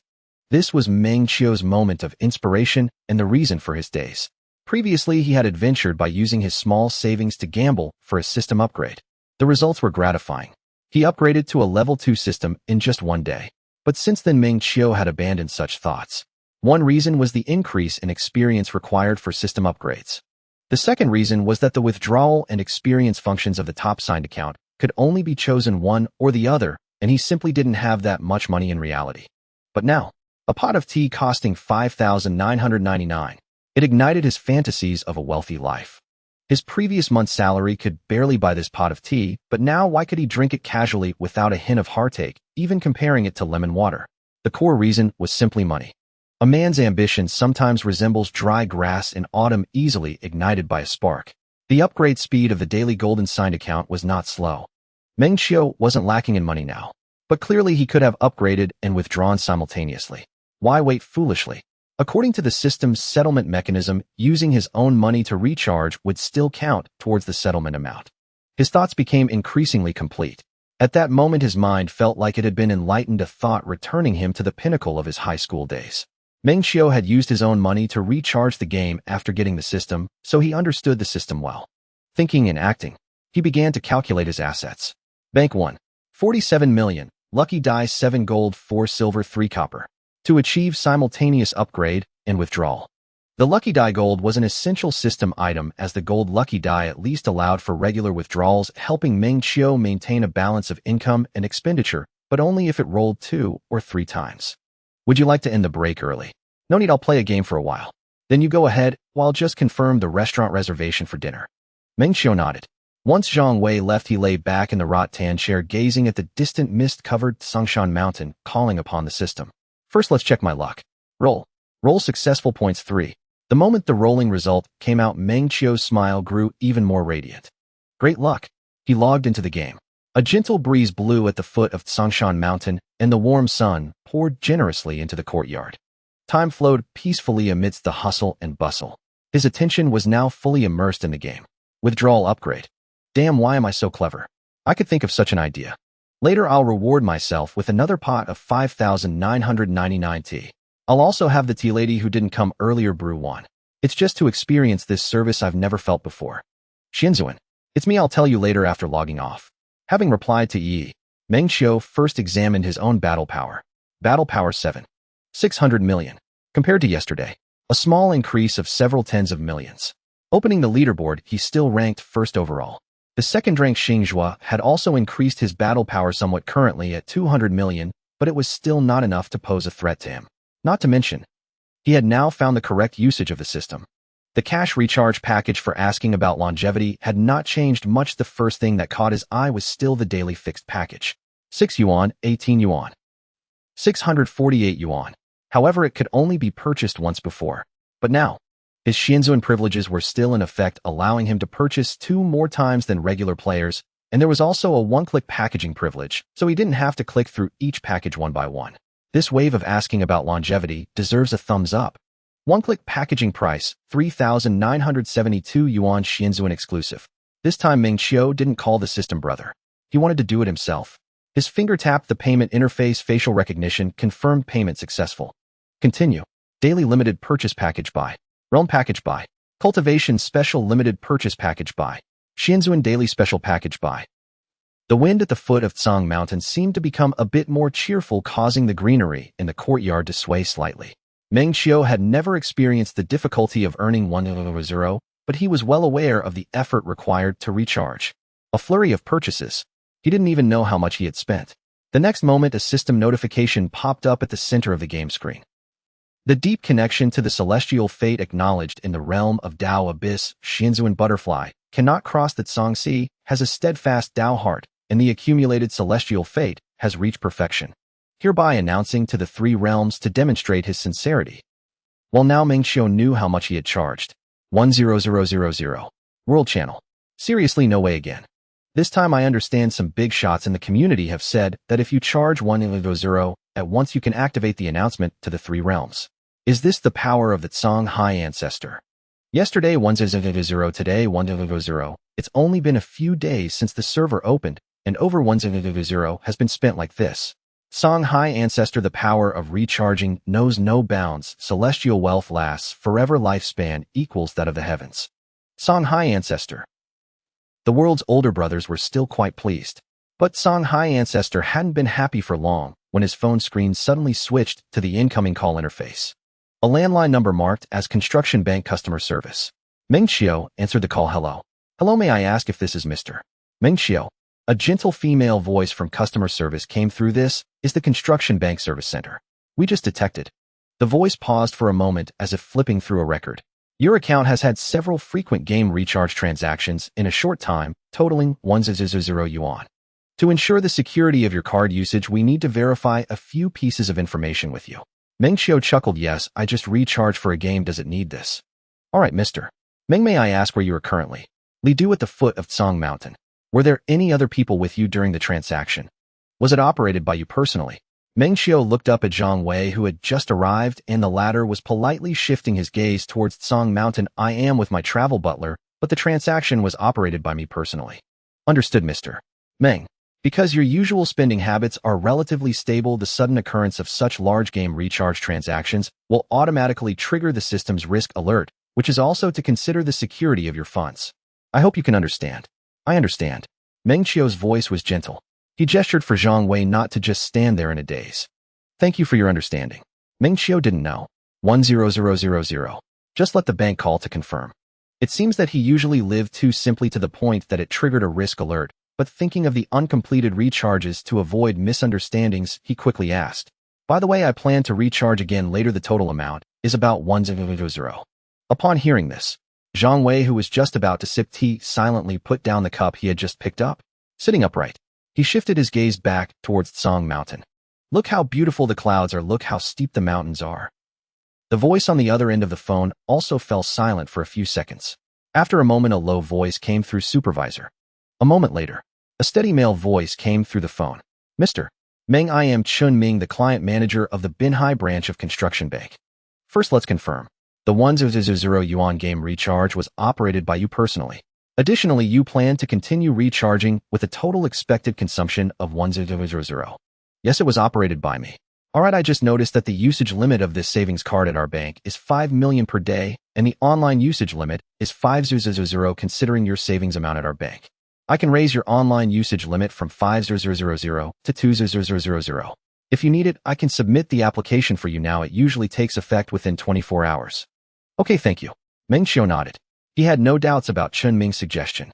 He had always relied on the system brother for recharging games, rarely doing it himself. Only now did he realize what his usage limit at the bank was daily. It was fine, he didn't have that much money now, but for online limits, while only 500, well, 500 is also quite a lot. Alright, I will handle it for you immediately. If you need anything else later, feel free to contact us. Lastly, wish you a pleasant life. After hanging up the phone, Meng Qiu set his phone down. He didn't continue to recharge, waiting for Chun Ming to raise the limit before recharging, as he wouldn't be able to recharge much now. Besides, there's no rush to recharge. The fear is running out of money. Zhang Wei conveniently handed over the menu. His tone was natural, as if he hadn't heard anything just now. "Mr. Meng, would you like to try their handmade yogurt? It is said to be fermented from fresh milk from local farms and is very popular." Seeing Zhang Wei like this, Meng Qiu took the menu and joked, "Don't overthink it. I just enjoy playing games. Why don't you relax a bit?" "Ha, mainly I'm a bit surprised." Zhang Wei's expression was not overly exaggerated, still maintaining a smile. But only he understood. He was trying very hard to control himself. Any company has analysts to examine customer habits. This does not involve privacy, just to earn profits better. Yanji was no exception. In fact, they placed even more emphasis on it than many companies, because their profit acquisition primarily comes from serving wealthy individuals. The analysis portrait of Meng Qiu is very simple, summarized in one sentence: does not possess the possibility of ongoing service. What does that mean? It's straightforward. Judging from the results shared from Yanji's customer data portrait, this time's personalized service for Meng Qiu was merely an exception, not possessing the possibility of normalization. They did not believe Meng Qiu's assets could support the normalization of similar services, which means there are no prerequisites for maintaining ongoing relationships. In simple terms, Meng Qiu is the background of an ordinary person, and Yanji knows this. But it doesn't affect them serving Meng Qiu, making money. They just feel there's no possibility for ongoing service, so the corresponding attitude will only maintain a basic level. But who knows? This person in front of him, apart from his appearance, was dressed normally, and the most valuable thing on him was that phone. Unexpectedly has such substantial capital. Big brother, you wouldn't be one of those who like to play the pig to eat the tiger, would you? Damn. Are those analysts the company employs out of their minds, or did the people conducting the surveys get bribed? The ancestor of the Tsang Hai briefly emerged from his seclusion. After spending a hefty amount of 10,000, he retreated back into the mountains. Yet tales of the Tsang Hai ancestors still circulate within the cultivation world. In the wilderness, the star fell, leaving only an announcement. The anxious heart finally found peace. 10,000. That's not too bad. Get strong enough, but not hopeless. Who knows the feeling of believing oneself to be invincible in this world only to be struck down by a sudden powerhouse? He knows. It feels a bit bewildering. At the 10,000 Sword Immortal Pavilion, Xiao Sheng remarked, "It seems this Tsang Hai was originally from our sect. I even passed on skills to him." Guren replied, "No way, really. Tsang Hai was one of us." Wu Qing said, "I don't remember." Xiao Sheng continued, "Xing, Zhu sect master, I think your battle prowess is not much different from that of Tsang Hai. He doesn't know how to play. Moreover, he probably aims for the privileges of the immortal venerable.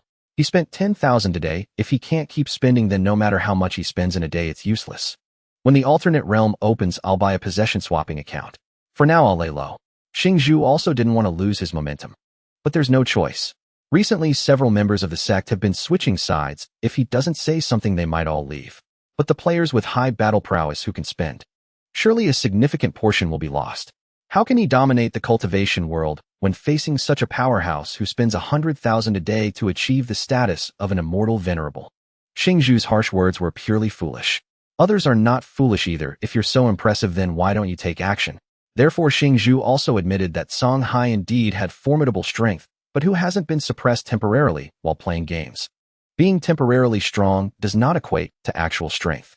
First, avoid the sharp edge. If spending money doesn't lead to victory, he thought, fine, I won't spend anymore. I'll lay low for now, and when the alternate realm opens, I'll buy an immortal venerable account from the old district and reclaim everything I lost. No matter how impressive you are, can you outspend the entire quest? At the foot of the Tsongshan mountain at the morning tea house, Meng Qiu sat in a rattan chair. It wasn't long before his phone vibrated. Construction bank, dear. The speed is quite fast. Meng Qiu chuckled. He swiped away the message and switched to WeChat. There were messages from Yi. Immortal Venerable, the championship battle of the quest. There were many words, but the structure was clear. Yi mentioned that there's a special event in the quest of longevity called the Quest Conference. The event lasts for 14 days, where cultivators of the same realm compete. The gameplay is mainly divided into two phases, the battle phase and the enlightenment phase. The battle phase lasts for 4 days. The gameplay involves challenging cultivators of the same realm. Winning adds points, and challenging higher-level cultivators yields more points depending on how quickly they are defeated. The top 512 cultivators based on points will enter the enlightenment phase. The enlightenment phase lasts for 5 days. A true man's battle of 1v1, competing for the title of champion in the current realm. The event starts in the second week of every even month, and the minimum requirement to participate is the nascent soul realm. Meng Qiu glanced at the time on his phone. June happens to be an even month. Yi suggested he hold back on breaking through his realm for now. After the event starts, he should break through, focusing on enhancing his battle prowess. Because once the battle phase begins, players will be grouped based on their realms, and even if they later break through, they will still compete in their original groups. Let's take a look. The stage competition consists of over 500 participants. This is quite something in a browser game. Never mind, it's an old game he once fought in, so he won't poke fun at it. Meng Qiu didn't care whether Yi was hinting at him to spend money for the preparation or if it was just a routine reminder. It didn't matter. As the saying goes, be worldly wise, but not worldly wise. Do your own thing and don't concern yourself with others. He treats Zhou Junfeng as a friend. It's simple, they get along. Regardless of whether he's accommodating others, if you look at it from another angle, he's also accommodating you. People clearly want his money. Meng Qiu's attitude towards money is absolutely firm. This is mainly due to the cultivation of the system, bro. As long as he's happy, he can spend freely. What was the average battle prowess of previous nascent soul champions? Meng Qiu inquired. He really didn't know that the quest had such a gameplay, which was simply a favorite among big spenders. Big spenders like it, and so does he. Big spenders enjoy the thrill of crushing others. He needs to be a bit higher in realm, but still quite low. He enjoys crushing big spenders. When playing games, if you don't like showing off, what's the point of playing? The average battle prowess of past nascent soul champions is around 50 billion, with recharge amounts of about 2.0 to 4.0. Okay, with this rough estimate, Meng Qiu felt reassured. Spending several 100,000 in the eyes of most players is undoubtedly the pinnacle. For him, he's never stopped using hacks. Meng Qiu glanced at the time. The quest conference would start tomorrow the 14th. Although he currently doesn't even have a battle prowess of 10 billion. But it's not a big deal. Meng Qiu suddenly thought of an issue. During the quest conference, many spenders aspiring for victory will definitely increase their investments. This would also affect his chances of securing the top spot. Meng Qiu thought about it, and then let it go. It's not worth worrying about. Switching to the quest game interface, he continued with the massive clearance event for gift packs. Most of the gift packs he wanted to buy were already purchased. He clicked a few times. Only one equipment refining gift pack was left to buy. 30 yuan, 68 yuan. 648 yuan. It provided a bunch of materials for refining equipment attributes and some miscellaneous items. Not too expensive. Plus, with the Immortal Venerable privilege, he had an extra 2 purchase attempts. The total expenditure was 3,516 yuan. After adding the few gift packs bought earlier, another notification of spending over 10,000 appeared. Meng Qiu smiled as he flipped through the world channel. You have to admit the Immortal Venerable privilege is indeed quite good. In the past, he couldn't even spend 10,000, and now he had to click for direct purchases. But now he had spent 20,000 to see an old friend. 648 yuan gift pack. Destiny coins X6480A opportunities X6480 Immortal Fate Lottery Tickets x 100 Realm Breakthrough Pills Nascent Soul x 1 Purchase Attempts. Meng Qiu did a quick mental calculation. He had spent 20,000 earlier, and with a daily limit of 100,000, he was still short by 80,000, which is 125 times. The game popped up to confirm the payment. 648 yuan gift pack x 125. Destiny coins 81000. Opportunities 81000. Total payment 81000 yuan. Meng Qiu picked up his phone and aimed it at his handsome face. Payment successful. He had just completed the payment. Meng Qiu felt as if his phone had been electrified. It vibrated wildly.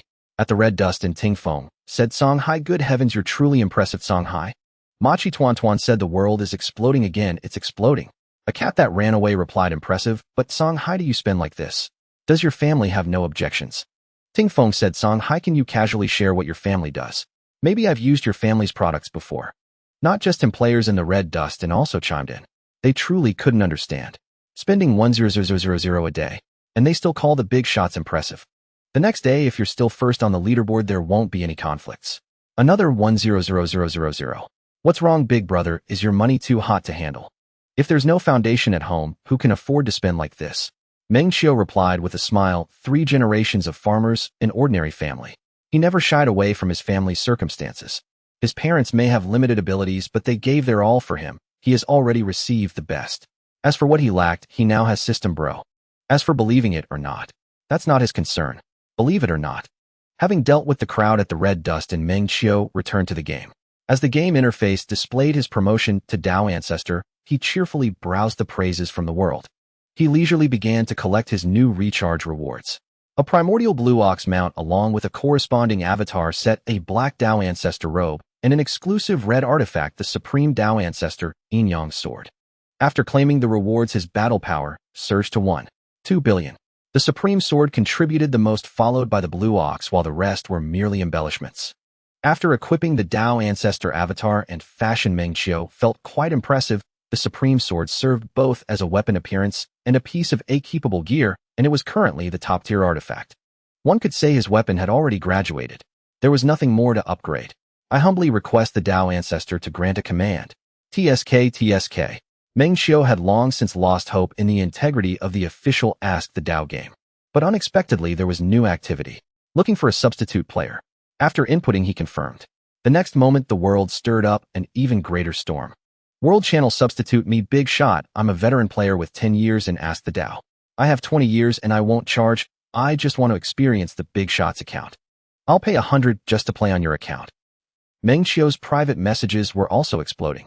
A multitude of people frantically bragged, claiming to have played for decades and mastered various tips for enhancing battle power. Bro, Ask the Dao has only been out for a year. Did you play in the womb? Red Dustin. Listening Wind asked Song Hai, are you preparing for the Ask the Dao conference? Forget it, I'll initiate a voice call. He also noticed Meng Qiu's banner looking for a substitute player.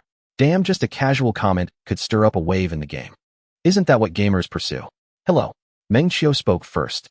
Listening Wind heard his voice and suppressed what he was about to say, asking curiously, Song Hai, how old are you? I'm 25, why? Meng Qiu responded sincerely, not paying much attention. Nothing. Listening Wind's mouth twitched slightly. Damn, yet another younger player, and not only younger, but also wealthier than me. How can life be so cruel? Don't you have a celestial being managing your account? Why are you still looking for a substitute player? That's what my manager suggested. Their rules are quite complicated. Oh, anyway, they said it's best to find a professional substitute to avoid wasting money. Then you should look for a streamer. They are more professional and not afraid of account issues. I'm not afraid of anyone messing with my account. Just joking, the account can be restored in the next second. Any recommendations? I don't have any good recommendations either. Mainly, I don't pay much attention to this area. My account can manage itself, but yours should be left to professionals. Meng Qiu's account was too substantial. Listening Wind couldn't handle it. Although mobile games don't hold much value, the more you recharge, the stronger you get. All those treasures, spirit beasts, and divine abilities are nonsense. If you can't see the attributes, you can at least see the prices.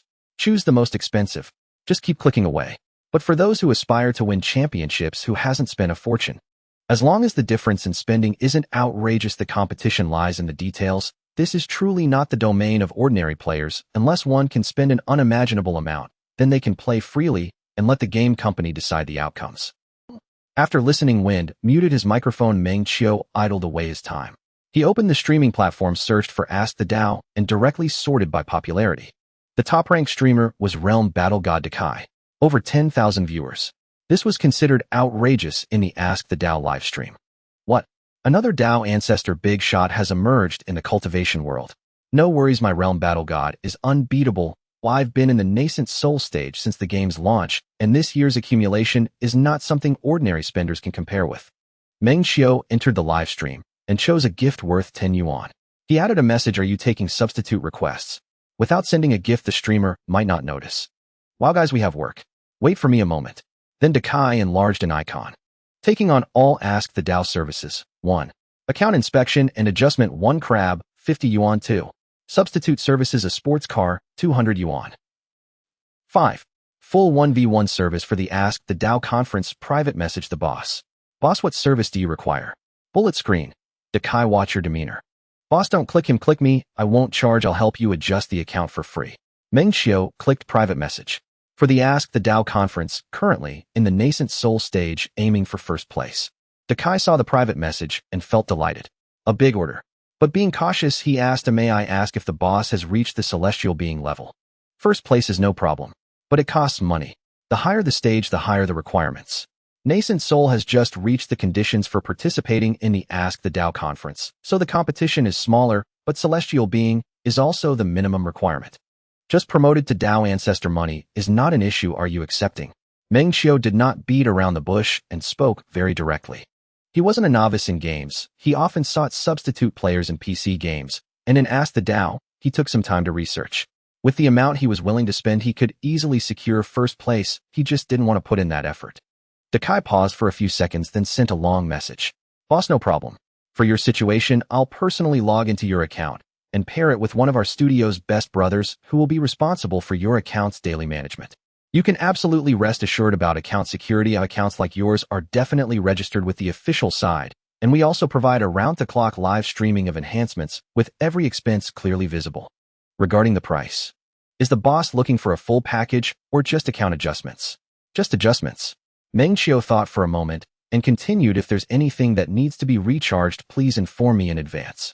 Dakai, after reading this, had no hesitation and replied directly, "Then we will charge for the account adjustments, as your account requires quite a few adjustments, so the price will be slightly higher than normal adjustments.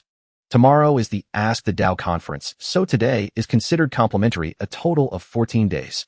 500 a day, totaling 7,000. Boss, just give 6,888. Let's be friends. How much is the deposit?" This price was within Meng Qiu's expectations. "How does this sound, boss? Prepay 1888, 2,000 after the duel ends, and the remaining 3,000 after the proof of the Dao concludes. If we fail due to our fault, I will refund the full amount and additionally compensate the boss with 2,000 for the loss. The next time the boss comes, it will be a free service." Dakai's words were quite clear. Substitutes are not gods. Although every word they said was true, the underlying message was evident. If it's because you boss spent too little and didn't win the championship, that's not our fault. The substitute fee is non-refundable. No problem. Meng Qiu was also very straightforward. He opened the payment code Dakai sent and transferred 1880. Received, I'll create a small group immediately. Because your account has geographical protection from the official side, you will need to provide verification at all times. In the group, it will just be me and the operation team, which also makes it easier to connect with you, boss. A few minutes later, Meng Qiu received a group invitation message. There weren't many people in the group, and including him, there were only 5. Dakai, hello, boss. The 3 operators echoed in unison. Meng Qiu opened the group red envelope and sent a 200 popularity red envelope. When he was toiling away at Qingfeng, he was most annoyed by those bosses who only painted dreams without any payment. There's a saying, right? 1,800 monthly salary, smiling all day, 8,008. The company is my family. With a monthly salary of 18,000, boss, just say what you want. Wow, thank you, boss. Boss is generous. Don't worry, boss, if my boss does anything wrong, I will definitely act out of righteousness. 1 red envelope went down. Meng Qiu said nothing, but it was more effective than saying anything. Dakai, I'm sending you a plan to recharge maximum battle power, which clearly indicates the must-buy optional and not recommended items for game recharge. If you want to take first place, the must-buy items must be fully charged daily. Optional purchases depend on demand. The not recommended ones have little improvement and can be ignored. The amount you recharge dictates the battle power you can gain with estimates, showing the difference won't exceed 10,000, making it easy for you to check at any time. After the DAO conference begins, we will also provide free opponent data analysis and battle adjustment suggestions. Dakai didn't ask how much the boss recharges daily. It's not a full package, it's not worth the effort. Mainly some players dislike being asked about these matters. He had learned from past mistakes. He was very cautious in this regard. If the boss doesn't say, then he won't ask. Whatever the payment, that's what will be done. Also, boss, please take a screenshot of your current account currency. Keep a backup, we will provide expense data. If there's no problem, you can issue the codes, and I'll log in first to stream the daily recharge points for you. Meng Qiu replied with an okay. Screenshot. Then he said in the group, let's skip the live stream. You send the code, I'll scan. The specific improvements will follow your plan. Don't worry about game expenses. I dare say that if we aim for first place, we definitely have the confidence. This wasn't him showing off. Dakai's meaning was clear, and he understood. But there was no need to waste that effort. Except for the few days after the server opened, his account was always filled to the brim. What could Dakai say when he was on his account? It would just be flattery about how impressive the big shot is. He liked to hear it, but there was no need to force himself to listen. When Dakai heard this, he thought the boss didn't like this way and hurried to say, all right, boss, you carry on. I'll keep an eye on things. Good. Scanning to log in. Meng Qiu sent another message to Yi. Dakai briefly explained a few points. First, check the resources on the boss's account, then purchase, for any draw, and for any upgrade. It wasn't the Chongwan group, but their internal operator group. After giving instructions, he prepared to continue streaming. Just a few seconds after Dakai left, the internal group suddenly erupted. Monkey operator, Destiny coin screenshot, fortune screenshot, backpack screenshot. Kai, go look at this boss account, wow. I've been practicing for so long, and I've really never seen such a scene. Destiny coins, fortunes, fragments of divine abilities, transcendence, pills, ancient treasures, spirit pets. Where did all this come from? This quantity is too outrageous. Turtle, new order. Dakai Kaiga, why didn't you call me? DAO Ancestor account. It's quite normal for DAO Ancestor to have these things right. I just took a nap. When did the DAO Ancestor account come in? Normal. Server opening time screenshot. Bro, this server just opened 6 days ago. I see the recharge collection time. This boss reached DAO Ancestor in just 2 days. You call this normal? Dakai was probably continuously ed, and a few minutes later, he also joined the discussion. But he was equally shocked. Don't talk, I just looked at the screenshots. Wow. 2 days to DAO Ancestor. Monkey, come to my live room. I'll operate the account, and this order still counts as yours. Monkey, not going. I finally encountered such an extraordinary account. Besides, you gave me this order, and you think I can't do it better than you. Monkey was not in the least bit modest. Their relationship with Dakai wasn't the kind of direct superior-subordinate relationship, but more like a collaborative partnership. Besides, they had known each other for so long, and their relationship was very good. What he said was already quite reserved. I'm bringing this to the live stream, you fool. Dakai was so angry. They played talents in the live stream, and humor was just a facade. The core is still. What others don't have, I have. Such a divine account is definitely a powerful tool for game live streaming content. Plus, the boss had already clearly stated that he wanted to win the championship in the latest DAO conference. So how could the later investment be less? Damn. He just said that when showing the account to the boss. Why didn't the boss take it seriously? He thought it was the boss being low-key. No matter what my inner thoughts were before, the boss is now just low-key. Even if the King of Heaven comes, he would still be this way. Ultimately, after signing a series of unequal treaties, Dakai finally obtained the operational rights for Meng Qiu's account. After some thought, Dakai opened the contact labeled boss. Boss, I'd like to use your account to live stream some content. Is that all right? Half price for the training fee. That's fine. Meng Qiu wasn't trying to save money. He mainly saw that Dakai was sincere. Since the person was like this, he wasn't a stingy person. Upon receiving permission, thank you, boss. I rest assured your account won't take first place. I'll live stream doing a handstand while eating poop. Meng Qiu chuckled upon seeing the message. He wanted to ask him, what if I don't recharge? After some thought, he decided against it. After Dakai expressed his thanks, he immediately changed the live stream title to The Strongest Divine Account in History, 1 day, as Immortal Master, 2 days, as DAO Ancestor, strongly aiming for the championship. Clearing his throat, Dakai adjusted the live stream camera. Brothers, Dakai just took on a new order. Let me show you what it means, or just looking at this account will blind you. Dakai said with a cheerful tone, switching the live stream screen to Meng Qiu's account. On the left are the 3-piece set of the great DAO Cloud avatar gifted by the DAO Ancestor. In the center sits a sword cultivator in a black Dao robe on the back of a wild azure bull, with 3 sword shadows hovering behind him, one of which shines brightly with the sword body having the great Dao cloud appearing. When this signature divine set appeared, the bullet screen surged. Wait a minute, did the butterfly fly over the vast sea? This ID seems a bit familiar, let me think. Wow, this is the account of my ancestor from the great Dao of the Abyss. Dakai, you also got this account. Can such an account be taken? Dakai checked the backpack. If we were in the game, I'd definitely shout Dao Ancestor is wealthy, but this is a live stream. Sorry, the Dao Ancestor isn't qualified. Is this a new divine account? Which server is it from? So awesome, 1 day as Immortal Master, 2 days as Dao Ancestor. Dakai really isn't bragging, the big shots are indeed from our server. For the past 2 days, we've all been receiving the great Dao's blessings. When the big shot logs on, it's guaranteed to flood the screen, and those who spend are like the heavenly Dao acting like a sycophant. Dakai, why aren't you opening the backpack yet? I'm about to die from anxiety watching. Can anything be better than the new leader? Who is the new leader again? The 3-time Tribulation Champion. Has he spent several million already? As the barrage of comments began, Dakai feared that the rhythm would go awry and immediately interrupted, saying, "Brothers, there's no need to compare." Inquiring about the longevity of so many wealthy individuals, there are 3-time champions and 5-time champions. Every influential player has a different way of playing games, and their spending intensity varies. We should understand and consider this. Dakai was just a bit excited as this was his first time dealing with such a request. After obtaining the owner's consent, he thought of showing the brothers how this wealthy player's account compared to that of ordinary players. Dakai attempted to extinguish the flames, but it proved that he could not control the situation of the comments, nor could he stop the enthusiasm of the players. The comparison not only did not weaken, but even intensified. Once the fire ignited, this account is quite good. But to be honest, compared to a few true heavyweight players, it still feels a bit lacking.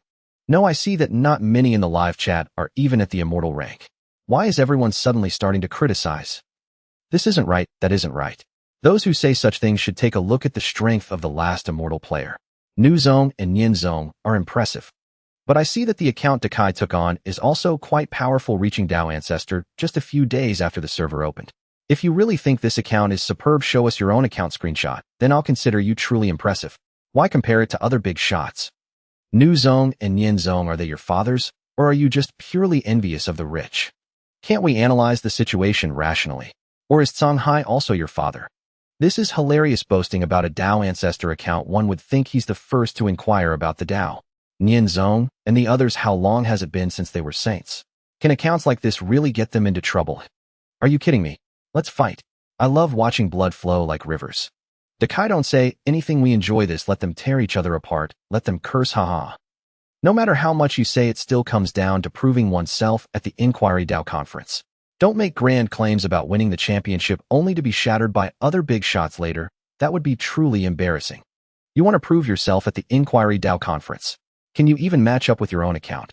Pure nonsense watching a live stream, and you really got immersed in it.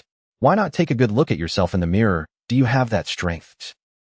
The comparisons, rational analyses, and straightforward discussions led to a final confrontation. The barrage of comments was completely hyped up. It was now no longer just a simple matter of discussing people, but rather completely aimed at striking the opponent's psychological defenses. They hurled insults no matter how dirty, disregarding titles like 3-time champions or wealthy big shots. I was annoyed and I needed to vent. Dakai looked at the explosive barrage and took a deep breath. Room manager, get to work, kick them out. He truly did not expect that broadcasting the owner's account would stir up such a huge wave. The room manager did not need to be reminded. As soon as they sensed something was off, they began kicking people out, but it was simply impossible to get through them all. The arguments escalated quickly. From the comparison of spending, it spread to personal character vision, aesthetics, and even intelligence. You are a loyal fan of Songhai for 10 years. That one is a die-hard fan of Nu Zong and Nian Zong, who is invincible with their spending. Whoever you think is impressive, I'll just stomp on them. Then a few more sarcastic remarks. Although they barely had a few coins in their pockets online, it didn't matter. They craved the thrill of wielding power and engaging in verbal battles. Dakai watched his blood pressure soar. Damn, he truly wanted to curse. But he understood that cursing would not help, nor would trying to stop it. The ones arguing in the comments were not anyone's loyal fans, much less diehard supporters. They were simply here because this was the flag raised by both sides of the battlefield. He now suspected whether someone was targeting him, otherwise why. If it were a normal day, he would happily play the role of a puppet, quietly enjoying the gossip. As the controversy erupted, the barrage had reached volcanic levels. There were even onlookers rushing in with the number of viewers' comments and GIFs all skyrocketing. But now it was not acceptable. Seeing this, the monkey and others quickly privately messaged Kai in their internal group. "Brother Kai, should we just end the stream?" They feared that if this storm continued, it might provoke the account owner, which would lead to major trouble. The players were not afraid. As they criticized this, they could easily turn around and support it. Stances, they didn't exist. The account owner couldn't do anything about these player viewers, but as the source of this incident, Kai was doomed. The saying, "when the city gate catches fire, the fish in the moat suffer," was exactly this situation. The account owner couldn't find the players and couldn't find Kai. It's useless to shut it down now. This was caused by Brother Kai. Others might not say it. Songhai's owner, Brother Kai, how do you explain this? No one has criticized Songhai's owner. But the account was borrowed by you from the owner for the stream. If they criticize this account, they are criticizing Brother Kai, and even more, so they are criticizing the owner. There's no need to say these pointless words. What do we do now? Kai felt exhausted and wore a frown. He naturally understood things that the monkey and the others could recognize. This matter seemed unrelated to him. But the source was him. It was his borrowing of the owner's account for streaming that caused all this. In the eyes of the barrage players, they did not know the owner, but how could they not know Kai as a player? He borrowed the owner's account to attract viewers and gain popularity. The owner lent it to him. So during the streaming period, he represented the owner and also took on the monetary, reputational, and the accompanying controversies and grievances represented by this account. Therefore, he was not an unrelated party standing by. Although the monkey and others had not shown their faces on stage, they were well aware of the intricacies involved, and their interests were tied to Kai's success.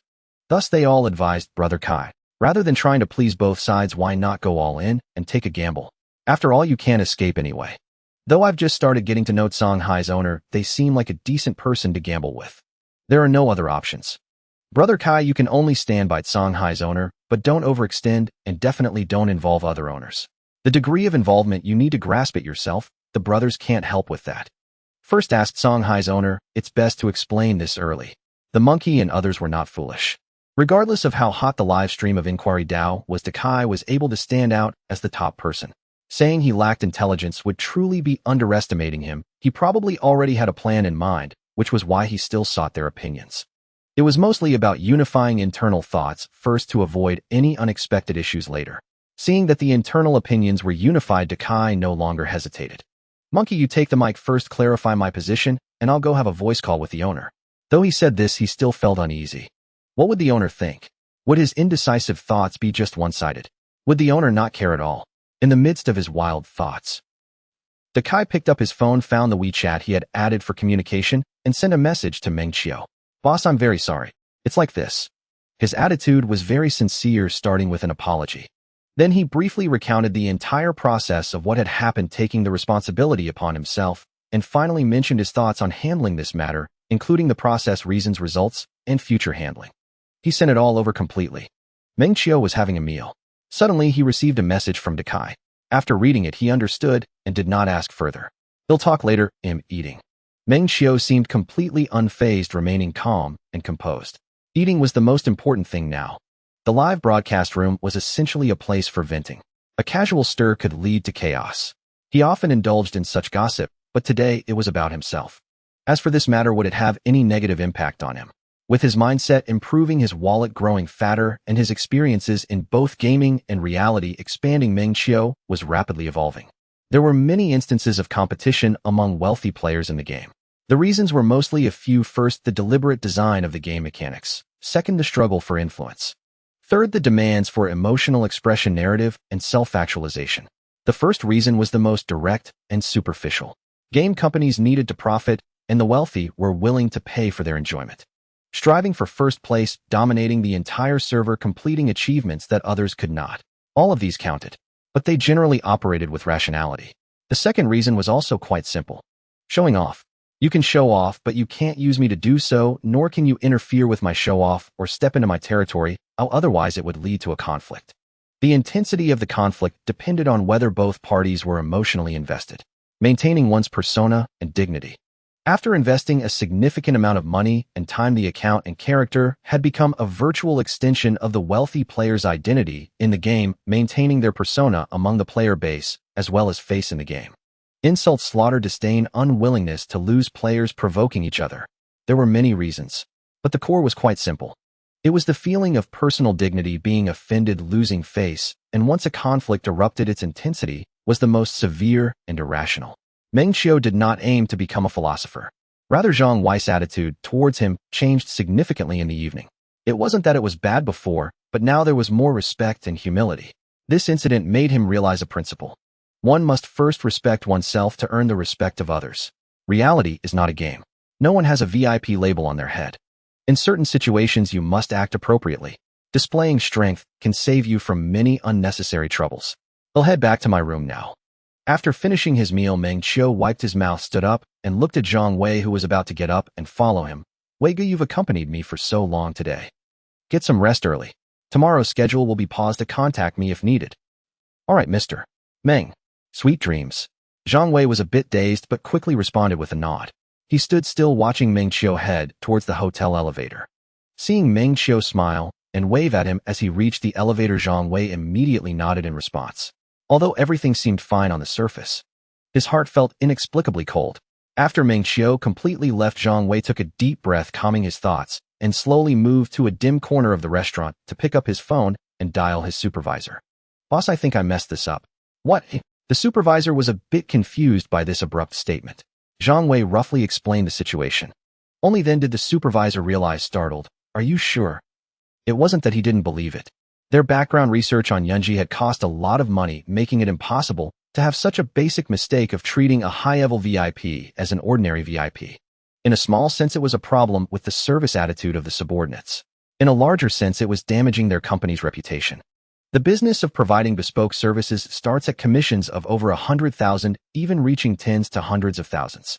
Such high profits inherently required them to provide flawless service. The cost of any mistake was unacceptably high.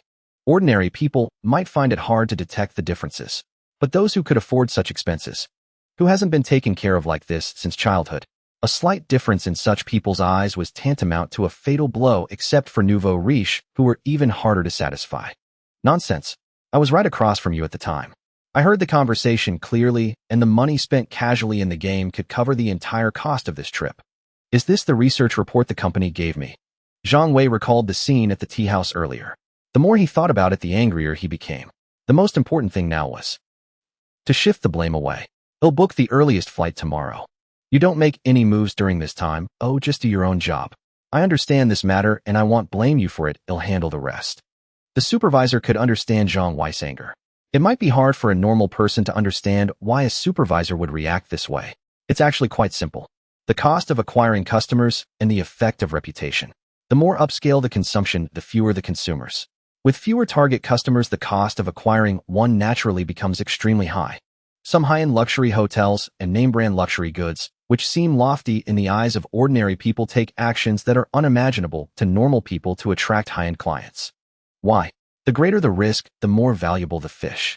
The difficulty is high, but the profits after success are staggering, and the reputation effect is also significant. To attract one person, the friends, family, and partners around them are also potential targets for attraction.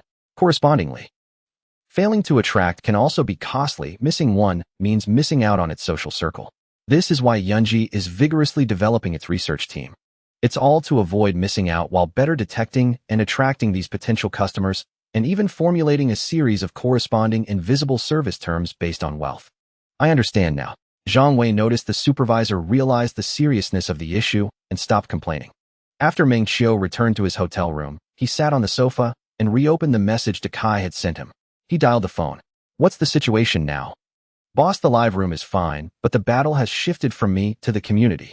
Kai's voice still sounded a bit anxious. It's on fire. There seems to be a trend of getting even more intense. Having been a streamer for so many years, he had seen and heard many such situations. The upcoming trend was nothing less than a group of wealthy big shots being propped up by players. At that time, it wouldn't be a matter of whether the big shots wanted it or not. If you don't want to, the players would help you decide. Plus, with a crowd of onlookers nearby, stirring the pot, watching the show. As the event fermented, time passed, and most importantly, the distortion of information by players during the dissemination process, adding their interpretations and conjectures. Even without any animosity, there would be some now. Wealthy players in games rarely escape being wrapped up by the players. Historically, there haven't been many who could avoid being swayed by public opinion, let alone these wealthy players in games. Dakai's worries were quite normal. Meng Qiu could understand, but it was something he couldn't control. Let's leave it to fate. He turned and asked, how is the improvement in battle power going? Dakai did not expect Meng Qiu to have such an attitude. His emotions were complex. While he breathed a sigh of relief, the guilt in his heart intensified. If he were to be inexplicably hated like this, he would have the urge to retaliate. Boss, I really didn't expect this to happen. I will refund the money for the leveling service shortly, and then I will post in the community doing my best to explain that this was caused by me and you definitely shouldn't take the blame, boss. In the future, if you need anything, just let me know as long as it's something Dakai can do. Meng Qiu smiled. If it makes you feel better to accept this money, then I will take it. I know you wouldn't want this to happen either. Don't overthink it. As long as the main person doesn't get involved, it can still be controlled. Dakai did not reply.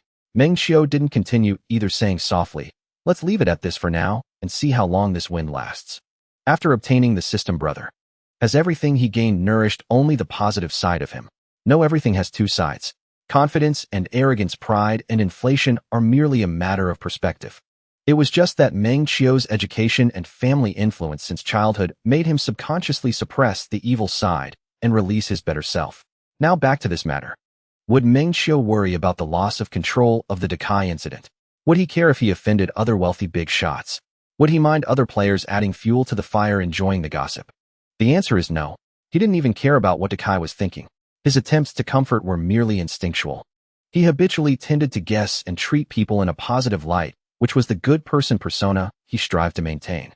Even if he guessed wrong, it didn't matter. This small loss would not affect him, and he could bear it. But if you treat him as a nice guy, then you're mistaken. Meng Qiu is only 25 years old now. In every sense, he is an impassioned young man. The gains from the hanging did not drift away. He had to thank over a decade of education and the subtle influence of his family. Red Dustin, listening to the wind, said, Songhai, stop playing. The community is now full of posts about you and others. Machi Tuan, what happened at Songhai? A cat ran away. Someone in the community declared war on Songhai. There are also those representing Songhai declaring war in return. There is also a streamer named Dakai who is trying to explain while mediating the situation. But no one is paying attention to him at all. The entire community is having a blast right now. Both sides are saying it's no big deal, just fight, and ask questions later. This is killing me. Machi Tuan, cat sister, hurry, give me the link, urgent. Listening to the wind, said, the most ridiculous part is, I don't know who organized it in the world. In any case, a large army of Songhai has already been organized, claiming they will conquer the community and wipe out all enemies. Many brothers from the sect have gone to play. Machi Tuan, sign me up. I want to participate. I want to be the vanguard general. I want to charge for the emperor too. A cat ran away. You need to ask the emperor himself. Machi Tuan's nature is to enjoy the gossip. But when it comes to friends who play together, he instinctively asked, how did it suddenly turn out like this? A cat laughed and said, I don't know how it all happened in detail. But right now it's just players having fun, enjoying the spectacle. No need to worry. Have you seen that Songhai hasn't even said anything? Besides, in gaming, it's perfectly normal to have some friction. It makes it more interesting. Listening to the wind, said, a cat, sis, hurry and top up your account. I'm afraid if the other world opens your mouth, we'll get you killed. Red Dustin has 3 managers. Except for Machi Tuan, who was added later. A cat and Meng Qiu were set as managers only after ranking in the top 10 for battle power. This is quite common in games. Spending money equals status. Games are the most realistic. Talking big is fine, but being weak is a problem, especially for girls who naturally have a disadvantage in the verbal sparring department. Players will insult you regardless of gender. Going all out. A cat smiled, slightly unfazed. Don't worry, even though I can't compare to Songhai, taking on regular players is definitely not a problem. I can curse too. Even if there are others who can't win, isn't there still Songhai? Meng Qiu smiled as he looked at the group messages. He was browsing the community. What listening to the wind said was not an exaggeration. He saw traces of the Songhai army in the community. Each one was unrecognizable, speaking out, saying that if you are not convinced, come to battle in the other world. Don't ask whether the other world has opened. Just be bold. Some thought it was just for fun, and there were quite a few troublemakers. In a game, maintaining harmony is less fun than playing single player. What they want is the thrill of fighting. As for how the fight comes about, no one cares. After browsing around, seeing no substantial posts, Meng Qiu put away his phone, ready to sleep. Xing Jue was also battling in the community. Don't get me wrong, he wasn't here to help Meng Qiu, nor was he here to draw hatred from Meng Qiu. He wasn't that good nor that bad. He simply thought it was fun. Players are an extremely complex, diverse, and dynamically changing group and cannot be defined by a single label. In 1 second, he might be a chivalrous figure in the game. In the next second, he could be arguing with others in the world, engaging in wild battles. They care about collective honor, but they also engage in endless infighting. But one core truth is certain. Many players are generally not satisfied with passive observation. Instead, they prefer to actively influence everything in the game through participation, gaining feedback and experiences. Meng Qiu's situation represents this. They really don't care about what Meng Qiu thinks, they care about their own thoughts and have a strong willingness to act. Especially the players from the abyss of the Great Dao. In other areas, they are happily enjoying the gossip. But what if one of the key players is a big shot from our server? Then I'm sorry. In the upcoming battle, I will definitely participate. Xing Jue hadn't expected to encounter someone launching verbal attacks while browsing the community. How could he endure that? Screw you. I, a noble one, do not change names nor surnames. Third in the battle power ranking of the abyss of the Great Dao ID, listening to the wind. Song Hai is from our sect. Stop blabbering. If you're not convinced, come to battle when the other world opens. Just as he sent it out, Xing Jue received a reply. Damn fool. I remember you, ID Xing Jue yu right. Still pretending to be someone else. Wait until the other world opens, I will declare you dead. I have copied your ID number. Even if you change your ID, you won't escape. Xing Jue. It was awkward. He had forgotten that community and game IDs were bound together. This wasn't even the most awkward part. The most awkward part was that the main person showed up. Xing Jue, damn you. Hey, I'm just boosting your fame. Don't forget we're on the same side now. I'm helping Song Hai. Ting Feng opened his mouth several times, typing on the keyboard to delete, but ultimately said nothing. Do you want to merge? Ting Feng asked after thinking for a moment. The current situation was clear. Brother Song Hai sat atop the Dao of the Great Abyss, propping his face with one hand, lazily surveying the boundless void around him and the hidden otherworldly dimensions, sensing the presence of other gazes. A gaze of what are you looking at? If you're not convinced, come and fight. Shot over. The elder brother was too fierce, making their internal struggles quite uninteresting. There were hardly any factions in the Dao of the Great Abyss. The two major forces were the Wan Jianxiangu and the Hongchuan, and along with a few smaller factions that ranked in the top 10. Of course, Ting Feng had his own little thoughts. Recruiting former opponents felt satisfying just to think about, and he also needed to prepare for the chaos that would ensue upon the opening of the other world. As the acting leader of the Hongchuan, he had to play a role. Otherwise, it would seem like he could only rely on his elder brother.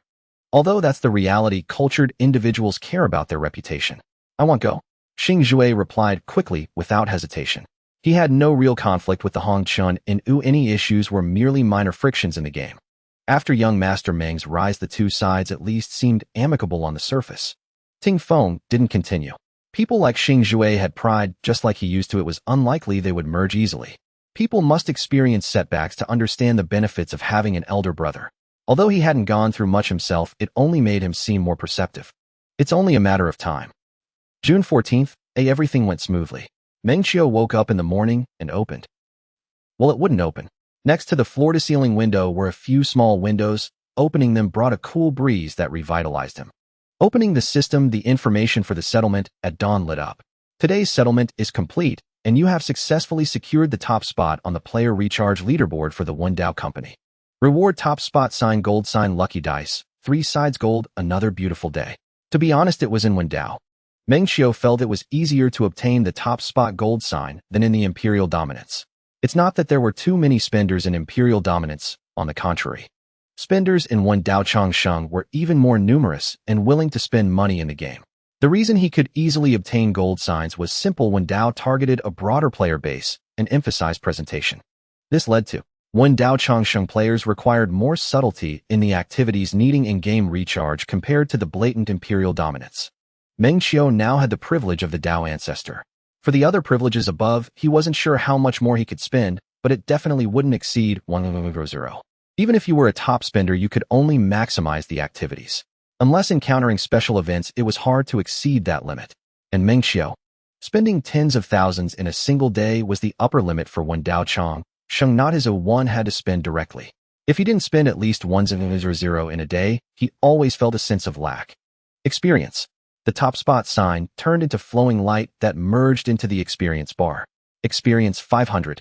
Experience 6940100000. Lucky dice 7 gold 4 silver 3 bronze. Meng Qiu quickly calculated his experience. Feeling revitalized, he said there are still 7 days. In 7 days, he could level up to a level 4 system. According to the system's generosity and leveling pattern, a level 4 system would require at least several 100,000 funds daily.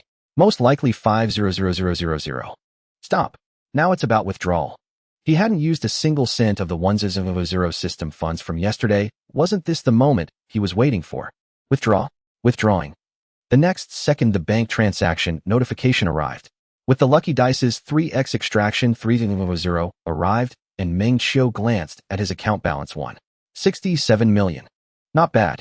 Continuing daily blessings, he let the goddess of luck favor him. Throw successful current points 3. Oh yeah, not bad, truly a beautiful day. After the draw, Meng Qiu picked up his phone. There were quite a few messages from the Hongchuan in his training group and messages from Dakai. Dakai transferred 3888. The first message was a transfer notification.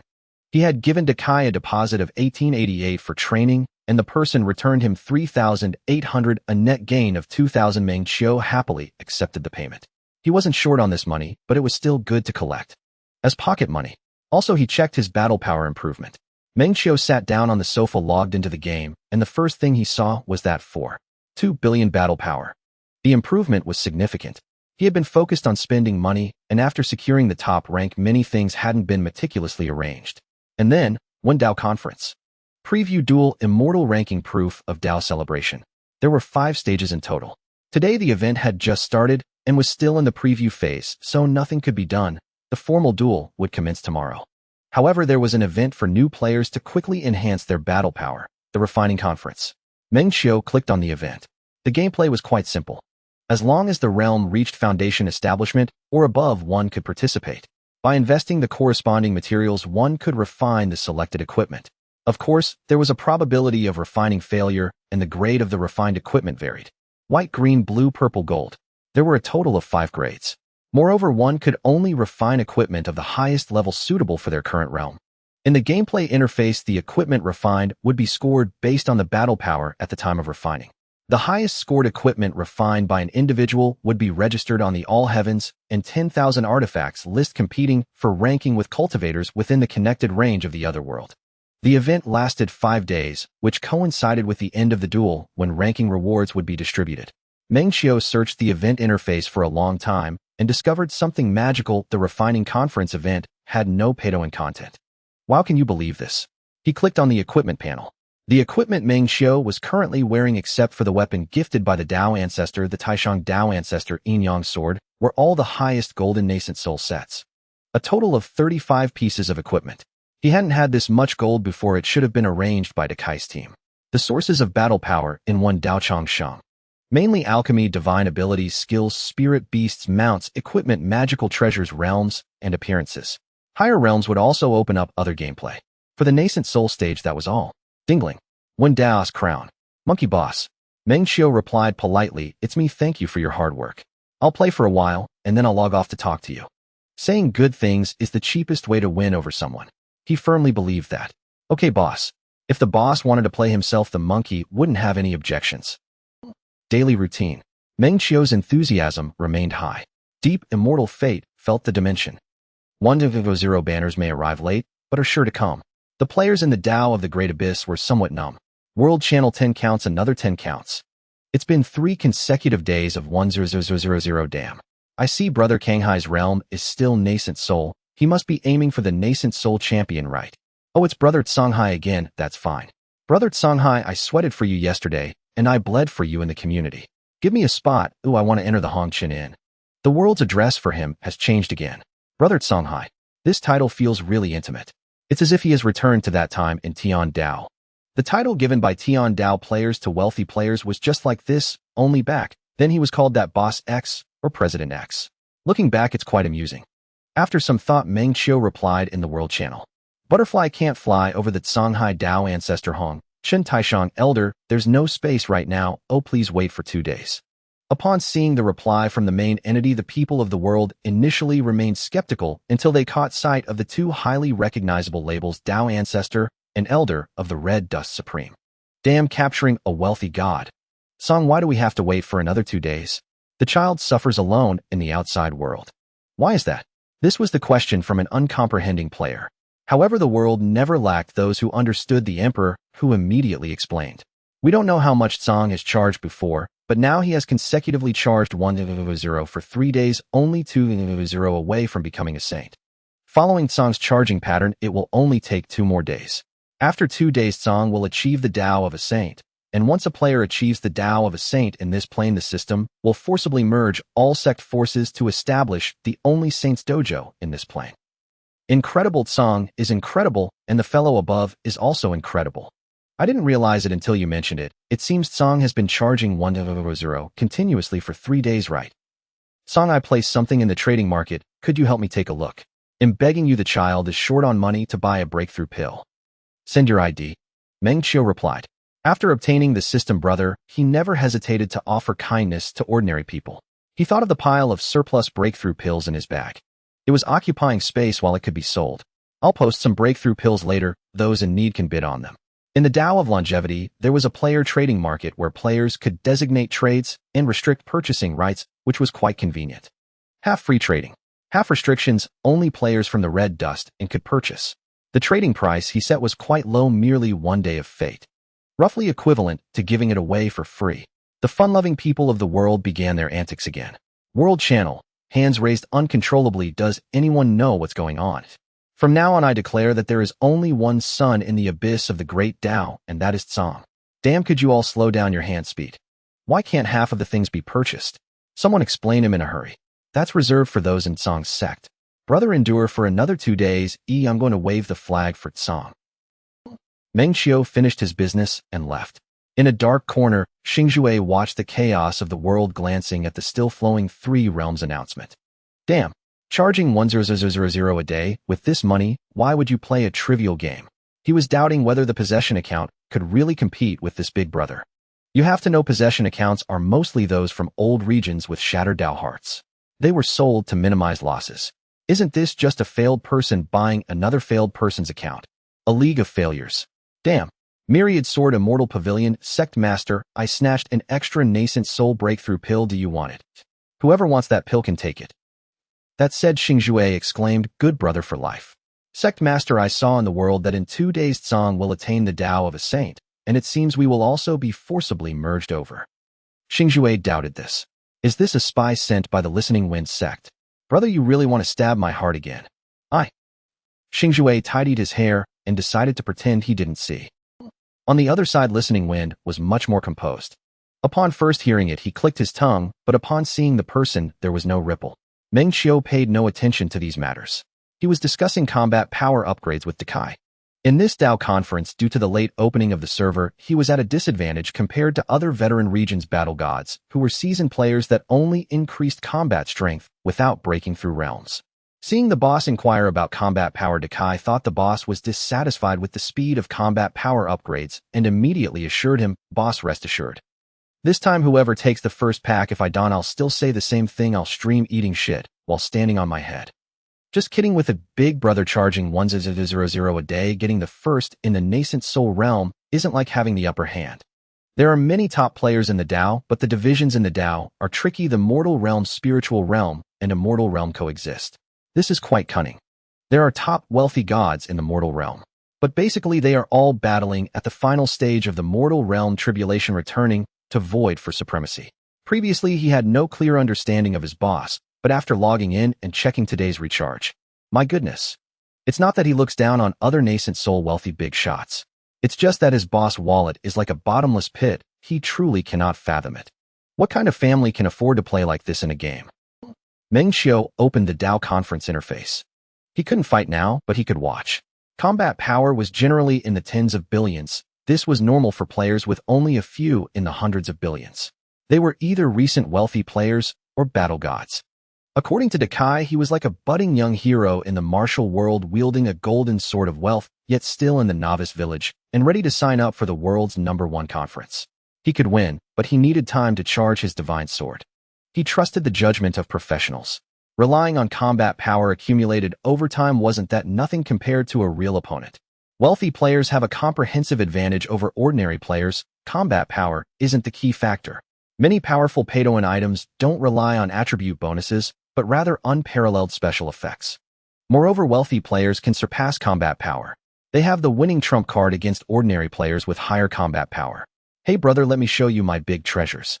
The Supreme Dao ancestors Yin Yang soared the wild blue bull treasures from the immortal fortune vault. Closing the chat, Meng Qiu posted in the World Channel, collecting materials, unlimited collection of refining materials. Fellow Daoists hurry to trade. I'll collect some materials to play with the refining conference. As for equipment, I'm not lacking.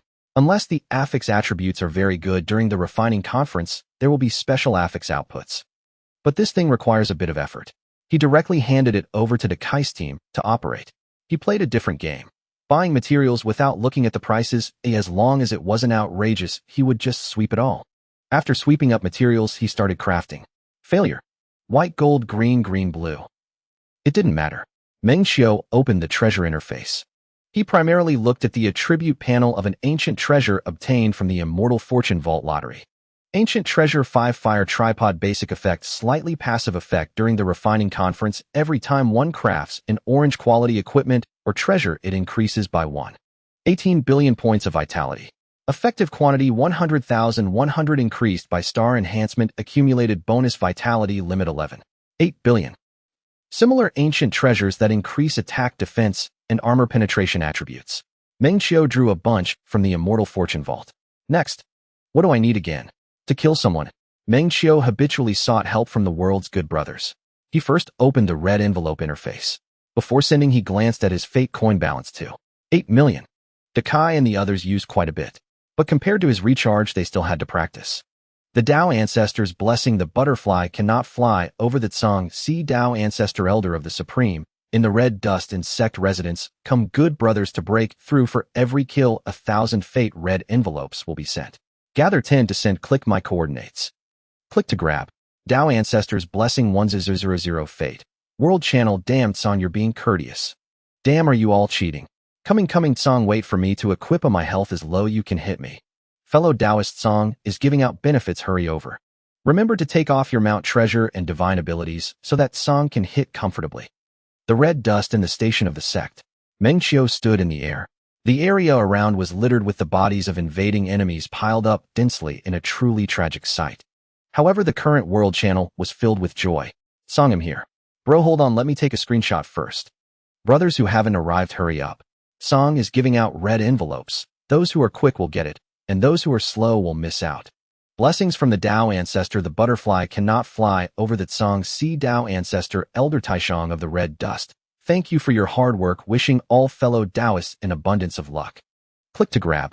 Blessings from the Dao ancestor 100 destiny. Tsang loyalty. Damn, I got it. 1888 destiny. Thank you, Tsang. Why do I only have 88 destiny? Why is the heavenly Dao so unfair to me?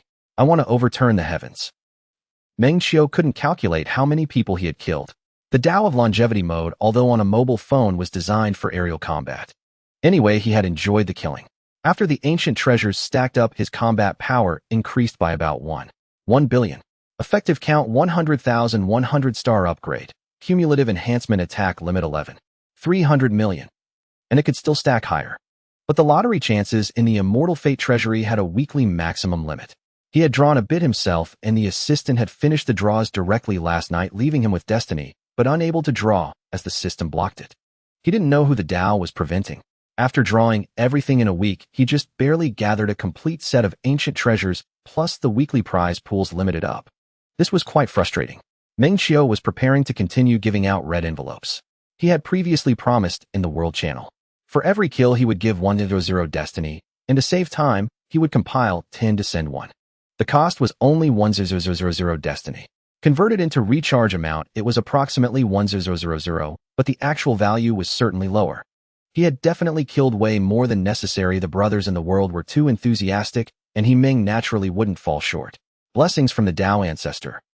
Blessings from the Dao ancestor. Blessings from the Dao ancestor. Meng Qiu sent out 10 in one breath, initially planning to send a few more as a reward for the good brothers. Money was not an issue. But at that moment, the game suddenly popped up a notification about network fluctuations are abnormal. Then, he received a message from EE. Is it the immortal master himself logging in? It's me, Meng Qiu chuckled. I hope the immortal master understands. Upon hearing this, Yi let out a sigh of relief. Just now her supervisor had her check if the current account was indeed the owner because the game backend detected data anomalies.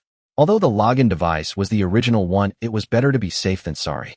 Wishing the immortal master a pleasant gaming experience. Yi quickly ended the chat. Get rich, get rich, get rich. Chi. Is it really him? Yes, it's him. Thankfully you scare me to death. Sway Yi. You really should study the game mechanics seriously. Didn't the company send out documents? We just need to follow them. It's not easy to encounter a big boss, yet you still let the boss find assistance outside. Expression incompetent wife. Chi. Comparing people makes one die of jealousy. I'm in charge of this boss and now it's just a few thousand a day, or did I wish wrong? I'm still watching Sway Jia. Meng Qiu continued to farm ancient treasures. Refining weapons, killing, refreshing the number of chances in the Heavenly Machine Pavilion, clicking for divine abilities, contributing to the sect. He spent the entire morning on it. The effects were very obvious. All 12 ancient treasures were fully farmed. Combat power 156. 300 million 11. 51 billion. The cost was also immense. Meng Qiu opened the red envelope interface. A total of 102 red envelopes were issued, each worth 1,000, consuming a total of 1.02 million destiny, approximately equivalent to a recharge amount of 1,000. The world was still clamoring. Song, what's next? Do you need materials or something? The direction your finger is pointing is my battlefield loyalty. Meng Qiu chuckled lightly and sent a message in the world. That's it. Thank you, brothers. I will let you know next time I need something. Song, I just arrived. I was actually at work, bored, scrolling through the community and saw a good brother sharing. Luckily, I came early and grabbed over 1,000 destiny. Thank you, Song. Song, don't leave without you. How can I survive? Song, hurry up and become a sage. Oh, I can't wait anymore. If the money isn't enough, just tell me. I'll contribute $10 and the brothers will collectively fund your ascension to the Tao. That's good. I'll contribute 100. Crowdfunding. Meng Qiu chuckled to himself. Good intentions are appreciated.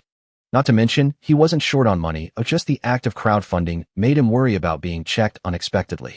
Dingling. His phone vibrated. It was a message from Zhang Wei with quite a bit of content. Mr. Meng, our client director Su Jianming is coming to Lidu on business and wants to visit you upon hearing you are here. Is it convenient for you? Meng Qiu understood Zhang Wei's intention. No problem, let's meet at the hotel cafe.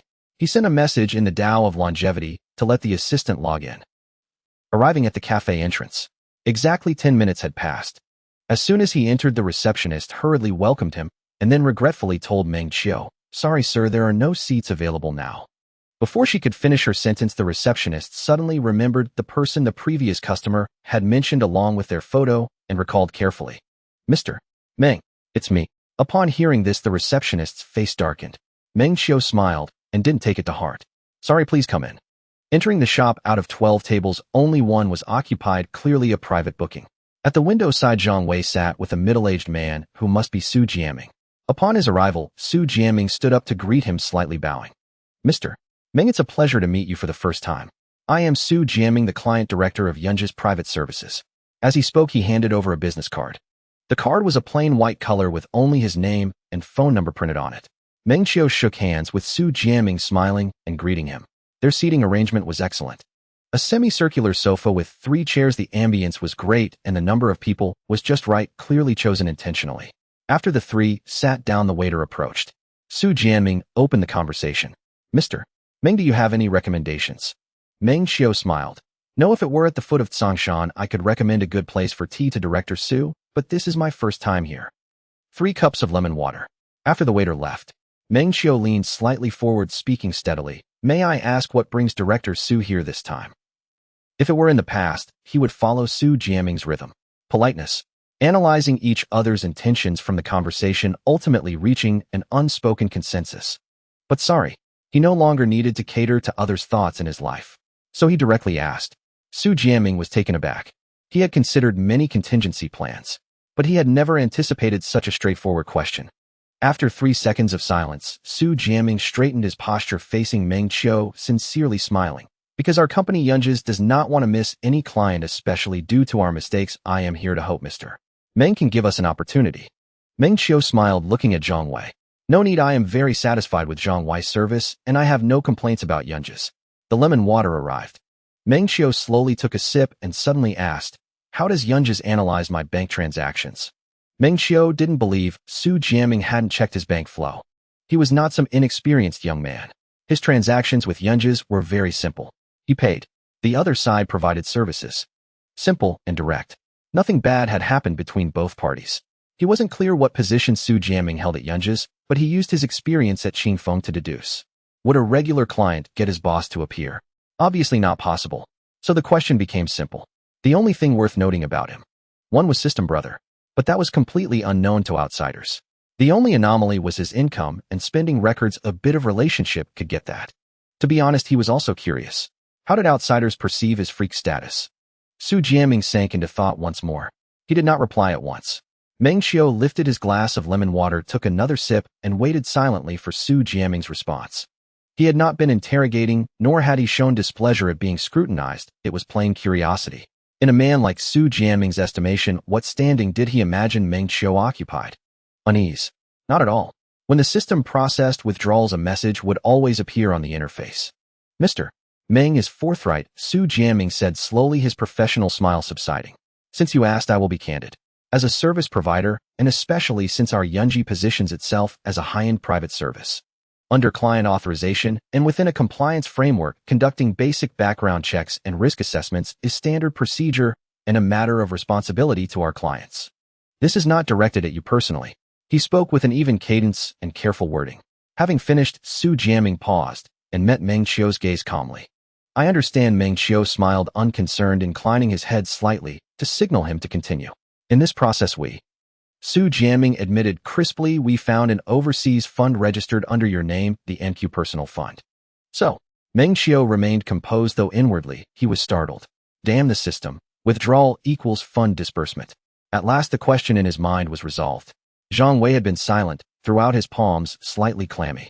He had learned of this when he went to fetch Su Jiaming. He learned the matter then. Su Jiaming, however, felt a curious sense of relief. The other's manner of laying everything bare only affirmed the confidence and assurance he possessed. Therefore he continued, both I and Yunji wish to serve clients of genuine means and real needs, clients like Mr.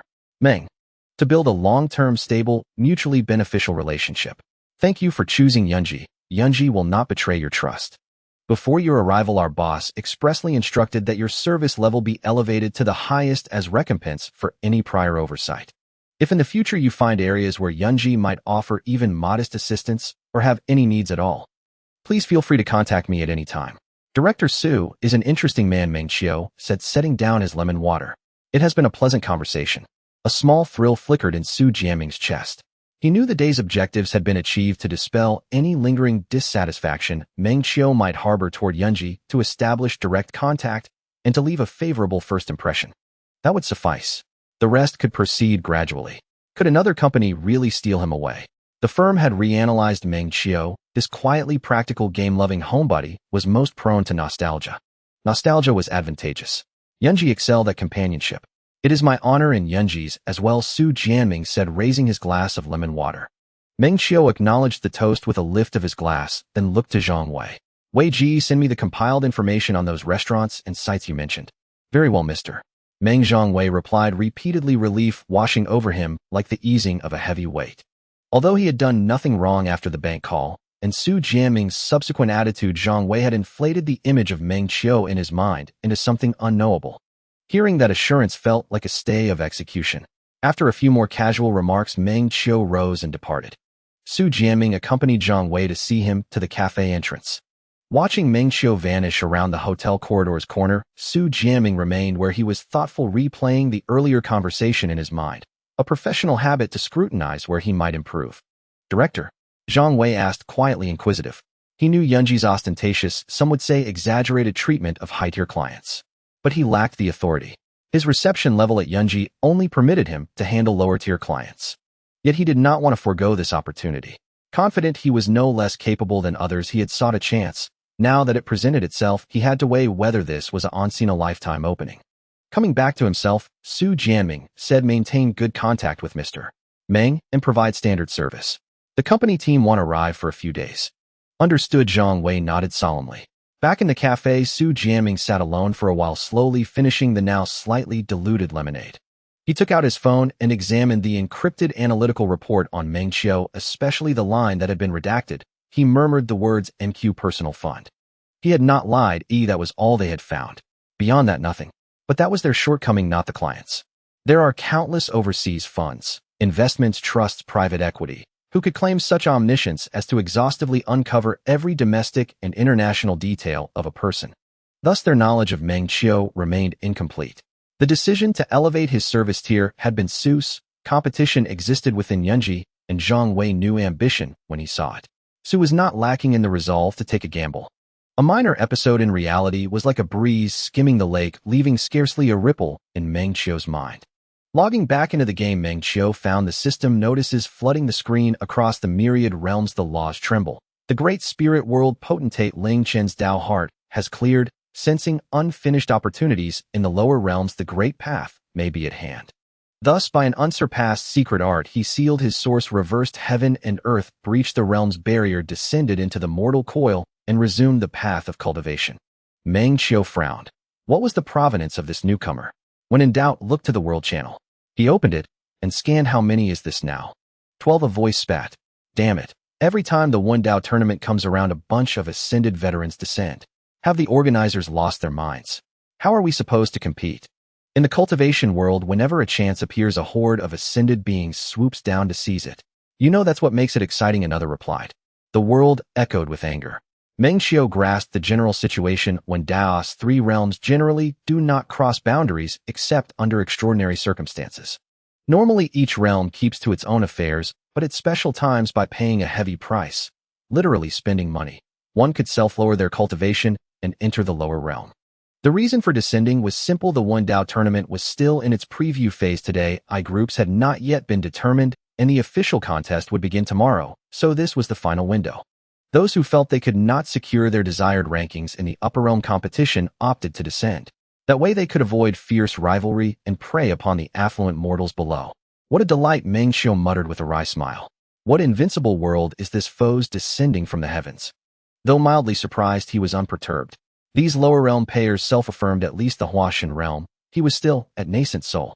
If there were worries to be had, they belonged to the other spenders, not him. Besides, having descended, how formidable could their might truly be? The spenders from the spirit realm descended one after another. The entire community of Taoism was in an uproar. The trending topics once dominated by the Decai incident were instantly drowned in a new wave of posts. What the hell? Another one. This time it's Ling Chun. Done, this guy is on our server. Coming down from the perfect state of mixed yuan, what's the point of fighting? I might as well quit. Daoist planner, aren't you going to do something? The gaming experience has gone to the dogs. What can we do? Others are reasonably utilizing the rules and paying to descend. If you're jealous, then do something about it. Do something. If I had that kind of money, I would have ranked high in the spirit realm already. Why endure this? Brothers above the transformation stage, team up. Let's team up to tackle these newcomers. We can't let them comfortably claim their rewards. Easier said than done. How can ordinary players fight back? Can't you see the overwhelming spending power? We're our own big shots in the mortal realm. Come out and support us. What happened to that Songhai big shot who was so popular in the community before? Although I found him annoying before, now I just want to say Song spend big and crush these newcomers.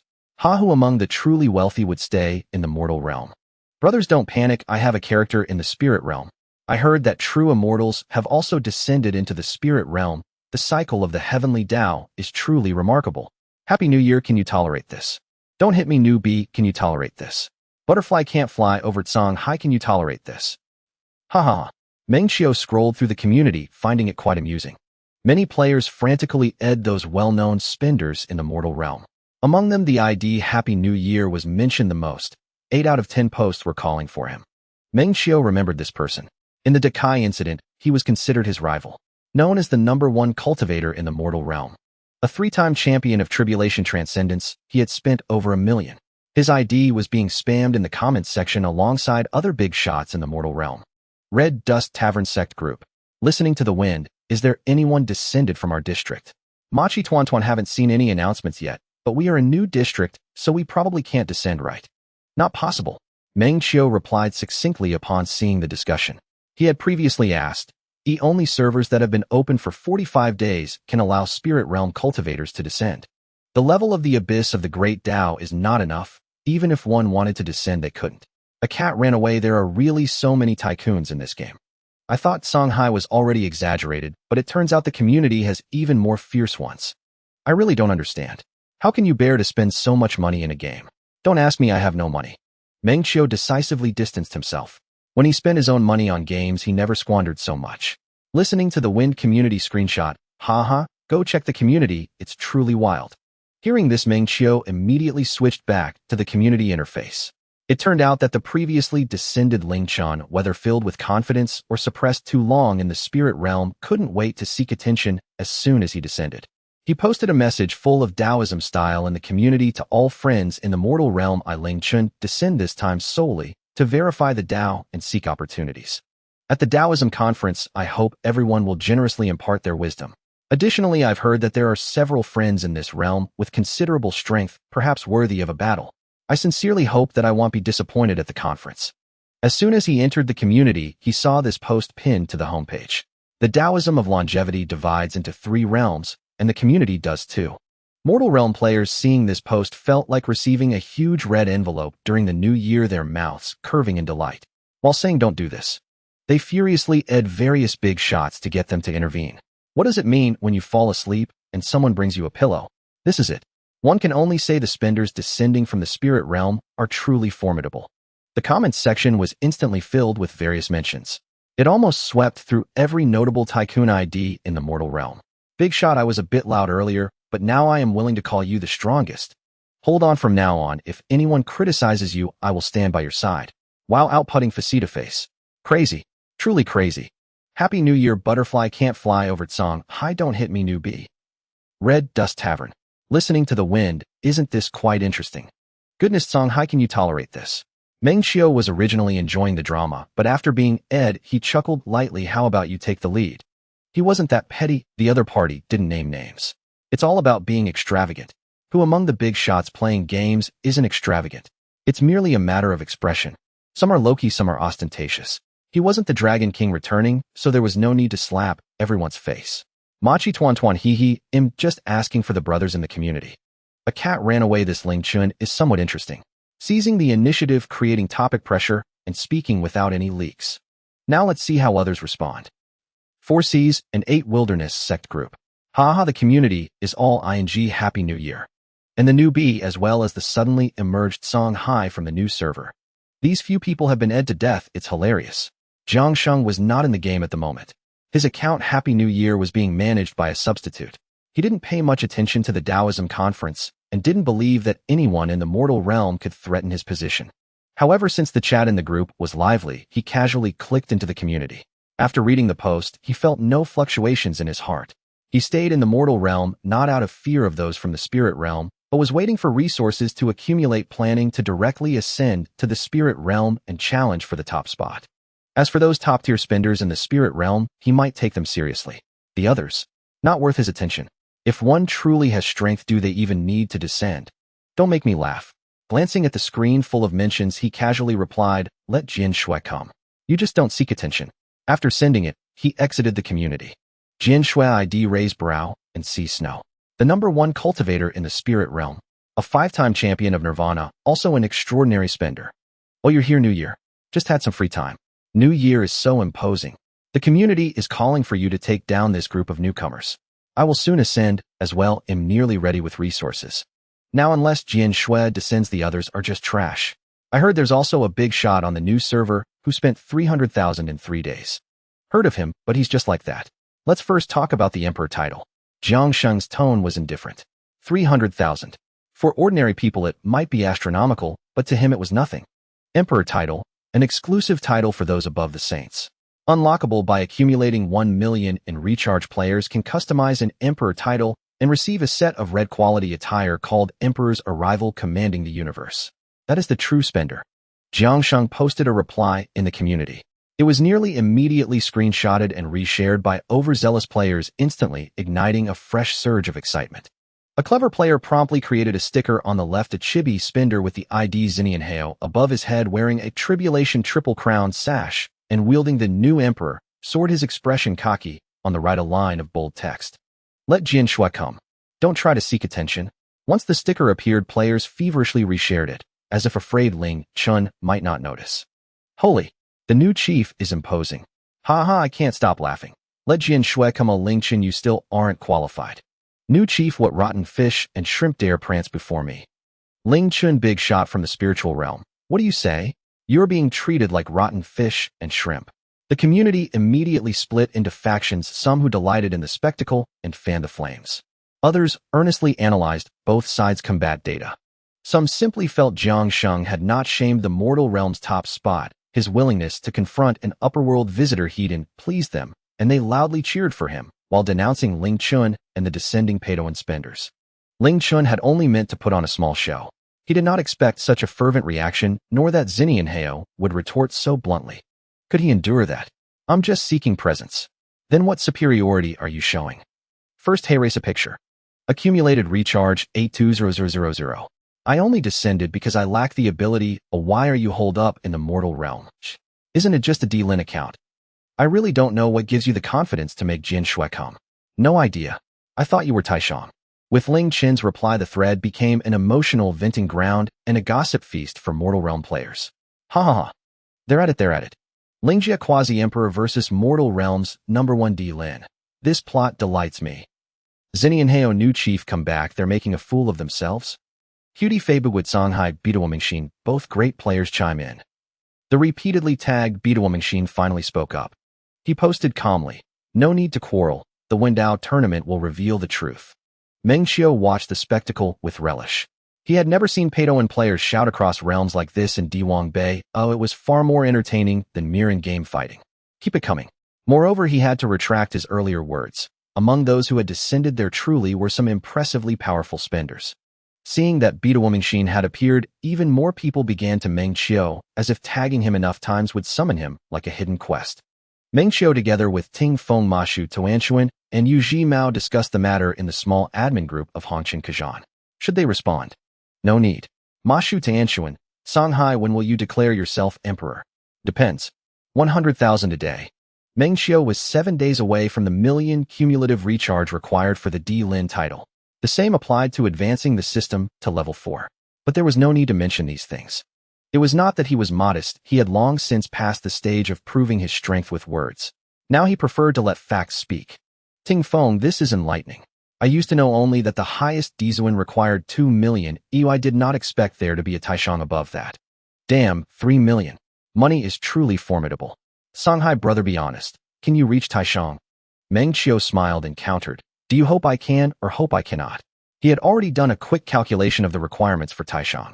Leaving system upgrades out of it at the current level 3 system rate of 100,000 per day, reaching 3 million cumulative recharge would take 30 days. He rubbed his hands, curious and quietly amused.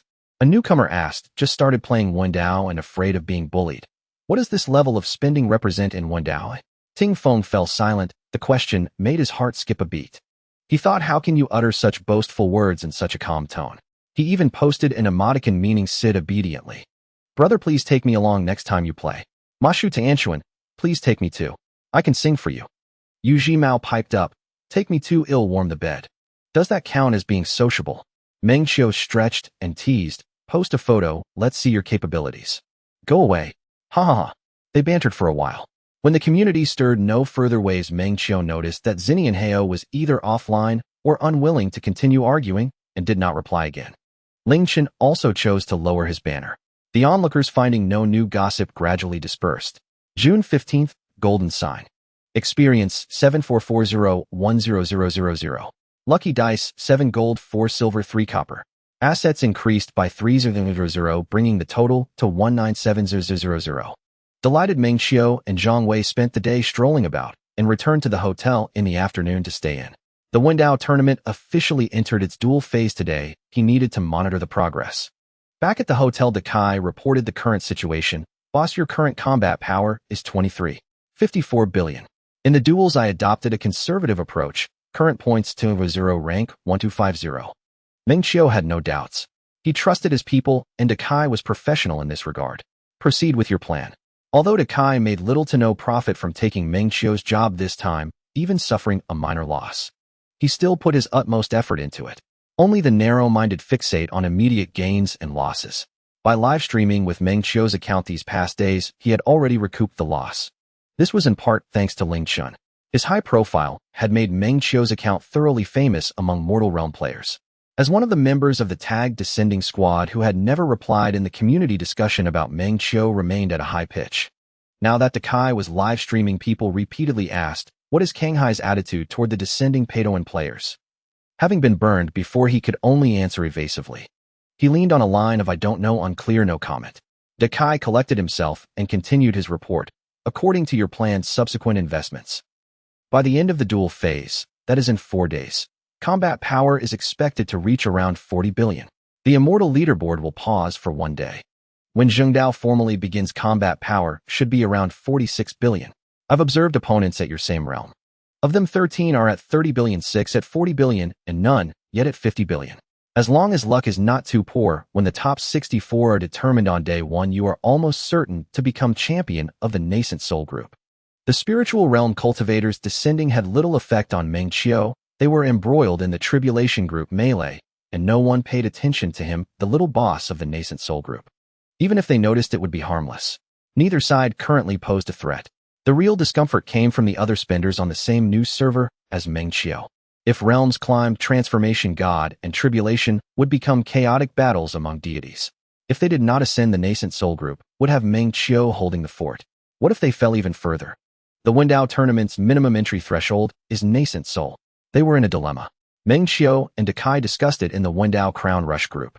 Monkey remained silent, and only after the two finished speaking did he cautiously ask, Boss Kai, could someone be hiding their combat power? Before Meng Qiu answered, Tycoon replied decisively, impossible. The well-known mortal realm spenders are known quantities. They are not on Shanghai's track and can be ruled out. The real threats are only those realm war gods like me, those I know best. Even if they hide power, when they clash with a fully spent account like Shanghai's, it will shatter at first contact.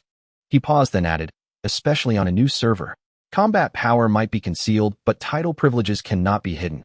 How could such a large Zhengdao event be kept secret? Shanghai's account with today's recent spending has reached a cumulative recharge of 4,000.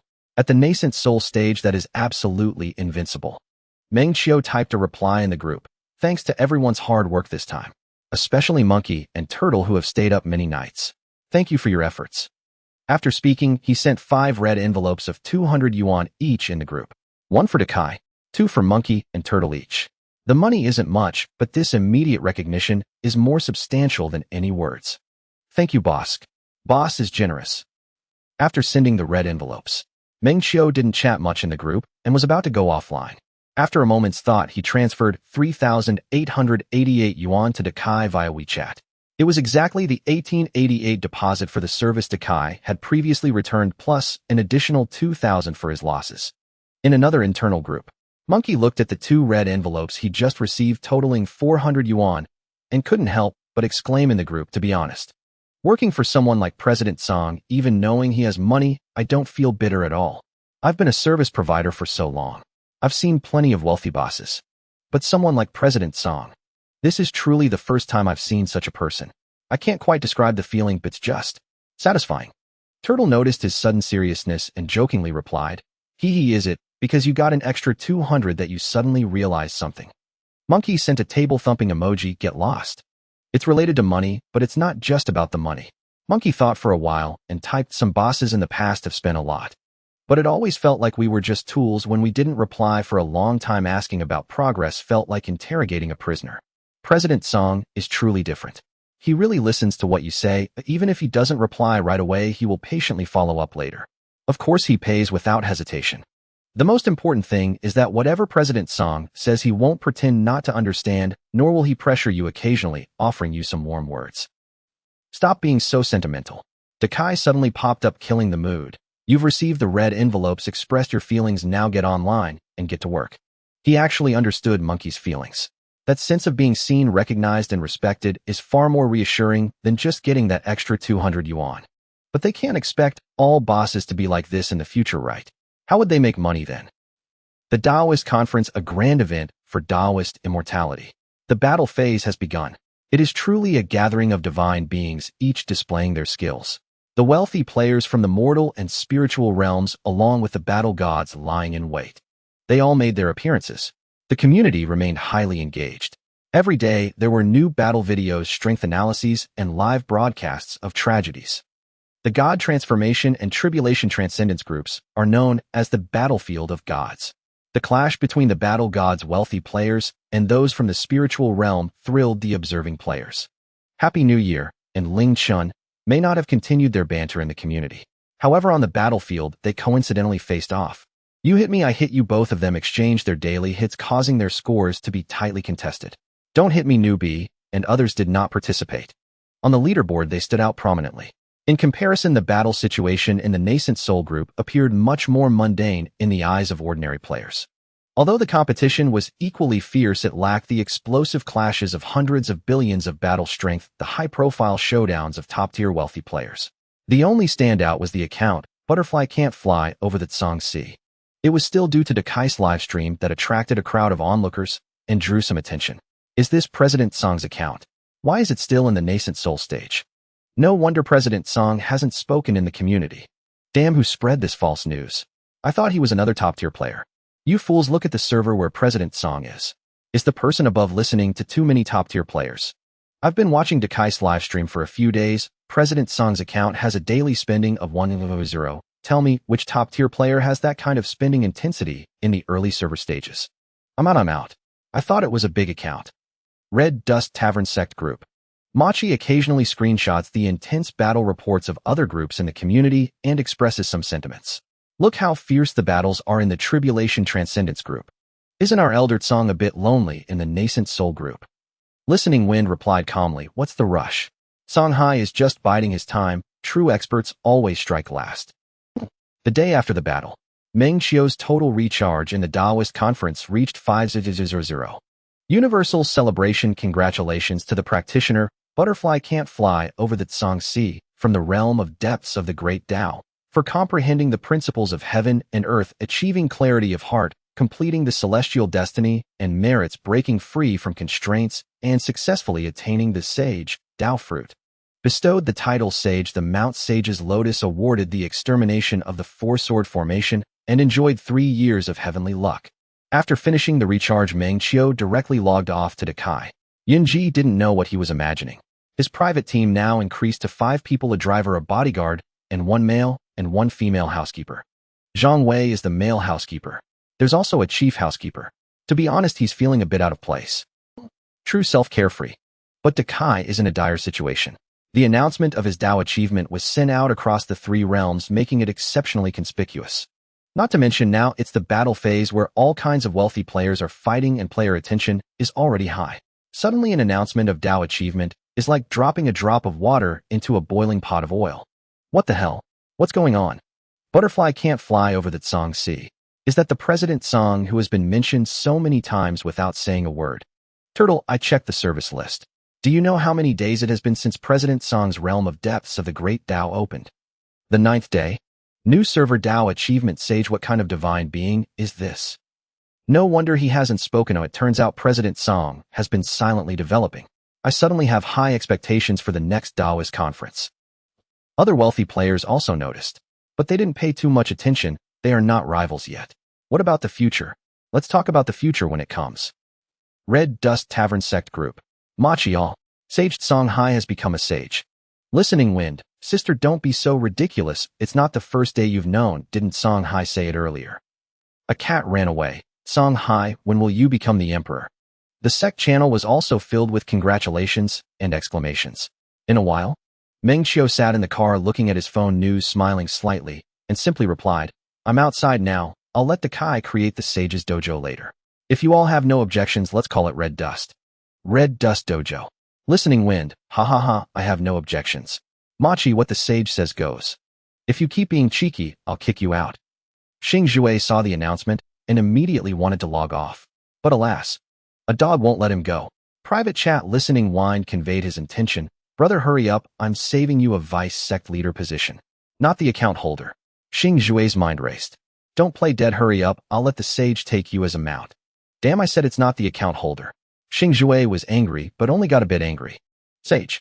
Moreover, looking at that big brother's demeanor from his sect, What is sage worth? At this rate of spending, becoming an emperor is just a matter of days. Who knows how much more that big brother has to spend?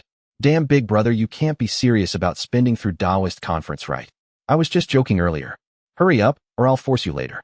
Xing Jue was genuinely furious. Listening Wind, you're really a dog. If it weren't for you meeting a true big brother, I'd love to see how you'd swagger around. Listening Wind was indifferent. It was just some slander. Don't worry about this. Luck is also a kind of strength. This kind of loneliness, I find it hard to describe to you. You might not even understand if I told you.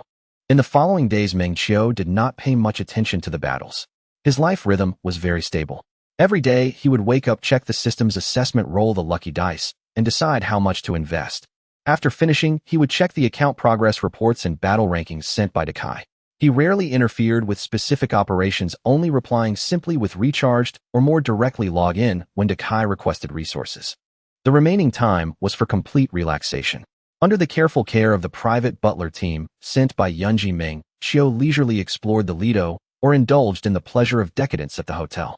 During the battle phase of the Tao conference, amidst the clashes of sword and blade in the transformation and tribulation groups, it gradually approached its conclusion. Even if the players were dissatisfied. In the game, spending money is the eternal strength. A group of spenders from the spiritual realm descended without any surprises, all entering the Tao certification rankings, wishing a happy new year and urging not to attack the newbies representing the spenders of the mortal realm. They all ranked in the top 10. Meng Qiu's account Butterfly cannot cross the ocean in the nascent soul group, surged ahead with absolute spending power, unquestionably advancing to the final Tao certification stage as first in nascent soul. This outcome was deemed natural by the players watching Takai's livestream. Songzong is still too outstanding. The spenders in nascent soul are too miserable, while in transformation there are new leaders and a group of spenders from the spiritual realm. I thought it would be fine to hide in nascent soul, but who knew Songzong was also there? At the nascent soul stage, Songzong is probably the first person in the mortal realm, right? Definitely now soon to become the emperor of nascent soul. I would call him the nascent soul emperor. Just ask if you are afraid. But for the broader audience who only focus on the top battlefield, aside from the Tao certification, sage Meng Qiu did not cause much of a stir. The attention of the general players was still captivated by the Tao certification battle between the mortal realm represented by Happy New Year and the spiritual realm represented by Ling Chun. Meng Qiu enjoyed his leisure. He looked at the system interface where his upgrade experience was steadily increasing each day, and he felt increasingly excited. But sometimes the trees may wish for stillness, yet the winds do not cease. Tycoon was indeed the #1 in Tao conference live streaming. Although his traffic was not on par with larger streamers and other content in the realm of Tao conference live streaming, he was undoubtedly the best, and he live streamed Meng Qiu's account throughout the 4 days of battles.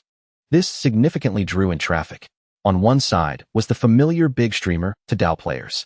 On the other was the mysterious gaming tycoon whose name was known, but whose face was unseen. This contrast captured the curiosity of many players. The more calm Meng Qiu appeared, the less he cared.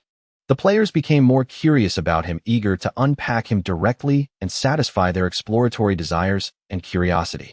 Within the Tao community, there were also many discussions about this. Among the spenders in the mortal realm who were tagged Happy New Year and Don't Hit Me Newbie were already well-known spenders. Though not active, they could still be seen in the community from time to time. Only Meng Qiu, since his debut apart from the Tao conference, had only been seen by players from the Red Dust Tavern. To this day, he still maintained an extremely mysterious veil. The player known as Songzong with the game ID Butterfly cannot cross the ocean. Who exactly is this tycoon? Songzong. Come out, are you a plant in Tao conference? Among them, there was the most popular post. A mysterious tycoon in the new server of Tao conference, spending tens of thousands daily. Songzong. Is he a plant or a real tycoon? The Tao conference has always been a battleground for wealthy tycoons to compete for fame and fortune. The tycoons lavish their wealth, the realm battle gods steal and counterattack, while ordinary players enjoy the spectacle. This has been the norm for every Tao conference since its open beta. However, this year's Tao conference saw the emergence of a mysterious tycoon in the new server Tao Abyss. Butterfly cannot cross the ocean. Most players should be familiar with this ID. For those who are not acquainted, let me recount the deeds of this tycoon, and then you should be able to recall something. 1 day to certify as a sage, 2 days to certify as a patriarch, 5 days to certify as a Tao sage. Ever since certifying as a Tao sage, he maintained a daily investment of 1000. The community dubbed him Songzong. There's no doubt whether he really spends 1.0 daily. Song Zong's account is currently being trained and managed by the big streamer Tycoon. The poster has observed in the live stream for several days with a consistent recharge of 1.0 every day. The poster witnessed this firsthand. Just saying, with this spending pattern, Song Zong is bound to dominate in DAO conference. Compared to the high intensity of spending by the big shots in the game, Song Zong himself is quite low-key, and players know very little about him. Earlier during the expedition to the spiritual realm, Song Zong, as one of the representatives of the mortal realm, still had not responded. This led to a rising wave of speculation among players that he was a plant. The poster also originally thought so. However, recently, when looking for a small game to pass the time, he accidentally discovered Song Zong's figure in the game. Without further ado, here's the link. The Emperor's Domination, spending $1 million on the legendary contest only to withdraw quickly after winning. What is the reason behind the God of Song in players' mouths?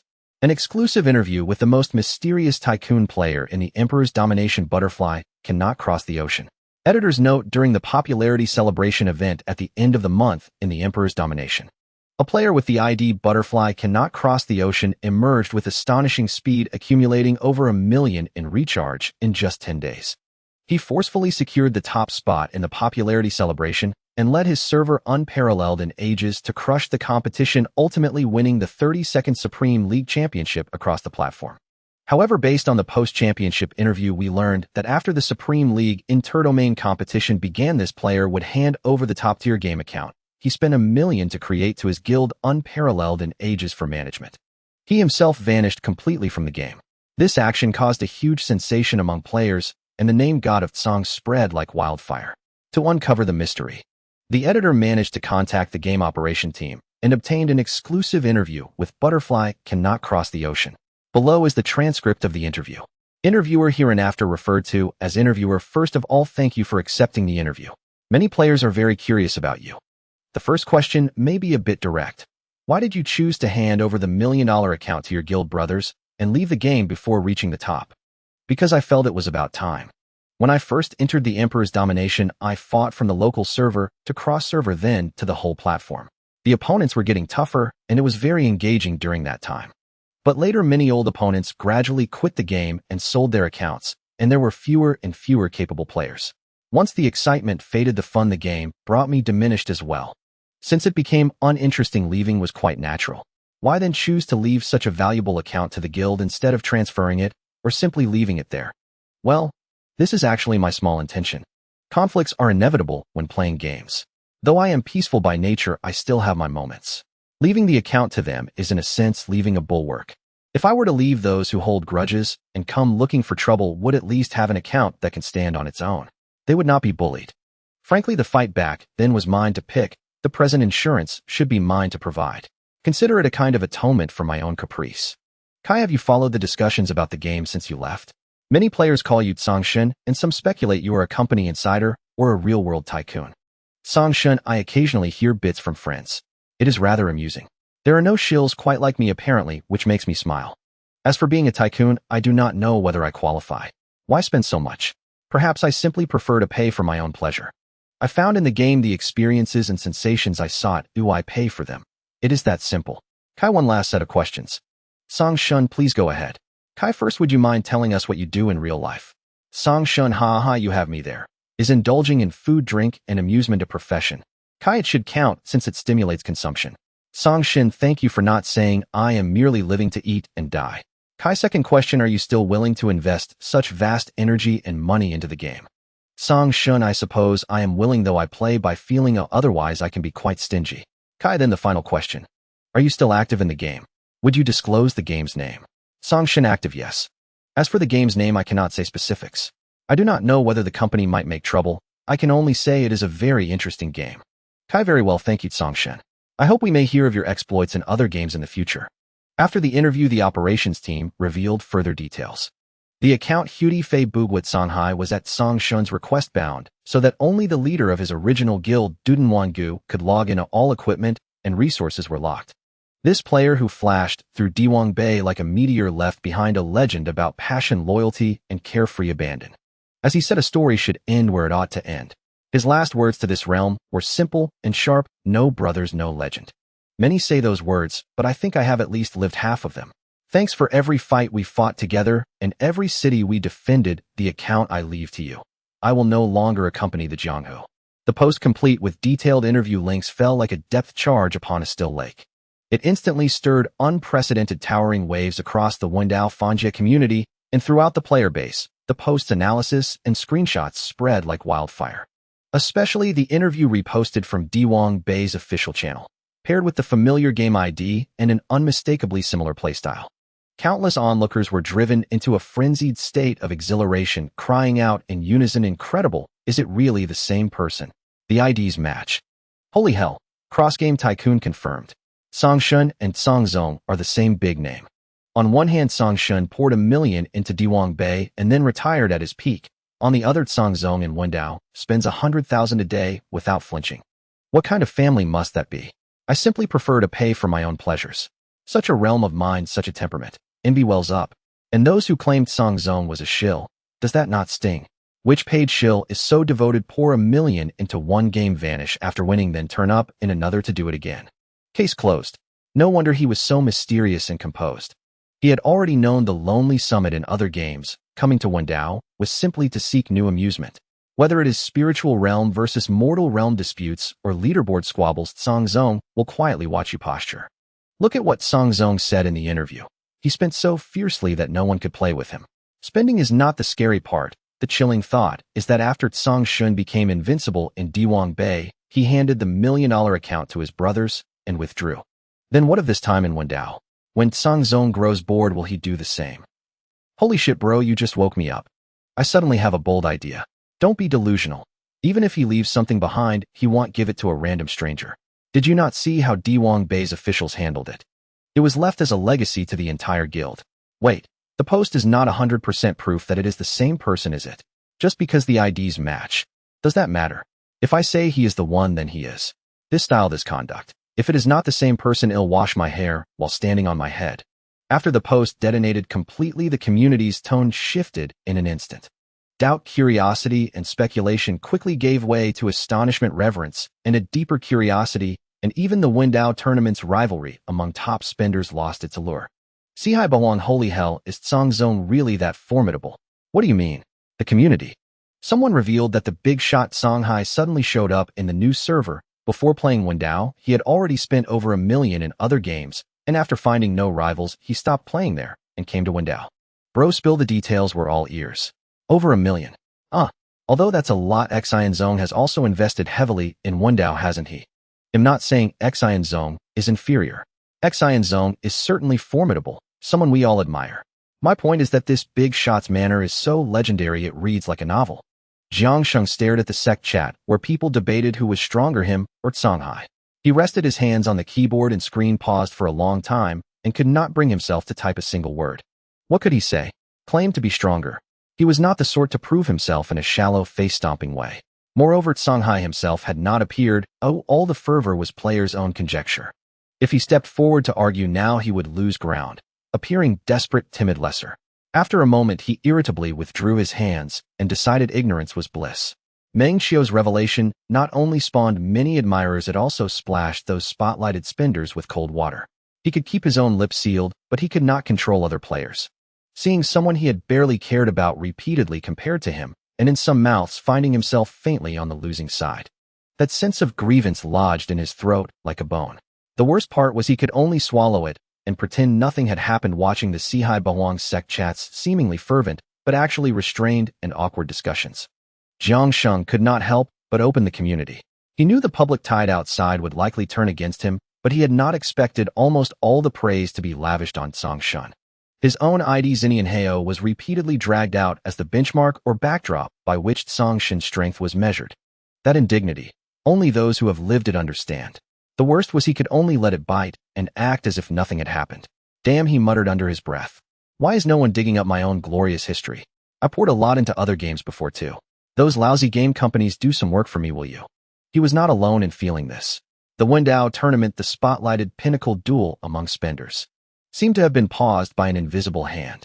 Those spiritual realm overlords and mortal titans can keep playing among themselves for now. Guys, there's a bigger, hotter, more legendary scoop to feast on now. The Kai stream saw viewership surge to an astonishing new peak. Countless players flooded in to see. The on-screen comments went utterly wild and overwhelming. Song Shun. Hail the Tycoon. Requests poured in. Does Song Zong need apprentices? He'll serve in any capacity. Aaron's tea service massages. Dakai is Song Zong that Song Shin from the community. Don't pretend you don't know streamer. The community has confirmed it. Admit it. Song Zong is that Song Shin from Diwang Bay. Millions beg for Song Zong to show his face. Dakai watched his chat assistant nearly freeze and his online numbers spike and felt conflicted. Nobody warned him he would be given such a script streaming at home and suddenly blessed by fate. He instinctively wanted to seize the moment, but the words caught in his throat. He inhaled deeply, forced himself to stay calm, and quickly cut the stream. Privately, he sent Meng Qiu a concise message outlining the community's explosion and attached the link to the hot post. In the scorching June, the temperature in Lidu still maintained a refreshing early summer chill. Meng Qiu was dressed in a simple white short-sleeve shirt. He lay under the shade of a tree in a quaint two-story guest house courtyard. A uniquely colored blue chinchilla curled up beside his feet, enjoying a comfortable nap in the coolness. His phone was inundated with messages, with the most coming from Dakai, whose excitement was palpable even through the screen. Okay, I got it. Meng Qiu chuckled as he accepted Dakai's exaggerated flattery. Happiness was a natural response. Oh, no one disliked the feeling of being in the spotlight. Even if this attention was filtered through layers of networks and data, he remained clear-headed. In this situation, his actual influence was quite limited. The reason was mainly that the players in the game were unfamiliar with him, compounded by the revelation of the past life from the Emperor's interview. The two factors combined. With the further spread and embellishment by the player community, these three factors converged to thrust him into this seemingly transcendent position. In straightforward terms, his current fame was largely a product of curiosity and the players' imaginations, quite insubstantial. Of course, he might be overly modest, but it didn't matter. He couldn't possibly step out to respond to anything. His phone buzzed again with Dakai's inquiry. Boss, what do you think now? Do as you wish. Meng Qiu understood Dakai's enthusiasm. A savvy and ambitious streamer instinctively chased popularity. It was already commendable that Dakai could restrain his impulses and first seek his opinion. Meng Qiu never made excessive demands of him. Just borrowing a name. What's the big deal? You're good, I'm good, everyone's good. The chinchilla by his feet stirred. Meng Qiu reached out his foot and deliberately nudged it. The chinchilla let out a soft purr, lazily looking up at him before burying its head back into sleep. Hey, you really aren't shy at all.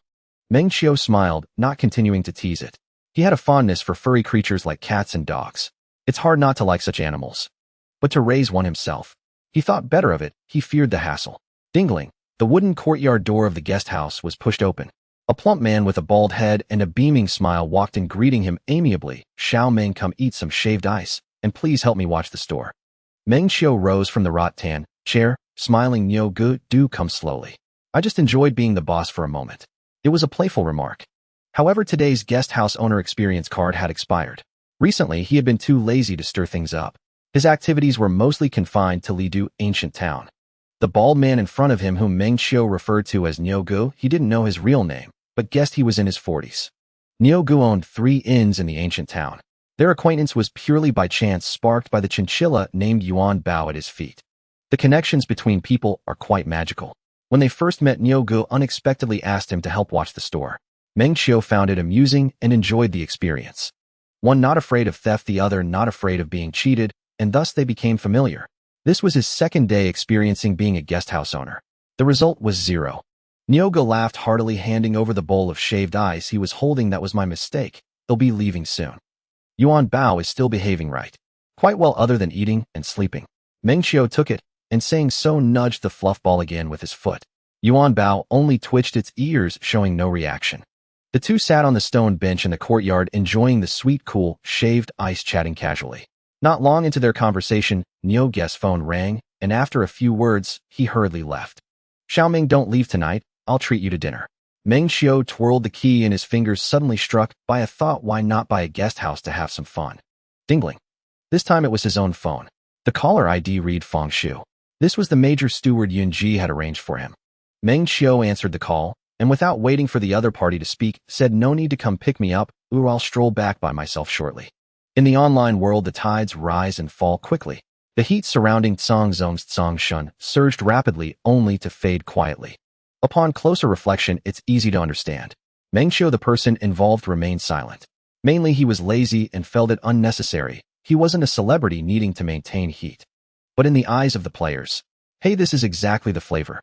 That Song Zong in my eyes should be like this, aloof, mysterious, yet without sustainable new fuel. The heat inevitably wanes. Only Tycoon as the sole window for Meng Qiu's account firmly caught this wave of traffic benefits. The earnings remained unknown. But judging by the daily enthusiasm, they must not be low.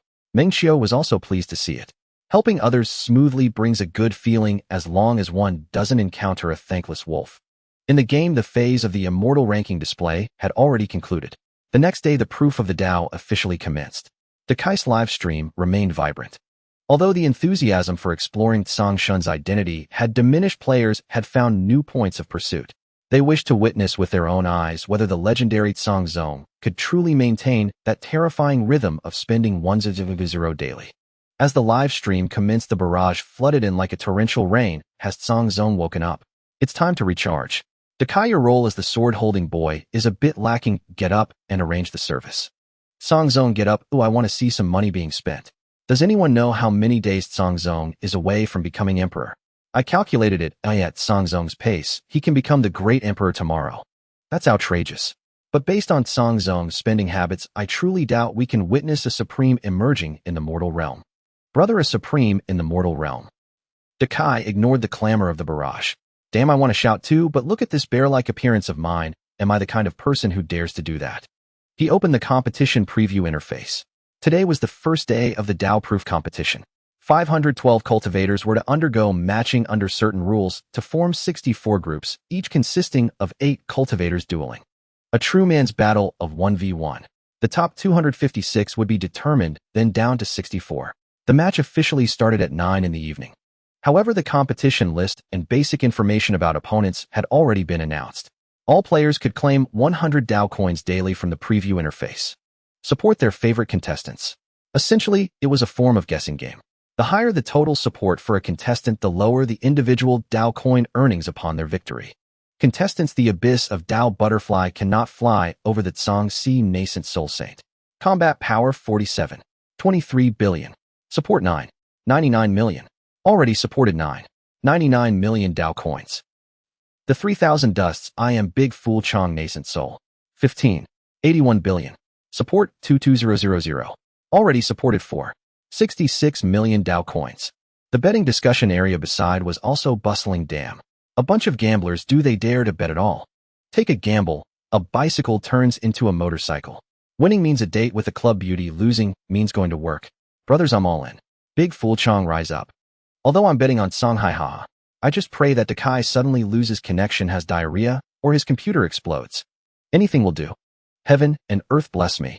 You in front, even if your prayers succeed, can't Song Zong find someone else to log in? Tycoon felt that his professional career and physical condition had received an all-encompassing blessing.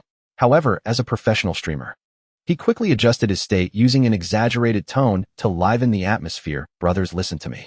Gamblers have no good endings. Surely no one really thinks Song Zong would flop, right? Barrage, exactly. Do you really think Tycoon's role as the sword-holding boy is just for show? Out there you can call me Tycoon, and I won't hold it against you. But now under Song Zong, what should you call me? I know. Kaishin. Doghead. Tycoon will Song Zong personally log in to show off tomorrow when he becomes emperor.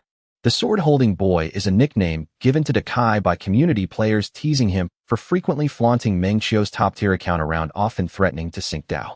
This has caused quite a bit of envy among his peers. Tycoon, however, remains unfazed, even somewhat enjoying it. This teasing, compared to the tangible heat and earnings, is just a bit of frost.